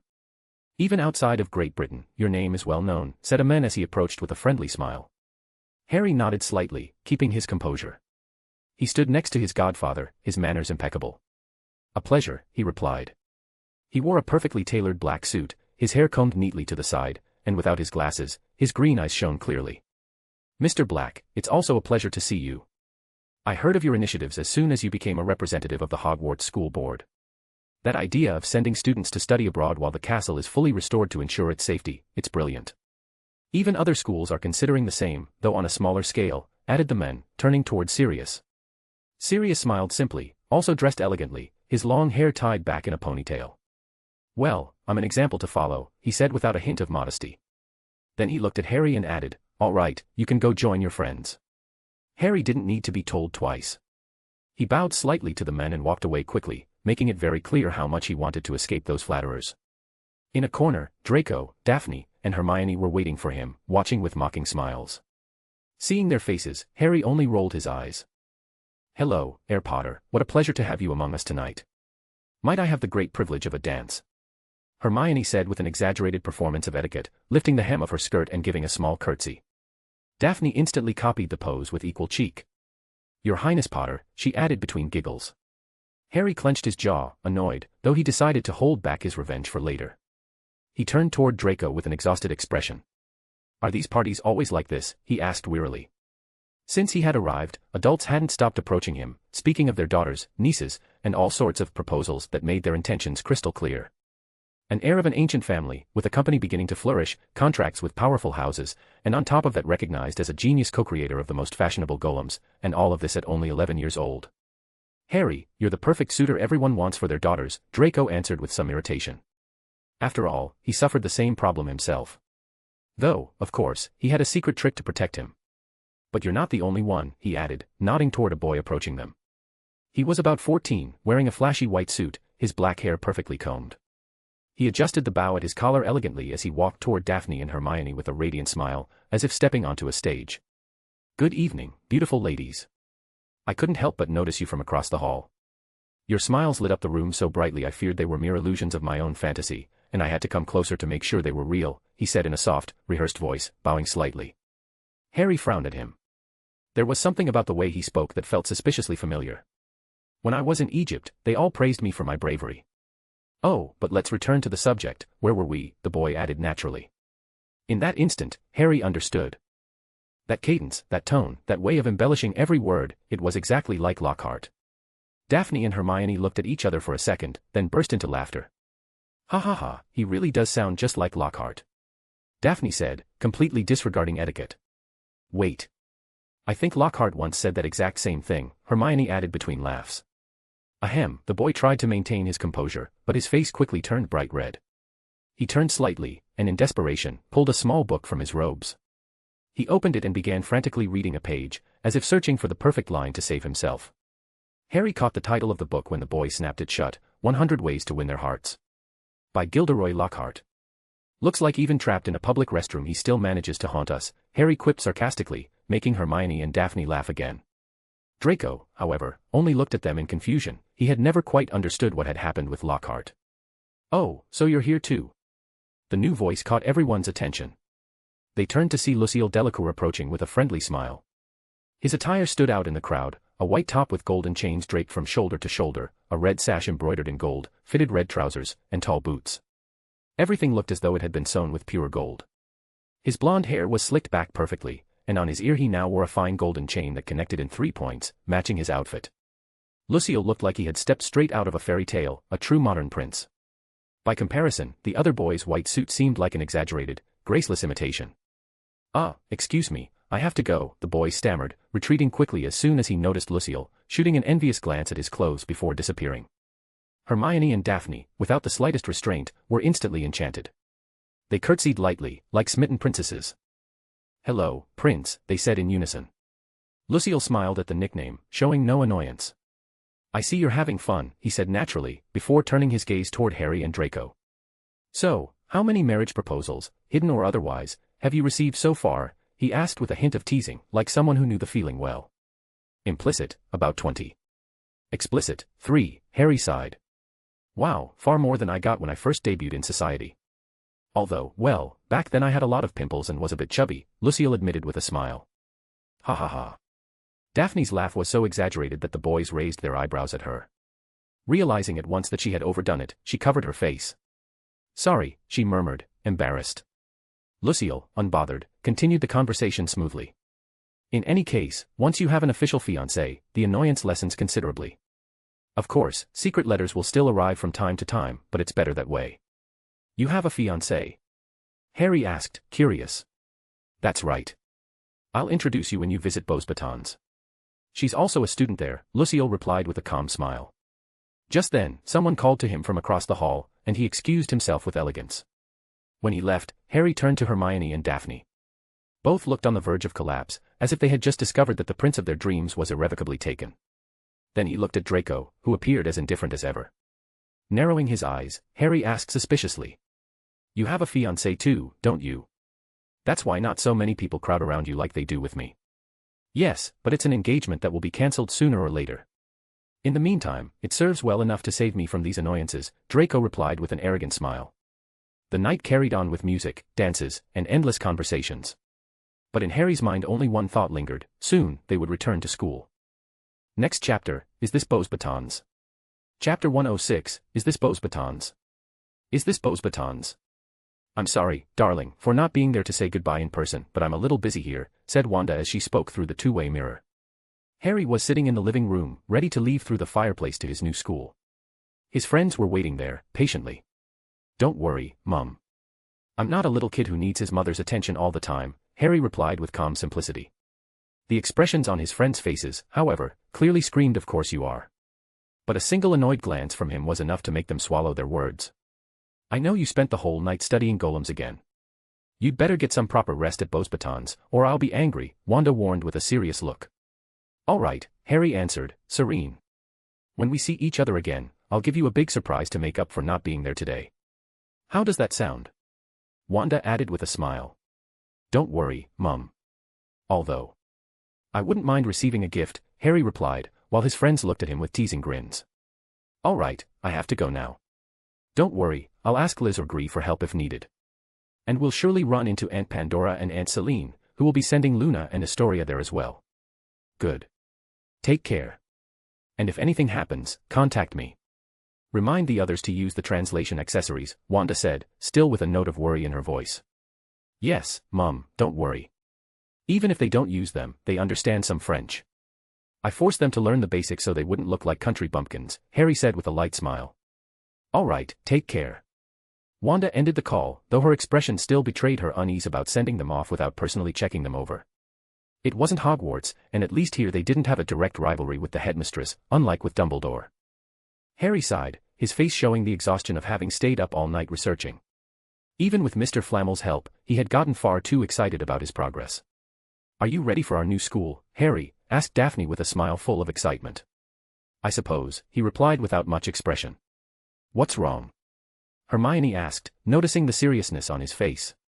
Draco, silently, observed him closely. If something worried Harry, it had to be important. "We're going to another school, one that isn't Hogwarts, but still in Europe," Harry explained gravely. "Hogwarts is supposed to be the safest school on the continent, and you already know what happened in just our first year. I don't even want to imagine what the other schools are like." The others widened their eyes in surprise, realizing the hidden truth in his words. Hogwarts had been described again and again as the safest school in the world, so much so it was practically brainwashing. Yet they themselves had witnessed the opposite, a troll that nearly attacked Hermione and Daphne, a teacher in disguise who tampered with blood jars to harm Harry, a three-headed dog locked in a room that later escaped, thanks to Red, of course, ridiculous trials supposedly protecting a stone any wizard would kill to possess, wounded unicorns, and above all, that basilisk Wanda dragged into the Great Hall along with the Chamber of Secrets itself, created by one of the founders no less. And now they were heading to a school about which they knew nothing regarding safety. Silence fell over them, the four were nervous. We should wear full suits of armor, don't you think? Draco asked seriously, trying to hide the tremor in his voice. Oh, no. Hermione murmured, covering her head with both hands, nervous. Then she looked at Red, who was lying happily on his back, rubbing himself against the new cushion they had bought him. I'm staying with Red, she said, hugging him as if he were her guardian. The small dragon looked at her in confusion. Damn, Dad took away the grenades I got again. Daphne muttered in concern, though it seemed she had only just noticed, despite having prepared them earlier. Harry looked at his friends and smirked mockingly, a gesture that made it obvious he was just playing with them. It earned him several annoyed looks. Idiots. Obviously, Hogwarts isn't the safest school in the world. We only believe that because we're English and all the adults went there. Maybe the generation right before ours was peaceful, but the one before that was at war. Factions formed inside the school and later fought each other to the death as soon as they graduated. And before that, Voldemort was already doing his thing. I even heard that about 80 or 90 years ago there was some special student who got into trouble with a goblin and something about a secret order, Harry said with a mocking tone. TSK.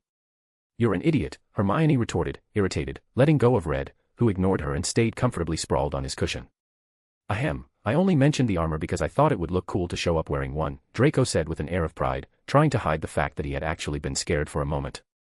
Either way, I'm going to get something that makes things explode, Daphne added with a mischievous smile. As they continued talking, the fireplace in the living room burst into bright green flames. A young woman stepped out with firm strides, dressed in a black leather jacket, her hair messy and dyed bubblegum pink. Her eyes scanned the room before settling on Harry. Without saying a word, she walked over, hoisted him effortlessly onto her shoulder, and turned to leave. Good, was all she said.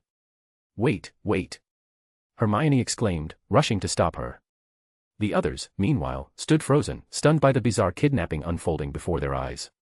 Why do you let yourself get kidnapped so easily? Draco couldn't help but ask, staring at Harry, who remained calm on the young woman's shoulder.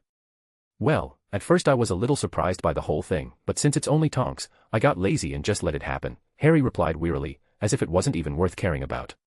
Hey. What do you mean, only Tonks? That sounded like an insult, complained the pink-haired witch as she set him back down on the floor with an annoyed look. So, Dora, you finally regretted joining the Aurors and switched over to the dark side, Daphne joked with a mischievous smile. Of course not. I'm an honorable Auror trainee, respectful of the law, Tonks shot back with arrogance and a proud grin. Yeah, sure, says the woman who just carried an 11-year-old boy on her shoulder as if it were the most normal thing in the world, Draco muttered with exhaustion, staring at his cousin and wondering what kind of family he had ended up with. Aren't you 12 already? Tonks asked, fixing her gaze on Harry. In July, he answered simply. So, can you explain what you were trying to do? If you wanted to kidnap me for ransom, I don't think it would work. You'd probably end up with half of England destroyed by my mother. And besides, there were plenty of witnesses, you'd have to silence them all. But the worst part is that Red's cushion is new, and he'd definitely be angry if you ruined it. Harry pointed at the little dragon, who immediately went into defensive mode upon hearing those words, protecting his cushion as if it were a priceless treasure. Bah, I already have money, Tonks replied cheekily. Draco, Hermione, and Daphne all turned to Harry with looks that seemed to say, seriously? Are you giving her ideas? I came to take you to your new school. It was actually supposed to be serious, but apparently he has an interesting meeting with Moody, so I took the chance to sneak out, Tonks explained shamelessly. The four of them stared at her with a touch of distrust. What? Come on, it'll be fun. I've never been to any other school besides Hogwarts. And besides, I can give you some ideas on how to make sure Hogwarts' name stands tall in other countries, Tonks assured, turning to walk, only to trip over a table and fall flat on her face. The vase of flowers on top of it tipped over, soaking Red's cushion. In an instant, the small dragon leapt furiously at Tonks and began yanking at her hair with his teeth. Of course, if he wanted to, he could actually hurt her, but instead, he was just punishing her. To Red, those belonging to the Master's family were never true enemies, but they could suffer a little. Ouch, ouch. Wait, Red. I'm sorry, I'll clean it. Tonks cried as she struggled to get him off her. The others didn't intervene. On the contrary, they watched the scene in silence, convinced it was wiser never to repeat whatever Tonks might try to teach them, lest they end up like her. Why did you let Red keep at it for more than 10 minutes? Tonks grumbled as she walked ahead of the four of them through the ministry corridors, trying to fix her hair, which was now an absolute mess. Because it was fun, the four replied in unison. Tonks clenched her jaw in frustration but said nothing more. Finally, she led them to the travel section, where the portkey to France awaited.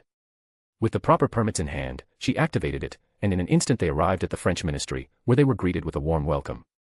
Tonks, however, only exchanged a few quick words and moved on briskly. It's better if we leave quickly. We don't want to draw too much attention. Everyone's very excited about this whole school union thing.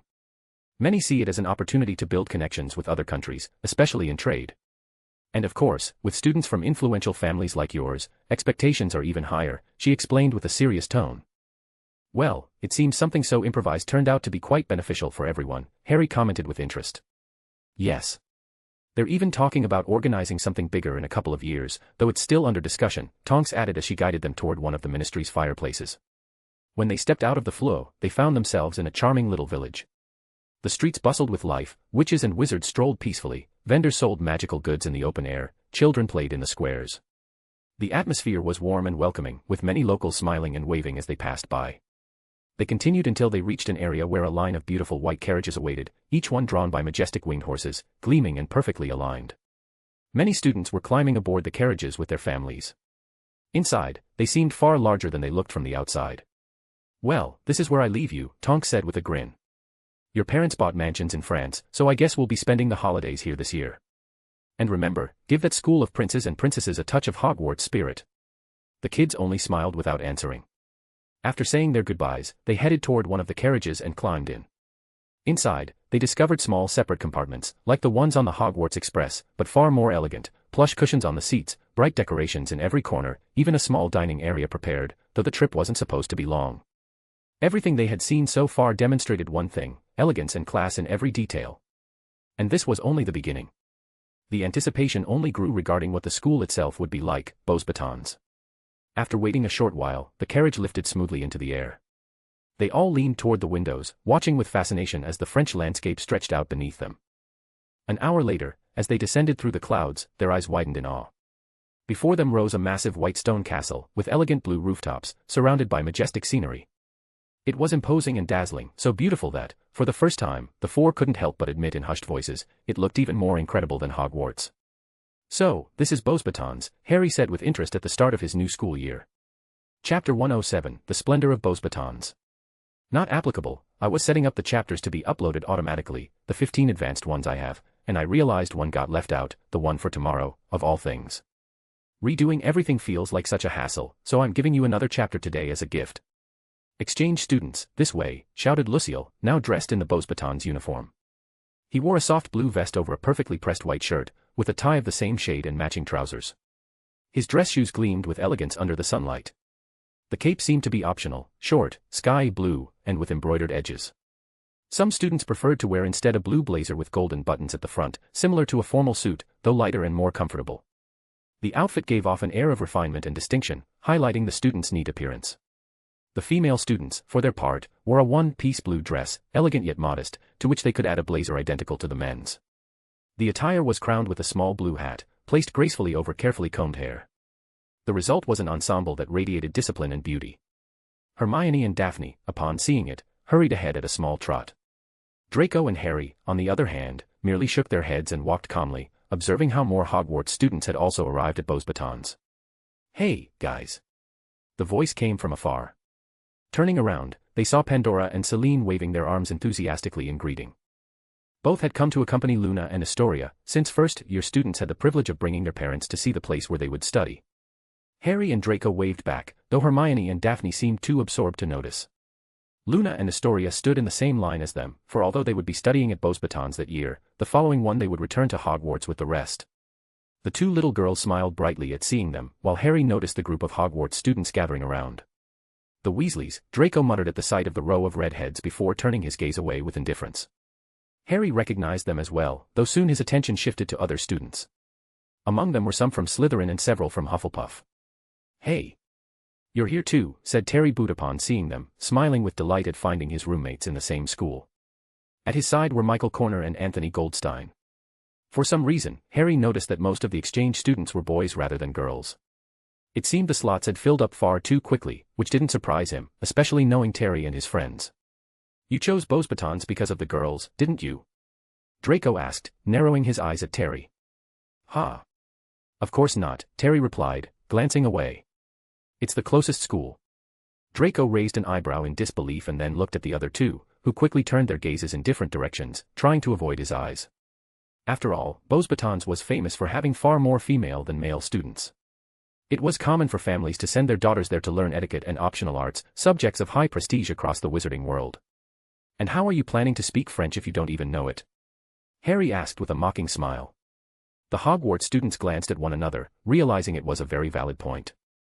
It was as if only now the thought had occurred to them. Lucille, who was watching everything from the front, turned to Harry and raised an eyebrow, silently asking if he was serious. Harry approached him and, with a smile, handed him a small bag full of objects while whispering something to him. "So you're a guide or something like that," he remarked. "Well, I'm the one who speaks English best among the students, plus, I earn extra points," Lucille replied with a radiant smile that immediately drew the enchanted gazes of several girls entering through the castle doors. Hermione and Daphne were not the only ones impressed. "All right, come here. I'll give you these translation accessories. Use them to speak and understand French," he explained, extending the bag. Harry nodded, and everyone stepped forward to take an item. There were necklaces, pendants, and rings, all finely crafted. "They're truly fascinating," Lucille murmured with interest as he picked one up. "My mother created them, knowing there would be problems," Harry explained with a smile. "Ah, if it was her, that makes sense," Lucille said, though his words made Harry raise an eyebrow in confusion. He shouldn't have known about Wanda. "Well then, with these it will be easier. This school is like any other, follow me." Lucille began guiding them, and the group fell into line behind him. As soon as they crossed the Beauxbatons gates, a stone path welcomed them, flanked by rows of enchanted flowers that seemed to glow softly under the light. The air was filled with a fresh and sweet fragrance. The path led to a grand fountain in front of the castle. "This is the Fountain of Good Fortune," Lucille explained. "It stands in the main gardens and was donated by Nicholas Flamel himself, in gratitude for the Academy's legacy. It possesses healing and calming properties, making it one of the school's most treasured gifts. Since then, every new student must walk around it to gain good fortune for their stay here. It is a tradition." Guided by him, they all circled the fountain and then continued toward the castle entrance. And then, before them, Beauxbatons rose. A majestic palace, with slender towers and walls of pale stone that gleamed like marble in the light. Tall windows and finely decorated arches stretched toward the sky, while sky-blue banners waved proudly atop the turrets, bearing the Academy's emblem. Enchanted gardens surrounded the place, with statues that seemed to move ever so slightly and birds with radiant plumage flying freely overhead. "The castle has several towers, and it renews itself whenever needed," Lucille explained with pride. When space was lacking, the dormitory tower simply expanded. When there were too many classrooms, entire wings lay empty. The castle never stops growing, though magical architects have designed it to be easy to navigate. It's not a labyrinth. Every hallway always leads to the same place, the castle center in the Great Hall. You'll never get lost. We have a large staff of cleaners and curse breakers who scour the castle from top to bottom, removing any trace of dark magic so that the students are safe, explained Lucille as they walked on. The hallways stretched out immaculate, white walls that gleamed with cleanliness, decorated with paintings of high aesthetic value, flower vases enchanted at every corner, and moldings carved with such perfection that each wall seemed to become a work of art. Unlike Hogwarts, there were no medieval suits of armor decorating the corridors. Here everything evoked refinement and neatness, as if every detail had been carefully chosen to emphasize the school's elegance. When they reached a pair of great doors, Lucille stopped. "I know a little of Hogwarts history, the 4 founders, the 4 houses, but here there is none of that. Here we are just one school, united. I won't say prejudice doesn't exist, but at least we try to disguise it." Lucille let out a slight sarcastic smile. "We try to be noble and refined. If we hate someone, we do it quietly, under the table," he added in a low voice, provoking general laughter. "There won't be a house selection. All students of the same year take classes together, which allows for maximized teaching without splitting everyone apart unnecessarily. The welcome banquet is important, so I ask you to behave. Our student council is a bit noisy, and they are the ones in charge of the ceremony." Then Lucille tapped the door lightly, and it opened on its own, revealing the interior. The group was left in awe. The Great Hall of Beauxbatons was majestic, illuminated by crystal lamps that hung from an incredibly high ceiling, where soft sky-blue curtains floated as if dancing in the air. The tables were circular and perfectly arranged, each surrounded by chairs upholstered in blue velvet. White and blue dominated the decoration, transmitting freshness and purity.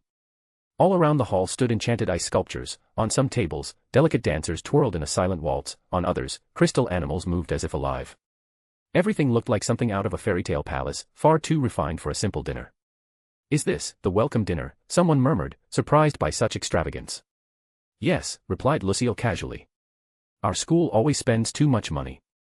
Of course, we have very wealthy alumni who keep donating absurd amounts. Sometimes I wonder if they do all this simply because they don't know what else to waste it on. He shrugged, then guided the group to an empty table, while the other students observed them with interest. Some greeted them with faint smiles, curious about the newcomers. Harry walked calmly, taking in the hall with simplicity. Yet for some reason, he felt a fixed gaze on him. Turning, he discovered a house elf hidden behind a pillar, watching him intently. When their eyes met, the elf gave a clumsy, awkward smile before vanishing immediately. Harry frowned and glanced toward his wand, sticking out of his pocket. That was weird, he muttered. What was? Asked Draco, who looked at the sculptures with indifference, as though none of it impressed him. Ah. I hope nothing, Harry replied, moving on with the others. The Hogwarts students settled together at the same table, seeking familiarity. For today, sit here, since you don't know many people yet. Later you can sit wherever you like, except those, Lucille indicated. He then pointed to other tables. To one side of the professor's table was a particularly ostentatious one, with tablecloths that seemed to shine and decorations even more luxurious than the rest. That is the student council's table. On the other side was another, less lavish yet equally distinguished. And that is the discipline committee's table. I recommend you be careful with both.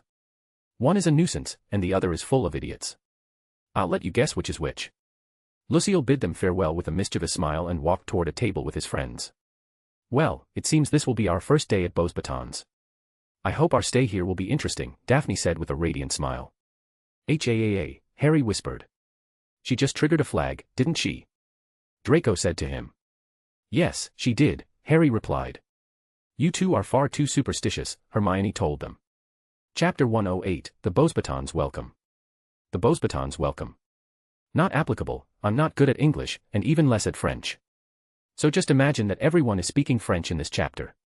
I won't use accents or diacritics in French, better safe than sorry. Straight face, straight face, straight face, straight face. Harry, where's Red? Asked Astoria with eyes full of excitement, especially given the grand place they were now in. Yet she instantly remembered that the dragon usually fled the moment he saw her and Luna. For the two girls, Red was more than just a dragon, he was their best friend, even more cherished than Harry and the others. Harry looked at her, unable to tell the truth, that as soon as Red learned Astoria and Luna would be coming to Beauxbatons, he had hidden under the bed and refused to come out. Ahem, well, Harry hesitated for a second, but when he met Astoria's eager eyes, he couldn't help but invent a fantastic lie so they wouldn't be disappointed. He's on a very important mission. Together with his friends, he's trying to defeat an evil wizard and recover a relic. Astoria's eyes widened, sparkling with excitement. Luna, who had been watching the ice sculptures decorating the dining hall, immediately turned her head towards Harry. What relic? Luna asked, brimming with curiosity. Meanwhile, Hermione, Daphne, and Draco, who had also overheard the improvised tale, watched him with interest, waiting to see what he would come up with next. The Elder Wand, he finally said, recalling that absurd quest he had jokingly given Red years ago. Brilliant. Red can do it, exclaimed Astoria, smiling brightly. Red is powerful, added Luna with solemn conviction. Yes, Harry muttered, averting his gaze. His friends looked at him with mocking smiles for lying so shamelessly to the little girls. He only shrugged. After all, if there was one thing Red feared, besides Wanda when she was angry, it was those two little ones, who loved to dress him up as a princess. What Harry didn't know was that sometimes words carry far more power than one might imagine. But that will be a tale for another time. While they chatted softly, the side doors of the dining hall opened. The professors entered in a line and took their seats at the high table, the only long one elevated above the students. At the center, a tall woman sat down with refined manners and dignified bearing, Madame Maxime. Harry, however, opened his eyes wide in shock when he noticed someone at the far end of the staff. He didn't recognize any of Beauxbatons' teachers, except the last one to walk in. Her red hair fell gently over her shoulders, her calm gaze radiated warmth, and her smile, meant only for him, completely disarmed him. With a slight tilt of her head, she whispered almost without moving her lips, surprise. It was Wanda Maximoff, his mother, seated among the professors. Harry immediately recalled their last conversation through the mirror, when she had promised him a great surprise to make up for missing his first day. And now, seeing her there, he couldn't help but smile. His friends also looked at her with surprise and joy, paying little attention to Madame Maxime's speech. Remember that this year we must show respect and offer a warm welcome to the Hogwarts students in this cultural exchange. Next year, some Beauxbatons students may also be sent to England to strengthen connections between international schools. Now, allow me to introduce the new professors who will be joining us this year, replacing those who retired. With those words, the headmistress gestured toward the first wizard. For defense against the dark arts, Mr. Dominic Gray. The men rose gracefully. He was tall, with black hair, sky blue eyes, and a small beauty mark beneath one of them. He wore an elegant suit with a half-cape, carrying an aristocratic air and a charming smile. Several girls blushed at the sight. After nodding and offering a playful wink, his gaze lingered on Wanda with more than casual interest. She, however, remained serene, her attention fixed on the students. Our next professor will be in charge of special magic, Professor Wanda Maximoff, who will be replacing Professor Demond. At that name, several students muttered, remembering the former teacher, expelled after the scandal in which he had nearly attacked Fleur Delacour. And when they saw Wanda as his replacement, the entire hall filled with excitement. 2 young and attractive professors in 1 year, more than enough to stir the student body. Now, welcome to all our new students and to those returning. It is a pleasure to have you back. Let the reception d'accueil begin. With a gentle wave of her hand, the food appeared on the tables. Dishes of all kinds of French cuisine arranged themselves neatly, each ready to serve itself at the sound of its name. The Beauxbatons students began serving themselves with elegance and flawless manners, without dropping a single crumb. In contrast, the Hogwarts students sat stiffly, overwhelmed both by the unfamiliar names of the dishes and the intimidating array of cutlery in front of them. The Slytherins seemed to adjust more quickly, even casting amused glances at their fellow Hogwarts students from other houses. Harry let out a quiet sigh. Picking up one of the utensils, he tapped it gently against another, making a soft chime to draw the attention of his table. Spoon for soup, he instructed calmly. The proper way is to make no noise, be careful not to spill. Smooth movements, no nerves. He touched a small pot with the spoon, and instantly the soup served itself into his bowl. Gratin d'Affinoise. You eat it with the middle fork, small bites, and don't dirty your mouth, explained Draco, following Harry's example. He picked up a fork, studied it as if checking for cleanliness, though in truth he was only buying time so the others could see which one to use, and then served himself a portion of potatoes au gratin, eating calmly. Quiche Lorraine, said Hermione. Unlike the others, she didn't improvise. She confidently selected the correct utensil, lifted it with a slight smile, and showed it to the group before beginning to eat. Boeuf bourguignon, announced Daphne, without much concern. She didn't seem to pay attention to anyone and simply served herself, eating calmly. Her natural composure reassured several Hogwarts students, who began to relax. One by one, the rest of the Hogwarts students started softly pronouncing the names of the dishes, imitating Harry and the others. When they saw the food serve itself onto their plates, they began eating slowly, trying to keep their composure and avoid becoming a laughingstock. Many cast grateful looks toward Harry, Hermione, Draco, and Daphne. But Harry noticed something else. Not only his Hogwarts companions were struggling, several new Beauxbatons students were also watching with relief and gratitude, copying what he had said. That coincidence made him thoughtful for a moment. When dinner ended, and after the formal farewell, it was time to head to the dormitories. That was horrible. Who eats like that? You can't even enjoy the food, Ron Weasley complained as he walked with his brothers, who looked at him with amusement. What a pity, Ronnie, you won't be able to eat like a troll, with both hands, like at Hogwarts, Fred joked, giving him a pat on the back. At least this way, people won't think Mum starves you at home, George added with malice. By the way, thanks for the help, said Terry, approaching Harry's group. Sorry about that. I forgot to warn you, admitted Lucille, a little embarrassed. Actually, this whole thing about being so formal at the welcome feast only started a couple of years ago, thanks to the school council. I don't even know why they do it, it's not like everyone knows etiquette from the start. Most students learn as they go here at Beauxbatons. But the new president is obsessed with reviving the old nobility of the school. Personally, I think he's overdoing it. As he spoke, Lucille resumed his role as guide and led them to an imposing building, 2 tall towers joined by a grand central structure. This is the residential complex, he explained proudly. It's divided into 2 sections, male and female. Each section has an administrator. The female side has a jewel, beautiful, calm, with an angelic voice. And, by the way, my fiancé, he said with a radiant smile. If you keep saying that all the time, people will start to believe it, replied a female voice, tinged with annoyance. Lucille flinched and turned immediately. There stood a young girl, no more than 15 years old. Her bright blonde hair fell like silk, her green eyes were cold, and her face held a stoic expression. She wore the Beauxbatons uniform and, just as Lucille had described, she was beautiful. Hey, I'm just telling the truth. We've been engaged since childhood, Lucille answered cheekily. Until I find a way to break that contract, she replied firmly, without showing a hint of emotion. Lucille didn't look offended in the slightest, on the contrary, he smiled mischievously and looked at the group. Don't mind her. She's just bad at expressing her love, he said charmingly. Several doubted that statement, but Harry noticed the girl's ears turning slightly red, and he realized Lucille might actually be right. I'm Katerina, administrator of the female section, she introduced herself formally. You should know that men are not allowed in the women's dormitories, except in absolutely necessary cases and with written authorization. The same applies for women entering the male dorms. If you want to meet with friends or family, you can do so in the joint common hall, located in the center between the two towers. Each floor corresponds to a school year and has its own common room, where you can rest, drink tea, or make friends. Also, in the center of the building, there is the grand rest hall, where all years can gather, and which also functions as the dining hall. A dining hall? Then where did we just eat? Ron asked, confused. That was the gala hall.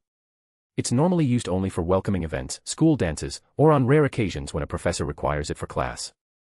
The regular dining hall is here in the dorm complex. It's simply more convenient to wake up, have breakfast, and then head to class, Lucille explained, before receiving a sharp look from Katerina, which made it clear she was the one in charge. Lucille smiled and fell silent. Rooms are shared between two people. If you have any problems with your room or the building, you must go to your administrator. In my case, I'm the administrator of the female dorms. And, by the way, if you try to enter the female wing without permission, there's an enchantment that will turn you into a woman. It was created by Mr. Nicholas Flamel, so it's better if you're careful, Katerina warned. The boys swallowed hard, visibly nervous. And if the girls enter the male side? Harry asked with a slight smile. Nothing will happen, she answered calmly. Mr. Flamel created it back when he was a student, to prevent any boy from daring to get close to his future wife. She was very popular. The enchantment remained in place ever since. The boys grumbled about the unfairness, though in truth it wasn't much different from Hogwarts, where an alarm would simply go off and a ramp would toss you out. Turning into a girl felt like a rather extreme punishment. And how long does that curse last? Ron asked, instantly earning disgusted looks from all the girls, as if he were asking only because he planned on sneaking in. Even the boys stared at him oddly, while Fred and George laughed so hard they nearly doubled over, and Percy shook his head. Draco raised an eyebrow in disdain. What? I only asked in case I accidentally walked too close, Ron defended himself quickly. It would be better if you simply didn't approach the female wing at all, Katerina said coldly. And the duration is random, it can last from a few hours to several days. Ron felt his shame consuming him, while Fred and George laughed so hard they nearly rolled on the floor. Not applicable, sorry if these chapters feel a bit more serious and solemn. You know me, I'd rather explain everything at once so nothing important gets left out. Don't worry, the next chapter will bring back the usual daily craziness. After all, its title is, Red Squadron and the Secret Mission. Chapter 109, Red Squadron, Declaration of War. Red Squadron, Declaration of War. Oh, Red. What are you doing here? I thought you were supposed to be at the new school with Harry and the others, said Hagrid in astonishment as he watched the red dragon emerge proudly from the forest, striding as if parading in his own military ceremony. Behind him came Fluffy, the enormous three-headed Cerberus, who wagged his tail with such enthusiasm at the sight of Hagrid that he scattered dust and branches everywhere. In a second he pounced, knocking Hagrid flat as if he were nothing more than an excited puppy, and covered his face in slobbery licks, one for each head. At their side, a small unicorn with scars across its belly, the very same one Red and Harry had saved in the Forbidden Forest, approached with a cheerful neigh, proudly standing next to the dragon as if they were part of a royal procession. Well, looks like the gang's together again. You lot aren't going to cause any trouble, are you? Hagrid asked with a wide grin, still struggling to get up while Fluffy's tongues flopped all over him. Woof, woof, barked the three heads in perfect unison, like oversized lap dogs. Red, however, simply sat down with exaggerated dignity, puffing out his chest and gazing toward the school in the distance. The unicorn mirrored his solemn stance, though it couldn't resist doing a few joyful hops in place. Far off, Hogwarts was surrounded by dozens of witches and wizards. Wands in hand, they worked carefully to dismantle the ancient enchantments and take the venerable castle apart, stone by stone. They weren't destroying it, but disassembling it down to its very foundation so it could be rebuilt. The money required was so outrageous that even Minister Fudge had nearly lost his mind, until 4 of the richest families in England stepped in to cover the cost. Dumbledore, of course, had tried to stop it. But during the inspection, cursed books, dangerous artifacts, and even an enchanted tiara had been found hidden within the walls. That forced everyone to accept the reconstruction. Even the dark faction in the Wisingamot voted in favor, purely for the pleasure of watching the old headmaster squirm. For the first time in history, Hogwarts, long a symbol of permanence, was being packed away as if it were a shop closing down for good. Hagrid gazed at the scene with sadness. He loved the castle as it was, but understood that the students' safety came first. Still, it left a bitter taste to see his headmaster losing to bureaucracy. The animals around him, on the other hand, seemed to be waiting for something. That was when Hagrid noticed someone approaching. A figure in a deep blue robe speckled with stars, with a white beard that nearly brushed the ground and heavy, deliberate steps. "Headmaster!" Hagrid exclaimed, standing quickly and shoving Fluffy aside. He hurried toward Dumbledore with a serious expression. "Hello, Hagrid. I need to ask you a favor," said Dumbledore with a calm smile, though his eyes showed unusual weariness. If one looked closely, the smile seemed forced, like a poorly fitted mask. "I recovered some items from the Ministry, and I need you to safeguard them. They're important." "Of course, Headmaster." Hagrid replied immediately, taking the small chest the old wizard handed him. Red, however, sensed something strange. A dark magic seeped from the chest. Familiar, unsettling. He couldn't recall from where, but the stench made him wrinkle his snout. His yellow eyes locked onto the old man. "Well, it seems the group is complete, even without their master. Fawkes will be glad to see them," said Dumbledore, glancing at the three animals. At the sound of his voice, all three turned their gazes toward Red, then slowly circled the headmaster, as if forming a ring. Dumbledore raised an eyebrow, puzzled. "Then I'll go put it away now, Headmaster," said Hagrid, oblivious to the tension, as he trotted off toward his hut with the chest in his arms. "Very well. In that case, I'll take my leave," Dumbledore said, though he couldn't resist casting one last look at the animals.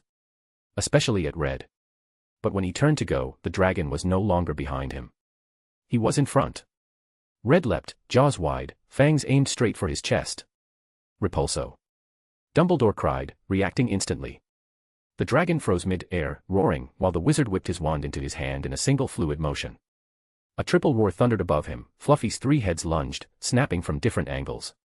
The headmaster's wand traced a circle, conjuring a gleaming barrier that caught the fangs mere inches from his face. Then, a flash of light. The unicorn charged, horn aimed directly at his side. Levioso! Dumbledore cast, and the unicorn floated upward, legs flailing in the air like a bewildered foal. With a sharp crack, the old wizard vanished and reappeared several yards away, frowning and breathing heavier now. "There must be some sort of misunderstanding," he said softly, though his wand remained raised. The three animals glared at him with hostility, ready for another strike. Headmaster. Something wrong?"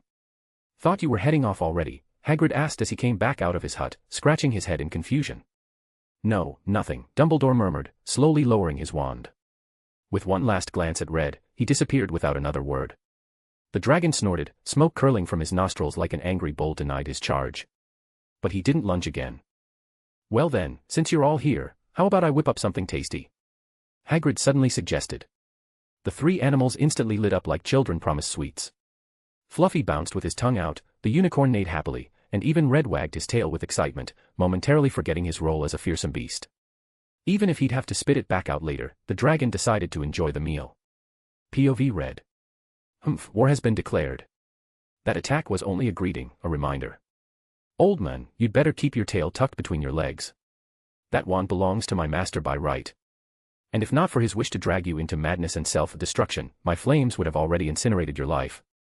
You don't even realize your enemy is seated at your own table." I stared toward the place where the old man had vanished, my companions gathering at my side. "This will be a great year. A year of chaos. Harry, this is bad. Luna's in trouble," said Astoria as she ran toward him in the second, your common room. The place was spacious and elegant, painted in a pale blue that radiated serenity. A fireplace cast warm light over portraits of renowned magical painters hanging on the walls. In one corner stood a grand piano, accompanied by other smaller instruments, while tea tables and cozy chairs were scattered near bookshelves filled with volumes for all the second years to share. From there, a spiral staircase descended to the first, your common room, connecting both spaces like a single nest. Astoria's face was serious, her worry clear. Harry, seated on a sofa with a book Flamel had lent him, immediately frowned and stood up. For a brief moment, his eyes glowed faintly red as he followed the younger girl with firm steps. "There," Astoria pointed. Crossing the archway that led into the girl's wing, the first thing Harry saw was Luna sprawled on the floor, arms and legs stretched wide as though she were a fallen victim of some battle. When she noticed him, the blonde tilted her head and offered him a dreamy smile. Harry sighed. Again. Before he could take another step, something lunged at him from the side. With a quick motion, he dodged, and Daphne went tumbling across the floor, having failed her ambush. "TSK, she hissed from the ground, annoyed that her plan had failed. Harry looked at her silently, raised his hand, and made a small flicking gesture with his finger. A tiny red sphere shot out and smacked her right in the forehead. "Ouch!" Daphne yelped, clutching her face indignantly. Astoria and Luna immediately stepped back, raising their hands as if they were innocent bystanders caught red-handed. Their guilty expressions only earned another resigned sigh from Harry. That was when he noticed something peeking out from behind a sofa, Hermione's head, sticking out awkwardly. Clearly, she had been hiding with Daphne. It was Daphne's idea, she blurted at once, throwing her friend under the bus before Harry could even point a finger. "Hey, don't be such a snitch," Daphne protested, still rubbing her forehead. "It's true, you forced Astoria and Luna into it because you wanted to see what Harry would look like as a girl," Hermione defended herself. "Yeah, but you didn't stop us either. You were curious too," Daphne shot back, dragging her down with her. Harry glanced at the two of them bickering, then turned to Luna, who calmly gestured for him to come closer. He flicked a small red sphere at her forehead as well, much softer than Daphne's, and Luna immediately pouted, rubbing the spot with mild annoyance. Astoria giggled and tapped Luna lightly on the head for ruining the plan. "By the way, where's Draco?" Harry asked, realizing it was unusual for the blonde not to be part of these kinds of schemes. "Well," Daphne began, breaking off her spat with Hermione and laughing nervously. At that moment, a furious voice echoed down the hallway. "You two troll heads." Daphne and Hermione paled and darted behind Harry for cover. The boy turned just in time to see a blonde figure storming toward them with quick, sharp steps. The figure wore the boy's uniform but had distinctly feminine features. It was Draco, transformed. His gray eyes were icy, though blazing with anger. "Ah," said Harry, immediately understanding. With all the calm in the world, he stepped neatly aside to clear the way. "Traitor," Daphne muttered as she saw him move. Without hesitation, she shoved Hermione forward as a shield, then bolted alongside Astoria and Luna. Hermione, slower to react, was instantly caught by female Draco, who grabbed her cheeks with both hands and began stretching them mercilessly. "What were you thinking?" "I actually believed Luna was hurt," Draco scolded, voice high, pitched but filled with fury. "Wait, Eho whirs. I'm Shohori," Hermione mumbled, her words mangled by the hands pulling at her face. Her eyes darted to Harry in desperate plea. But instead of helping, Harry calmly pulled a small camera from his bag and snapped a picture of Draco. The flash lit the scene, and by the time the blonde turned in surprise, Harry was already running off with a satisfied grin. Hermione, however, wasn't so lucky. "Traitors," she wailed as best she could while watching her friends flee without looking back. Chapter 110, Clubs, Competitions, and Complications. Clubs, Competitions, and Complications. After a week at Beauxbatons, everyone had quickly grown accustomed to the rhythm of classes, even feeling more comfortable than at Hogwarts. The absence of constant competition between houses created a much more relaxed atmosphere. And finally, after those days of adaptation, the student clubs would officially open for enrollment. It wasn't optional, supposedly, choosing at least one was mandatory to encourage school integration. "So, which one did you choose?" Harry asked calmly, sitting at a round table in the second-year common room. Around him, in comfortable chairs, sat Hermione, Draco, and Daphne. On the table, besides steaming tea and a tray of pastries, lay several papers with descriptions of the clubs, which older students had been distributing to tempt the newcomers. "There are really a lot more than what Senior Lucille mentioned that day," Hermione commented, flipping through the pile of pamphlets with visible interest. There was a bit of everything, from sports clubs to theoretical ones, and even some dedicated to Muggle research. It was true that they could join more than one, but in that case they had to coordinate schedules directly with the club leaders. "Well, I chose fencing," Daphne announced with a smile full of excitement. Harry and Draco looked at her in silence for a second. No, I'm not doing it because of Senior Lucille. After all, I'm not a homewrecker. But don't you think it's amazing to learn how to use swords? We already learned basic martial arts to control the golems, so I think it would suit me." Her gaze turned serious as she nodded to herself, convinced of her own logic. "I prefer the Magic Theory Club," said Hermione with a thoughtful expression, though her eyes shone with the anticipation of long academic discussions. The three turned to Draco, who was studying the pamphlets with unusual seriousness. "You're not going to choose fencing too?" Harry asked, leaning toward him. "I'll put that as my first option. Then, alchemy." Alchemy seemed like the inevitable choice. Everyone wanted to take advantage of being Nicholas Flamel's students. But aside from academics, each of them also wanted a club they could truly enjoy. "No. I'll pass. I'm not good at physical arts." "Actually, I was invited to a club," Draco replied, his expression a little complicated. "Which one?" Harry asked with genuine interest. "Stage magic and theater," he finally said. Though his lips curved into a slight grimace, his voice carried a hint of curiosity. "Oh," the three exclaimed at once, leaning forward with interest. Draco had expected mockery, but to his surprise there was none, only nods.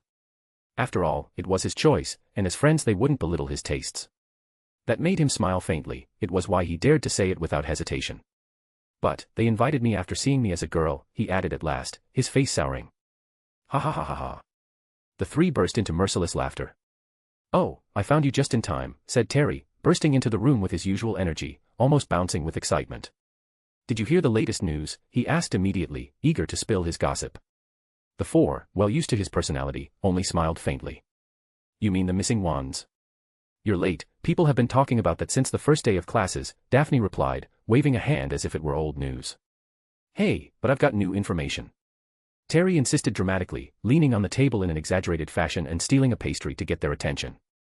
However, the others were already busy filling out their club application forms. Don't you have any curiosity at all? He asked, sounding almost offended. All right, spill it already, Daphne conceded, arching an eyebrow with some interest. Remember Ron Weasley? The Gryffindor kid who broke his wand when he fell off the carriage as soon as we got to Beauxbatons. Terry began in an intriguing tone. Well, it turns out even that broken wand disappeared this morning from his nightstand. He still hasn't replaced it. Harry asked, raising an eyebrow. I saw him wrapping his wand with tape before going to class, Daphne commented, pensive. He was using a broken wand. That's dangerous. Hermione exclaimed immediately, alarmed. Well, remember the Weasley family. I doubt they have money to buy a new one, Draco added with an indifferent grimace. The others remembered that detail. Besides, I'm sure anyone would think twice before admitting to their parents that they broke their wand. Everyone agreed. A wand was more than just an object, it was bonded to the wizard from the very beginning, and growing with it was almost a rite of life. You're missing the point, Terry interrupted vehemently, earning their attention once again, though not their enthusiasm. Don't you think now everyone will assume Hogwarts kids are idiots who lose their wands the moment they step on foreign soil? He tried to argue, his tone dripping with school pride. Well, some of them are, Harry replied simply. And tell me, why does everyone feel so much patriotism for a school that nearly killed us all in first year? He added, raising an eyebrow in disdain. Because it's fun, Terry answered with a mischievous grin. Meanwhile, Daphne seemed to be deep in thought. Suddenly, her eyes gleamed with an idea as dangerous as it was thrilling. Harry noticed it and immediately tried to get up to leave, but she jumped onto the table and grabbed his arm before he could escape. I just came up with a brilliant idea to make this semester less boring, she said proudly, as if already savoring the chaos. No. I'm not bored at all, Harry replied at once, glancing sideways at Hermione and Draco. Neither are we, the two said together, perfectly aware of what it could mean to unleash Daphne's mischievous mind.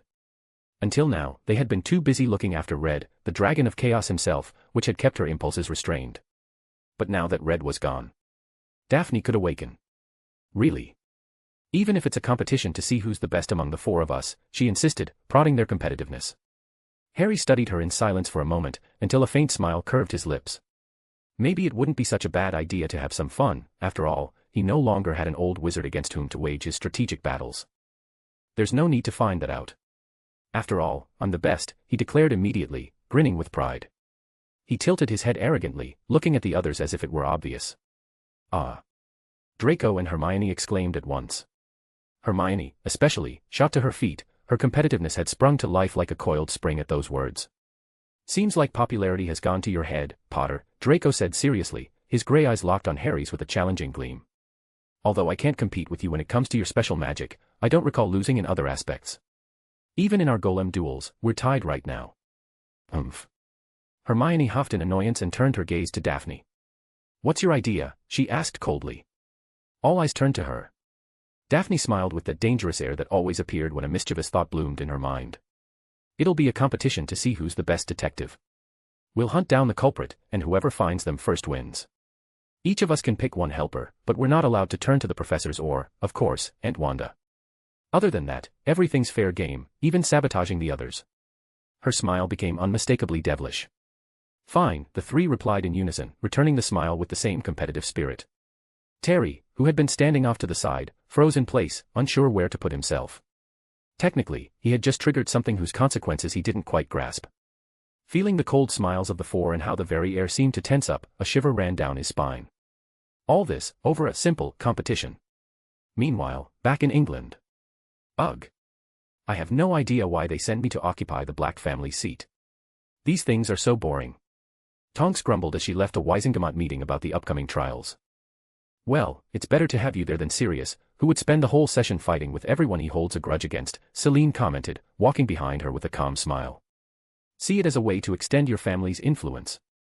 If you don't like it, you should tell your mother, Pandora suggested with a gentle smile as she appeared as well, walking calmly with a notebook tucked under her arm. Tonks was sure none of the notes inside had anything to do with the meeting. She even thought she caught sight of a dragon doodled in the corner of one page, actually moving. Yeah, right, as if I could, Tonks muttered sadly. Turning, she set her eyes on her Aunt Narcissa, who had just come out behind them. Auntie, please convince her for me. I'm too busy training to be an Auror. She gave her the biggest puppy eyes she could muster. Narcissa looked back at her, calm and almost cold. Do you really think I could change her mind? Let me remind you that your mother ran away from home against the entire family to marry your father. She even nearly poisoned our father in order to escape. The seriousness in her eyes was all the answer Tonks needed. No. Ugh. Tonks groaned, her hair darkening as her sadness showed. At that moment, Wanda came out last, her expression somewhat serious. When Narcissa saw her, her face twisted into an irritated frown. Well, look who it is, the traitor who became a professor to our children thanks to her ties with the Flammels, she said in a venomous tone. Though it sounded more like jealousy than genuine anger. I hope next year you give up your turn to go to Hogwarts. You've already spent this whole year watching them study with your own eyes. Wanda smiled faintly at her words. She knew well that what hid beneath them was envy at being with the kids day after day, not true resentment. Is that what you think? She asked softly, pulling a photo from her things and raising it lightly in front of her face. What a pity. And here I was bringing you souvenirs. She feigned a downcast air in response to the biting words. Narcissa arched an eyebrow at the sight of the photo, her eyes widening before she stepped forward quickly. But Wanda pulled her hand back, just out of reach. Oh. Is that Draco? He looks adorable as a girl, Pandora said with interest, leaning closer for a better look. Harry got a good shot, don't you think? Wanda said with a subtly arrogant smile, tilting her head in a way that mirrored her son perfectly. Ahem. Narcissa cleared her throat and straightened her posture again. I suppose, after all, since you won the competition the first time, there's no point in arguing. You entered Beauxbatons as a professor by your own merits, while the thought never even crossed our minds. Her voice was noble, though her eyes once again darted toward the photo. The other smiled at how easily Wanda had managed to win over the most difficult of them all. Wait. I'm still angry with you, Celine said, crossing her arms with mock severity. Wanda then pulled out 2 more photos. In them, Astoria and Luna could be seen inside the Beauxbatons fountain. It looked like Astoria had gone in to drag Luna out, but in the end both had wound up playing and dancing happily in the water. Naturally, the pictures moved. Pandora, her face softening with tenderness, took one photo at once, gazing at her daughter with a quiet smile. Celine gave in as well when she saw her own. But I want one of Daphne too, she said, feigning sternness. You'll have to prepare something for Susan as well, Pandora added, without taking her eyes off the photo. Don't worry, I've got something for her too, Wanda replied smoothly. Meanwhile, Tonks looked at the women, supposedly adults and mature, acting like children. She wisely kept her mouth shut, she knew any of them could turn her into something unpredictable in an instant. By the way, what competition are you talking about? She finally asked curiously. The 4 women exchanged glances, then looked up as if recalling something, before putting on slightly embarrassed expressions.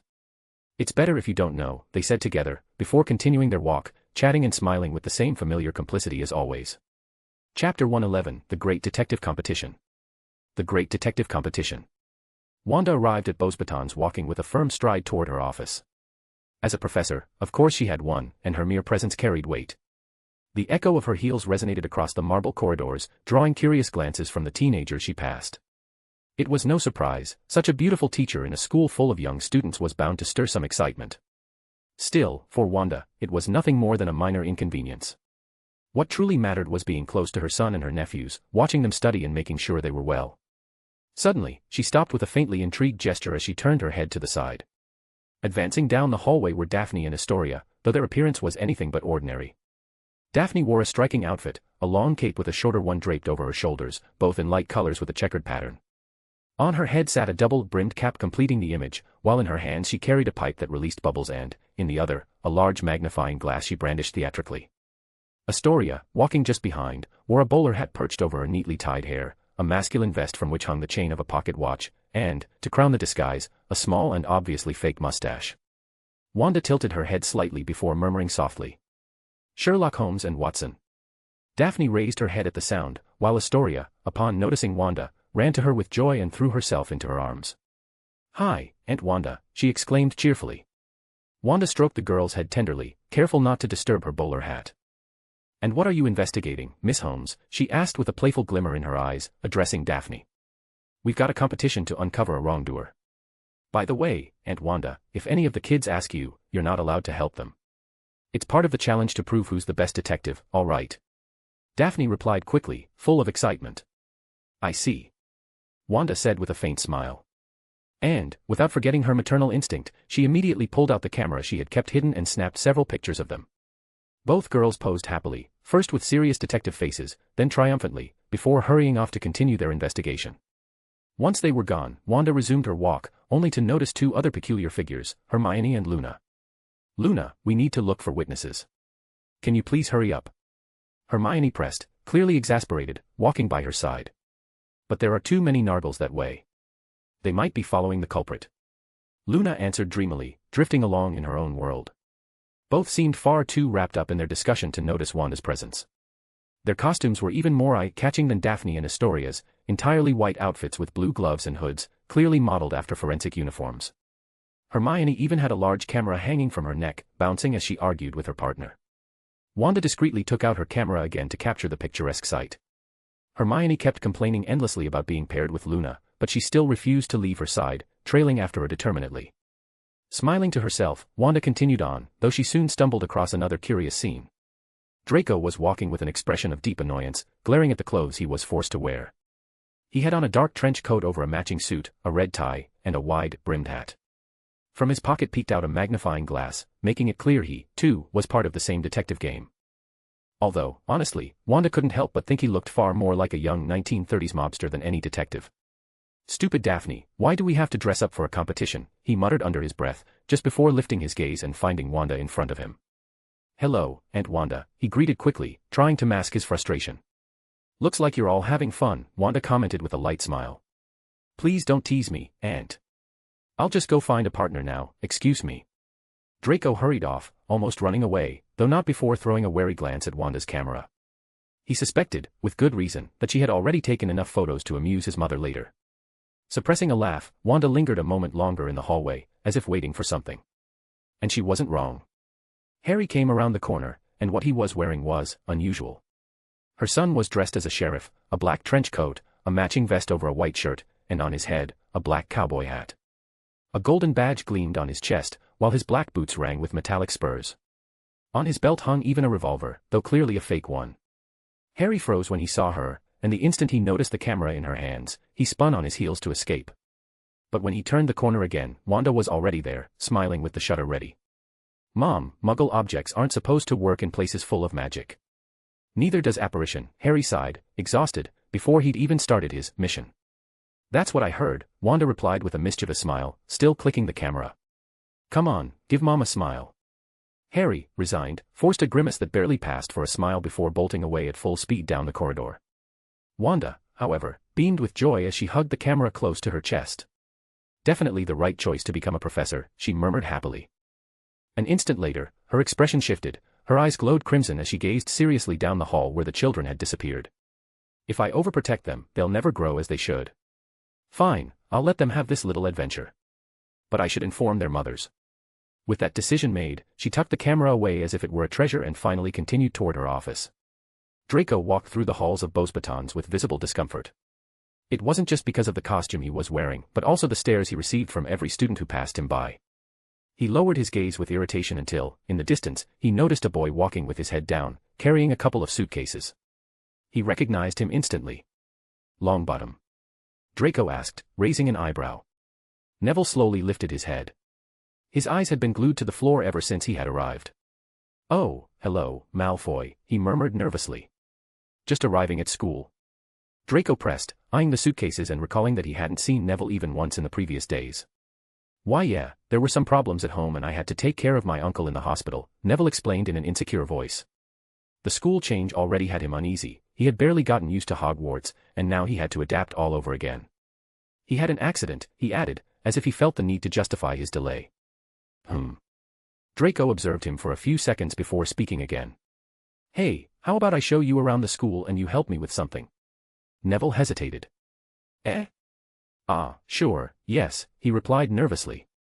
At Hogwarts, he had never quite known how to deal with Draco. He didn't insult him or shove him around, but neither did he include him. It was as if Neville were irrelevant. Good. First thing is getting you a costume. I'm not going to be the only one walking around like this, Draco said with a half-smile, gesturing at his outfit. A costume? Neville repeated, only then noticing Draco's clothes. Why yes, of course, though I don't think it will look good on me. Doesn't matter, Draco replied calmly, urging him to follow. After a few moments of silence, Neville finally dared to ask. I actually thought you hated me, Malfoy. Hate you? Draco frowned, surprised. Well, whenever I tried to talk to you at Hogwarts, you barely answered and then walked away quickly, Neville said, looking down again. Draco glanced sideways at him, thoughtful. It's not that I hate you. I guess I'm a bit conflicted about the whole pureblood thing. Don't worry. Harry told me what happened with you and your family. Congratulations. Neville blinked, bewildered, then smiled softly. Ah, thanks. Relief colored his voice, at last he understood that Draco didn't despise him. By the way, what happened to your uncle? Draco asked, trying to change the subject. Ah, Uncle Algy broke several bones after falling from the roof of the mansion. That sounds serious. Couldn't they give him a potion to regrow them? Yes, but Mum didn't want to. She said it was his punishment, Neville explained with total innocence. Draco paused for a second, processing those words, before giving him a strange look. And, how did your uncle fall off the roof? Well, Mum sent him up to fix a tile. Then we heard a shout of apology and saw Uncle Algy falling down. I was the first one to get there. He apologized to me over and over until Mum arrived and took him to St. Mungo's. I felt a little guilty, so I asked to look after him for a few days. I see. Draco narrowed his eyes, regarding Neville with a different expression. I heard that, when you were little, it was that same uncle who threw you out the window and triggered your magic, right? Yes, that was him, Neville confirmed, not giving it much importance. I see. Draco looked straight ahead again, serious. I hope he recovers. Yes, me too. Although Mum's worried, she says there are still plenty more tiles to fix. Draco turned to him with an incredulous look. Finally, he sighed. All right, Neville. Let's get along. Of course, Neville answered with an innocent, sincere smile.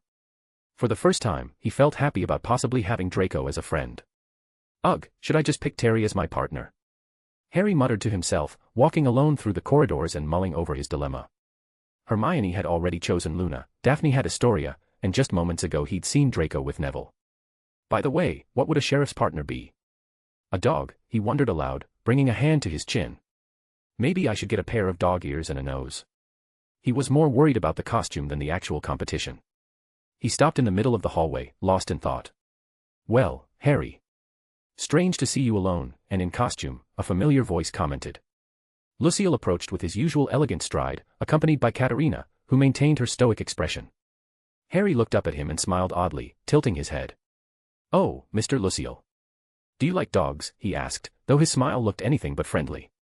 Lucille shook his head calmly. No. And Miss Katerina? Harry pressed, wearing the same unsettling smile. Katerina regarded him steadily and replied without hesitation. Well, yes, a little. Perfect.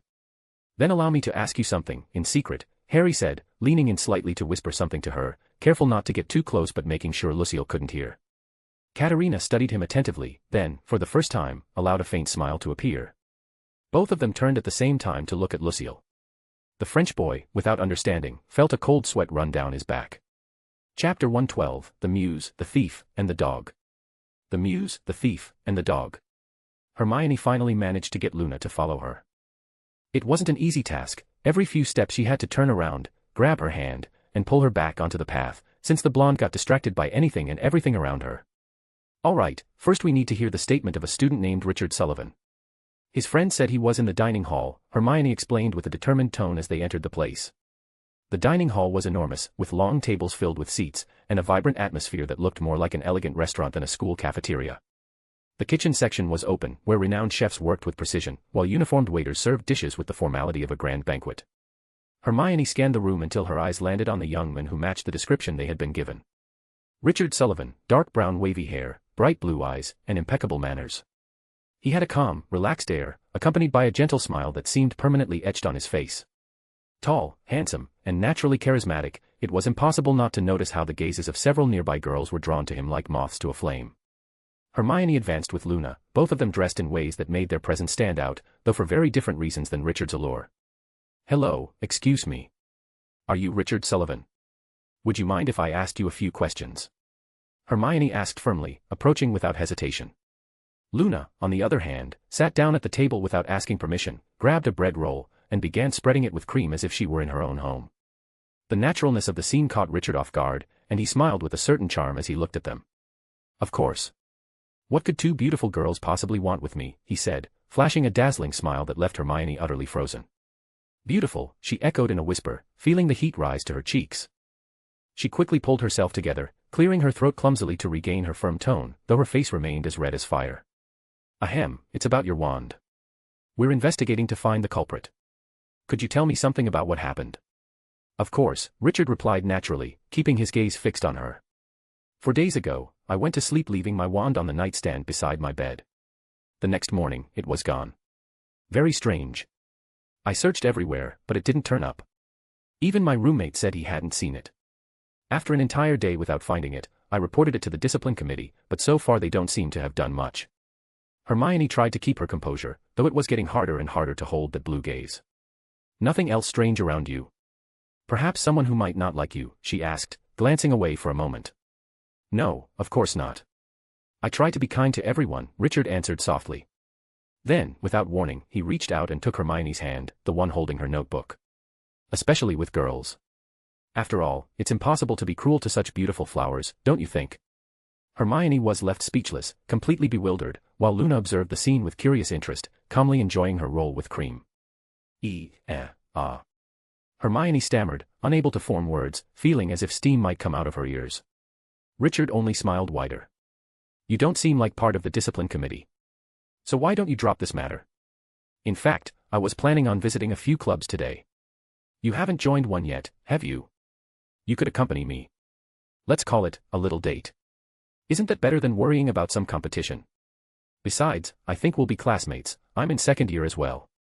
Hermione thought her face might catch fire at any moment. "Nargles," Luna said suddenly, breaking the moment. "Excuse me?" Richard asked, confused.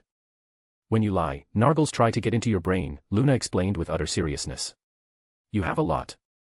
Her words left the boy bewildered, but for Hermione it was like a bell ringing in her head, snapping her out of it. "How do you know I'm in a competition?" she asked coldly, fixing her eyes on him. Well, I guessed," Richard replied, nervous for an instant, though he quickly forced his confident smile back. Hermione narrowed her eyes and, without thinking, grabbed a teacup from the table, raising it with clear intent to throw it. "Not the face, please. I have a play to act in soon," he cried, covering himself with his hands. "The drama club," Hermione muttered with annoyance, as if she had finally understood where this farce came from. Her voice turned icy. "Tell me the truth, or I'll hit you so hard not even a healing potion will help." "I already told you. It's the truth. I didn't lie. They just asked me to keep you busy for a while," Richard confessed in a cowardly tone. "TSK, come on, Luna," Hermione snapped, closing her notebook with a sharp flick and storming off, furious. Richard watched them go, sighing with a strained smile. "Phew, she really is cool. Sorry, Draco, looks like I failed as your future partner." Hermione marched out of the dining hall with firm steps, her anger fueled by the certainty that Draco was behind it all. Surely he had taken advantage of Daphne's ridiculous rule that allowed them to set obstacles in each other's investigations. As she walked down the corridor, she passed the club section. An open door caught her attention, the sign above read Art Club. Hermione stopped, thinking she recognized someone inside. Peeking in, she let out a sigh. Part of her felt relieved, at least she wasn't the only one who had fallen into something absurd. Inside, Daphne sat on an improvised throne, a golden crown on her head and an arrogant smile on her lips, surrounded by several students trying to draw her while showering her with compliments. "Magnificent, she looks like a muse, such perfection," they murmured, while Astoria sat off to the side happily munching on her favorite sweets. "What are you doing?" Hermione asked, crossing her arms. Daphne lifted her chin proudly. "Can't you see? I'm a muse," she replied, adjusting the crown with elegance. "Is that so? Well, you should know the clubs don't officially start for another week," Hermione said dryly. The students drawing Daphne instantly froze, beads of sweat trickling down their faces. Hermione leaned over one of their papers, and what she saw was a disaster, little more than stick figures and a lopsided circle for Daphne's supposedly grand head. At least I'm not the only one, she murmured before walking away. What? Daphne exclaimed, rushing to the drawings. When she grabbed one, her eyes widened in horror. It looked more like a misshapen potato than her portrait. You scoundrel! This is Harry's doing, she shouted furiously, tearing the paper to pieces as the students scattered in panic. With firm steps, she headed for her coat and slipped it on. Astoria, let's go, she ordered seriously. Her younger sister, calm as always, nodded while carrying a bowl full of sweets in her arms. What are you doing? Hermione asked, crossing her arms. Daphne lifted her head proudly. Can't you see?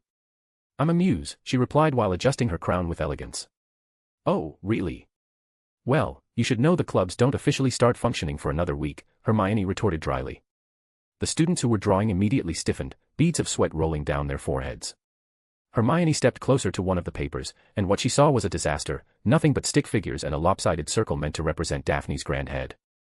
At least I'm not the only one, she muttered before walking away. What? Daphne exclaimed, rushing to the drawings. When she picked one up, her eyes widened in horror. It looked more like a deformed potato than her portrait.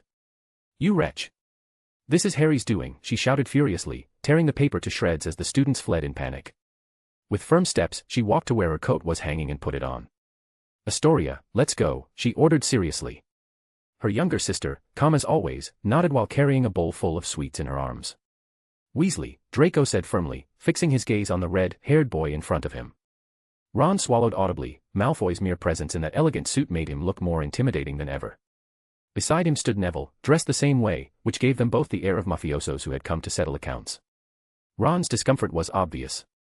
Although Neville belonged to Gryffindor, many classmates had mocked him for not being a strong student, and Ron himself had laughed at him more than once. Now, however, he eyed him with suspicion, afraid that perhaps Neville really was part of some mafia led by Malfoy. What if they had come to beat him up? What do you want? I didn't do anything wrong. I just laughed, Ron stammered, desperately glancing at his brothers, who weren't too far away. Fred and George, far from helping him, watched the scene with mischievous interest, laughing at his discomfort. Ginny, on the other hand, frowned, ready to run for a professor if things got ugly.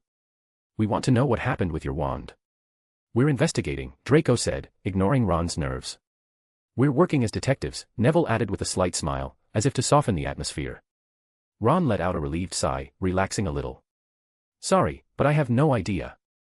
Besides, I've got things to do, he replied, trying to get away from them, especially from Malfoy. Relax, Draco replied seriously. He opened his coat and pulled out a box of Bertie Bott's every flavor beans. As a token of gratitude for your help, we'll give you this. Ron froze, his interest instantly piqued. After taking the package, he began recounting in great detail. I just went to sleep leaving my wand on the table. Then I heard some noises, like some kind of strange monster. Also moans. I thought I was dreaming. I only saw a small shadow. I pretended to be asleep while I reached for something to use as a weapon, but when I got up, it was already gone. The story sounded rather exaggerated, but Draco didn't interrupt him. And your roommate? Didn't he see anything? Draco asked calmly. No, he hadn't arrived yet, Ron replied. Ah, Neville spoke up, drawing both of their attention. Then. I think I'm your roommate. Are your posters of the Chudley cannons? Yeah, they're mine, Ron admitted. Then we have no other witness, Draco concluded, snapping his notebook shut. TSK, fine. Let's move on to the next one. He left the package of beans with Ron and walked off with Neville. The two of them strode side by side, with the seriousness of mafiosos who had just closed a deal. Ron looked down at the package in his hands and couldn't help but smile. I have to admit, even if I don't like the Malfoy family, those suits are awesome, he murmured before heading toward his brothers. But as he got closer, he realized Fred and George were making a deal with someone very familiar. Daphne Greengrass, dressed as extravagantly as ever, was exchanging something with the twins. They handed her an object with confident smiles, and she responded by giving them a bag that jingled as it moved. Then she walked away with a dark smile on her face. What was that? Ron asked suspiciously. Oh, Rony Skins, did you finish being interrogated by the Mafia? Fred asked with a mocking grin. Or do you want to join them? Because with that face, I don't think you'd pull off the mafioso look, George added with a sneer. Come on, don't play dumb. What did you give her? And what did she give you in return? Ron pressed. Brother, we can't share trade secrets, Fred replied with exaggerated exasperation, shaking his head. We've got things to do, Ronnie. Don't be a sore thumb, George added in the same tone before walking off with his brother, both of them still laughing. Ron turned toward Ginny, who simply shrugged in resignation. Why exactly are you making me wear this? I'd like to remind you we don't even know each other that well, Lucille protested, his face burning with embarrassment. The outfit he was wearing made him feel utterly ridiculous. It's not my fault you're such a pushover that you do everything your fiancé asks, Harry replied with complete calm, walking a few steps ahead. He turned just enough to look at him and had to cover his mouth to stifle his laughter. I'll make you pay for this humiliation, Lucille growled, looking down at his outfit. It was a full brown dog costume. On his head was a headband with floppy ears, his nose was painted black, and, to top it all off, a collar with a silver bone-shaped tag hung around his neck, with his name written on it. So, what's this competition about? Lucille asked, wanting to end this farce as quickly as possible. Simple. Catch the culprit, have fun, and don't end up destroying the school in the process, Harry explained with all the tranquility in the world. The part about destroying the school in the process, that was a joke, right? Lucille asked seriously. Well, let's just try, Harry answered, without clarifying anything. Chapter 113, The Competition Turns into War, Part. The Competition Turns into War, Part. Lucille followed Harry into the central garden, where the famous Fountain of Fair Fortune stood. The place was filled with students strolling and chatting in a calm atmosphere. However, several glances turned toward them, no wonder, since both were dressed in striking ways. Lucille, in his ridiculous dog costume, stood out even more as he walked beside Harry, whose spurs clicked with every step. The worst, or perhaps the best, was that Harry's outfit actually looked surprisingly good on him. And Lucille, even in his comical attire, was still handsome enough to draw sighs and nervous giggles from several girls, who perhaps discovered a new and peculiar taste in the process. What are you doing? A cold, sharp female voice suddenly asked behind Lucille. A voice far too familiar. He froze for a second before slowly turning around.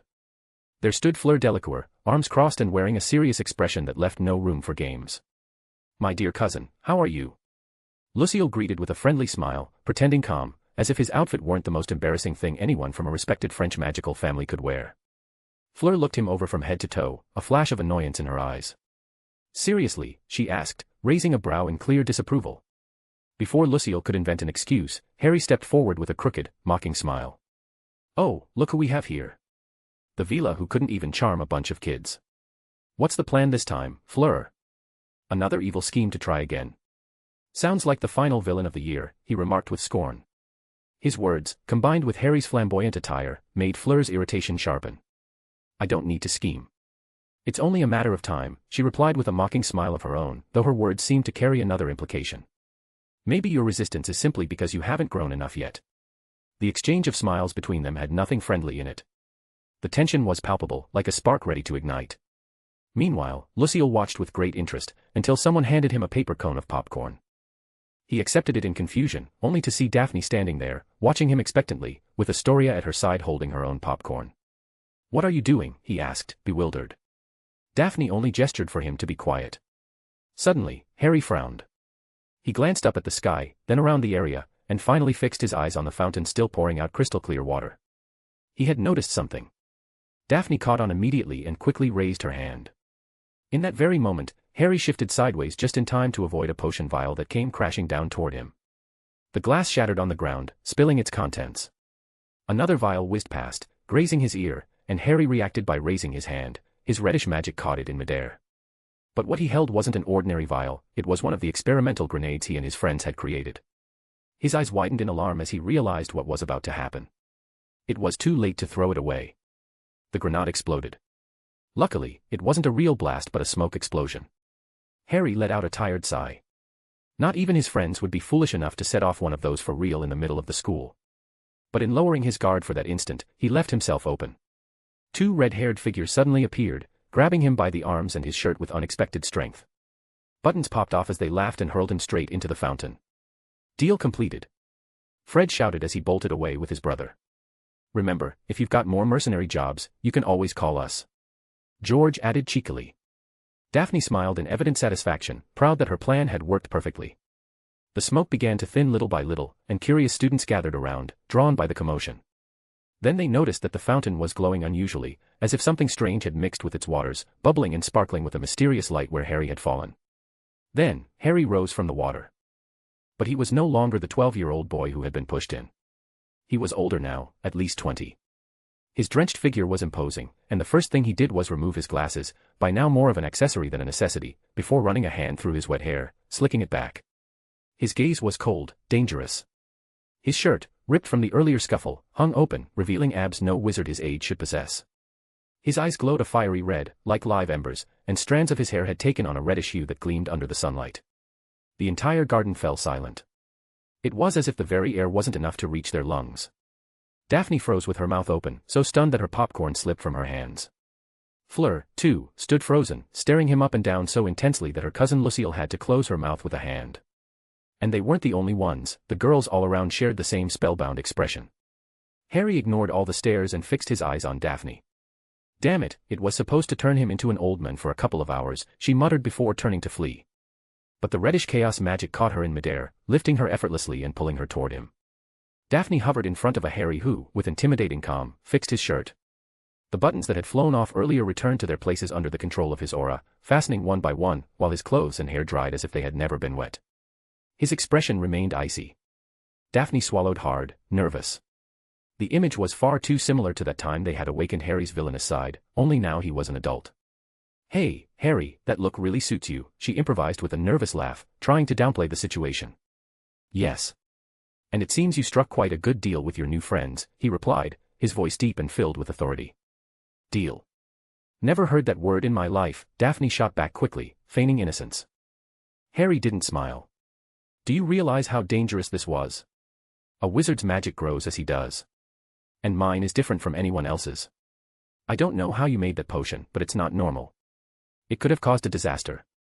Luckily, my mother is nearby." He raised his gaze toward the castle. In one of the windows, Wanda was calmly watching the scene, leaning her head on her arm. With her other hand, she gave a casual wave to both Harry and Daphne. The young man looked back at his childhood friend with a smile that never reached his eyes. It seemed polite, but the words were anything but kind. "I wanted to avoid magical attacks or potion tricks, to keep this from turning into chaos. But it looks like our competition has turned into a war. Let's see who's the best. I only hope the school can handle it." And with complete composure, he grabbed Daphne's cheeks and pulled them hard. How? She whimpered in pain until he released her and began walking away. He passed by Fleur without sparing her a glance, his aura radiating power, and addressed Lucille. "Let's go," he ordered firmly. Lucille straightened at once, like a disciplined subordinate, and nodded before following. Still, he tossed one last playful jab at his cousin. "Well, cousin, if Harry grows up like this, I'm not sure who'll end up falling for whose charm." He dashed after Harry, leaving Fleur frozen in place, still stunned by what she had just witnessed. Daphne fell to the ground with a huff, grumbling as she rubbed her cheeks. "Stupid Harry. Even if you turn cool, sexy, and really amazing, I'm not going to lose." Astoria, who had been faithfully at her side, clapped enthusiastically. "You can do it, sister, though I think Harry's going to win," she added with a mischievous smile. Meanwhile, at the window, Wanda kept watching with interest. A soft scarlet glow radiated from her hand, subtly keeping her son's chaotic power in check, still beyond his ability to fully control. Yet instead of worry, her face bore a warm smile. "Looks like our little playboy is going to be quite dangerous in the future," she murmured with amusement. Then, tapping the camera thoughtfully against her chin, she added with a tender sparkle in her eyes, "I wonder what my grandchildren will be like." Not applicable, Harry's villain mode appearance turned out pretty cool, didn't it? Ha ha ha. Now I can't help but wonder, who will end up as his partner, and what would his children be like? Do you remember the Supreme Sorcerer at Hogwarts specials with Stephen's kids? I'm thinking of doing something similar with Harry. And before anyone asks, no, it won't be a harem. I still haven't decided on the pairing, and I'm hesitating, there are just so many good options. Chapter 114, The Root of Allure. The Root of Allure. "So, today it's your turn," Wanda said calmly, watching the student who had just entered the special magic classroom. In the entire academy there were barely 20 students with that kind of magic, born with mixed bloodlines from half-humans or even bearing the heritage of magical creatures. Each one possessed unique abilities that, while astonishing, were also dangerous and difficult to control. Some had awakened recessive genes from distant ancestors, others carried gifts so intense that not even their own families could guide them. The more powerful the talent, the more unstable it became. And still, they were students, they needed to learn, to coexist, to grow. That was why the special magic class had been created, with Beauxbatons hiring the best instructors, both theoretical and practical, to teach the young ones to master their gifts. The previous year, they had worked with a brilliant scholar in hybrid genetics.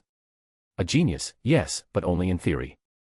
When he tried to help Fleur control her power, he ended up under the effect of her allure himself, nearly attacking her. Fortunately, nothing serious happened. Fleur usually attended with her cousin Lucille, since Delacour blood granted a natural resistance to attraction magic. But this time Lucille wasn't needed. Both Fleur and Wanda knew that the Scarlet Witch had no rival in terms of resistance or power. In fact, Wanda's name as the most feared witch in England had already begun spreading through the halls of Beauxbatons. "Hello again," Fleur greeted politely, though a faint blush colored her cheeks. The first time they had met, Wanda had caught her trying to charm Harry, without success. "It's fine, don't be nervous," Wanda replied with a serene smile, seated behind her desk in the role of professor.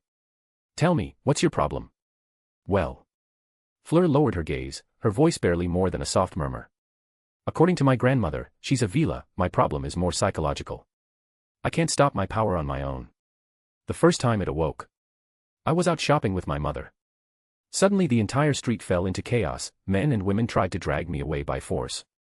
Since then, I've been afraid to leave the house."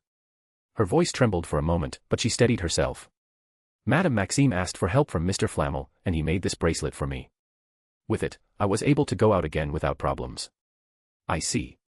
Wanda tilted her head, her eyes glinting with interest. "Take off the bracelet. Now." Fleur hesitated. The last time a teacher had asked her that, she had almost been attacked. Yet Wanda's presence was different, firm, confident, reassuring. Something about her radiated absolute safety. With a restrained sigh, Fleur obeyed and slipped the bracelet from her wrist. The air changed instantly. An invisible wave of allure filled the room. Fleur knew that with just a touch, the effect would intensify, yet Wanda remained completely unaffected, watching her calmly. "Hypnotism," Wanda murmured, as if confirming a hypothesis. "I thought so. I'm actually quite good with that type of magic." Relief flickered in Fleur's eyes. Even some women had fallen to her allure, though never with the same intensity as men. Only her family, and that insufferable brat, seemed immune. And now, Wanda too. "So, what do you want to do?" Wanda asked evenly, as if the answer were of little consequence. "Do?" Fleur repeated, confused. Special classes had always been about trying to control her magic, not about choosing what to do with it. "Yes." "Do you want to learn to control it, to minimize its effect, or simply to erase it altogether?" "Erase it." Fleur blinked, incredulous. "That? I don't think that's possible. After all, it's in my blood." "We could extract it from your blood," Wanda replied with absolute nonchalance, as if she were talking about removing a stain from a dress. Fleur stared at her, open-mouthed, unsure if she was serious or simply testing her. Finally, she swallowed hard and answered, "I think I'd rather learn to control it." "Good." Wanda extended her hand and pressed 2 fingers against Fleur's forehead. The young girl barely had time to inhale before everything around her began to spin. The ground vanished beneath her feet, the air vibrated with energy, and red sparks flared outward like burning embers. Fleur squeezed her eyes shut, trying to withstand the dizziness. When the vertigo stopped, she opened them slowly, and the first thing she saw was that scarlet glow, warm and dangerous, surrounding her like an endless ocean. Before the light enveloped them again, everything shifted in a flash. Fleur instantly realized she was standing in a very familiar place, cobblestone streets lined with magical shops, witches and wizards hurrying along with bags in hand, children running while licking ice creams, and adults chatting happily on the terraces. "This is Place Clichy, right?" Wanda asked curiously, studying every detail of the hidden market. "Yes. But why are we here?" Fleur murmured, bewildered. "If the problem lies in your subconscious, the best thing to do is to find the root. There are other ways, but this one is much more interesting." Wanda smiled gently. Fleur, for a brief moment, couldn't help but remember the mischievous grin of that brat who always irritated her. "We're in my mind?" she asked quickly. "That's right." Wanda answered with natural ease, pointing in a specific direction. There, a little blonde girl skipped along, holding her mother's hand. Fleur immediately recognized that younger version of herself, no more than 8 years old. The woman at her side, elegant, stunning, with a smile that drew the eyes of both men and women, was none other than Madame Delacour. She was like an adult reflection of Fleur herself. "That's my mother," Fleur said with a nostalgic smile. "She never really changes, no matter how many years pass." But her expression soon darkened. She knew exactly what was about to happen. "Fleur, darling, do you want an ice cream?" "Chocolate, your favorite?" Madame Delacour asked, stopping in front of a shop. "Yes," the little girl answered with joy. "But there are too many people. I'll just wait for you on that bench," she pointed to a seat nearby. "All right, but don't move from there," her mother warned tenderly, casting constant glances at her while she approached the shop. The adult Fleur turned her eyes away, unable to face what she knew was coming. The little one, her legs dangling from the bench, suddenly sneezed. That simple gesture was the trigger. Her magic burst out like an invisible wave, amplifying her allure to a level impossible to contain. Immediately, every man in the square turned toward her with a crazed look. Little Fleur froze, terrified. Her mother shouted her name, but the men, like puppets without will, began rushing toward the girl, shoving one another aside. One drew his wand and cast a spell to drive the others away. That was all it took for chaos to erupt. The entire square became an improvised battlefield. Spells flew in every direction, while the French aurors tried to contain the situation, only to end up ensnared by the magical influence themselves. Children cried, women fled screaming, and in the middle of the turmoil, little Fleur sobbed, calling desperately for her mother. A wizard, completely unhinged, cast a fiend fire. The black flames roared with fury. Madame Delacour reached her just in time, knocking down the men who held her daughter and shielding Fleur with her own body. She raised a protective barrier, reinforcing it with her own allure to counter Fleur's. The fire slammed against her defense, and in that instant, the others regained their senses. The spell slowly dissipated, and through the haze came the heart-rending cry of the child. Wea! Fleur sobbed, clinging to her mother. The men, instead of feeling remorse, lashed out with insults against Madame Delacour for bringing an uncontrolled villa into a public place. She ignored them, hurrying away, focused only on comforting her daughter. But the adult Fleur knew she wasn't crying out of fear or because of the chaos. She cried because she had seen her mother's arm, burned, bloodied, the flesh exposed from the cursed fire. And still, Madame Delacour smiled, enduring unimaginable pain, so her daughter wouldn't drown in guilt. It's all right, Mon Bébé. It's over now, you don't have to worry about anything, she whispered, stroking Fleur's head with her free hand. Beside Wanda, the adult Fleur couldn't hold back her tears. They streamed down her cheeks as she watched the scene unfold. Wanda, her eyes tinged with melancholy, spoke softly. Mothers are incredible, aren't they? They can give everything for their children, even their lives. They endure pains no one else could, just to make sure their little ones don't lose the world that sustains them. She smiled gently. Your mother is truly a great woman. That must make you very happy. Yes. Fleur murmured, unable to deny that truth as she wept inconsolably. Well, Wanda added calmly, it seems helping my first student will be easier than I thought. She had understood the root of Fleur's unconscious rejection of her own allure, she associated it with her mother's suffering. Then let's go heal your mother, Wanda said, clapping her hands as if it were the simplest thing in the world. Fleur blinked, startled. Before she could react, a wave of dizziness swept over her. The image of the square dissolved, and she reappeared in Wanda's office. The witch rose with composure, walked to the door, and opened it. On the other side, a scarlet portal unfurled, revealing a white mansion that Fleur recognized at once, her home. Are you coming? Wanda asked, looking at her with a serene smile. Chapter 115, The Competition Turns into War PT. The competition turns into war PT. Draco and Neville walked through the castle corridors until they reached the classroom they had adopted as their investigation base. It wasn't just any room, they had spread out maps, notes, and most importantly, a massive blackboard that looked straight out of a detective club. Of course, they had gotten permission from a beautiful and charismatic professor with whom they had certain connections. Nepotism. Absolutely. And who cared? On the board hung photos and names connected with red threads, marking the students who had lost their wands. Off to the side, a conceptual map of the castle stretched out like a web, with points highlighting dormitories and suspicious corridors. Draco, focused, added the latest piece of information they had extracted from a student. In one corner of the board, several repeated phrases from all testimony stood out, something crashing against walls, a small shadow, and growls like those of a beast. Neville, though not fully understanding, helped diligently, pasting photos and tightening the threads until they lined up neatly.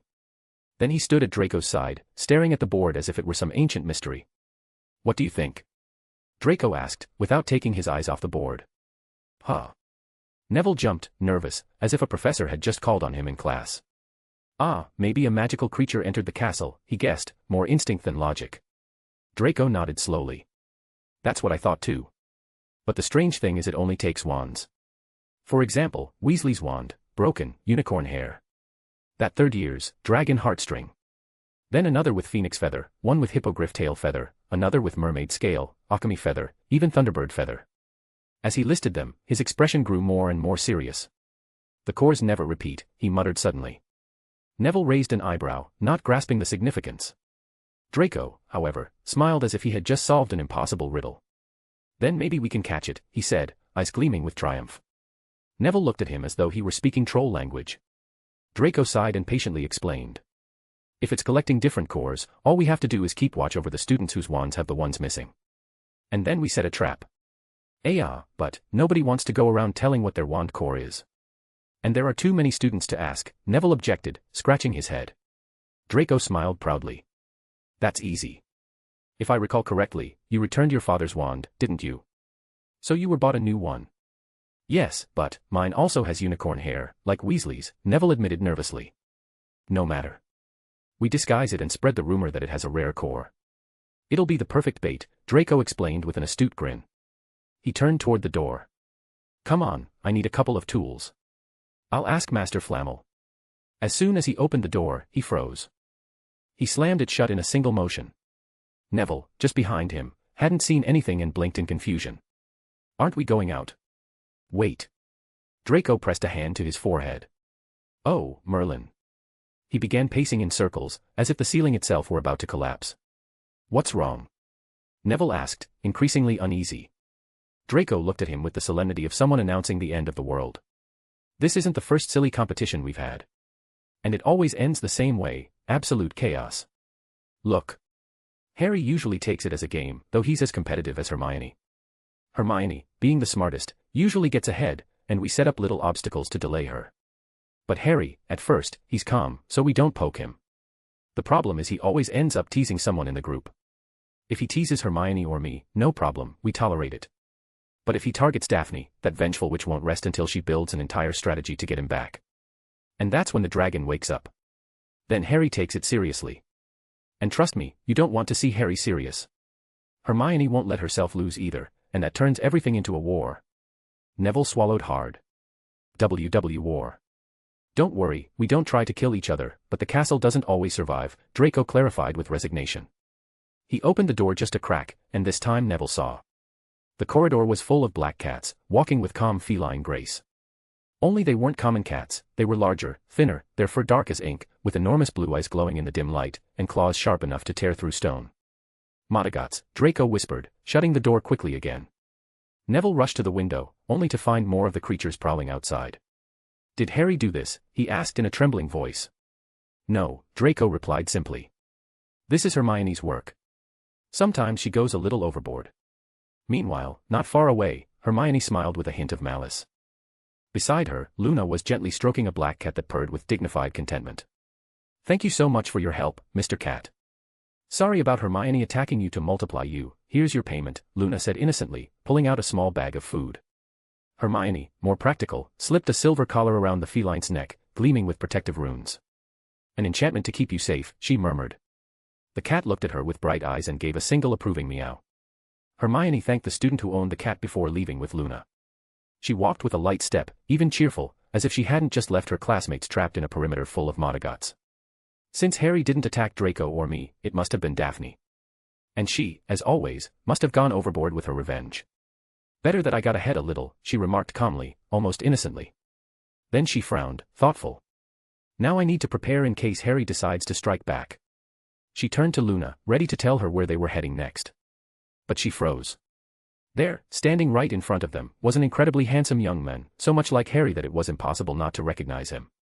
He smiled while stroking Luna's head, and she looked up at him happily, without the slightest suspicion. Oh, I came to warn you that this was about to level up, but it seems you already got ahead of yourself, said Harry, his gaze shifting toward the corridor surrounded by Modagats. Harry. Hermione murmured, a terrible premonition washing over her. She raised her hand, her blue aura ready to respond to any attack. But she never managed to conjure anything. A branch sprouted from nowhere, seizing her arm. Another coiled around her leg, and within seconds both arms and legs were bound. The ground split open, and an entire tree erupted upward, growing rapidly around her. The branches encircled her like a living prison, leaving only her head exposed. What? Lucille appeared at that moment, shaking the empty vial of a potion he had spilled onto the ground. Its green liquid was still fizzing faintly. Sorry, Hermione. I'm just following orders, Lucille said with a forced smile, though his eyes showed genuine apology. Harry, put me down right now. Hermione demanded, furious and desperate. No, Harry replied with a charming smile, as if he were politely refusing a tea invitation. Then he turned to Luna. You know, Luna, in one corner of the main garden there's a family of little bowtruckles. Luna's eyes lit up instantly. Without a second thought, she spun around and dashed off. Wait, Luna. You're my assistant, you're supposed to help me out of here. Hermione shouted. But all she saw was her helpers back, running away with excitement, more eager to see the Bowtruckles than to rescue her friend. Good luck, Harry said lightly, turning away and walking off at a leisurely pace. Harry, you idiot. Hermione roared, struggling helplessly against the thick branches that bound her. Harry. I think you're getting younger again, Lucille pointed out carefully. He no longer looked like a 20-year-old adult, but rather an 18-year-old. Harry stopped, frowning. He reached into his pocket and pulled out a broken vial that had survived the trap. Inside, a tiny drop of liquid still clung to the glass. He brought it to his nose and sniffed. They changed some of the ingredients. That's why it's acting strange. Using such an ancient recipe with extinct plants is suicide. It's really dangerous to use things half-finished, he said seriously. Lucille's eyes widened. You recognize the potion just by the smell? Yes. Oh, shit. Harry's expression hardened instantly. What is it? Lucille asked, nervous. Harry stayed silent for a moment, then finally let it out with frustration. We need to pause the competition. I have to prepare an antidote or I'll end up turning into a baby. What? Lucille exclaimed in horror. How much time do you have? Harry pulled out his pocket watch, opened it calmly, and checked the time. 30 minutes. Lucille paled. Harry took a deep breath. I won't have time to brew anything. The best option is to find my mother. She can fix this. Lucille reacted at once. Ah, right. I think I heard Fleur had a special magic class with her today. They exchanged a quick glance and, without wasting another second, sprinted down the castle corridors toward Wanda's office. Meanwhile, not far away, Daphne watched Harry running through the halls with a worried look on his face. She, on the other hand, wore the satisfied smile of a villain. Hey, that's why the rule exists, no asking Aunt Wanda for help. Because the first one who does, loses, she murmured with the confidence of a master strategist. Astoria, standing beside her, gazed up at her sister with admiration. Sister, did you know this was going to happen? Daphne adjusted her hair with pride and calmly answered, no. He was supposed to turn into an old man who could barely walk. The admiration in Astoria's eyes vanished instantly. Chapter 116, Piggy Potter and the Scarlet Witch's Photoshoot. Piggy Potter and the Scarlet Witch's Photoshoot. In an elegant mansion, Wanda walked behind Fleur, who nervously opened the front door. The young girl didn't really know what her professor could do to help her mother, and yet the aura of confidence Wanda radiated was so firm that it didn't even allow her to consider stopping her. As soon as the door creaked open, there stood Madame Delacour, her eyes slightly surprised and a loving smile on her lips. Fleur, what are you doing here? Shouldn't you be at school? She asked cheerfully, though with a hint of reproach, as if fearing her daughter might be starting to turn into a little troublemaker. Hi, Mom, Fleur replied with a nervous smile, reading every thought in her mother's face. I'm with my special magic professor, she explained, pointing at Wanda. Oh, forgive me, my manners, said Madame Delacour with courtesy and elegance. I'm Apolline Delacour, Fleur's mother. A pleasure. She was a beautiful woman, with soft features and sharp traits that made it clear where Fleur had inherited her own beauty. Her hair was platinum blonde, her eyes clear and fresh, and she wore a long skirt and a comfortable blouse in soft pastel tones. She didn't need jewelry or makeup to shine, her natural beauty was already exceptional. The pleasure is mine. Wanda Maximoff, Wanda replied with a simple smile. As she looked at her closely, she noticed a reddish mark starting at the base of Apolline's neck, stretching over the shoulder and disappearing beneath the fabric. It was clear the scars still remained hidden on her arm. May I take your hand? Wanda asked, raising her own as though for a cordial handshake. Apolline froze for an instant, puzzled, but quickly complied, thinking it might be a foreign custom. After all, Wanda didn't look French. The moment their palms touched, Apolline felt an uncomfortable tingling in her neck. Instinctively, she brought her other hand to the spot, scratching lightly. And then, her eyes opened wide in shock. Where there should have been scars, there was now only healthy skin. She looked at Wanda, trying to understand what had happened, but Wanda only smiled serenely and let go of her hand. Well, with everything done, I'll wait outside, Wanda announced calmly before stepping out, not without giving Fleur a knowing smile. The young girl turned toward her mother just in time to see her pull up her sleeve. There, where once the scars burned like fiery worms crawling up her arm, shoulder, and part of her back, there was nothing now. Gone. Erased as if they had never existed. Wanda closed the door behind her, leaving mother and daughter to their intimate moment. Outside, she leaned against the wall by the entrance, waiting patiently, a faint smile lingering on her lips. Sniff. Fleur walked behind Wanda, her eyes swollen and still damp after crying with her mother upon seeing her completely healed. From afar, she could hear Apollon endlessly offering her thanks. Fleur only hoped no one else would see her like this. She was happy, yes, but felt like a mess. Still, she crossed Wanda's portal behind her. A voice, however, shattered that fragile illusion. Well, looks like the villain is trying to attack my mother. Or maybe my loved ones. A villain after all. The mocking tone was unmistakable. Fleur spun around quickly and saw him, Harry, younger now, about 16 years old, arms crossed and wearing a cocky smile. Beside him, Lucille scratched his head awkwardly, not knowing what to say. Annoyance flared in Fleur at once, though she chose to stay silent. Despite everything, it was still a happy day. She had seen her mother healed. Harry, noticing her swollen eyes, hesitated. His mocking grin slowly faded, replaced by a more serious look. "You okay, cousin?" Lucille asked with concern. "I'm fine. I just sorted some things out with Mom," Fleur replied, turning her face away to hide her reddened features. "I see," Lucille murmured softly.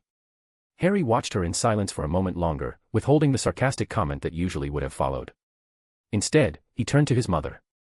"It's good you're here, Mom. Can you give me a hand?" he asked with what looked like a forced smile. Wanda glanced at him sideways. She too had noticed something unusual in him, but her expression softened into a faintly amused smile. "Didn't they say I couldn't interfere in your competition?" Harry's eyes widened, as if he had just remembered that rule. "Ah, well, but I think this is important," Harry said nervously. Then he froze, frowning. "No, wait. I'm sure they'll take advantage of this to push me out." He sighed quickly, noticing the looks from his friends. "But if I don't break the effect?" "Potter, only 1 minute left," Lucille warned urgently. "I know, wait, I'm thinking." Harry snapped, rubbing his head in frustration. Fleur watched with interest, a small smile on her lips at the sight of him in trouble. "I should ask for help, but—" Harry muttered, still hesitating. "Potter," Lucille pressed, staring impatiently at the watch Harry had given him, counting the seconds. "Damn it!" Harry exclaimed just before a light explosion of reddish smoke burst from his body, enveloping him in a soft puff. Wanda, however, observed the scene with great interest, her eyes betraying that she already knew what was happening. With an almost automatic gesture, a camera appeared in her hand. "I'll have to make those idiots pay," a tiny little voice grumbled. When the smoke cleared, the surprise was overwhelming. On the floor, sitting, was a 2-year-old Harry, dressed in his little sheriff's outfit. The clothes had adjusted perfectly to his small body, except for the oversized hat that slipped over his face. With both tiny hands, he tried to lift it. The room fell utterly silent, until the click of the camera was heard. "Mum," Harry complained in his squeaky little voice. "Oh, my baby is so beautiful," Wanda exclaimed, unable to hold back. She lifted Harry into her arms and hugged him tightly, as if nothing else in the world existed. "Stop it, Mom," little Harry protested, trying to push her away with his tiny arms, but his face was already red with embarrassment. Fleur brought a hand to her mouth to hide her smile, while Lucille had to turn around to keep from bursting into laughter. At last, he felt he had gotten his revenge. "Let's try another outfit," Wanda said suddenly.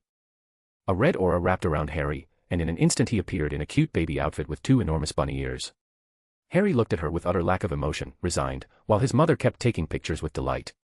A carrot-shaped pillow even appeared at his side. Wanda had turned the moment into a full-blown improvised photo session. "Now, a little piglet," she announced with enthusiasm. Harry opened his mouth to complain, but when he saw his mother's face overflowing with pure happiness, something she so rarely showed so openly, he simply went quiet. He couldn't ruin that moment for her. The aura glowed again, and his clothes shifted into those of a tiny, piggy Potter. With a weary look, Harry turned his little eyes toward Fleur and Lucille, who were still holding back their laughter as best they could. The boy narrowed his eyes with mischief. "Mom, since they're here, maybe they'd like to take a matching picture," he said with a sweet and innocent voice. Fleur and Lucille froze, their laughter dying on their lips.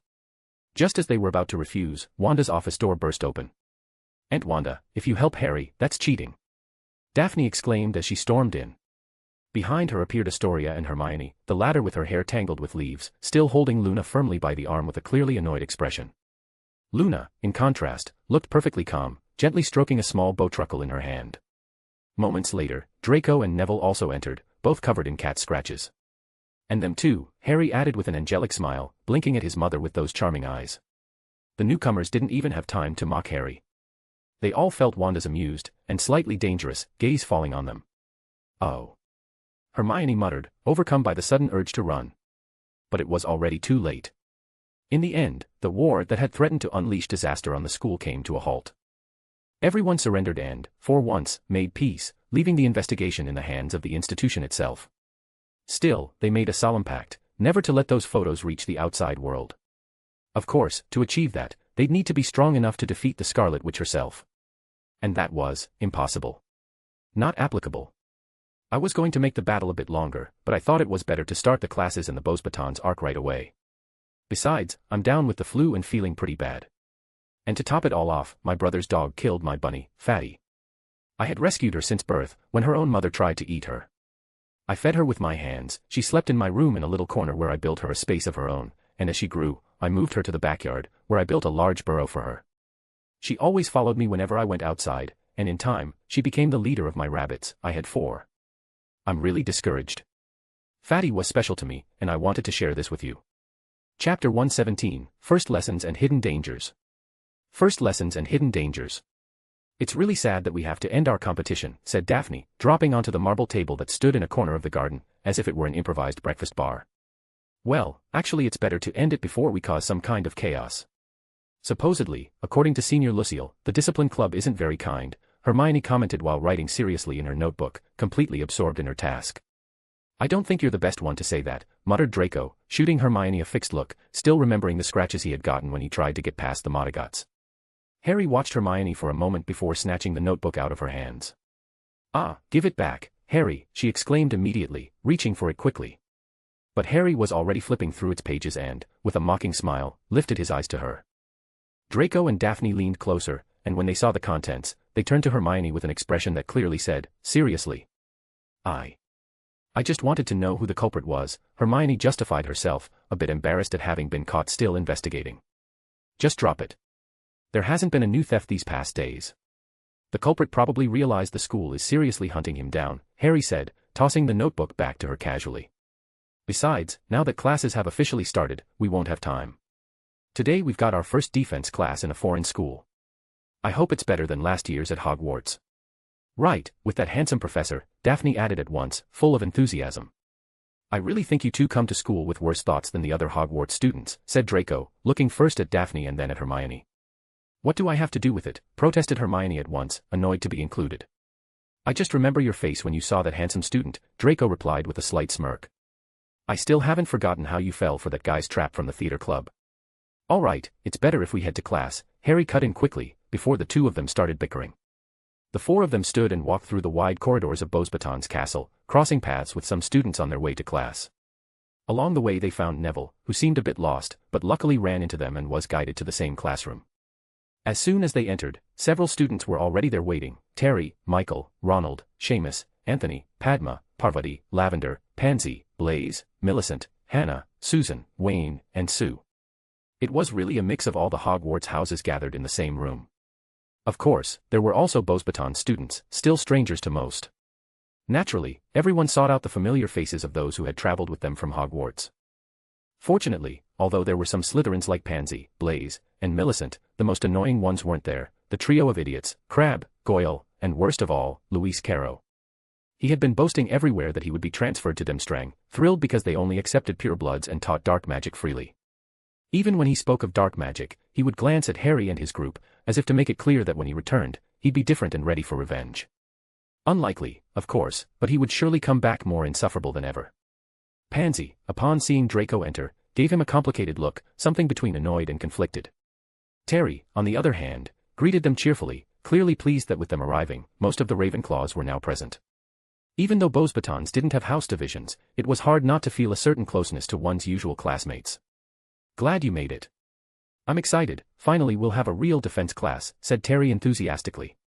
The others sat at double desks, Harry with Draco, Daphne with Hermione, right in front of Terry and Anthony.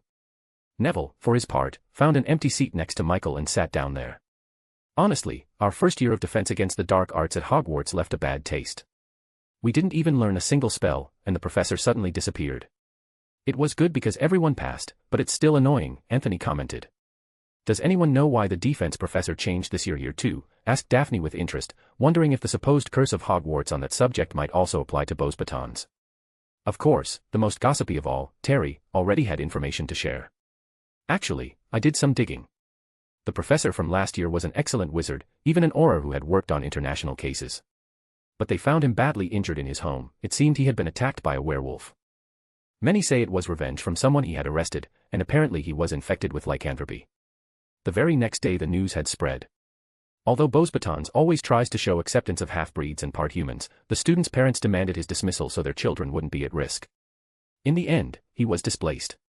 Then this new professor appeared, Dominic Gray, an American. A few years ago, he went through England and pointed out that some of Lockhart's books had suspicious passages, which earned him expulsion thanks to Lockhart's connections. Since then, he came to France and has been working on capturing wanted criminals. Lockhart? Asked Harry, frowning. Yes. Apparently they ran into each other a few times. It's even said that Mr. Dominic challenged him to several duels so Lockhart could prove if he was really as strong as he claimed. But they never happened, because Lockhart's fans would always defend him by attacking Dominic. Eventually, he got tired of it and left, saying that anyone who believed in Lockhart was an idiot. That earned him the contempt of many English wizards, Terry explained in detail. Now that I think about it, it's been a while since anyone's heard from Lockhart. I wonder what he's doing. While Harry and the others exchanged glances, all of them recalled that public bathhouse with a mirror placed for men to look at themselves after their baths. Maybe he's just getting inspiration for his next book, Daphne said, holding back a laugh. The others, upon hearing her, also covered their mouths to keep from bursting into laughter. Terry, on the other hand, didn't understand what was going on. Well, if he's Lockhart's enemy, maybe he's not that bad, Draco remarked calmly, pondering in silence. Before they could continue talking, the professor appeared, stepping through the door. Immediately everyone shut their mouths and sat up straight in their seats. The man looked far too young to be a professor. He stood before the blackboard with an elegant, distinguished air, exuding nobility and confidence. His dark hair was slightly tousled, which only emphasized the brightness of his intense blue eyes. His posture radiated calm and self-assurance, with a relaxed stance and his hands tucked in his pockets. He was dressed with refined sobriety, a white shirt beneath a light brown classic-cut vest, fastened with a wide ornamental belt decorated with geometric patterns. Over it he wore a dark blue cloak embroidered with golden details, symbols of a phoenix and a circular motif, befitting someone with academic, magical, or aristocratic training. He was handsome enough to draw discreet squeals of excitement from some of the girls. Nice to meet you. I know we were introduced during the welcome dinner, but just in case, my name is Dominic Gray.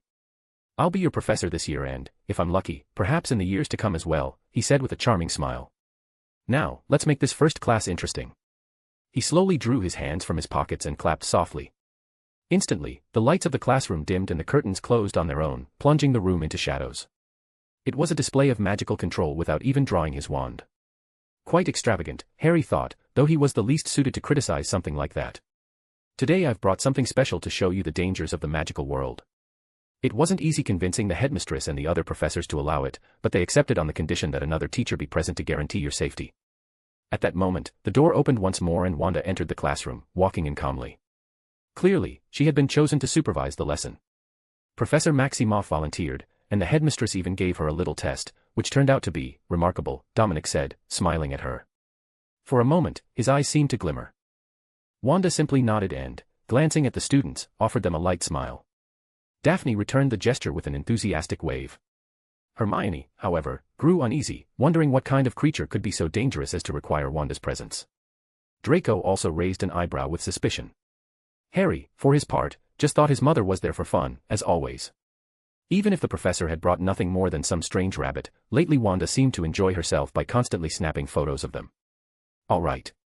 This creature was first recorded in 1782, when the only wizard to ever survive its attacks made it known. The worst part is that, although it was seen again in later years, like in 1973, he remains the sole survivor. It is said that only a Patronus can drive it away, making it as dangerous as a Dementor, with which many believe it is connected. Its way of attacking is particularly cruel. It waits until the victim falls asleep, then leaps upon them, smothering their breathing until they suffocate. It is an extremely aggressive creature, classified as XXXXX by the renowned Newt Scamander. Finishing his explanation, Dominic drew his wand and placed a suitcase on the floor, which, with a flick, expanded considerably. Once opened, a cage rose out of it. The lethifold. Inside, all that could be seen was what looked like a black cloak hanging from a hook, its edges shifting ever so slightly. The students stared at the cloak in confusion, then at the professor, as if wondering if he was playing a trick on them. But before anyone could make a comment, the cloak stirred violently, letting out a muffled growl before hurling itself against the bars. The entire cage rattled with a metallic crash that echoed through the classroom, making everyone jump in shock. The student seated nearest instinctively recoiled, eyes wide with alarm. Don't let its cloak-like form fool you. Many wizards did, and never lived to tell the tale, Dominic warned with a half-smile, though he already held his wand at the ready just in case. This is to show you that the magical world is not as friendly as people believe. There are creatures, hidden dangers, and even wizards who can inflict great harm on those unprepared. No matter what work you end up doing after your studies, the least you should know is how to defend yourselves. And I, as your professor, will take it upon myself to guide you down that path. Because in the end, what every teacher wants is for their students to live a peaceful life, free of danger. His charming smile immediately won the favor of many. Afterwards, he cast a quick glance at Wanda. She, however, didn't look back, her eyes remained fixed seriously on the creature. Still, when she felt his gaze, she raised her head. Dominic gave her a gentle smile, but Wanda turned her eyes away, disinterested. As Harry noticed this, the slight sympathy the professor had earned from him vanished instantly. Draco, quick to sense his friend's shift in mood, followed his gaze first to the professor, then to Wanda, immediately understanding what was happening. He shook his head silently. He wasn't the one to say anything, after all, the two of them were birds of a feather, fiercely protective of their mothers. Perhaps that was why they had grown so close. Chapter 118, The Mirror Council. The Mirror Council. With this, today's lesson comes to an end. I hope you've all understood that, while the magical world may seem like a fantasy come true, it still hides far too many dangers for those who aren't prepared.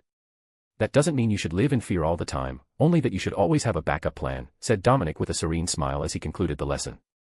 It had been a class full of excitement and practice. The students had not only learned some attack and defense spells, but also how simple charms, in the right circumstances, could make the difference in a real fight. Dominic had shown this with clarity, confirming what was already evident: he was the ideal professor for the subject. The students left the classroom smiling and enthusiastic. On just the first day they had already learned so much, which only raised their expectations for the rest of the year. Harry and his friends left with cheerful chatter, while Wanda stayed behind. She had to help Professor Grey deliver the dangerous creature to the staff room, where an investigator from the French ministry was waiting.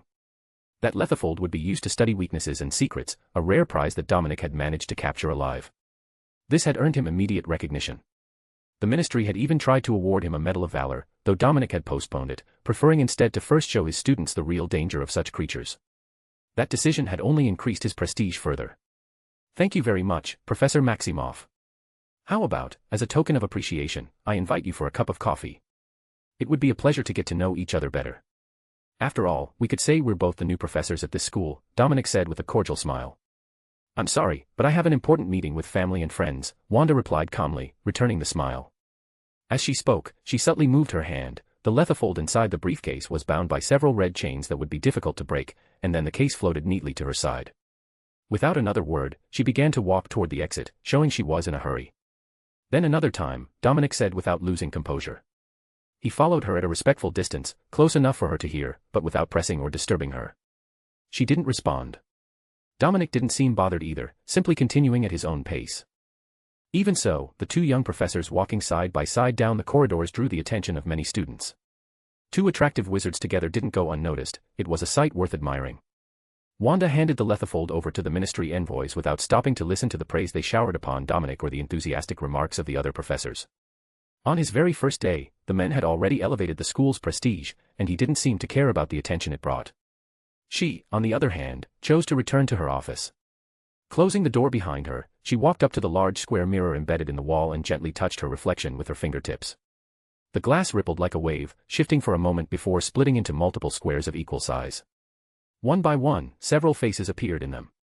Susan, sitting on a sofa, munched popcorn like someone enjoying a movie night. Wendell, on the other hand, was in his dental practice. Despite having plenty of money now, he refused to abandon his profession. Celine was resting elegantly in her mansion sitting room, sipping tea. Edward sat in an office piled with documents and seals, signing without pause, a massive window behind him revealing an imposing cityscape. In another square, Pandora and Xenophilius appeared, sitting comfortably in their home. Narcissa was outdoors, with a vast field behind her and workers carefully measuring the land. Sirius, buried under mountains of paperwork, pretended to be working while Lupin, dressed in an elegant suit, watched him with clear annoyance. Someone entered to leave even more papers, and Lupin's expression said everything. And, in the last square, there was Alice Longbottom. She looked nervous, seated in what appeared to be a hospital room. Behind her, a figure wrapped head to toe in bandages lay silently. "Oh, Wanda, did you finish your work today at the French magic school?" Why don't you join me for a movie? I'm completely abandoned here, Susan complained immediately, shooting Wanda a pleading look while popping a handful of popcorn into her mouth. Wendell barely lifted his eyes from his anesthetized patient, confirming he couldn't hear a thing, and returned to his work. I still have classes to teach, Wanda replied calmly, her words softened by a gentle smile. What a shame, Susan sighed, and then she noticed the presence of the newcomer. And who's the nervous little one, she asked curiously. My, Alice, it's been a long time, Pandora chimed in with a kind smile. Hello, Alice murmured, lifting her hand in a timid wave. It was difficult for her to be there. Years had passed since she had last spoken with so many people. On top of that, she knew well the level of power and influence now held by some of those present. The Longbottom family, though equally ancient and pure-blooded, had fallen behind in comparison. Now that she was back, her husband worked day and night to restore some of their former glory, while her elderly mother-in-law, who had borne too many responsibilities since the tragedy, could finally take a rest. Longbottom, It's been a while. You look better, Celine remarked in a calm voice. She also knew Alice, though they had never been close. In their Hogwarts days, the rivalry between Slytherins and Gryffindors made any bond impossible. At best, they simply ignored one another. Only rare exceptions, like Celine and Sirius, childhood rivals who kept crossing paths, broke that rule. Narcissa gave Alice a brief glance and immediately lost interest. Edward raised his eyes for just a second from his papers before returning to them. Sirius, buried under documents, tried to act distracted, but when he heard the familiar surname, his head snapped up. Even Lupin leaned closer to the mirror to get a better look. Oh, Alice, are you feeling better? How's Frank? Asked Sirius with genuine joy at seeing his old colleague. He knew Wanda had helped in their recovery, but until now he hadn't had the chance to visit them. Augusta, tireless as ever, had taken them from place to place for every kind of test to confirm their condition, and afterward came the turn of a magical psychologist, necessary to help them adapt once again to the real world. Hello, Alice, it's good to see you well, said Lupin with a warm smile. Though he was officially the designated president of the Black Company, Sirius often had to handle documents or important connections. Of course, Sirius tended to slip away, leaving all the work to him. That day, tired of carrying the responsibility alone, Lupin had forced him to sit down and face the paperwork. Not without a touch of mischief, he had even asked the secretary to create extra copies, just to bury Sirius under a mountain of documents as punishment. Hello, it's good to see you both as well. Frank is fine, just a little busy, replied Alice with a nostalgic smile. She noticed that the two of them looked older than the last time she had seen them. She knew what had happened to Sirius but avoided bringing it up. More than anyone, she understood what it meant to be locked away in a dark place, unable to leave. What did you call us for? Interrupted Narcissa coldly, unwilling to sit through a sentimental reunion. She had too many matters to attend to. Basically, it's to ask permission for something important that concerns your children. And also to give you some pictures I took, explained Wanda with a calm smile, pulling out a small bundle of photographs and showing them to everyone. At once, the faces in the mirrors leaned forward expectantly, their eyes locking onto the images Wanda held. The main one showed all the children transformed into babies, dressed in animal costumes. Harry was a little piglet, his face sporting a mischievous, almost mocking grin toward his friends. Draco had an expression of wounded pride, dressed as a sheep. Hermione covered her face with her tiny hands, unable to endure the embarrassment of her goat costume. Daphne, on the other hand, seemed to enjoy it, she posed with a charming smile dressed as a bunny. Luna wore a peculiar outfit, disguised as a little tree, and in her hand she cheerfully held a bowtruckle as if trying to match it. Beside her, Astoria wore a tender puppy costume with floppy ears, gazing at the same bowtruckle with fascination. Neville was dressed as a frog, eyes wide and bewildered, as if he had no idea what was happening. Two more students also appeared in the picture, Fleur, dressed as a panda, mouth open in surprise, and Lucille, dressed as a lion, scratching his head in resignation. After all, he had spent an entire day in school dressed as a dog, trailing after Harry, so this wasn't anything new. The only difference now was that, thanks to magic, he had been turned into a baby. How adorable, exclaimed Celine, standing up so suddenly that she dropped her teacup. Before it hit the ground, her house elf Lockie caught it midair and set it back on the table with a flick of magic. Even Edward set his quill aside to look at the photo more closely. You took a lot. Send them right now, said Susan eagerly, anxious to receive them. Pandora's eyes widened with overflowing excitement, while Xenophilius beamed at the sight of little Luna. A sheep, said Narcissa, eyeing her son. You should have given him a wolf costume. It would suit him better. Even so, she couldn't hide the softening in her expression as she looked at him. I took several with different costumes, explained Wanda serenely. Smiles spread all around. PFF. Sirius struggled not to burst out laughing, imagining his godson's face at ending up like that. Send me some too. They'll come in handy when I forget who his godfather is, he added mischievously. I think that's exactly why Harry is still annoyed with you, replied Lupin with a sigh, shaking his head. Ah. Could I have some copies with Neville, please? Alice asked timidly, raising her hand. Of course, answered Wanda.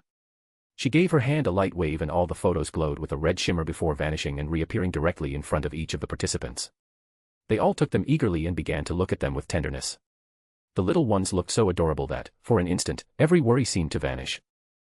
These two little ones look familiar to me, Celine remarked, focusing on Fleur and Lucille.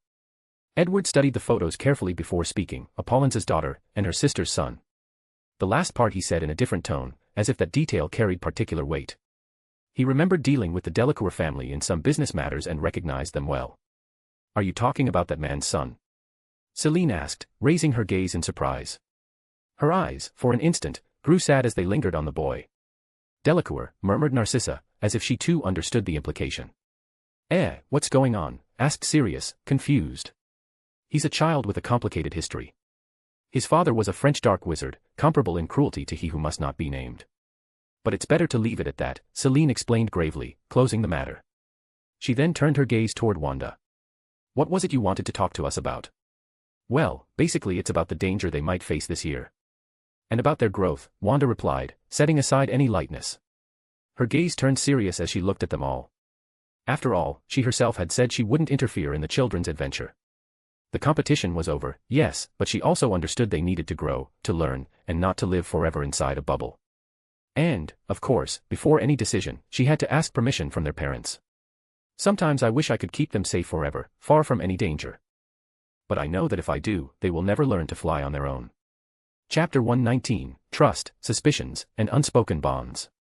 Trust, Suspicions, and Unspoken Bonds. Wanda explained everything calmly, from beginning to end. No one interrupted her, everyone listened with seriousness until her voice faded and silence filled the room. Then, Wanda looked at them and gently asked what they thought. Well, Wanda, we trust you. Celine was the first to break the silence, her tone calm yet firm with certainty. Although even if we said no, we know they would end up getting into trouble sooner or later. After all, they also want to flap their little wings. A faint smile crossed her lips. You can do it, but please, make sure they don't get hurt. Susan spoke seriously, with that worried look only a mother could have. She knew Wanda was right. Hermione now belonged to the magical world, a place full of dangers they, as ordinary parents, could never face. Luckily, the children had friends powerful enough to keep them safe. And if her daughter managed to grow and reach that level in the future, Susan would be proud. Even more so knowing that, in this world, someone born of muggles was often despised, and everything would be much harder for her. Hermione had never let that stop her, but no one knew what the future would bring. It was better that they became strong. You can do it, but please protect them and keep a close eye on them. Pandora spoke with confidence, giving Wanda a sincere smile. Beside her, Xenophilius seemed about to say something, but at the sight of his wife he only shook his head, smiled, and stayed silent, giving his approval as well. Narcissa still wore a serious expression as she held the photos of her little one in her hands. She knew she couldn't protect him forever. He had to grow as a wizard and choose his own path. But even so, she would always be there to support him. After all, she was his mother. Please, let him not be hurt. She whispered softly, as if the decision weighed on her heart. Well. Wanda smiled, grateful for the trust they all placed in her. Even after showing them her life, that trust remained intact. Alice said nothing. A pang of jealousy stirred in her chest as she saw the connection between the others. She had never had friendships that strong, not even in the Order of the Phoenix. And the only one who had come close was now dead. Here, instead, it felt as if they were almost a family, despite coming from different backgrounds. Then she realized everyone was looking at her. You didn't say anything, Alice. Don't you agree? Pandora asked. But Neville isn't that close, I think. I don't know if he'll be with them, Alice replied quickly. Neville too. He'll surely end up dragged into their mischief. Don't worry. But we're talking about Harry. After all, you're his godmother, aren't you? Wanda gave her a gentle smile. Alice's eyes widened in surprise as everyone looked at her as if her opinion truly mattered. All right, she said at last, nervous but also happy. Though Lily had chosen her as Harry's godmother, she had never played that role, trapped in her own mind. Wanda had been the one to truly raise him. Still, being acknowledged that way filled her with joy. Then it's decided, let the chicks fly, Susan said with a light smile. Everyone else smiled in agreement. Hey. And why is it that when I took them on an adventure, where, by the way, no one got hurt, you all nearly killed me, but with her you accept it without question? And you didn't even ask me. I'm Harry's godfather too, just like Alice, Sirius said, breaking the happy moment with obvious annoyance. All eyes turned on him, exasperated. You're an idiot and weak. And Wanda isn't. Celine smiled mockingly before cutting off the call. You're not reliable, Edward said, his first words of the meeting, before hanging up as well. Wendell said nothing, simply disconnected, though he did give Sirius an encouraging look. You're a fool, Narcissa added before closing her channel. Pandora, amused, joined in, trollhead. She cut the call with a grin. Remus looked at Sirius as if to say they were all right. Fine, I shouldn't have asked.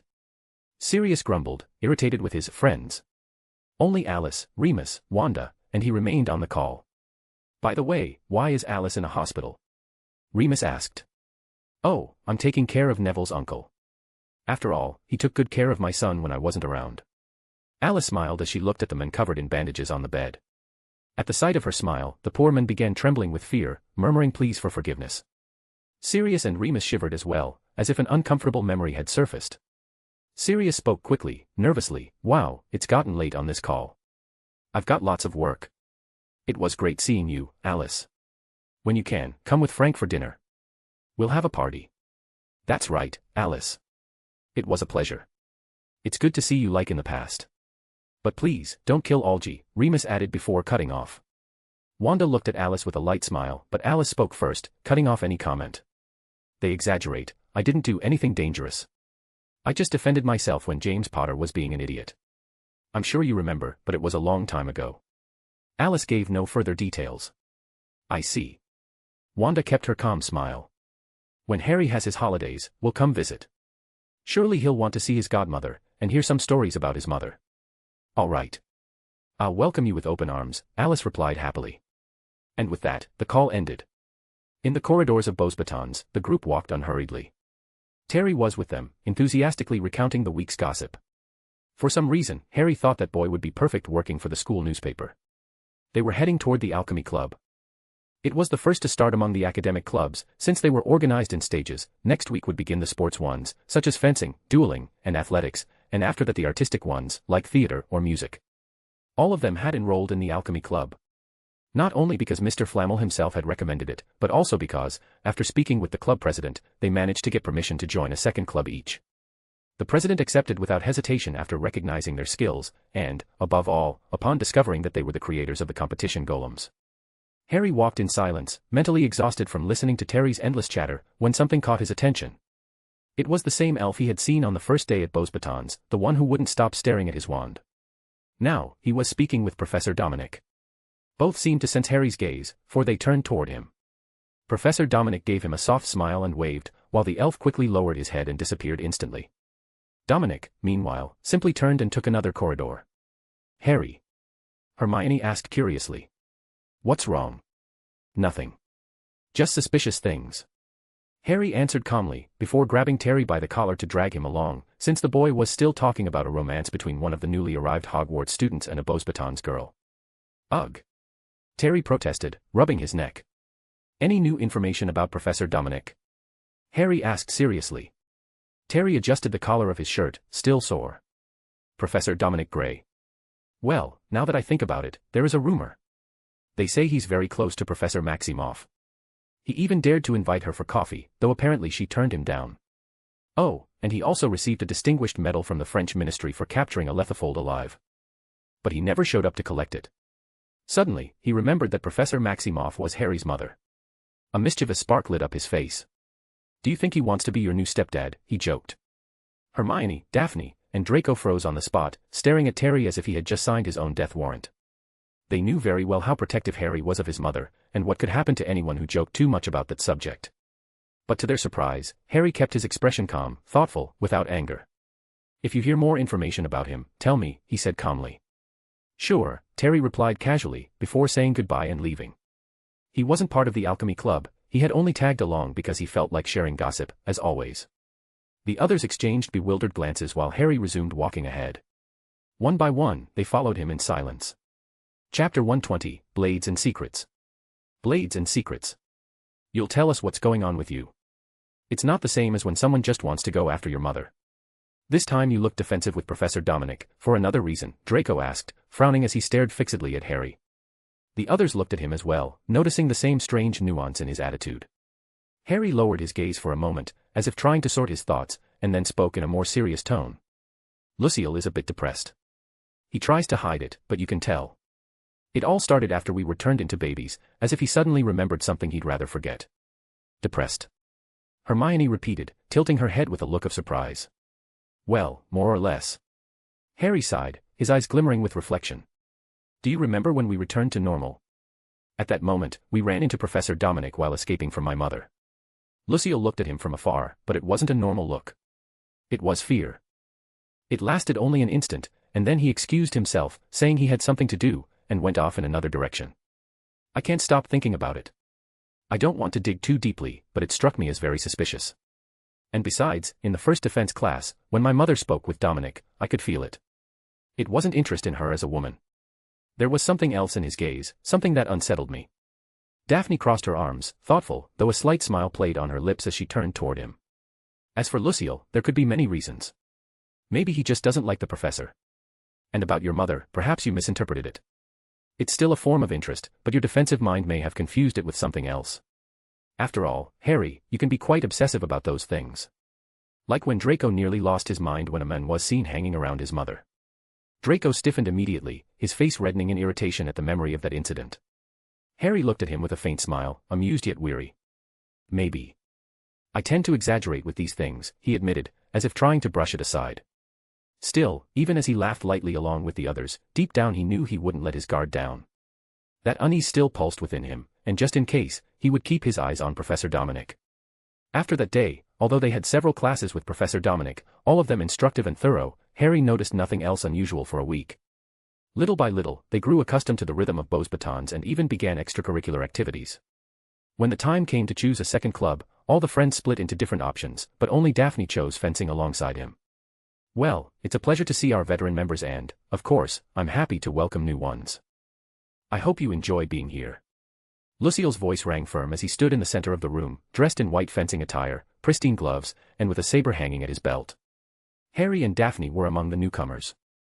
Also dressed in regulation gear, each had chosen a different weapon, Daphne, a slender and elegant rapier, Harry, a saber that seemed to balance naturally in his hand. For Harry, this wasn't just a game. He remembered all too well when Sirius had been forced to fight without magic in that dungeon. Learning to wield a weapon could make the difference. Besides, after seeing Wanda's memories, he and his friends had practiced martial arts, inspired by those swift and lethal movements that had impressed them so much. Harry, give me a hand explaining. Lucille asked with a confident smile. The boy stepped forward, standing at his side. Lucille pointed at Harry's saber and began his explanation with the assurance of a veteran. Each student can choose the sword that appeals most to them. But remember, every weapon has its own character.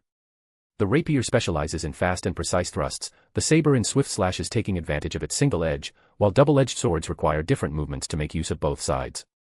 Some of the female students watched him more captivated by his smile than his words, sighing as though they were at a show rather than a class. Harry, do you already have fighting experience? Lucille asked, ignoring the whispers of the girls. Martial arts, Harry replied calmly. That's good. Using a sword demands a lot from the body. And wizards, let's be honest, are usually weak physically. Many sign up and quit by the third class. Do you want to give it a try? I promise I'll hold myself back to your level. Harry nodded, composed. The moment Lucille adopted his defensive stance, the atmosphere shifted. The young man with the carefree smile transformed into a cold warrior, his presence filling the air like an invisible blade. His gaze sharpened, arrogant and proud, like a king accepting a challenge. Harry noticed and, surprised, smiled faintly. His own aura turned icy, erasing every trace of emotion from his face. An expectant silence fell over the room. Daphne watched intently, excitement shining in her eyes. Harry was the first to move, he advanced decisively and brought down a descending slash. Lucille slid aside with ease and countered with a horizontal cut at his chest. Harry rolled across the floor, escaping by a hair's breadth. When you strike downward, always keep your guard up. You've got good reflexes, but your movement trembled. It wasn't strength you lacked, but speed, Lucille explained, his tone that of a true instructor. Harry looked at him with newfound respect. Remember, quick slashes, Lucille warned before charging at him. The saber gleamed in his hands with practiced skill. Harry dodged by pure instinct, each strike grazing him by inches. When he finally lifted his sword to block, the impact ran up his arm with such force that his fingers shook. Immediately, Harry reacted. He lifted his leg and kicked Lucille in the chest, forcing him to stagger back several steps. "Ooh, that's cheating," shouted some of the girls. But Lucille raised his hand with a stern gesture. "I myself said he could use martial arts.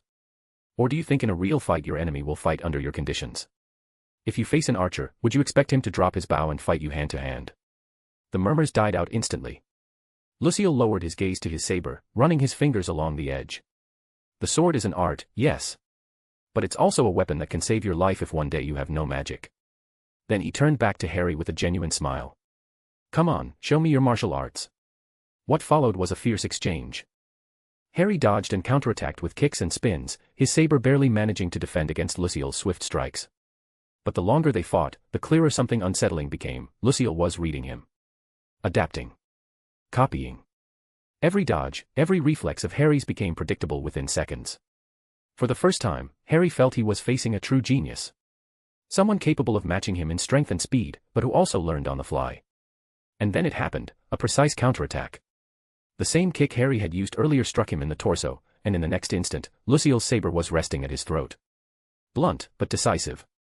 Harry drew a deep breath. He had been cleanly defeated. The air shifted once more.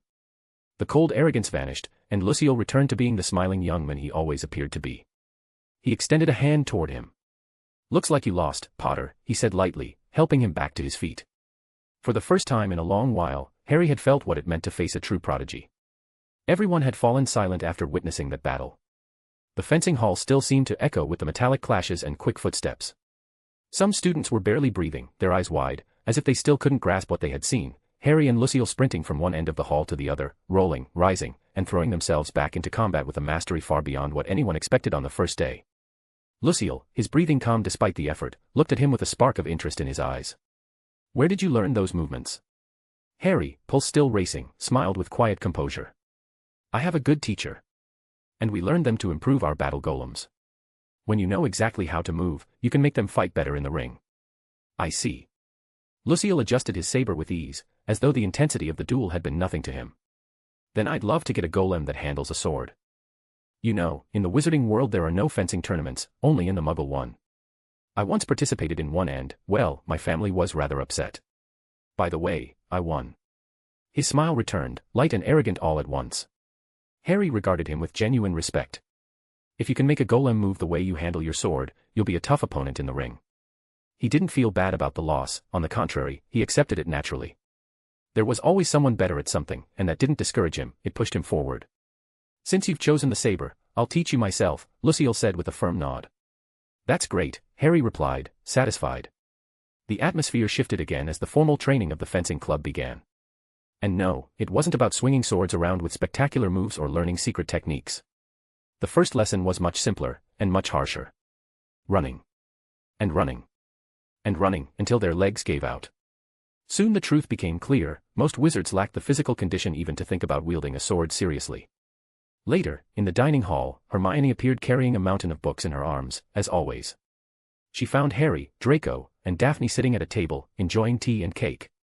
"How was your day at the club?" she asked, letting the weight of the books drop onto the table with a dull thud. "Interesting," Draco commented calmly, holding his cup with studied elegance. "Painful," Daphne grumbled, rubbing her legs with obvious annoyance. "Relaxing," said Harry, sitting as if nothing had happened, which earned him a furious glare from Daphne for not sharing her suffering. He simply ignored it and tossed the question back at Hermione. "And you?" "More chaotic than I expected," she admitted with a sigh. The discussions about the origins of wizards escalated way too fast. And I realized I still don't know as much as they do. Harry eyed the pile of books she had brought. "And you're going to try to catch up?" "Of course," Hermione replied with determination, lifting her chin with a touch of pride. "Not applicable." At first, Lucille wasn't meant to have much relevance, he was just another side character, someone who would show up from time to time without much weight in the plot.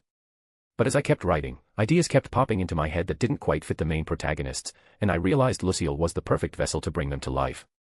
So this arc will be special.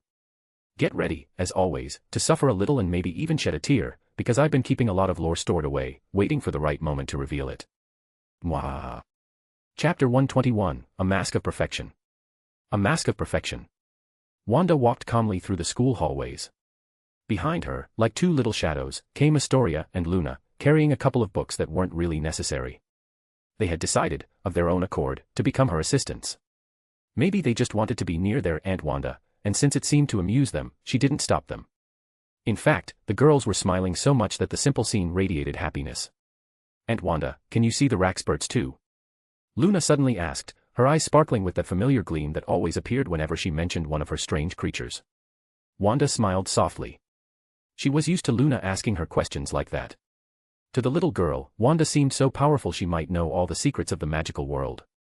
"What are Raxburts?" Astoria asked innocently, tilting her head and frowning a little, as if she didn't want to be left out of the conversation. "Oh, yes. Raxburts," Luna explained excitedly, raising a finger like someone about to share a great secret. "They're invisible, you know. They slip into your ears and suddenly your head feels as if it's filled with fog. That's why people sometimes stare blankly into space or say silly things. It's not their fault, it's the Raxburts confusing them. They're not exactly evil, just a bit annoying. They like to flutter around inside wizards' heads. And of course, everyone thinks they're thinking for themselves, but in reality they've got a Raxburt tickling their brain." Astoria's eyes widened, and, worried, she quickly covered her ears with the books she carried. Wanda's smile deepened, amused by the child's reaction. "Don't worry," Luna said naturally, as if speaking of something completely real. She shifted the books under one arm and, from the little bag at her side, pulled out a pair of enormous glasses with brightly colored, almost psychedelic lenses. She put them on proudly and looked around before nodding with certainty. "There aren't any nearby." "Phew." Astoria sighed in relief, accepting her friend's words as an absolute truth. But Luna's eyes suddenly turned to one of the large windows. There, in the garden, was Lucille. He was training alone, his face set and his body glistening with sweat, wielding his saber with a precision that looked almost professional. He swung the blade as if fighting an invisible opponent, or perhaps an adversary only he could see. "Oh no. Looks like all the Raxburts are out there," Luna said with total conviction, pointing at him. Wanda followed her gaze. All she saw was Lucille training with intensity, though for an instant, her own eyes tinged red. A barely noticeable smile appeared on her lips, as if she understood something no one else could. "Remember to attend special magic classes," she told Luna gently, before sending the girls off to the library to deliver the books. They ran off happily, proud to be useful, while Luna still marched with her glasses on, patrolling the halls like a hunter of invisible beasts, and Astoria followed close behind. Wanda watched them go, amused by their childlike energy, then stepped through the window and into the garden, where Lucille was still training. Whish. Whish. The sound of the saber cutting through the air was constant. Drops of sweat slid down his forehead, and the trembling of his arms betrayed the exhaustion of hours of practice. The ground, marked by his steps, bore witness to his discipline. Lucille tensed when he felt a nearby presence. He turned his head quickly and found Wanda standing there, watching him in silence, her calm unshaken. He was surprised not to have noticed her before, but soon realized it was surely because she had allowed it. "Hello, Professor Maximoff," he greeted formally, sheathing his saber. "I couldn't help but notice you've been training almost every day lately, ever since the last time we met," Wanda commented naturally, reminding him, with a playful hint, of the time she had transformed them into babies just to take pictures. Lucille frowned slightly, uncomfortable at the remark. "Ah, yes.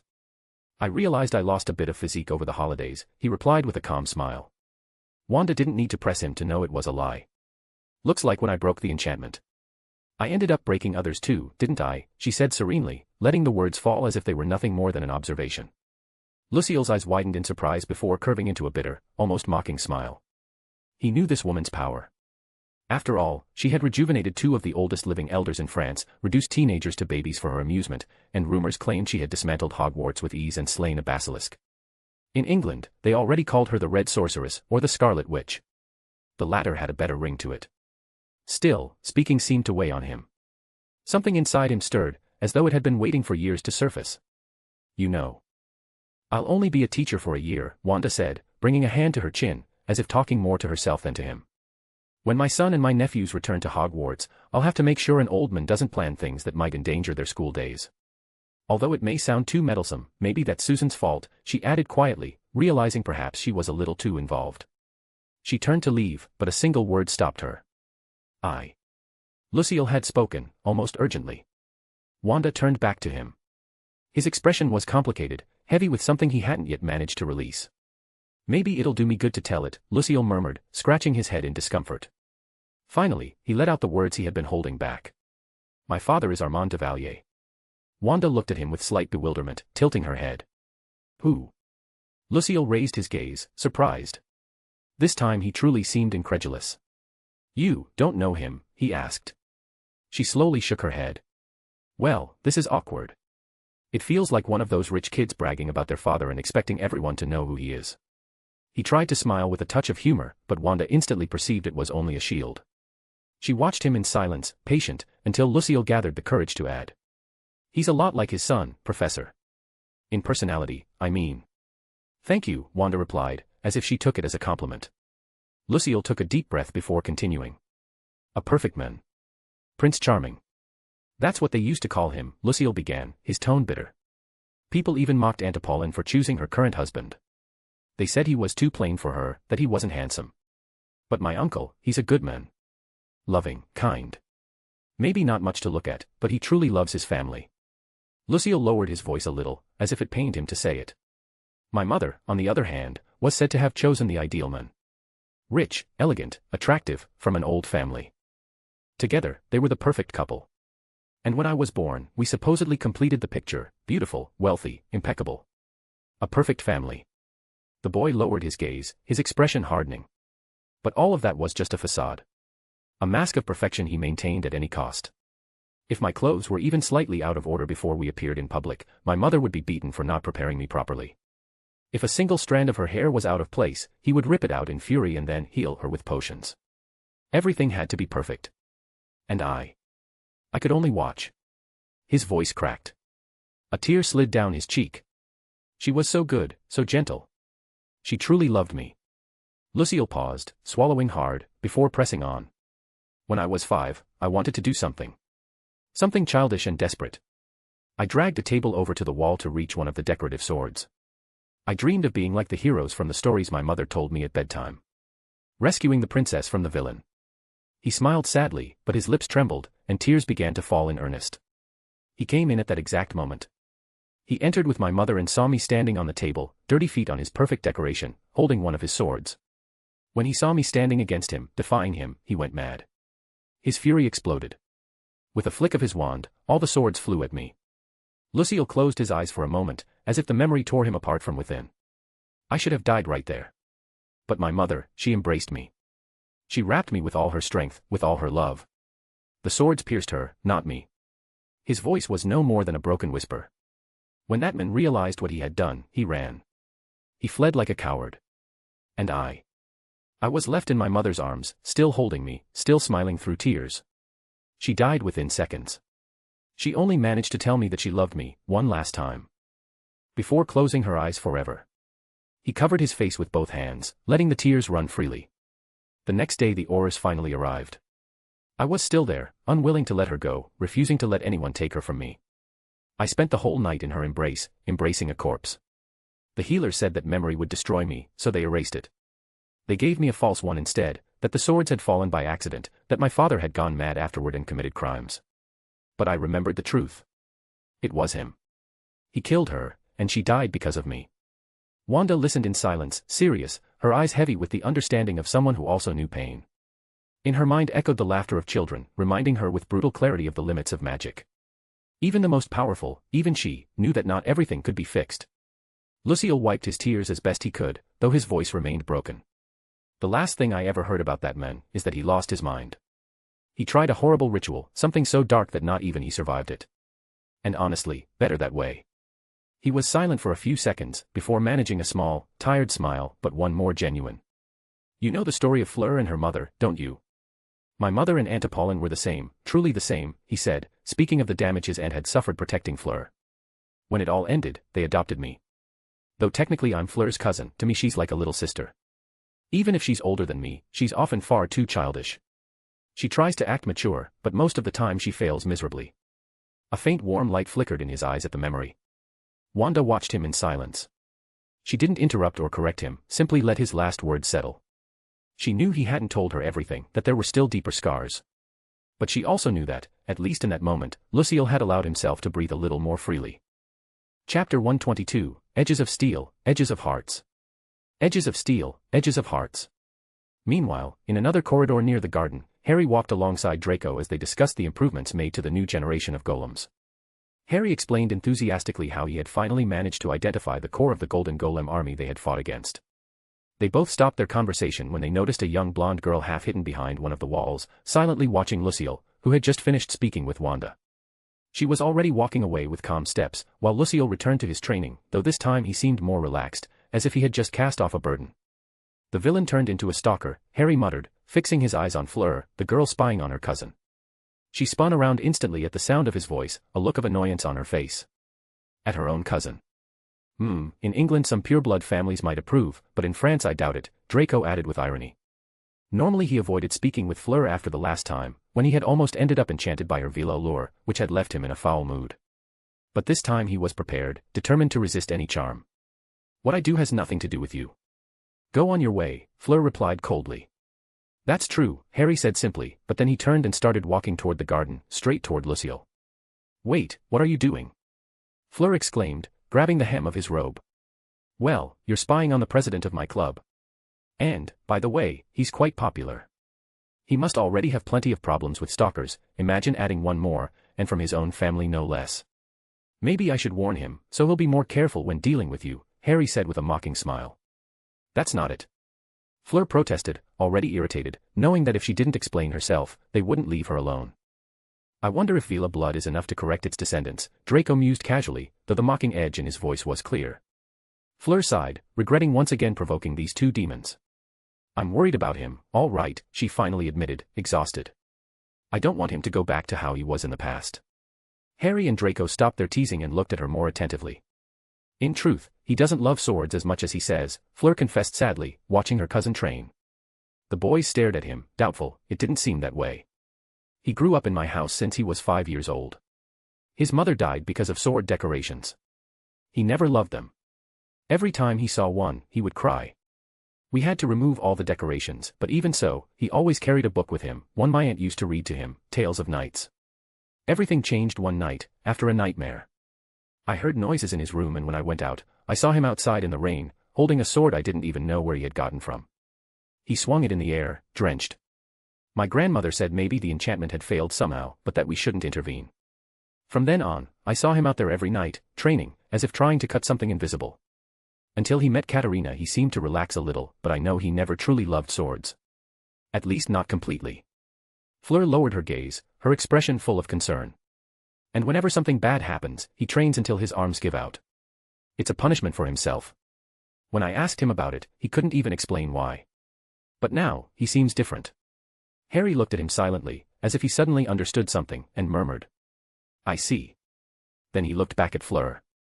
You get along well with your cousin. We grew up like siblings, she answered with a nostalgic smile. He was always there to save me. He became the knight of his stories. Even when that professor attacked me, it was Lucille who knocked him out. Since I was little, I had problems, and he was always there with his sword to protect me. Her expression lit up at the memory. Katerina is also our childhood friend. It was hilarious to see their faces when they found out our families had arranged a betrothal between them, she added with a laugh. Without realizing it, part of her Vila charm slipped out, filling the air with warmth. The silver ornament in Draco's pocket glowed red, shielding him. Even so, he couldn't help but be struck by the beauty of her smile. He shook his head, refusing to show weakness, and caught Harry's mocking look, as if to say, weakling. By the way, what were the stories in the book Lucille always carried? Harry asked curiously. It was about a wizard who wielded a sword. His name was Godric Gryffindor. They say he never lost a duel in his life, that he helped people, and that his sword could cut through magic itself. Though he was a wizard, he was more of a swordsman, but also a very powerful mage, Fleur explained. Harry's eyes widened in surprise at hearing the name of one of Hogwarts' founders. Draco noticed it too. Before either of them could say anything, a voice came from behind Fleur. What are you doing? Asked Lucille, wiping sweat with a towel as he looked at them in puzzlement. He knew Draco always avoided his cousin, that Harry only threw mocking words at her, and that Fleur was embarrassed to be around them. Seeing them talking together was, at the very least, unusual. Fleur's eyes widened in surprise, realizing she had shared part of her cousin's past without his permission, and that it wasn't exactly a simple memory. President, we think your cousin has some strange tendencies that should probably be controlled, Harry said quickly, shooting Fleur a mocking glance. What? Lucille asked, confused. Fleur glared at him furiously. Villainous stalker. Am I missing something? Harry asked Draco. Manipulator, perhaps, Draco answered calmly. Ah, right, because of her charm. She could end up with an army of brainless male zombies doing whatever she wants, ruling the world with ease. Maybe I should warn the other girls, in case she tries it on them too, Harry added with a smirk. They're really such idiots, Fleur snapped furiously before stomping her foot and storming off. However, she stopped for a second, looked back at Lucille, and said, "Remember Katerina's birthday, or she won't speak to you for weeks." With an annoyed huff directed at the two brats, she walked away. Lucille gave a confused look, glancing at Harry and Draco. Normally, they were fairly friendly, but when it came to Fleur, they seemed to hold a grudge. Hey, you could be a little kinder to her. Even if she acts a bit egocentric or proud, it's mostly out of protection. She's not a bad person, and she's actually pretty sweet if you get to know her, Lucille said, watching them with a faint pleading expression. After all, he remembered that day at the Flamel house, Fleur's pride had pushed her to tease them, and that was what had sparked this lingering resentment. I wouldn't mind, but after all, she still hasn't apologized, Draco replied, making it clear that was the only reason he still held on to the grudge. Then he turned and walked away. Harry, on the other hand, merely shrugged, showing that he too shared that childish resentment. Both of them were rather petty in that way, but it was also obvious Fleur got much more leeway than anyone else. Another person wouldn't be so lucky, receiving only a few mocking words and sarcastic jabs as revenge. Lucille watched them leave and shook his head. Even so, he liked them. All four of them, really. Then he turned and spotted Professor Dominic Gray walking alongside Fleur. He greeted her with a courteous smile, and Fleur responded politely before continuing on her way. Dominic watched her leave for a moment, then noticed Lucille's steady gaze. He smiled and gave a slight nod. Lucille returned the gesture, though his face was serious, until the professor calmly went on his way. In the dining hall.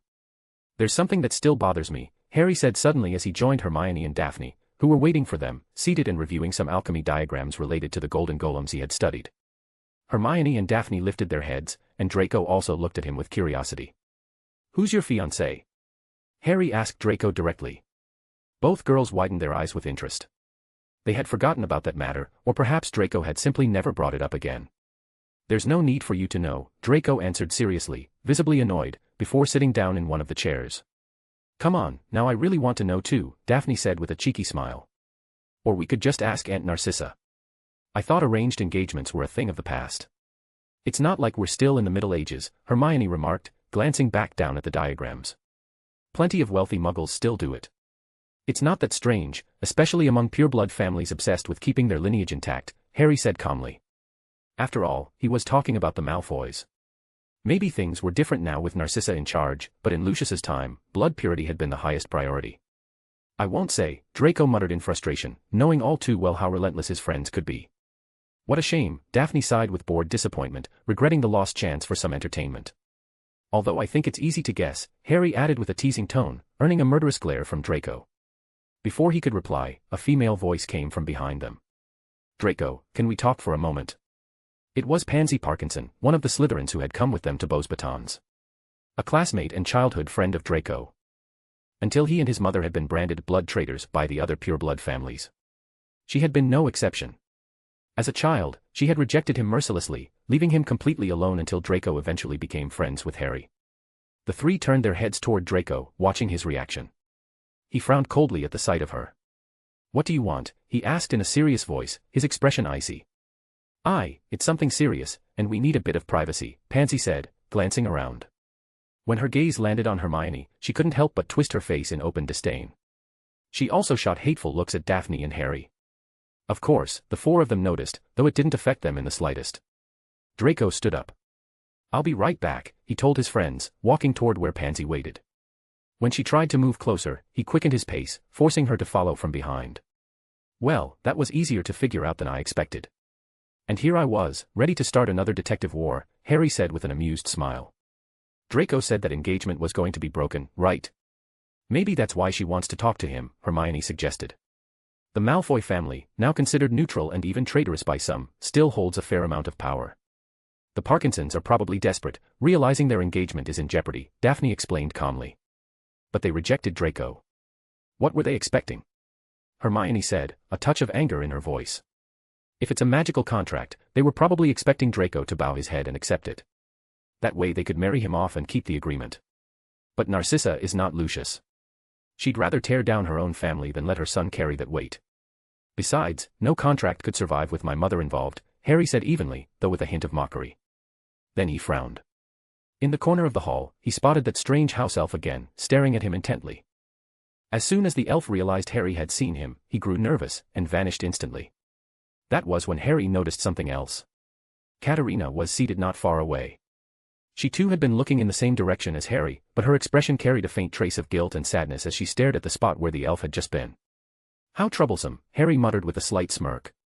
Chapter 123, The Squad and the New Member. The Squad and the New Member. POV read. How troublesome. Yes, I, the Grand, the Supreme, the incomparable Dragon of Chaos, in service of the Scarlet Witch and young Master Harry, future conqueror of this pitiful world, have just called it troublesome. And if right now some stupid mortal is wondering how something could possibly be troublesome for me, it's because they're a stupid mortal. The answer is simple, the object before me is an egg. An egg that exudes a dark, malicious power, almost insulting. A power that rules over death. Although, of course, it doesn't even come close to my true power. Hi. BRRRFFF. Destroy it. My loyal friend Destructor would suggest that without hesitation.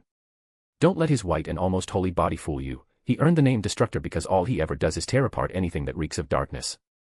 And since darkness is everything, basically, he wants to destroy the world. A perfect name. And worthy of being part of this glorious squad. Ruff, ruff, ruff. Ah, Fluffy. That adorable dog of the underworld who insists on having 3 different opinions at the same time. According to him, we could include it in the group. The stupidest idea I've heard in centuries. I like it. Having a beast that toys with death, defeating that wretched old man would be far more entertaining this way. So, how shall we do it, boys? I asked, looking at my subordinates. Both returned empty stares, as if the answer wasn't already written in fire across the very heavens. Pathetic. It's a being that controls death, right? Then perhaps my flames of chaos can awaken it, I thought, gathering red fire in my jaws. What are you doing here? The voice thundered behind me. The giant protector of the forest had appeared. Yes, I admit it, I lowered my guard for a moment. But only because I deemed it beneath me to turn around and look at someone so ridiculously enormous. Perhaps he was a spy sent by that old man to infiltrate us, just as we had done. Oh, how cunning that would be. You shouldn't be here. You're about to destroy this enormous stone head, he said with that stupid face he always makes, as if it could intimidate a dragon. Stupid giant. This place is now our base of operations and strategy. We shall destroy anyone who dares to harm it or drive us out. I roared, smoke hissing from my nostrils to underline my contempt. But as always, impious simple mortals cannot hear my great voice. Only the Scarlet Witch can. And that is terrifying enough. No, Fluffy. You mustn't show submission to inferiors. I scolded as the thrice idiotic dog rolled over to expose his belly. Only before Master Harry, the Witch of Chaos, and, of course, myself. No one else. Remember your dignity. And you, Destructor, stop begging for food. Honestly, between the two of you, you make my squad look like a joke. My anger was rising. At times I think we don't even understand each other. Crack. Oh. That sound. I turned, and there they were, 2 tiny yellow eyes shining, piercing me with a gaze that carried the whisper of death itself. The egg had broken. I hadn't needed my flames. It had been born. The being that would bring an end to that stupid old man. My task was clear, guide it to its destiny.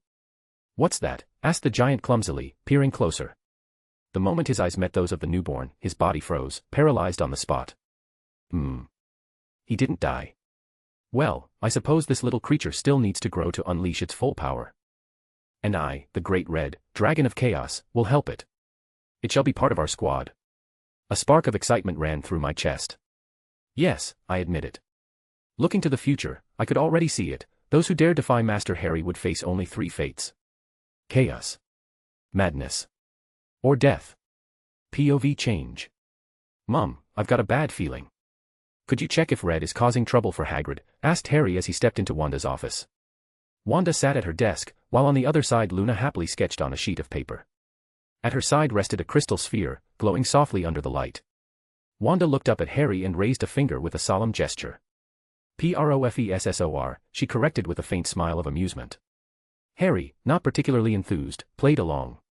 Professor, he said monotonously. Don't worry, I already made sure nobody died, Wanda answered with a calm smile.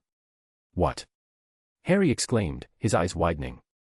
Wanda, paying him little mind, tilted her gaze toward Luna's drawing. With her imaginative strokes, 3 well-known magical creatures surrounded a cracked egg, from which a tiny head with bright yellow eyes emerged. "You missed a bit of color here," Wanda pointed out, tapping one of the yellow eyes. "No. They got softer when it came out of the shell." "And you snapped your fingers," Luna said, with the concentration of someone noting a detail everyone else had overlooked. Wanda's smile widened at those words, her eyes shining with interest. "Now I really am more worried," muttered Harry, thinking of the chaotic red dragon left near Hagrid to watch over him. This year, Red seemed to have no interest in traveling with them to Beauxbatons, which partly relieved Harry, and at the same time, unsettled him. The dragon spent his time playing in the Forbidden Forest, as if it were his backyard, often accompanied by Fluffy, Hagrid's 3-headed dog. In theory, no creature there could harm him. But Harry was convinced that wouldn't stop Red from causing some disaster. Perhaps even one big enough to give Dumbledore a proper headache and rob him of some of his peace, while the school was being renovated. Before Harry could continue questioning his mother, Wanda interrupted softly. "By the way, Harry, your teacher said he has a surprise for you and the others. So be ready." "All right, I'll let the others know," Harry answered, resigning himself as he left the office. If his mother said nobody was going to die, then everything was fine. Right. That's what Harry hoped, at least. Alchemy Club. "Hi, Harry, I found that upgrade you told me about." "It really worked, thanks," greeted a student as soon as Harry entered the club room, proudly raising a small battle golem. The golems had made their way to Beauxbatons, and in the Alchemy Club they sometimes organized battles between them to study new improvements. Surrounded by students obsessed with alchemy, even Harry and his group had gotten very good ideas to perfect their own golems. Too bad the student council had banned competitions outside of the clubs, arguing that watching golems tear each other apart amid cheers was a barbaric activity. Fortunately, the headmistress intervened, reminding them that those golems had been approved by none other than Nicholas Flamel himself. Thanks to that, the ban was not total. "That's good. Let's see how it turned out later," said Harry with a smile, walking toward where his group was working. The scene was peculiar. Draco was under a huge machine, lying on a wheeled cot like a mechanic, covered in a viscous liquid that looked like grease, though in reality it was a special oil used to trace runes on resistant minerals. Hermione, with a huge blueprint in her hands, circled the structure again and again, checking connections. Daphne arrived carrying rune-carved arms that looked like magical prosthetics, placing them on a blanket to inspect them before installation. "You're late," Hermione scolded without looking up. "Sorry, I went to see my mother," Harry replied as he put on a white lab-style robe, just like the others, to avoid staining his uniform. "So, can we test it?" he asked, just as Draco crawled out from under the machine and wiped his hands with a rag. What they were building was, basically, an assembly machine. More precisely, a mini-golem assembly machine. The idea was that the alchemists would engrave runes into each loose piece of a golem, and then the machine, in the end, would only have to assemble them, minimizing the work. "Everything seems in order," concluded Hermione after checking one last time. "All right, activate it," ordered Harry. Daphne ran to the button while Harry poured into the hopper a box full of unfinished golem parts. First test. The machine began to vibrate, making a strange noise, until after a minute it stopped with a click and a signal that it was ready. Harry opened the compartment and pulled out the result. The others crowded closer, full of anticipation. "Well, looks like it will need more adjustments," he admitted, showing the mini golem. It had all 5 of its limbs made only of other golems' hands, and on top of that, a comically crooked smile. "I want everyone's attention for a moment," said the club president seriously. The other students left their projects. One was modifying a magical coffee maker, another was trying to connect 3 crystal spheres to a blue one, projecting floating images, and another, for reasons unknown, was building a magical trap. "The headmistress announced that Mr. Flamel wants to see our progress, so there will be an alchemy fair," he explained, raising a scroll with the notice. "Alchemy fair," several repeated in surprise. Draco, Harry, and Daphne immediately turned to Hermione, who avoided their gazes. Surely she had planted the idea in Flamel's mind. "It will be a showcase of our studies. A jury will select the best, and the winners will receive sponsorship and a scholarship. Basically, recognition as serious alchemists," added the president enthusiastically. Faces lit up instantly. Winning meant securing a future and not being dismissed as mere students with a knack for alchemy. After all, getting a job as an alchemist was not easy. Large companies preferred to hire people they had trained themselves, because they trusted more in their skill levels. And alchemy was expensive, not everyone could afford to continue it after school. Beauxbatons was lucky to be sponsored directly by Nicholas Flamel. "Is it really a good idea?" asked Draco thoughtfully. Harry understood the doubt. "It's like a Muggle science fair. Technology would be displayed, and more would be invested in research." "Exactly what we need," said Hermione with shining eyes. With the union of Muggle science and magic, we could create outrageous advances. But Draco still frowned. The problem, Harry explained, is that wizards' mindset is still in the Middle Ages. If we accelerate things too much, it could bring more problems than benefits. Why? I think it would be great, Daphne commented. Muggle technology also caused wars and abuses. And not everyone investigates just for fun like we do, Harry said seriously. Hermione was about to argue, but the president interrupted her. The headmistress also appointed a supervisor to oversee the creations, just in case things get out of hand. Apparently, it's someone Flamel trusts. His name is Nick. He looked at the paper as if waiting for a surname that never came. Just Nick. At that moment, the club doors opened. A man entered with a confident stride. Blonde, handsome, dressed in an immaculate white shirt and blue trousers. A mischievous smile played on his lips. Harry, Draco, Hermione, and Daphne widened their eyes in shock at recognizing him. Pleasure, said the newcomer with a faintly mocking tone, even winking. Nick. Or rather, Nicholas Flamel. Harry sighed, convinced that sometimes, adults could be even more childish than themselves. Chapter 124, When Chaos Meets Steel. When Chaos Meets Steel. After the presentation, everyone went back to focusing on their projects and, at the same time, began preparing for the fair. Nick walked calmly around the room, observing the students' ideas with interest. They were quite modern proposals, surprisingly advanced for their age. He headed toward the corner where Harry and the others were once again working on their machine. Master, why didn't you tell us you were coming? Hermione asked, her voice a mixture of reproach and happiness. Daphne greeted him enthusiastically with a smile, while Draco and Harry greeted him with respect. Nick returned their greeting with a gentle smile and, with a paternal gesture, patted Hermione and Daphne on the head. I wanted to surprise you, he replied calmly. So, tell me, what are you working on? He asked with genuine interest, fixing his gaze on the peculiar machine in front of him. The four of them began explaining hastily, their eyes shining and their voices full of excitement. Nick listened patiently, smiling every now and then. The problem is we always end up with this, Daphne said, lifting up a strange, incomplete golem. It had 5 arms, but no other limbs. Nick observed the machine with patience, studying the details before speaking. Maybe the problem can be solved by dividing the functions into different compartments for each part, Nicholas suggested, with the ease of someone who had already seen the answer from the beginning. The four of them opened their eyes wide, glanced at the machine, and without hesitation ran to make quick adjustments where Nick had pointed out. Watching them rush around, Nick couldn't help but smile. Almost an hour passed between adjustments and corrections. Finally, Daphne lifted the completed golem above her head with pride. We did it, she exclaimed. The others shared the same satisfaction. The machine was ready, it only needed to be sent to the company so it could begin being used, after a few tests and minor corrections. Harry looked out the window and noticed the sun was already beginning to set. Some students were also starting to leave, a clear sign that it was time to return to the dormitories. Should we use our machine for the fair? Hermione asked excitedly. Better to find something else, Draco replied, shaking his head. After all, this one will be used in our company. If we show it there, it'll be like helping the competition.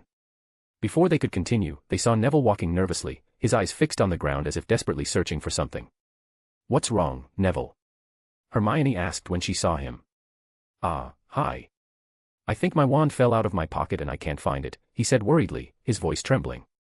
It's the one my mum bought me. He added, almost in tears. The four of them frowned instantly and exchanged looks. Don't worry. Where was the last place you used it? Harry asked, stepping closer and giving him a reassuring pat on the shoulder. In the herbology club, Neville answered. Draco checked his pocket watch and nodded seriously. We still have an hour before curfew. We'll have to hurry. The four of them set off with Neville, heading toward the castle's club section. They walked carefully, scanning the ground in case the wand had fallen along the way. Do you think the wand thief has shown up again? Hermione asked, her expression serious. But this is different from the other cases. The others had theirs stolen while they were sleeping. Neville said he had his at the club, Daphne pointed out, doubtful. Maybe he changed his method, Harry murmured, not dismissing the idea. All we can do is search thoroughly. And if we don't find it, then most likely it's the same culprit. Neville grew even more nervous at his words. Until now, none of the stolen wands had been recovered, the victims had all had to buy a new one. The only exception was Ron Weasley, who had been loaned a spare wand by the school, though it barely accepted him. Don't worry, Neville. Maybe you just lost it yourself, Hermione said soothingly. Once you find it, you'll have to be more careful. She slipped her hand into her pocket to show him an example, but suddenly froze. The others stared at her as she quickly turned her body and opened her robe pocket. It was completely empty. Hermione lifted her gaze nervously, feeling all eyes on her. "It's not here," she finally said. Harry looked at her with a hint of mockery. "You have to have," he began, but suddenly stopped. His eyes turned cold as he drew his wand. At that very moment, a dark chain shot out from the side and coiled around the crimson handle, ripping it from his hand in a burst of sparks that forced him to let go. Without hesitation, Harry raised his other hand and unleashed a crimson magical pulse. The impact revealed what had until then been invisible, throwing it violently backward. Before them appeared a house elf, one Harry had seen several times before. This time, however, its eyes reflected a different intent. "What are you doing?" Harry demanded, his pupils glowing red as his aura of chaos filled the air. The elf did not answer. Nervous, it raised a hand to snap its fingers, but Harry extended his own and froze it in place, trapping it with chaos magic. The elf struggled desperately, unable to move, while Harry stepped forward to retrieve his wand. The others could barely process what was happening, everything had unfolded too quickly. Before Harry could touch the wand, he turned his head sharply, his expression hardening. A dagger flew at him, and he stepped back just in time to avoid it. The distraction, however, freed the elf. Trembling, it snapped its fingers and vanished in an instant. The others tensed, moving into guard. "Neville, I think your wand will have to wait," Harry said with a strained smile, while his aura of chaos flared more intensely around him. From the shadows, a figure emerged. Its steps were slow, steady, and each one echoed like an omen. Hermione was the first to recognize him, letting out a gasp, "Superior Lucille." The blonde boy looked different. He wore a Beauxbatons uniform modified with armor, metal pauldrons, gloves, and boots up to the knees, all inscribed with faintly glowing runes. His platinum hair moved slightly with the wind, and his face, cold and emotionless, was almost unrecognizable.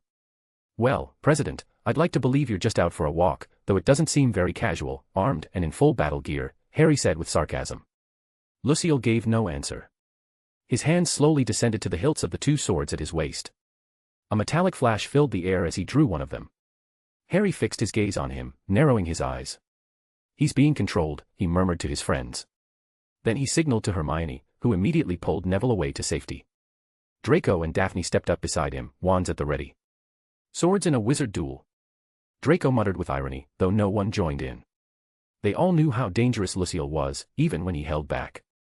And now, with that armor, the magic radiating from him was suffocating. Lucille shifted into a guard stance. The runes on his boots flared, and in a blink, he covered 10 meters to appear just a step away. "Expelliarmus!" Draco shouted. "Stupefy!" Daphne cast. Lucille, without a wand, raised his swords. The runes etched into the steel lit up, and with a single movement, he slashed through the spells as if they were fragile threads of light. Daphne's eyes widened in disbelief. Draco swallowed hard. Harry didn't hesitate. He raised both hands and unleashed a massive crimson blast. The surge of chaos roared like a firestorm and slammed into Lucille, hurling him backward several meters. He flipped in the air before landing on one knee, softening the fall with lethal grace. In the next second, he was moving again, zigzagging with impossible speed. Harry lifted the ground in his path to destabilize him, but Lucille drove his sword down and cut through the stone as if it were paper. A red flash lit the scene, one of his gauntlets glowed, and suddenly he hurled one of his swords. Harry dove to the side, the blade grazed his face, leaving a thin line of blood across his cheek. The sword, however, flew back into Lucille's hand the moment his gauntlet glowed again. Harry took a deep breath, never breaking eye contact. "I need you to find my wand. And if possible, my mother," he said gravely, holding his stance. "We can help." Draco replied urgently. "No. My wand is far too dangerous." "I need you to go," Harry answered firmly, leaving no room for argument. Daphne and Draco hesitated, tense, while Harry, wrapped in his crimson aura, kept his eyes on the enemy. Even so, deep inside, he could sense it, Lucille was holding back, fighting against something invisible that controlled him. Harry smiled bitterly. "Great. And to think, I was only joking when I said if Hogwarts was supposed to be the safest school in the world, I didn't want to imagine the others." The chaos magic swirled violently around him, crackling with power, preparing for the next clash. Chapter 125, The Weight of Blood and Chaos. The Weight of Blood and Chaos. Meanwhile, in the forest of Hogwarts, Red was playing with a small snake. At first glance anyone would think it was an ordinary creature, but the tiny feather on its head betrayed that it was no ordinary snake.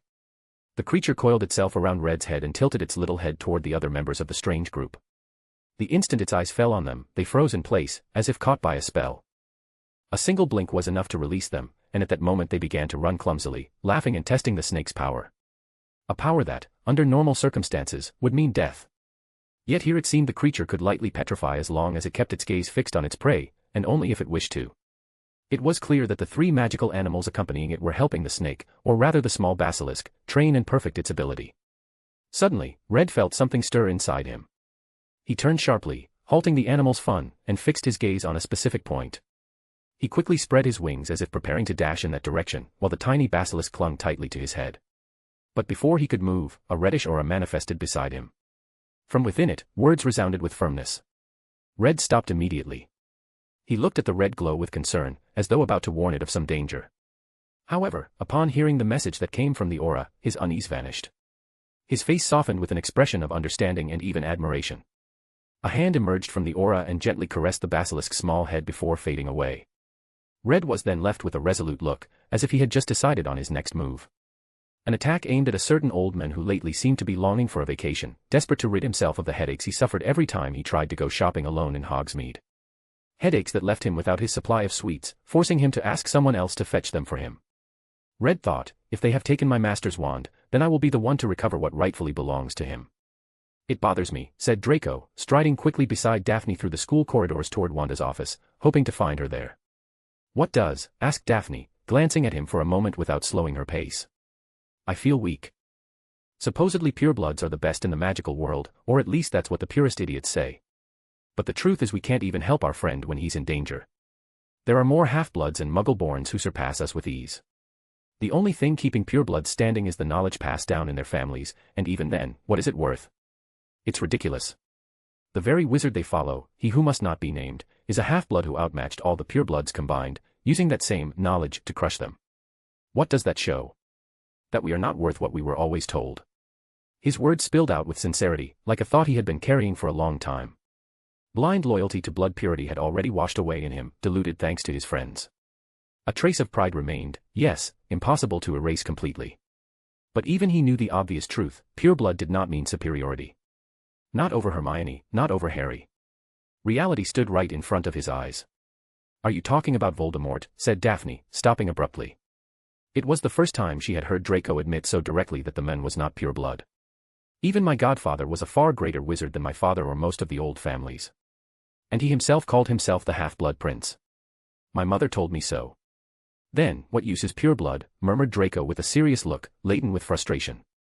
He felt useless. His friend risked his life while they could barely defend themselves. They had trained in defensive magic during the holidays, after the fiasco with Sirius, but it was still not enough. Maybe you're exaggerating a little. We're only in second year, Draco, Daphne replied calmly, though her tone carried unusual seriousness. What we need is to work harder. Hermione is strong because she never stopped studying. Harry has that special magic he inherited from his mother, but he also trains non-stop. We see them do it all the time. We, on the other hand, grew up with everything handed to us. Harry is already learning 5 languages, martial arts, fencing, alchemy, business management, potions, and at the same time mastering a power different from ours. Hermione keeps up purely out of competitiveness, and both push themselves as if they had no choice. And us? We barely do half as much. Draco, are you willing to suffer the same way they do to catch up to them? Daphne's words struck deep. Draco looked at her in silence, realizing she was right. His life had been filled with luxury and social obligations, but not sacrifice. If it weren't for his friendship with Harry and Hermione, he probably wouldn't have learned even half of what he now knew. I'll tell my mother I won't attend those stupid dinners and noble gatherings anymore. I'll be too busy catching up with my friends, Draco said at last, walking ahead with firm steps. He had made his decision, he would not be left behind, even if he had to work twice as hard.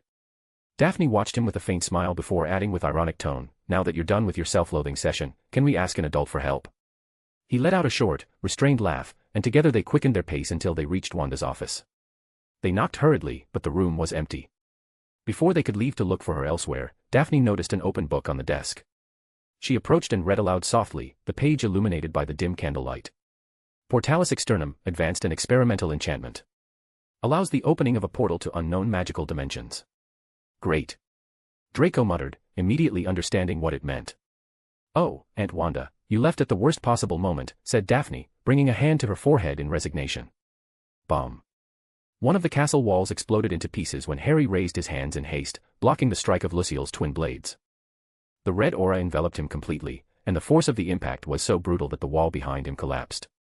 Wasting no time, Harry stretched his arms toward the debris and hurled them at Lucille in a wave of improvised projectiles.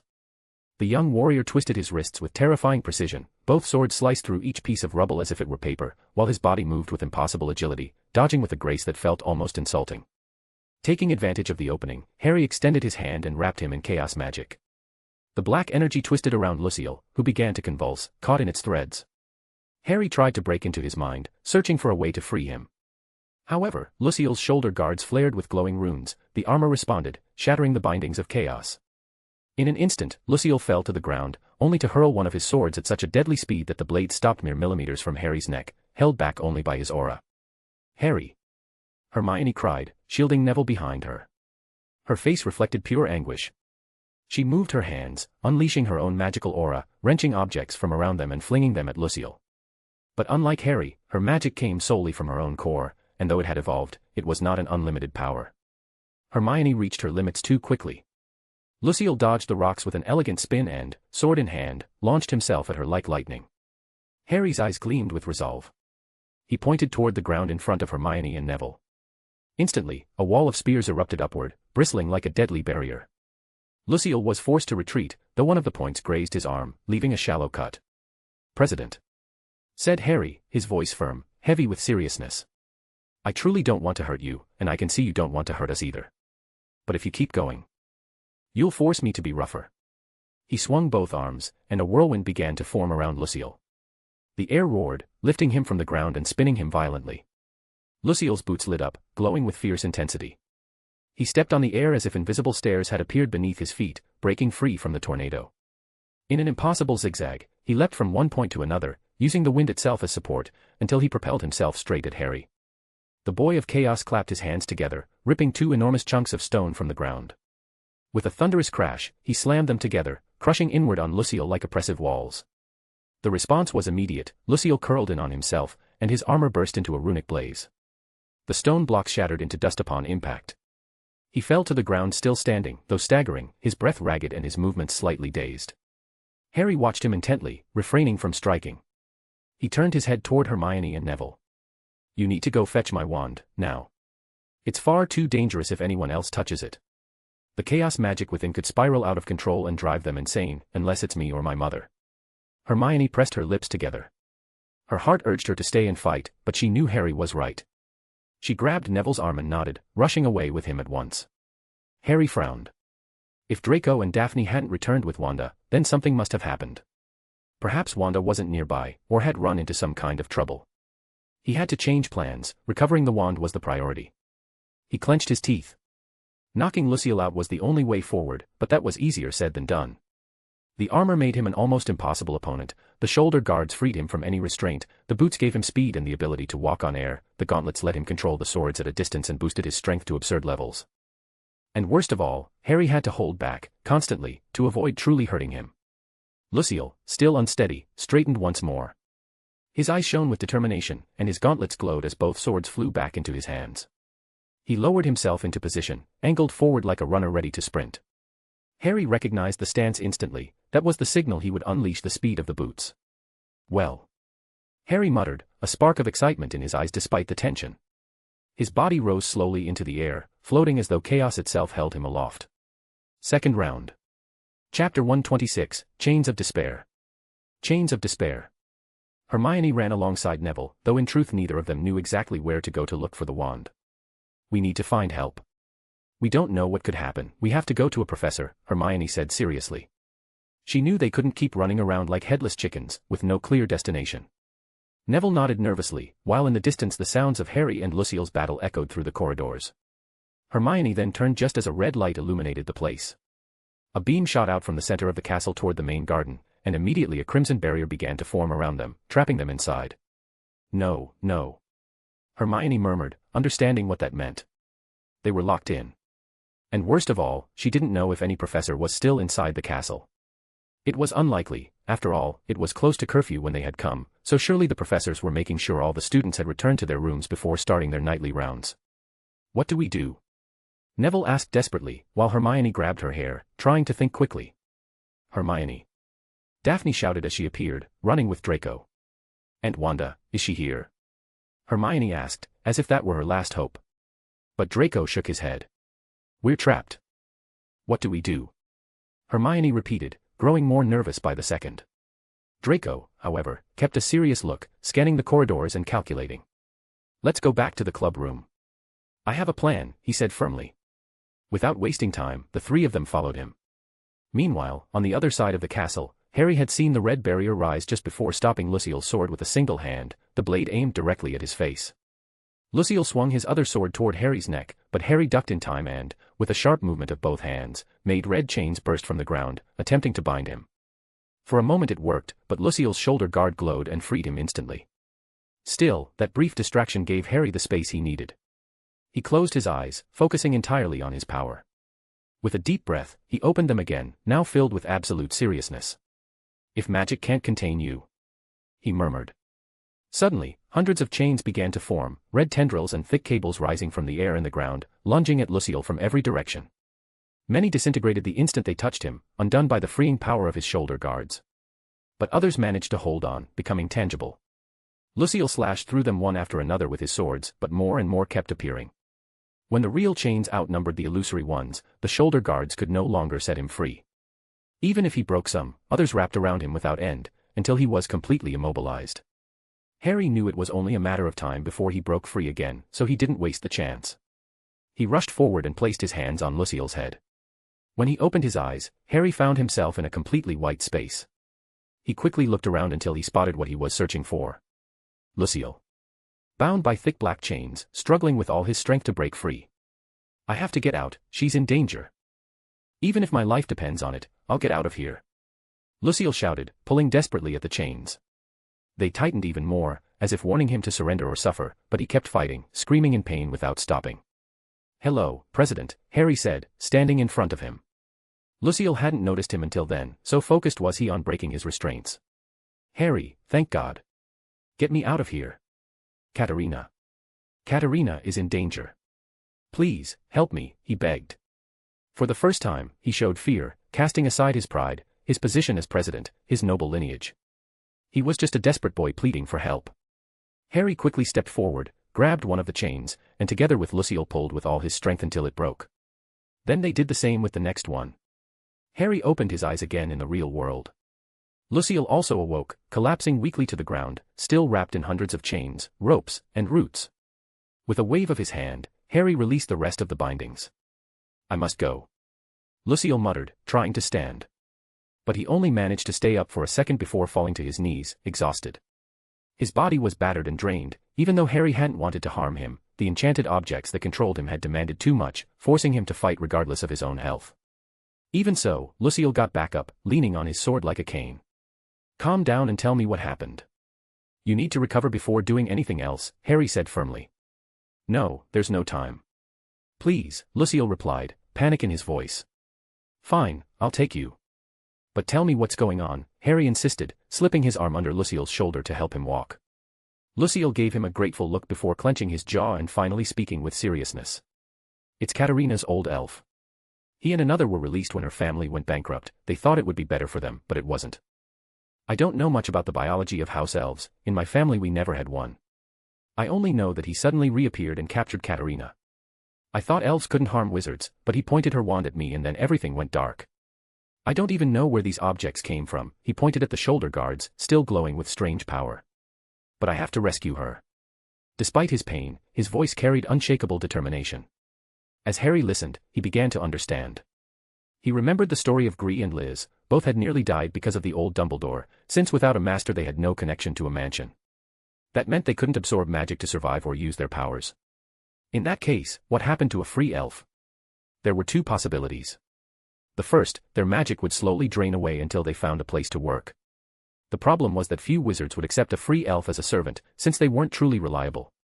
Not being bound to a master, they could refuse orders if they wished. It was difficult for anyone to employ them, and many died while wandering in search of a place to settle. The second option was even worse, suicide. Some elves, unable to find a place to absorb magic or a master to serve, chose to end their lives.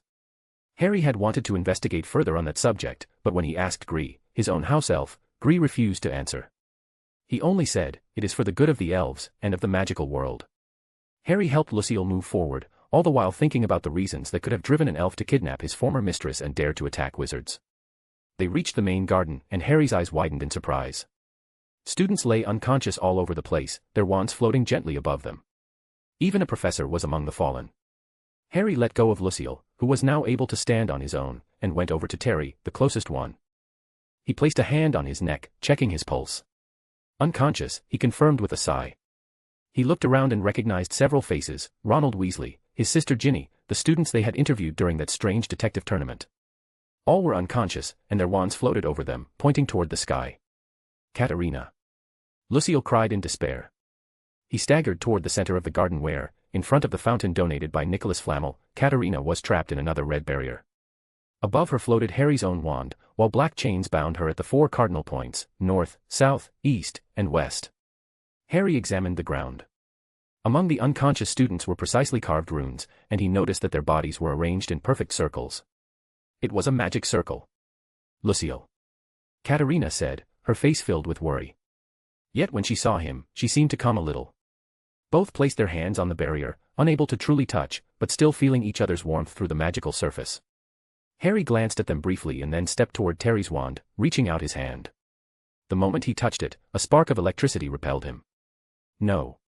You can't touch it," came a trembling voice. Harry and Lucille turned instantly. Sword in hand, Lucille pointed toward the source of the voice, while Harry watched cautiously. A house elf stepped out from behind a beam. His gaze was nervous, almost pitiful. It's done. Kree finished it. The red wand, it's powerful. It was the last one Kree needed. Though it's frightening. Kree can use it thanks to the chains he was given." Kree succeeded," the elf stammered. Lucille tightened his grip on his sword, ready to leap at him, but Harry raised his hand to stop him. "And what exactly are you trying to do with them?" Harry asked coldly. The elf clutched his head, as if answering caused him pain. "They will die. Kree is sorry, Kree cannot save them. But it is for the good, for the good. Kree will pay for his crime, but Kree must do it," he said in anguish. Harry frowned. "You would kill the students?" "For what purpose?" he asked while slipping his hand into his magic bag and discreetly sprinkling some liquid onto the ground. "Kree is sorry. Kree didn't want to. But Kree needs to save her. She is all Kree has left," the elf murmured, hugging his head in despair. Then he lifted his face, this time with unshakable seriousness. "Kree will not allow you to stop anything," he shouted, snapping his fingers. The floating wands turned toward Harry. The nearest one fired at the ground, opening a hole beneath his feet. Harry reacted instantly, hovering with the magic of chaos. But dozens of wands fired whips of energy that wrapped around his limbs. He was about to free himself when the elf snapped his fingers again, and a root emerged from the hole, wrapping around him and shoving him downward. The opening closed just as Harry passed through, dragging with him the liquid he had spilled on the ground. "Harry!" Lucille shouted. Furiously, he grabbed his sword and activated his boots, dashing like lightning toward the elf. But Kree snapped his fingers again. Lucille's boots, shoulder guards, and gloves flew off his body, and he crashed to the ground defenseless. Another snap, and branches rose from the earth, trapping him. They forced him to his knees, hands bound behind his back, his mouth covered by a root. "Kree is sorry, but Kree must do this," the elf muttered as he walked toward Katerina. "Kree, please don't do this. You don't have to kill anyone. If it was for your freedom, please, at least don't hurt them," Katerina pleaded, her usual stoic expression replaced by a look of supplication. Kree looked at her with a mix of guilt and sorrow. Then he snapped his fingers, and something appeared beside her. It was a little elf girl, dressed in pretty clothes, asleep inside a crystal. "Kree does not resent you, mistress. You did it to save Kree and his wife. But Kree must do this, Kree must save his little daughter, so she does not die like her mother. Mistress Katerina can care for her. She will not be free, she will have magic. Kree will give everything for her," he said tenderly, caressing the crystal that held the child, who looked no older than 5 or 6. "I'm sorry, mistress, but Kree cannot lose his family again." Katerina's eyes widened in shock, finally understanding the reason behind it all. "Even if it costs the lives of the students in this school?" she asked seriously. "Yes," Kree answered, firm. "I'm sorry, but we cannot allow that," a voice rang out. The elf spun around in surprise. Draco and the others were approaching with determined looks, and behind them marched dozens of golems, each at least a meter tall. they raised their swords, standing ready for battle. "Where did Harry go?" he asked. Meanwhile, the ground where Harry had been buried trembled before bursting into a red light. From that hole, Harry rose calmly, suspended by the magic of chaos, until he stood once more upon the earth. "Well, you certainly took your time," he said with a serene look, addressing his friends. Chapter 127, Crimson Sky, Broken Chains. Crimson Sky, Broken Chains. "But why were you buried?" was the first thing Daphne asked when she saw where Harry had come from. For her, that seemed more important than anything else. When I fought the president, I used too much power and didn't have the strength for another fight. I knew the elf would attack me, so I let myself fall to the ground and threw the recovery potion into a hole. Luckily, it fell right with me," Harry explained calmly, as if it hadn't been a big deal. "And if the potion hadn't gone into the hole?" Draco asked, raising an eyebrow. "Well, I would have used my hand to climb out." "Which would have been pretty funny," Harry replied, keeping his composure. "Could you focus on the seriousness of the moment?" Hermione cut in quickly, her gaze sharp on them. Harry immediately changed his tone, his voice firm. "Daphne, Neville, take the students. Draco, give me a hand. Hermione, help President Lucille and Katerina." The elf, upon hearing this, grew visibly nervous. I cannot allow the wizard masters to interfere. I must save my little daughter," Kree exclaimed desperately. He raised both hands and snapped his fingers. In that instant, all the floating wands around them turned and aimed directly at the group. Spells began to rain from every direction. Draco reacted at once, he moved his wand, and the golems advanced with precision. Those with shields raised them high, blocking the first assault. They were upgraded golems, improved from the ancient golden ones. Now they could be controlled in larger numbers, but the cost was high, magic drained much faster, and the mental exhaustion grew with each unit controlled. That's why they had to end the battle as quickly as possible. "Go!" Draco shouted, his eyes darting everywhere, calculating each command. After intense training, each of them could control at least 6 golems at once. Hermione, without a wand, barely managed to move one, which stayed close by her side as a shield while she dodged the incoming spells. Daphne, on the other hand, controlled all 6 she could, using them to gather the students while enemy wands tried to stop her with volleys of curses. Another 8 golems had been left in the rear, set on automatic mode as a protective barrier. However, they couldn't leave everything to automation, there was the risk they might harm the students, so manual control was necessary. Meanwhile, Harry lifted a hand. With a swift motion, he hurled a paving stone directly at the elf. But Kree snapped his fingers and vanished instantly, reappearing right behind Harry. The boy dropped low and dodged the point-blank spell the elf fired. He turned, aimed at the ground, and conjured stone hands that clamped around Kree's feet. The elf snapped his fingers again. The hands exploded into fragments, and immediately he launched a fresh attack straight at Harry's chest. Harry blocked it with one hand, but the spell detonated. With lightning-fast reflexes, he flung his arms wide, using his magic to shove the unconscious students nearby out of the blast radius. The fire engulfed him completely, as he abandoned his own protection to save them. A flash lit up his clothing, one of the enchanted buttons shielded him from harm at the last second. It was the first time that defensive spell had ever triggered. Even in the battle against Lucille, it had never responded. That made one thing clear, Lucille had never truly tried to hurt him. But Kree had. At first he seemed to be holding back, but now, that was changing. Harry turned his hands toward the flames, drawing them into his palms, and hurled a blazing torrent at the elf. Kree snapped his fingers and disappeared, but the fire entered his portal and erupted right behind Harry, once again colliding with the automatic defense. The elf rolled across the ground, reappeared, and vanished again with another snap. Harry narrowed his eyes. Elves were truly powerful when they broke free from the mentality of slaves and servants. Once they stopped restraining themselves from harming wizards or witches, their magic seemed limitless. And Kree, at that moment, was becoming a true war machine. Suddenly, Harry looked up and saw him appear in the air, descending slowly. Kree snapped his fingers, and a massive column from the school materialized above his head, ready to crush him. Harry glanced at the students huddled near him. "TSK," he growled, raising both hands. His chaos magic caught the weight of the column. Kree snapped again, and all the wands that had been attacking the rest of the group swung at once toward Harry. "Hey, a little help here," Harry shouted, sweat beading on his forehead as he held the column suspended.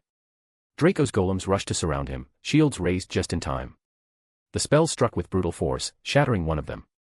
"Neville!" Draco cried out. Neville, who had been helping to move students, reacted instantly. He sprinted behind a wall and released a small golem. Draco hit it with a shrinking spell, returning it to combat size, and folded it back into the formation. Meanwhile, Hermione had reached Lucille. With the president's own sword, she cut through the roots binding him. "Thank you," Lucille murmured, now free. He gripped his blades and with a single slash deflected an attack flying their way. Cree lifted his gaze. His eyes locked on Harry, still holding the column, then shifted to Lucille and Hermione, already together near Katerina. His expression was different now. The nervousness from before was gone. With each passing second, his psyche twisted further, shattering piece by piece. He snapped his fingers. A section of the castle exploded, and the debris hurtled straight toward them. Harry saw it all. In truth, he was far more exhausted than he admitted. Holding back to avoid harming Lucille, then using reality alteration to create real objects to trap him, had drained him deeply. Yes, he was connected to chaos magic, but that didn't stop his body and spirit from being worn down. Even so, he would never allow his friends to be in danger. "Ah!" Harry shouted, clenching his fists. The column he held aloft shattered, turning into dust that fell in a thick cloud, covering the entire place. Harry redirected the debris toward where Hermione and Lucille were, aiming it straight at the elf. Cree snapped his fingers. All the fragments froze in front of him. He snapped again, and the pieces began to sharpen like blades. "Cree, stop," cried Katerina, realizing the elf had completely lost his reason. His magic was no longer restrained, he was ready to kill. Cree looked at her for an instant, and for the first time there was no nervousness in his eyes. "Cree is a free elf. He doesn't need to obey you," he declared arrogantly before snapping his fingers again. The sharpened debris split apart and fell in a deadly rain over the group. They all raised their wands, protecting themselves behind the golems as the stone blades struck violently. The earth rose up again, momentarily concealing the battlefield. When the dust began to clear, Cree was no longer the same. Something inside him had finally broken. His invisible bonds were gone, releasing what he truly was, an elf without chains, pure and dangerous. Harry sat on the ground, gasping, surrounded by shards of stone embedded in the earth. His face showed extreme exhaustion. "I give up," he murmured with weary irony, glancing at his friends. They were in similar condition, collapsed, some golems destroyed, but none of them injured. "You arrived just in time," he added, fixing his eyes on the figures who had appeared to save them at the last moment. They weren't people. In front of Harry, Cree displayed an unusual fury, one rarely seen on his normally serious face. Liz positioned herself in front of Hermione, nervously checking that she wasn't hurt. Dobby suddenly appeared on top of Draco's head, trying to undress him to check for injuries while the boy shouted at him to stop. Lockie stood firm beside Daphne, her scrutinizing gaze scanning every inch of her body until, relieved, she sighed upon seeing she was unharmed. "How can an elf dare raise his hand against Master Harry?" "Cree is furious," Cree growled, his tone charged with genuine anger. Normally he was strict and serious, even scolding other elves, but he had never shown such wrath. "Oh." Liz was worried. She arrived just in time so the master's friend would not be hurt, Liz murmured softly, stepping ahead to shield Hermione. "Master Draco." "Dobby regrets not arriving sooner," Dobby wailed between sobs, clinging to the blonde while covering him in snot. "It's fine, Dobby, let go already," Draco replied, trying to pry him off with a look of exasperation. Lockie was sent by the masters to ensure Lady Daphne was not harmed. "As always, the masters show great wisdom," Lockie declared solemnly, nodding with confidence. Wanda had said she would put them in slight trouble, but apparently the adults had taken extra precautions. That was why the house elves had been sent as hidden guardians, and now they stood there, firm as magical protectors. Cree looked at them with disdain. "Elves who still serve wizards are no concern for Cree," he said arrogantly. He had broken his chains and felt superior. In a way, it made sense, no elf would use magic meant to harm others, if he were a normal elf. Cree snapped his fingers and appeared in front of Cree in the blink of an eye. He delivered a direct punch to his face. Cree staggered back, lifting his hand to snap again, but Cree reappeared behind him and landed a perfect kick to his head, sending him flying.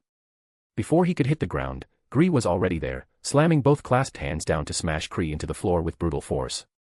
Everyone stood with their mouths agape. Their gazes turned to Harry, especially Lucille's. "J.E. I told you I have a great master. In my family we have 2 elves, and they take turns in service. When Cree has free time, he enjoys watching Muggle martial arts movies. I even gave him several books," Harry explained with a proud smile toward his elf. Cree reappeared a few meters away, snapping to launch attacks, but Cree never stopped anticipating him. He always emerged at his side, returning a full combo of blows, until the elf began to stagger, his body covered in injuries. Meanwhile, the other elves transported themselves across the battlefield, carrying unconscious students to safety. In the end, only the guardians remained, standing with Harry and the others against Cree. The elf, panting with rage, fixed his eyes on Cree. "You cannot stop Cree. The spell is already complete. Even if there are no people to finish it. Kree will complete it, he declared firmly. His gaze shifted toward Katarina, then toward Harry's wand. Harry's eyes widened in alarm. Kree, stop him, he shouted, leaping to his feet. Kree appeared in front of Kree to kick him, but the elf vanished just in time. He reappeared beside the fallen wand and seized it before hitting the ground. Oh, damn. Harry muttered. The floating wands began to glow with intensity. One by one they rotted away, dissolving into black shimmering motes that hovered in the air. Then, as if drawn by a magnet, they all shot toward Kree. Kree held the Chaos Wand in his hands, staring at it wide-eyed, until a twisted smile spread across his face. The dark motes began to seep into his chest. A shadow engulfed his body, expanding and contracting as if it breathed, until it sealed around him like a black chrysalis. A tense silence filled the air, and then, the chrysalis shattered. First emerged a bare foot, smooth and flawless. Then a hand pushed aside the dark fragments, and Kree stepped out of his prison. But he no longer resembled a house elf at all. Yes, he still had the long ears, but his eyes were a piercing blue, and his blonde hair flowed in a shining cascade down to his shoulders. He stood nearly 1.80 meters, and his face was so handsome it seemed sculpted.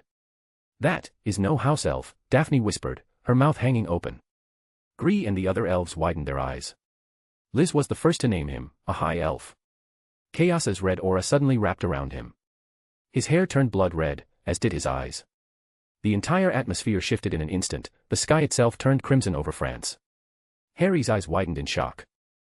Only one person had been capable of altering the sky like that until now, his mother. But now there was another. His gaze fell to the elf's hand. There was the red wand, burning with dark energy. The skin of Kree's hand, where he gripped it, was blackening under the corruption. Then the air shook with multiple explosions of apparition. Pop. Pop. Pop. Dozens, hundreds, thousands of house elves began to appear around them. They filled windows, corridors, walls, and gardens, all with their wide eyes fixed on Kree, who no longer looked like one of them. Harry watched the scene, bewildered. Kree, what's happening? The elf looked at him with absolute seriousness. An elf has broken the rules. A taboo. For the protection of the house elves, and of the magical world, the elves must eliminate the threat.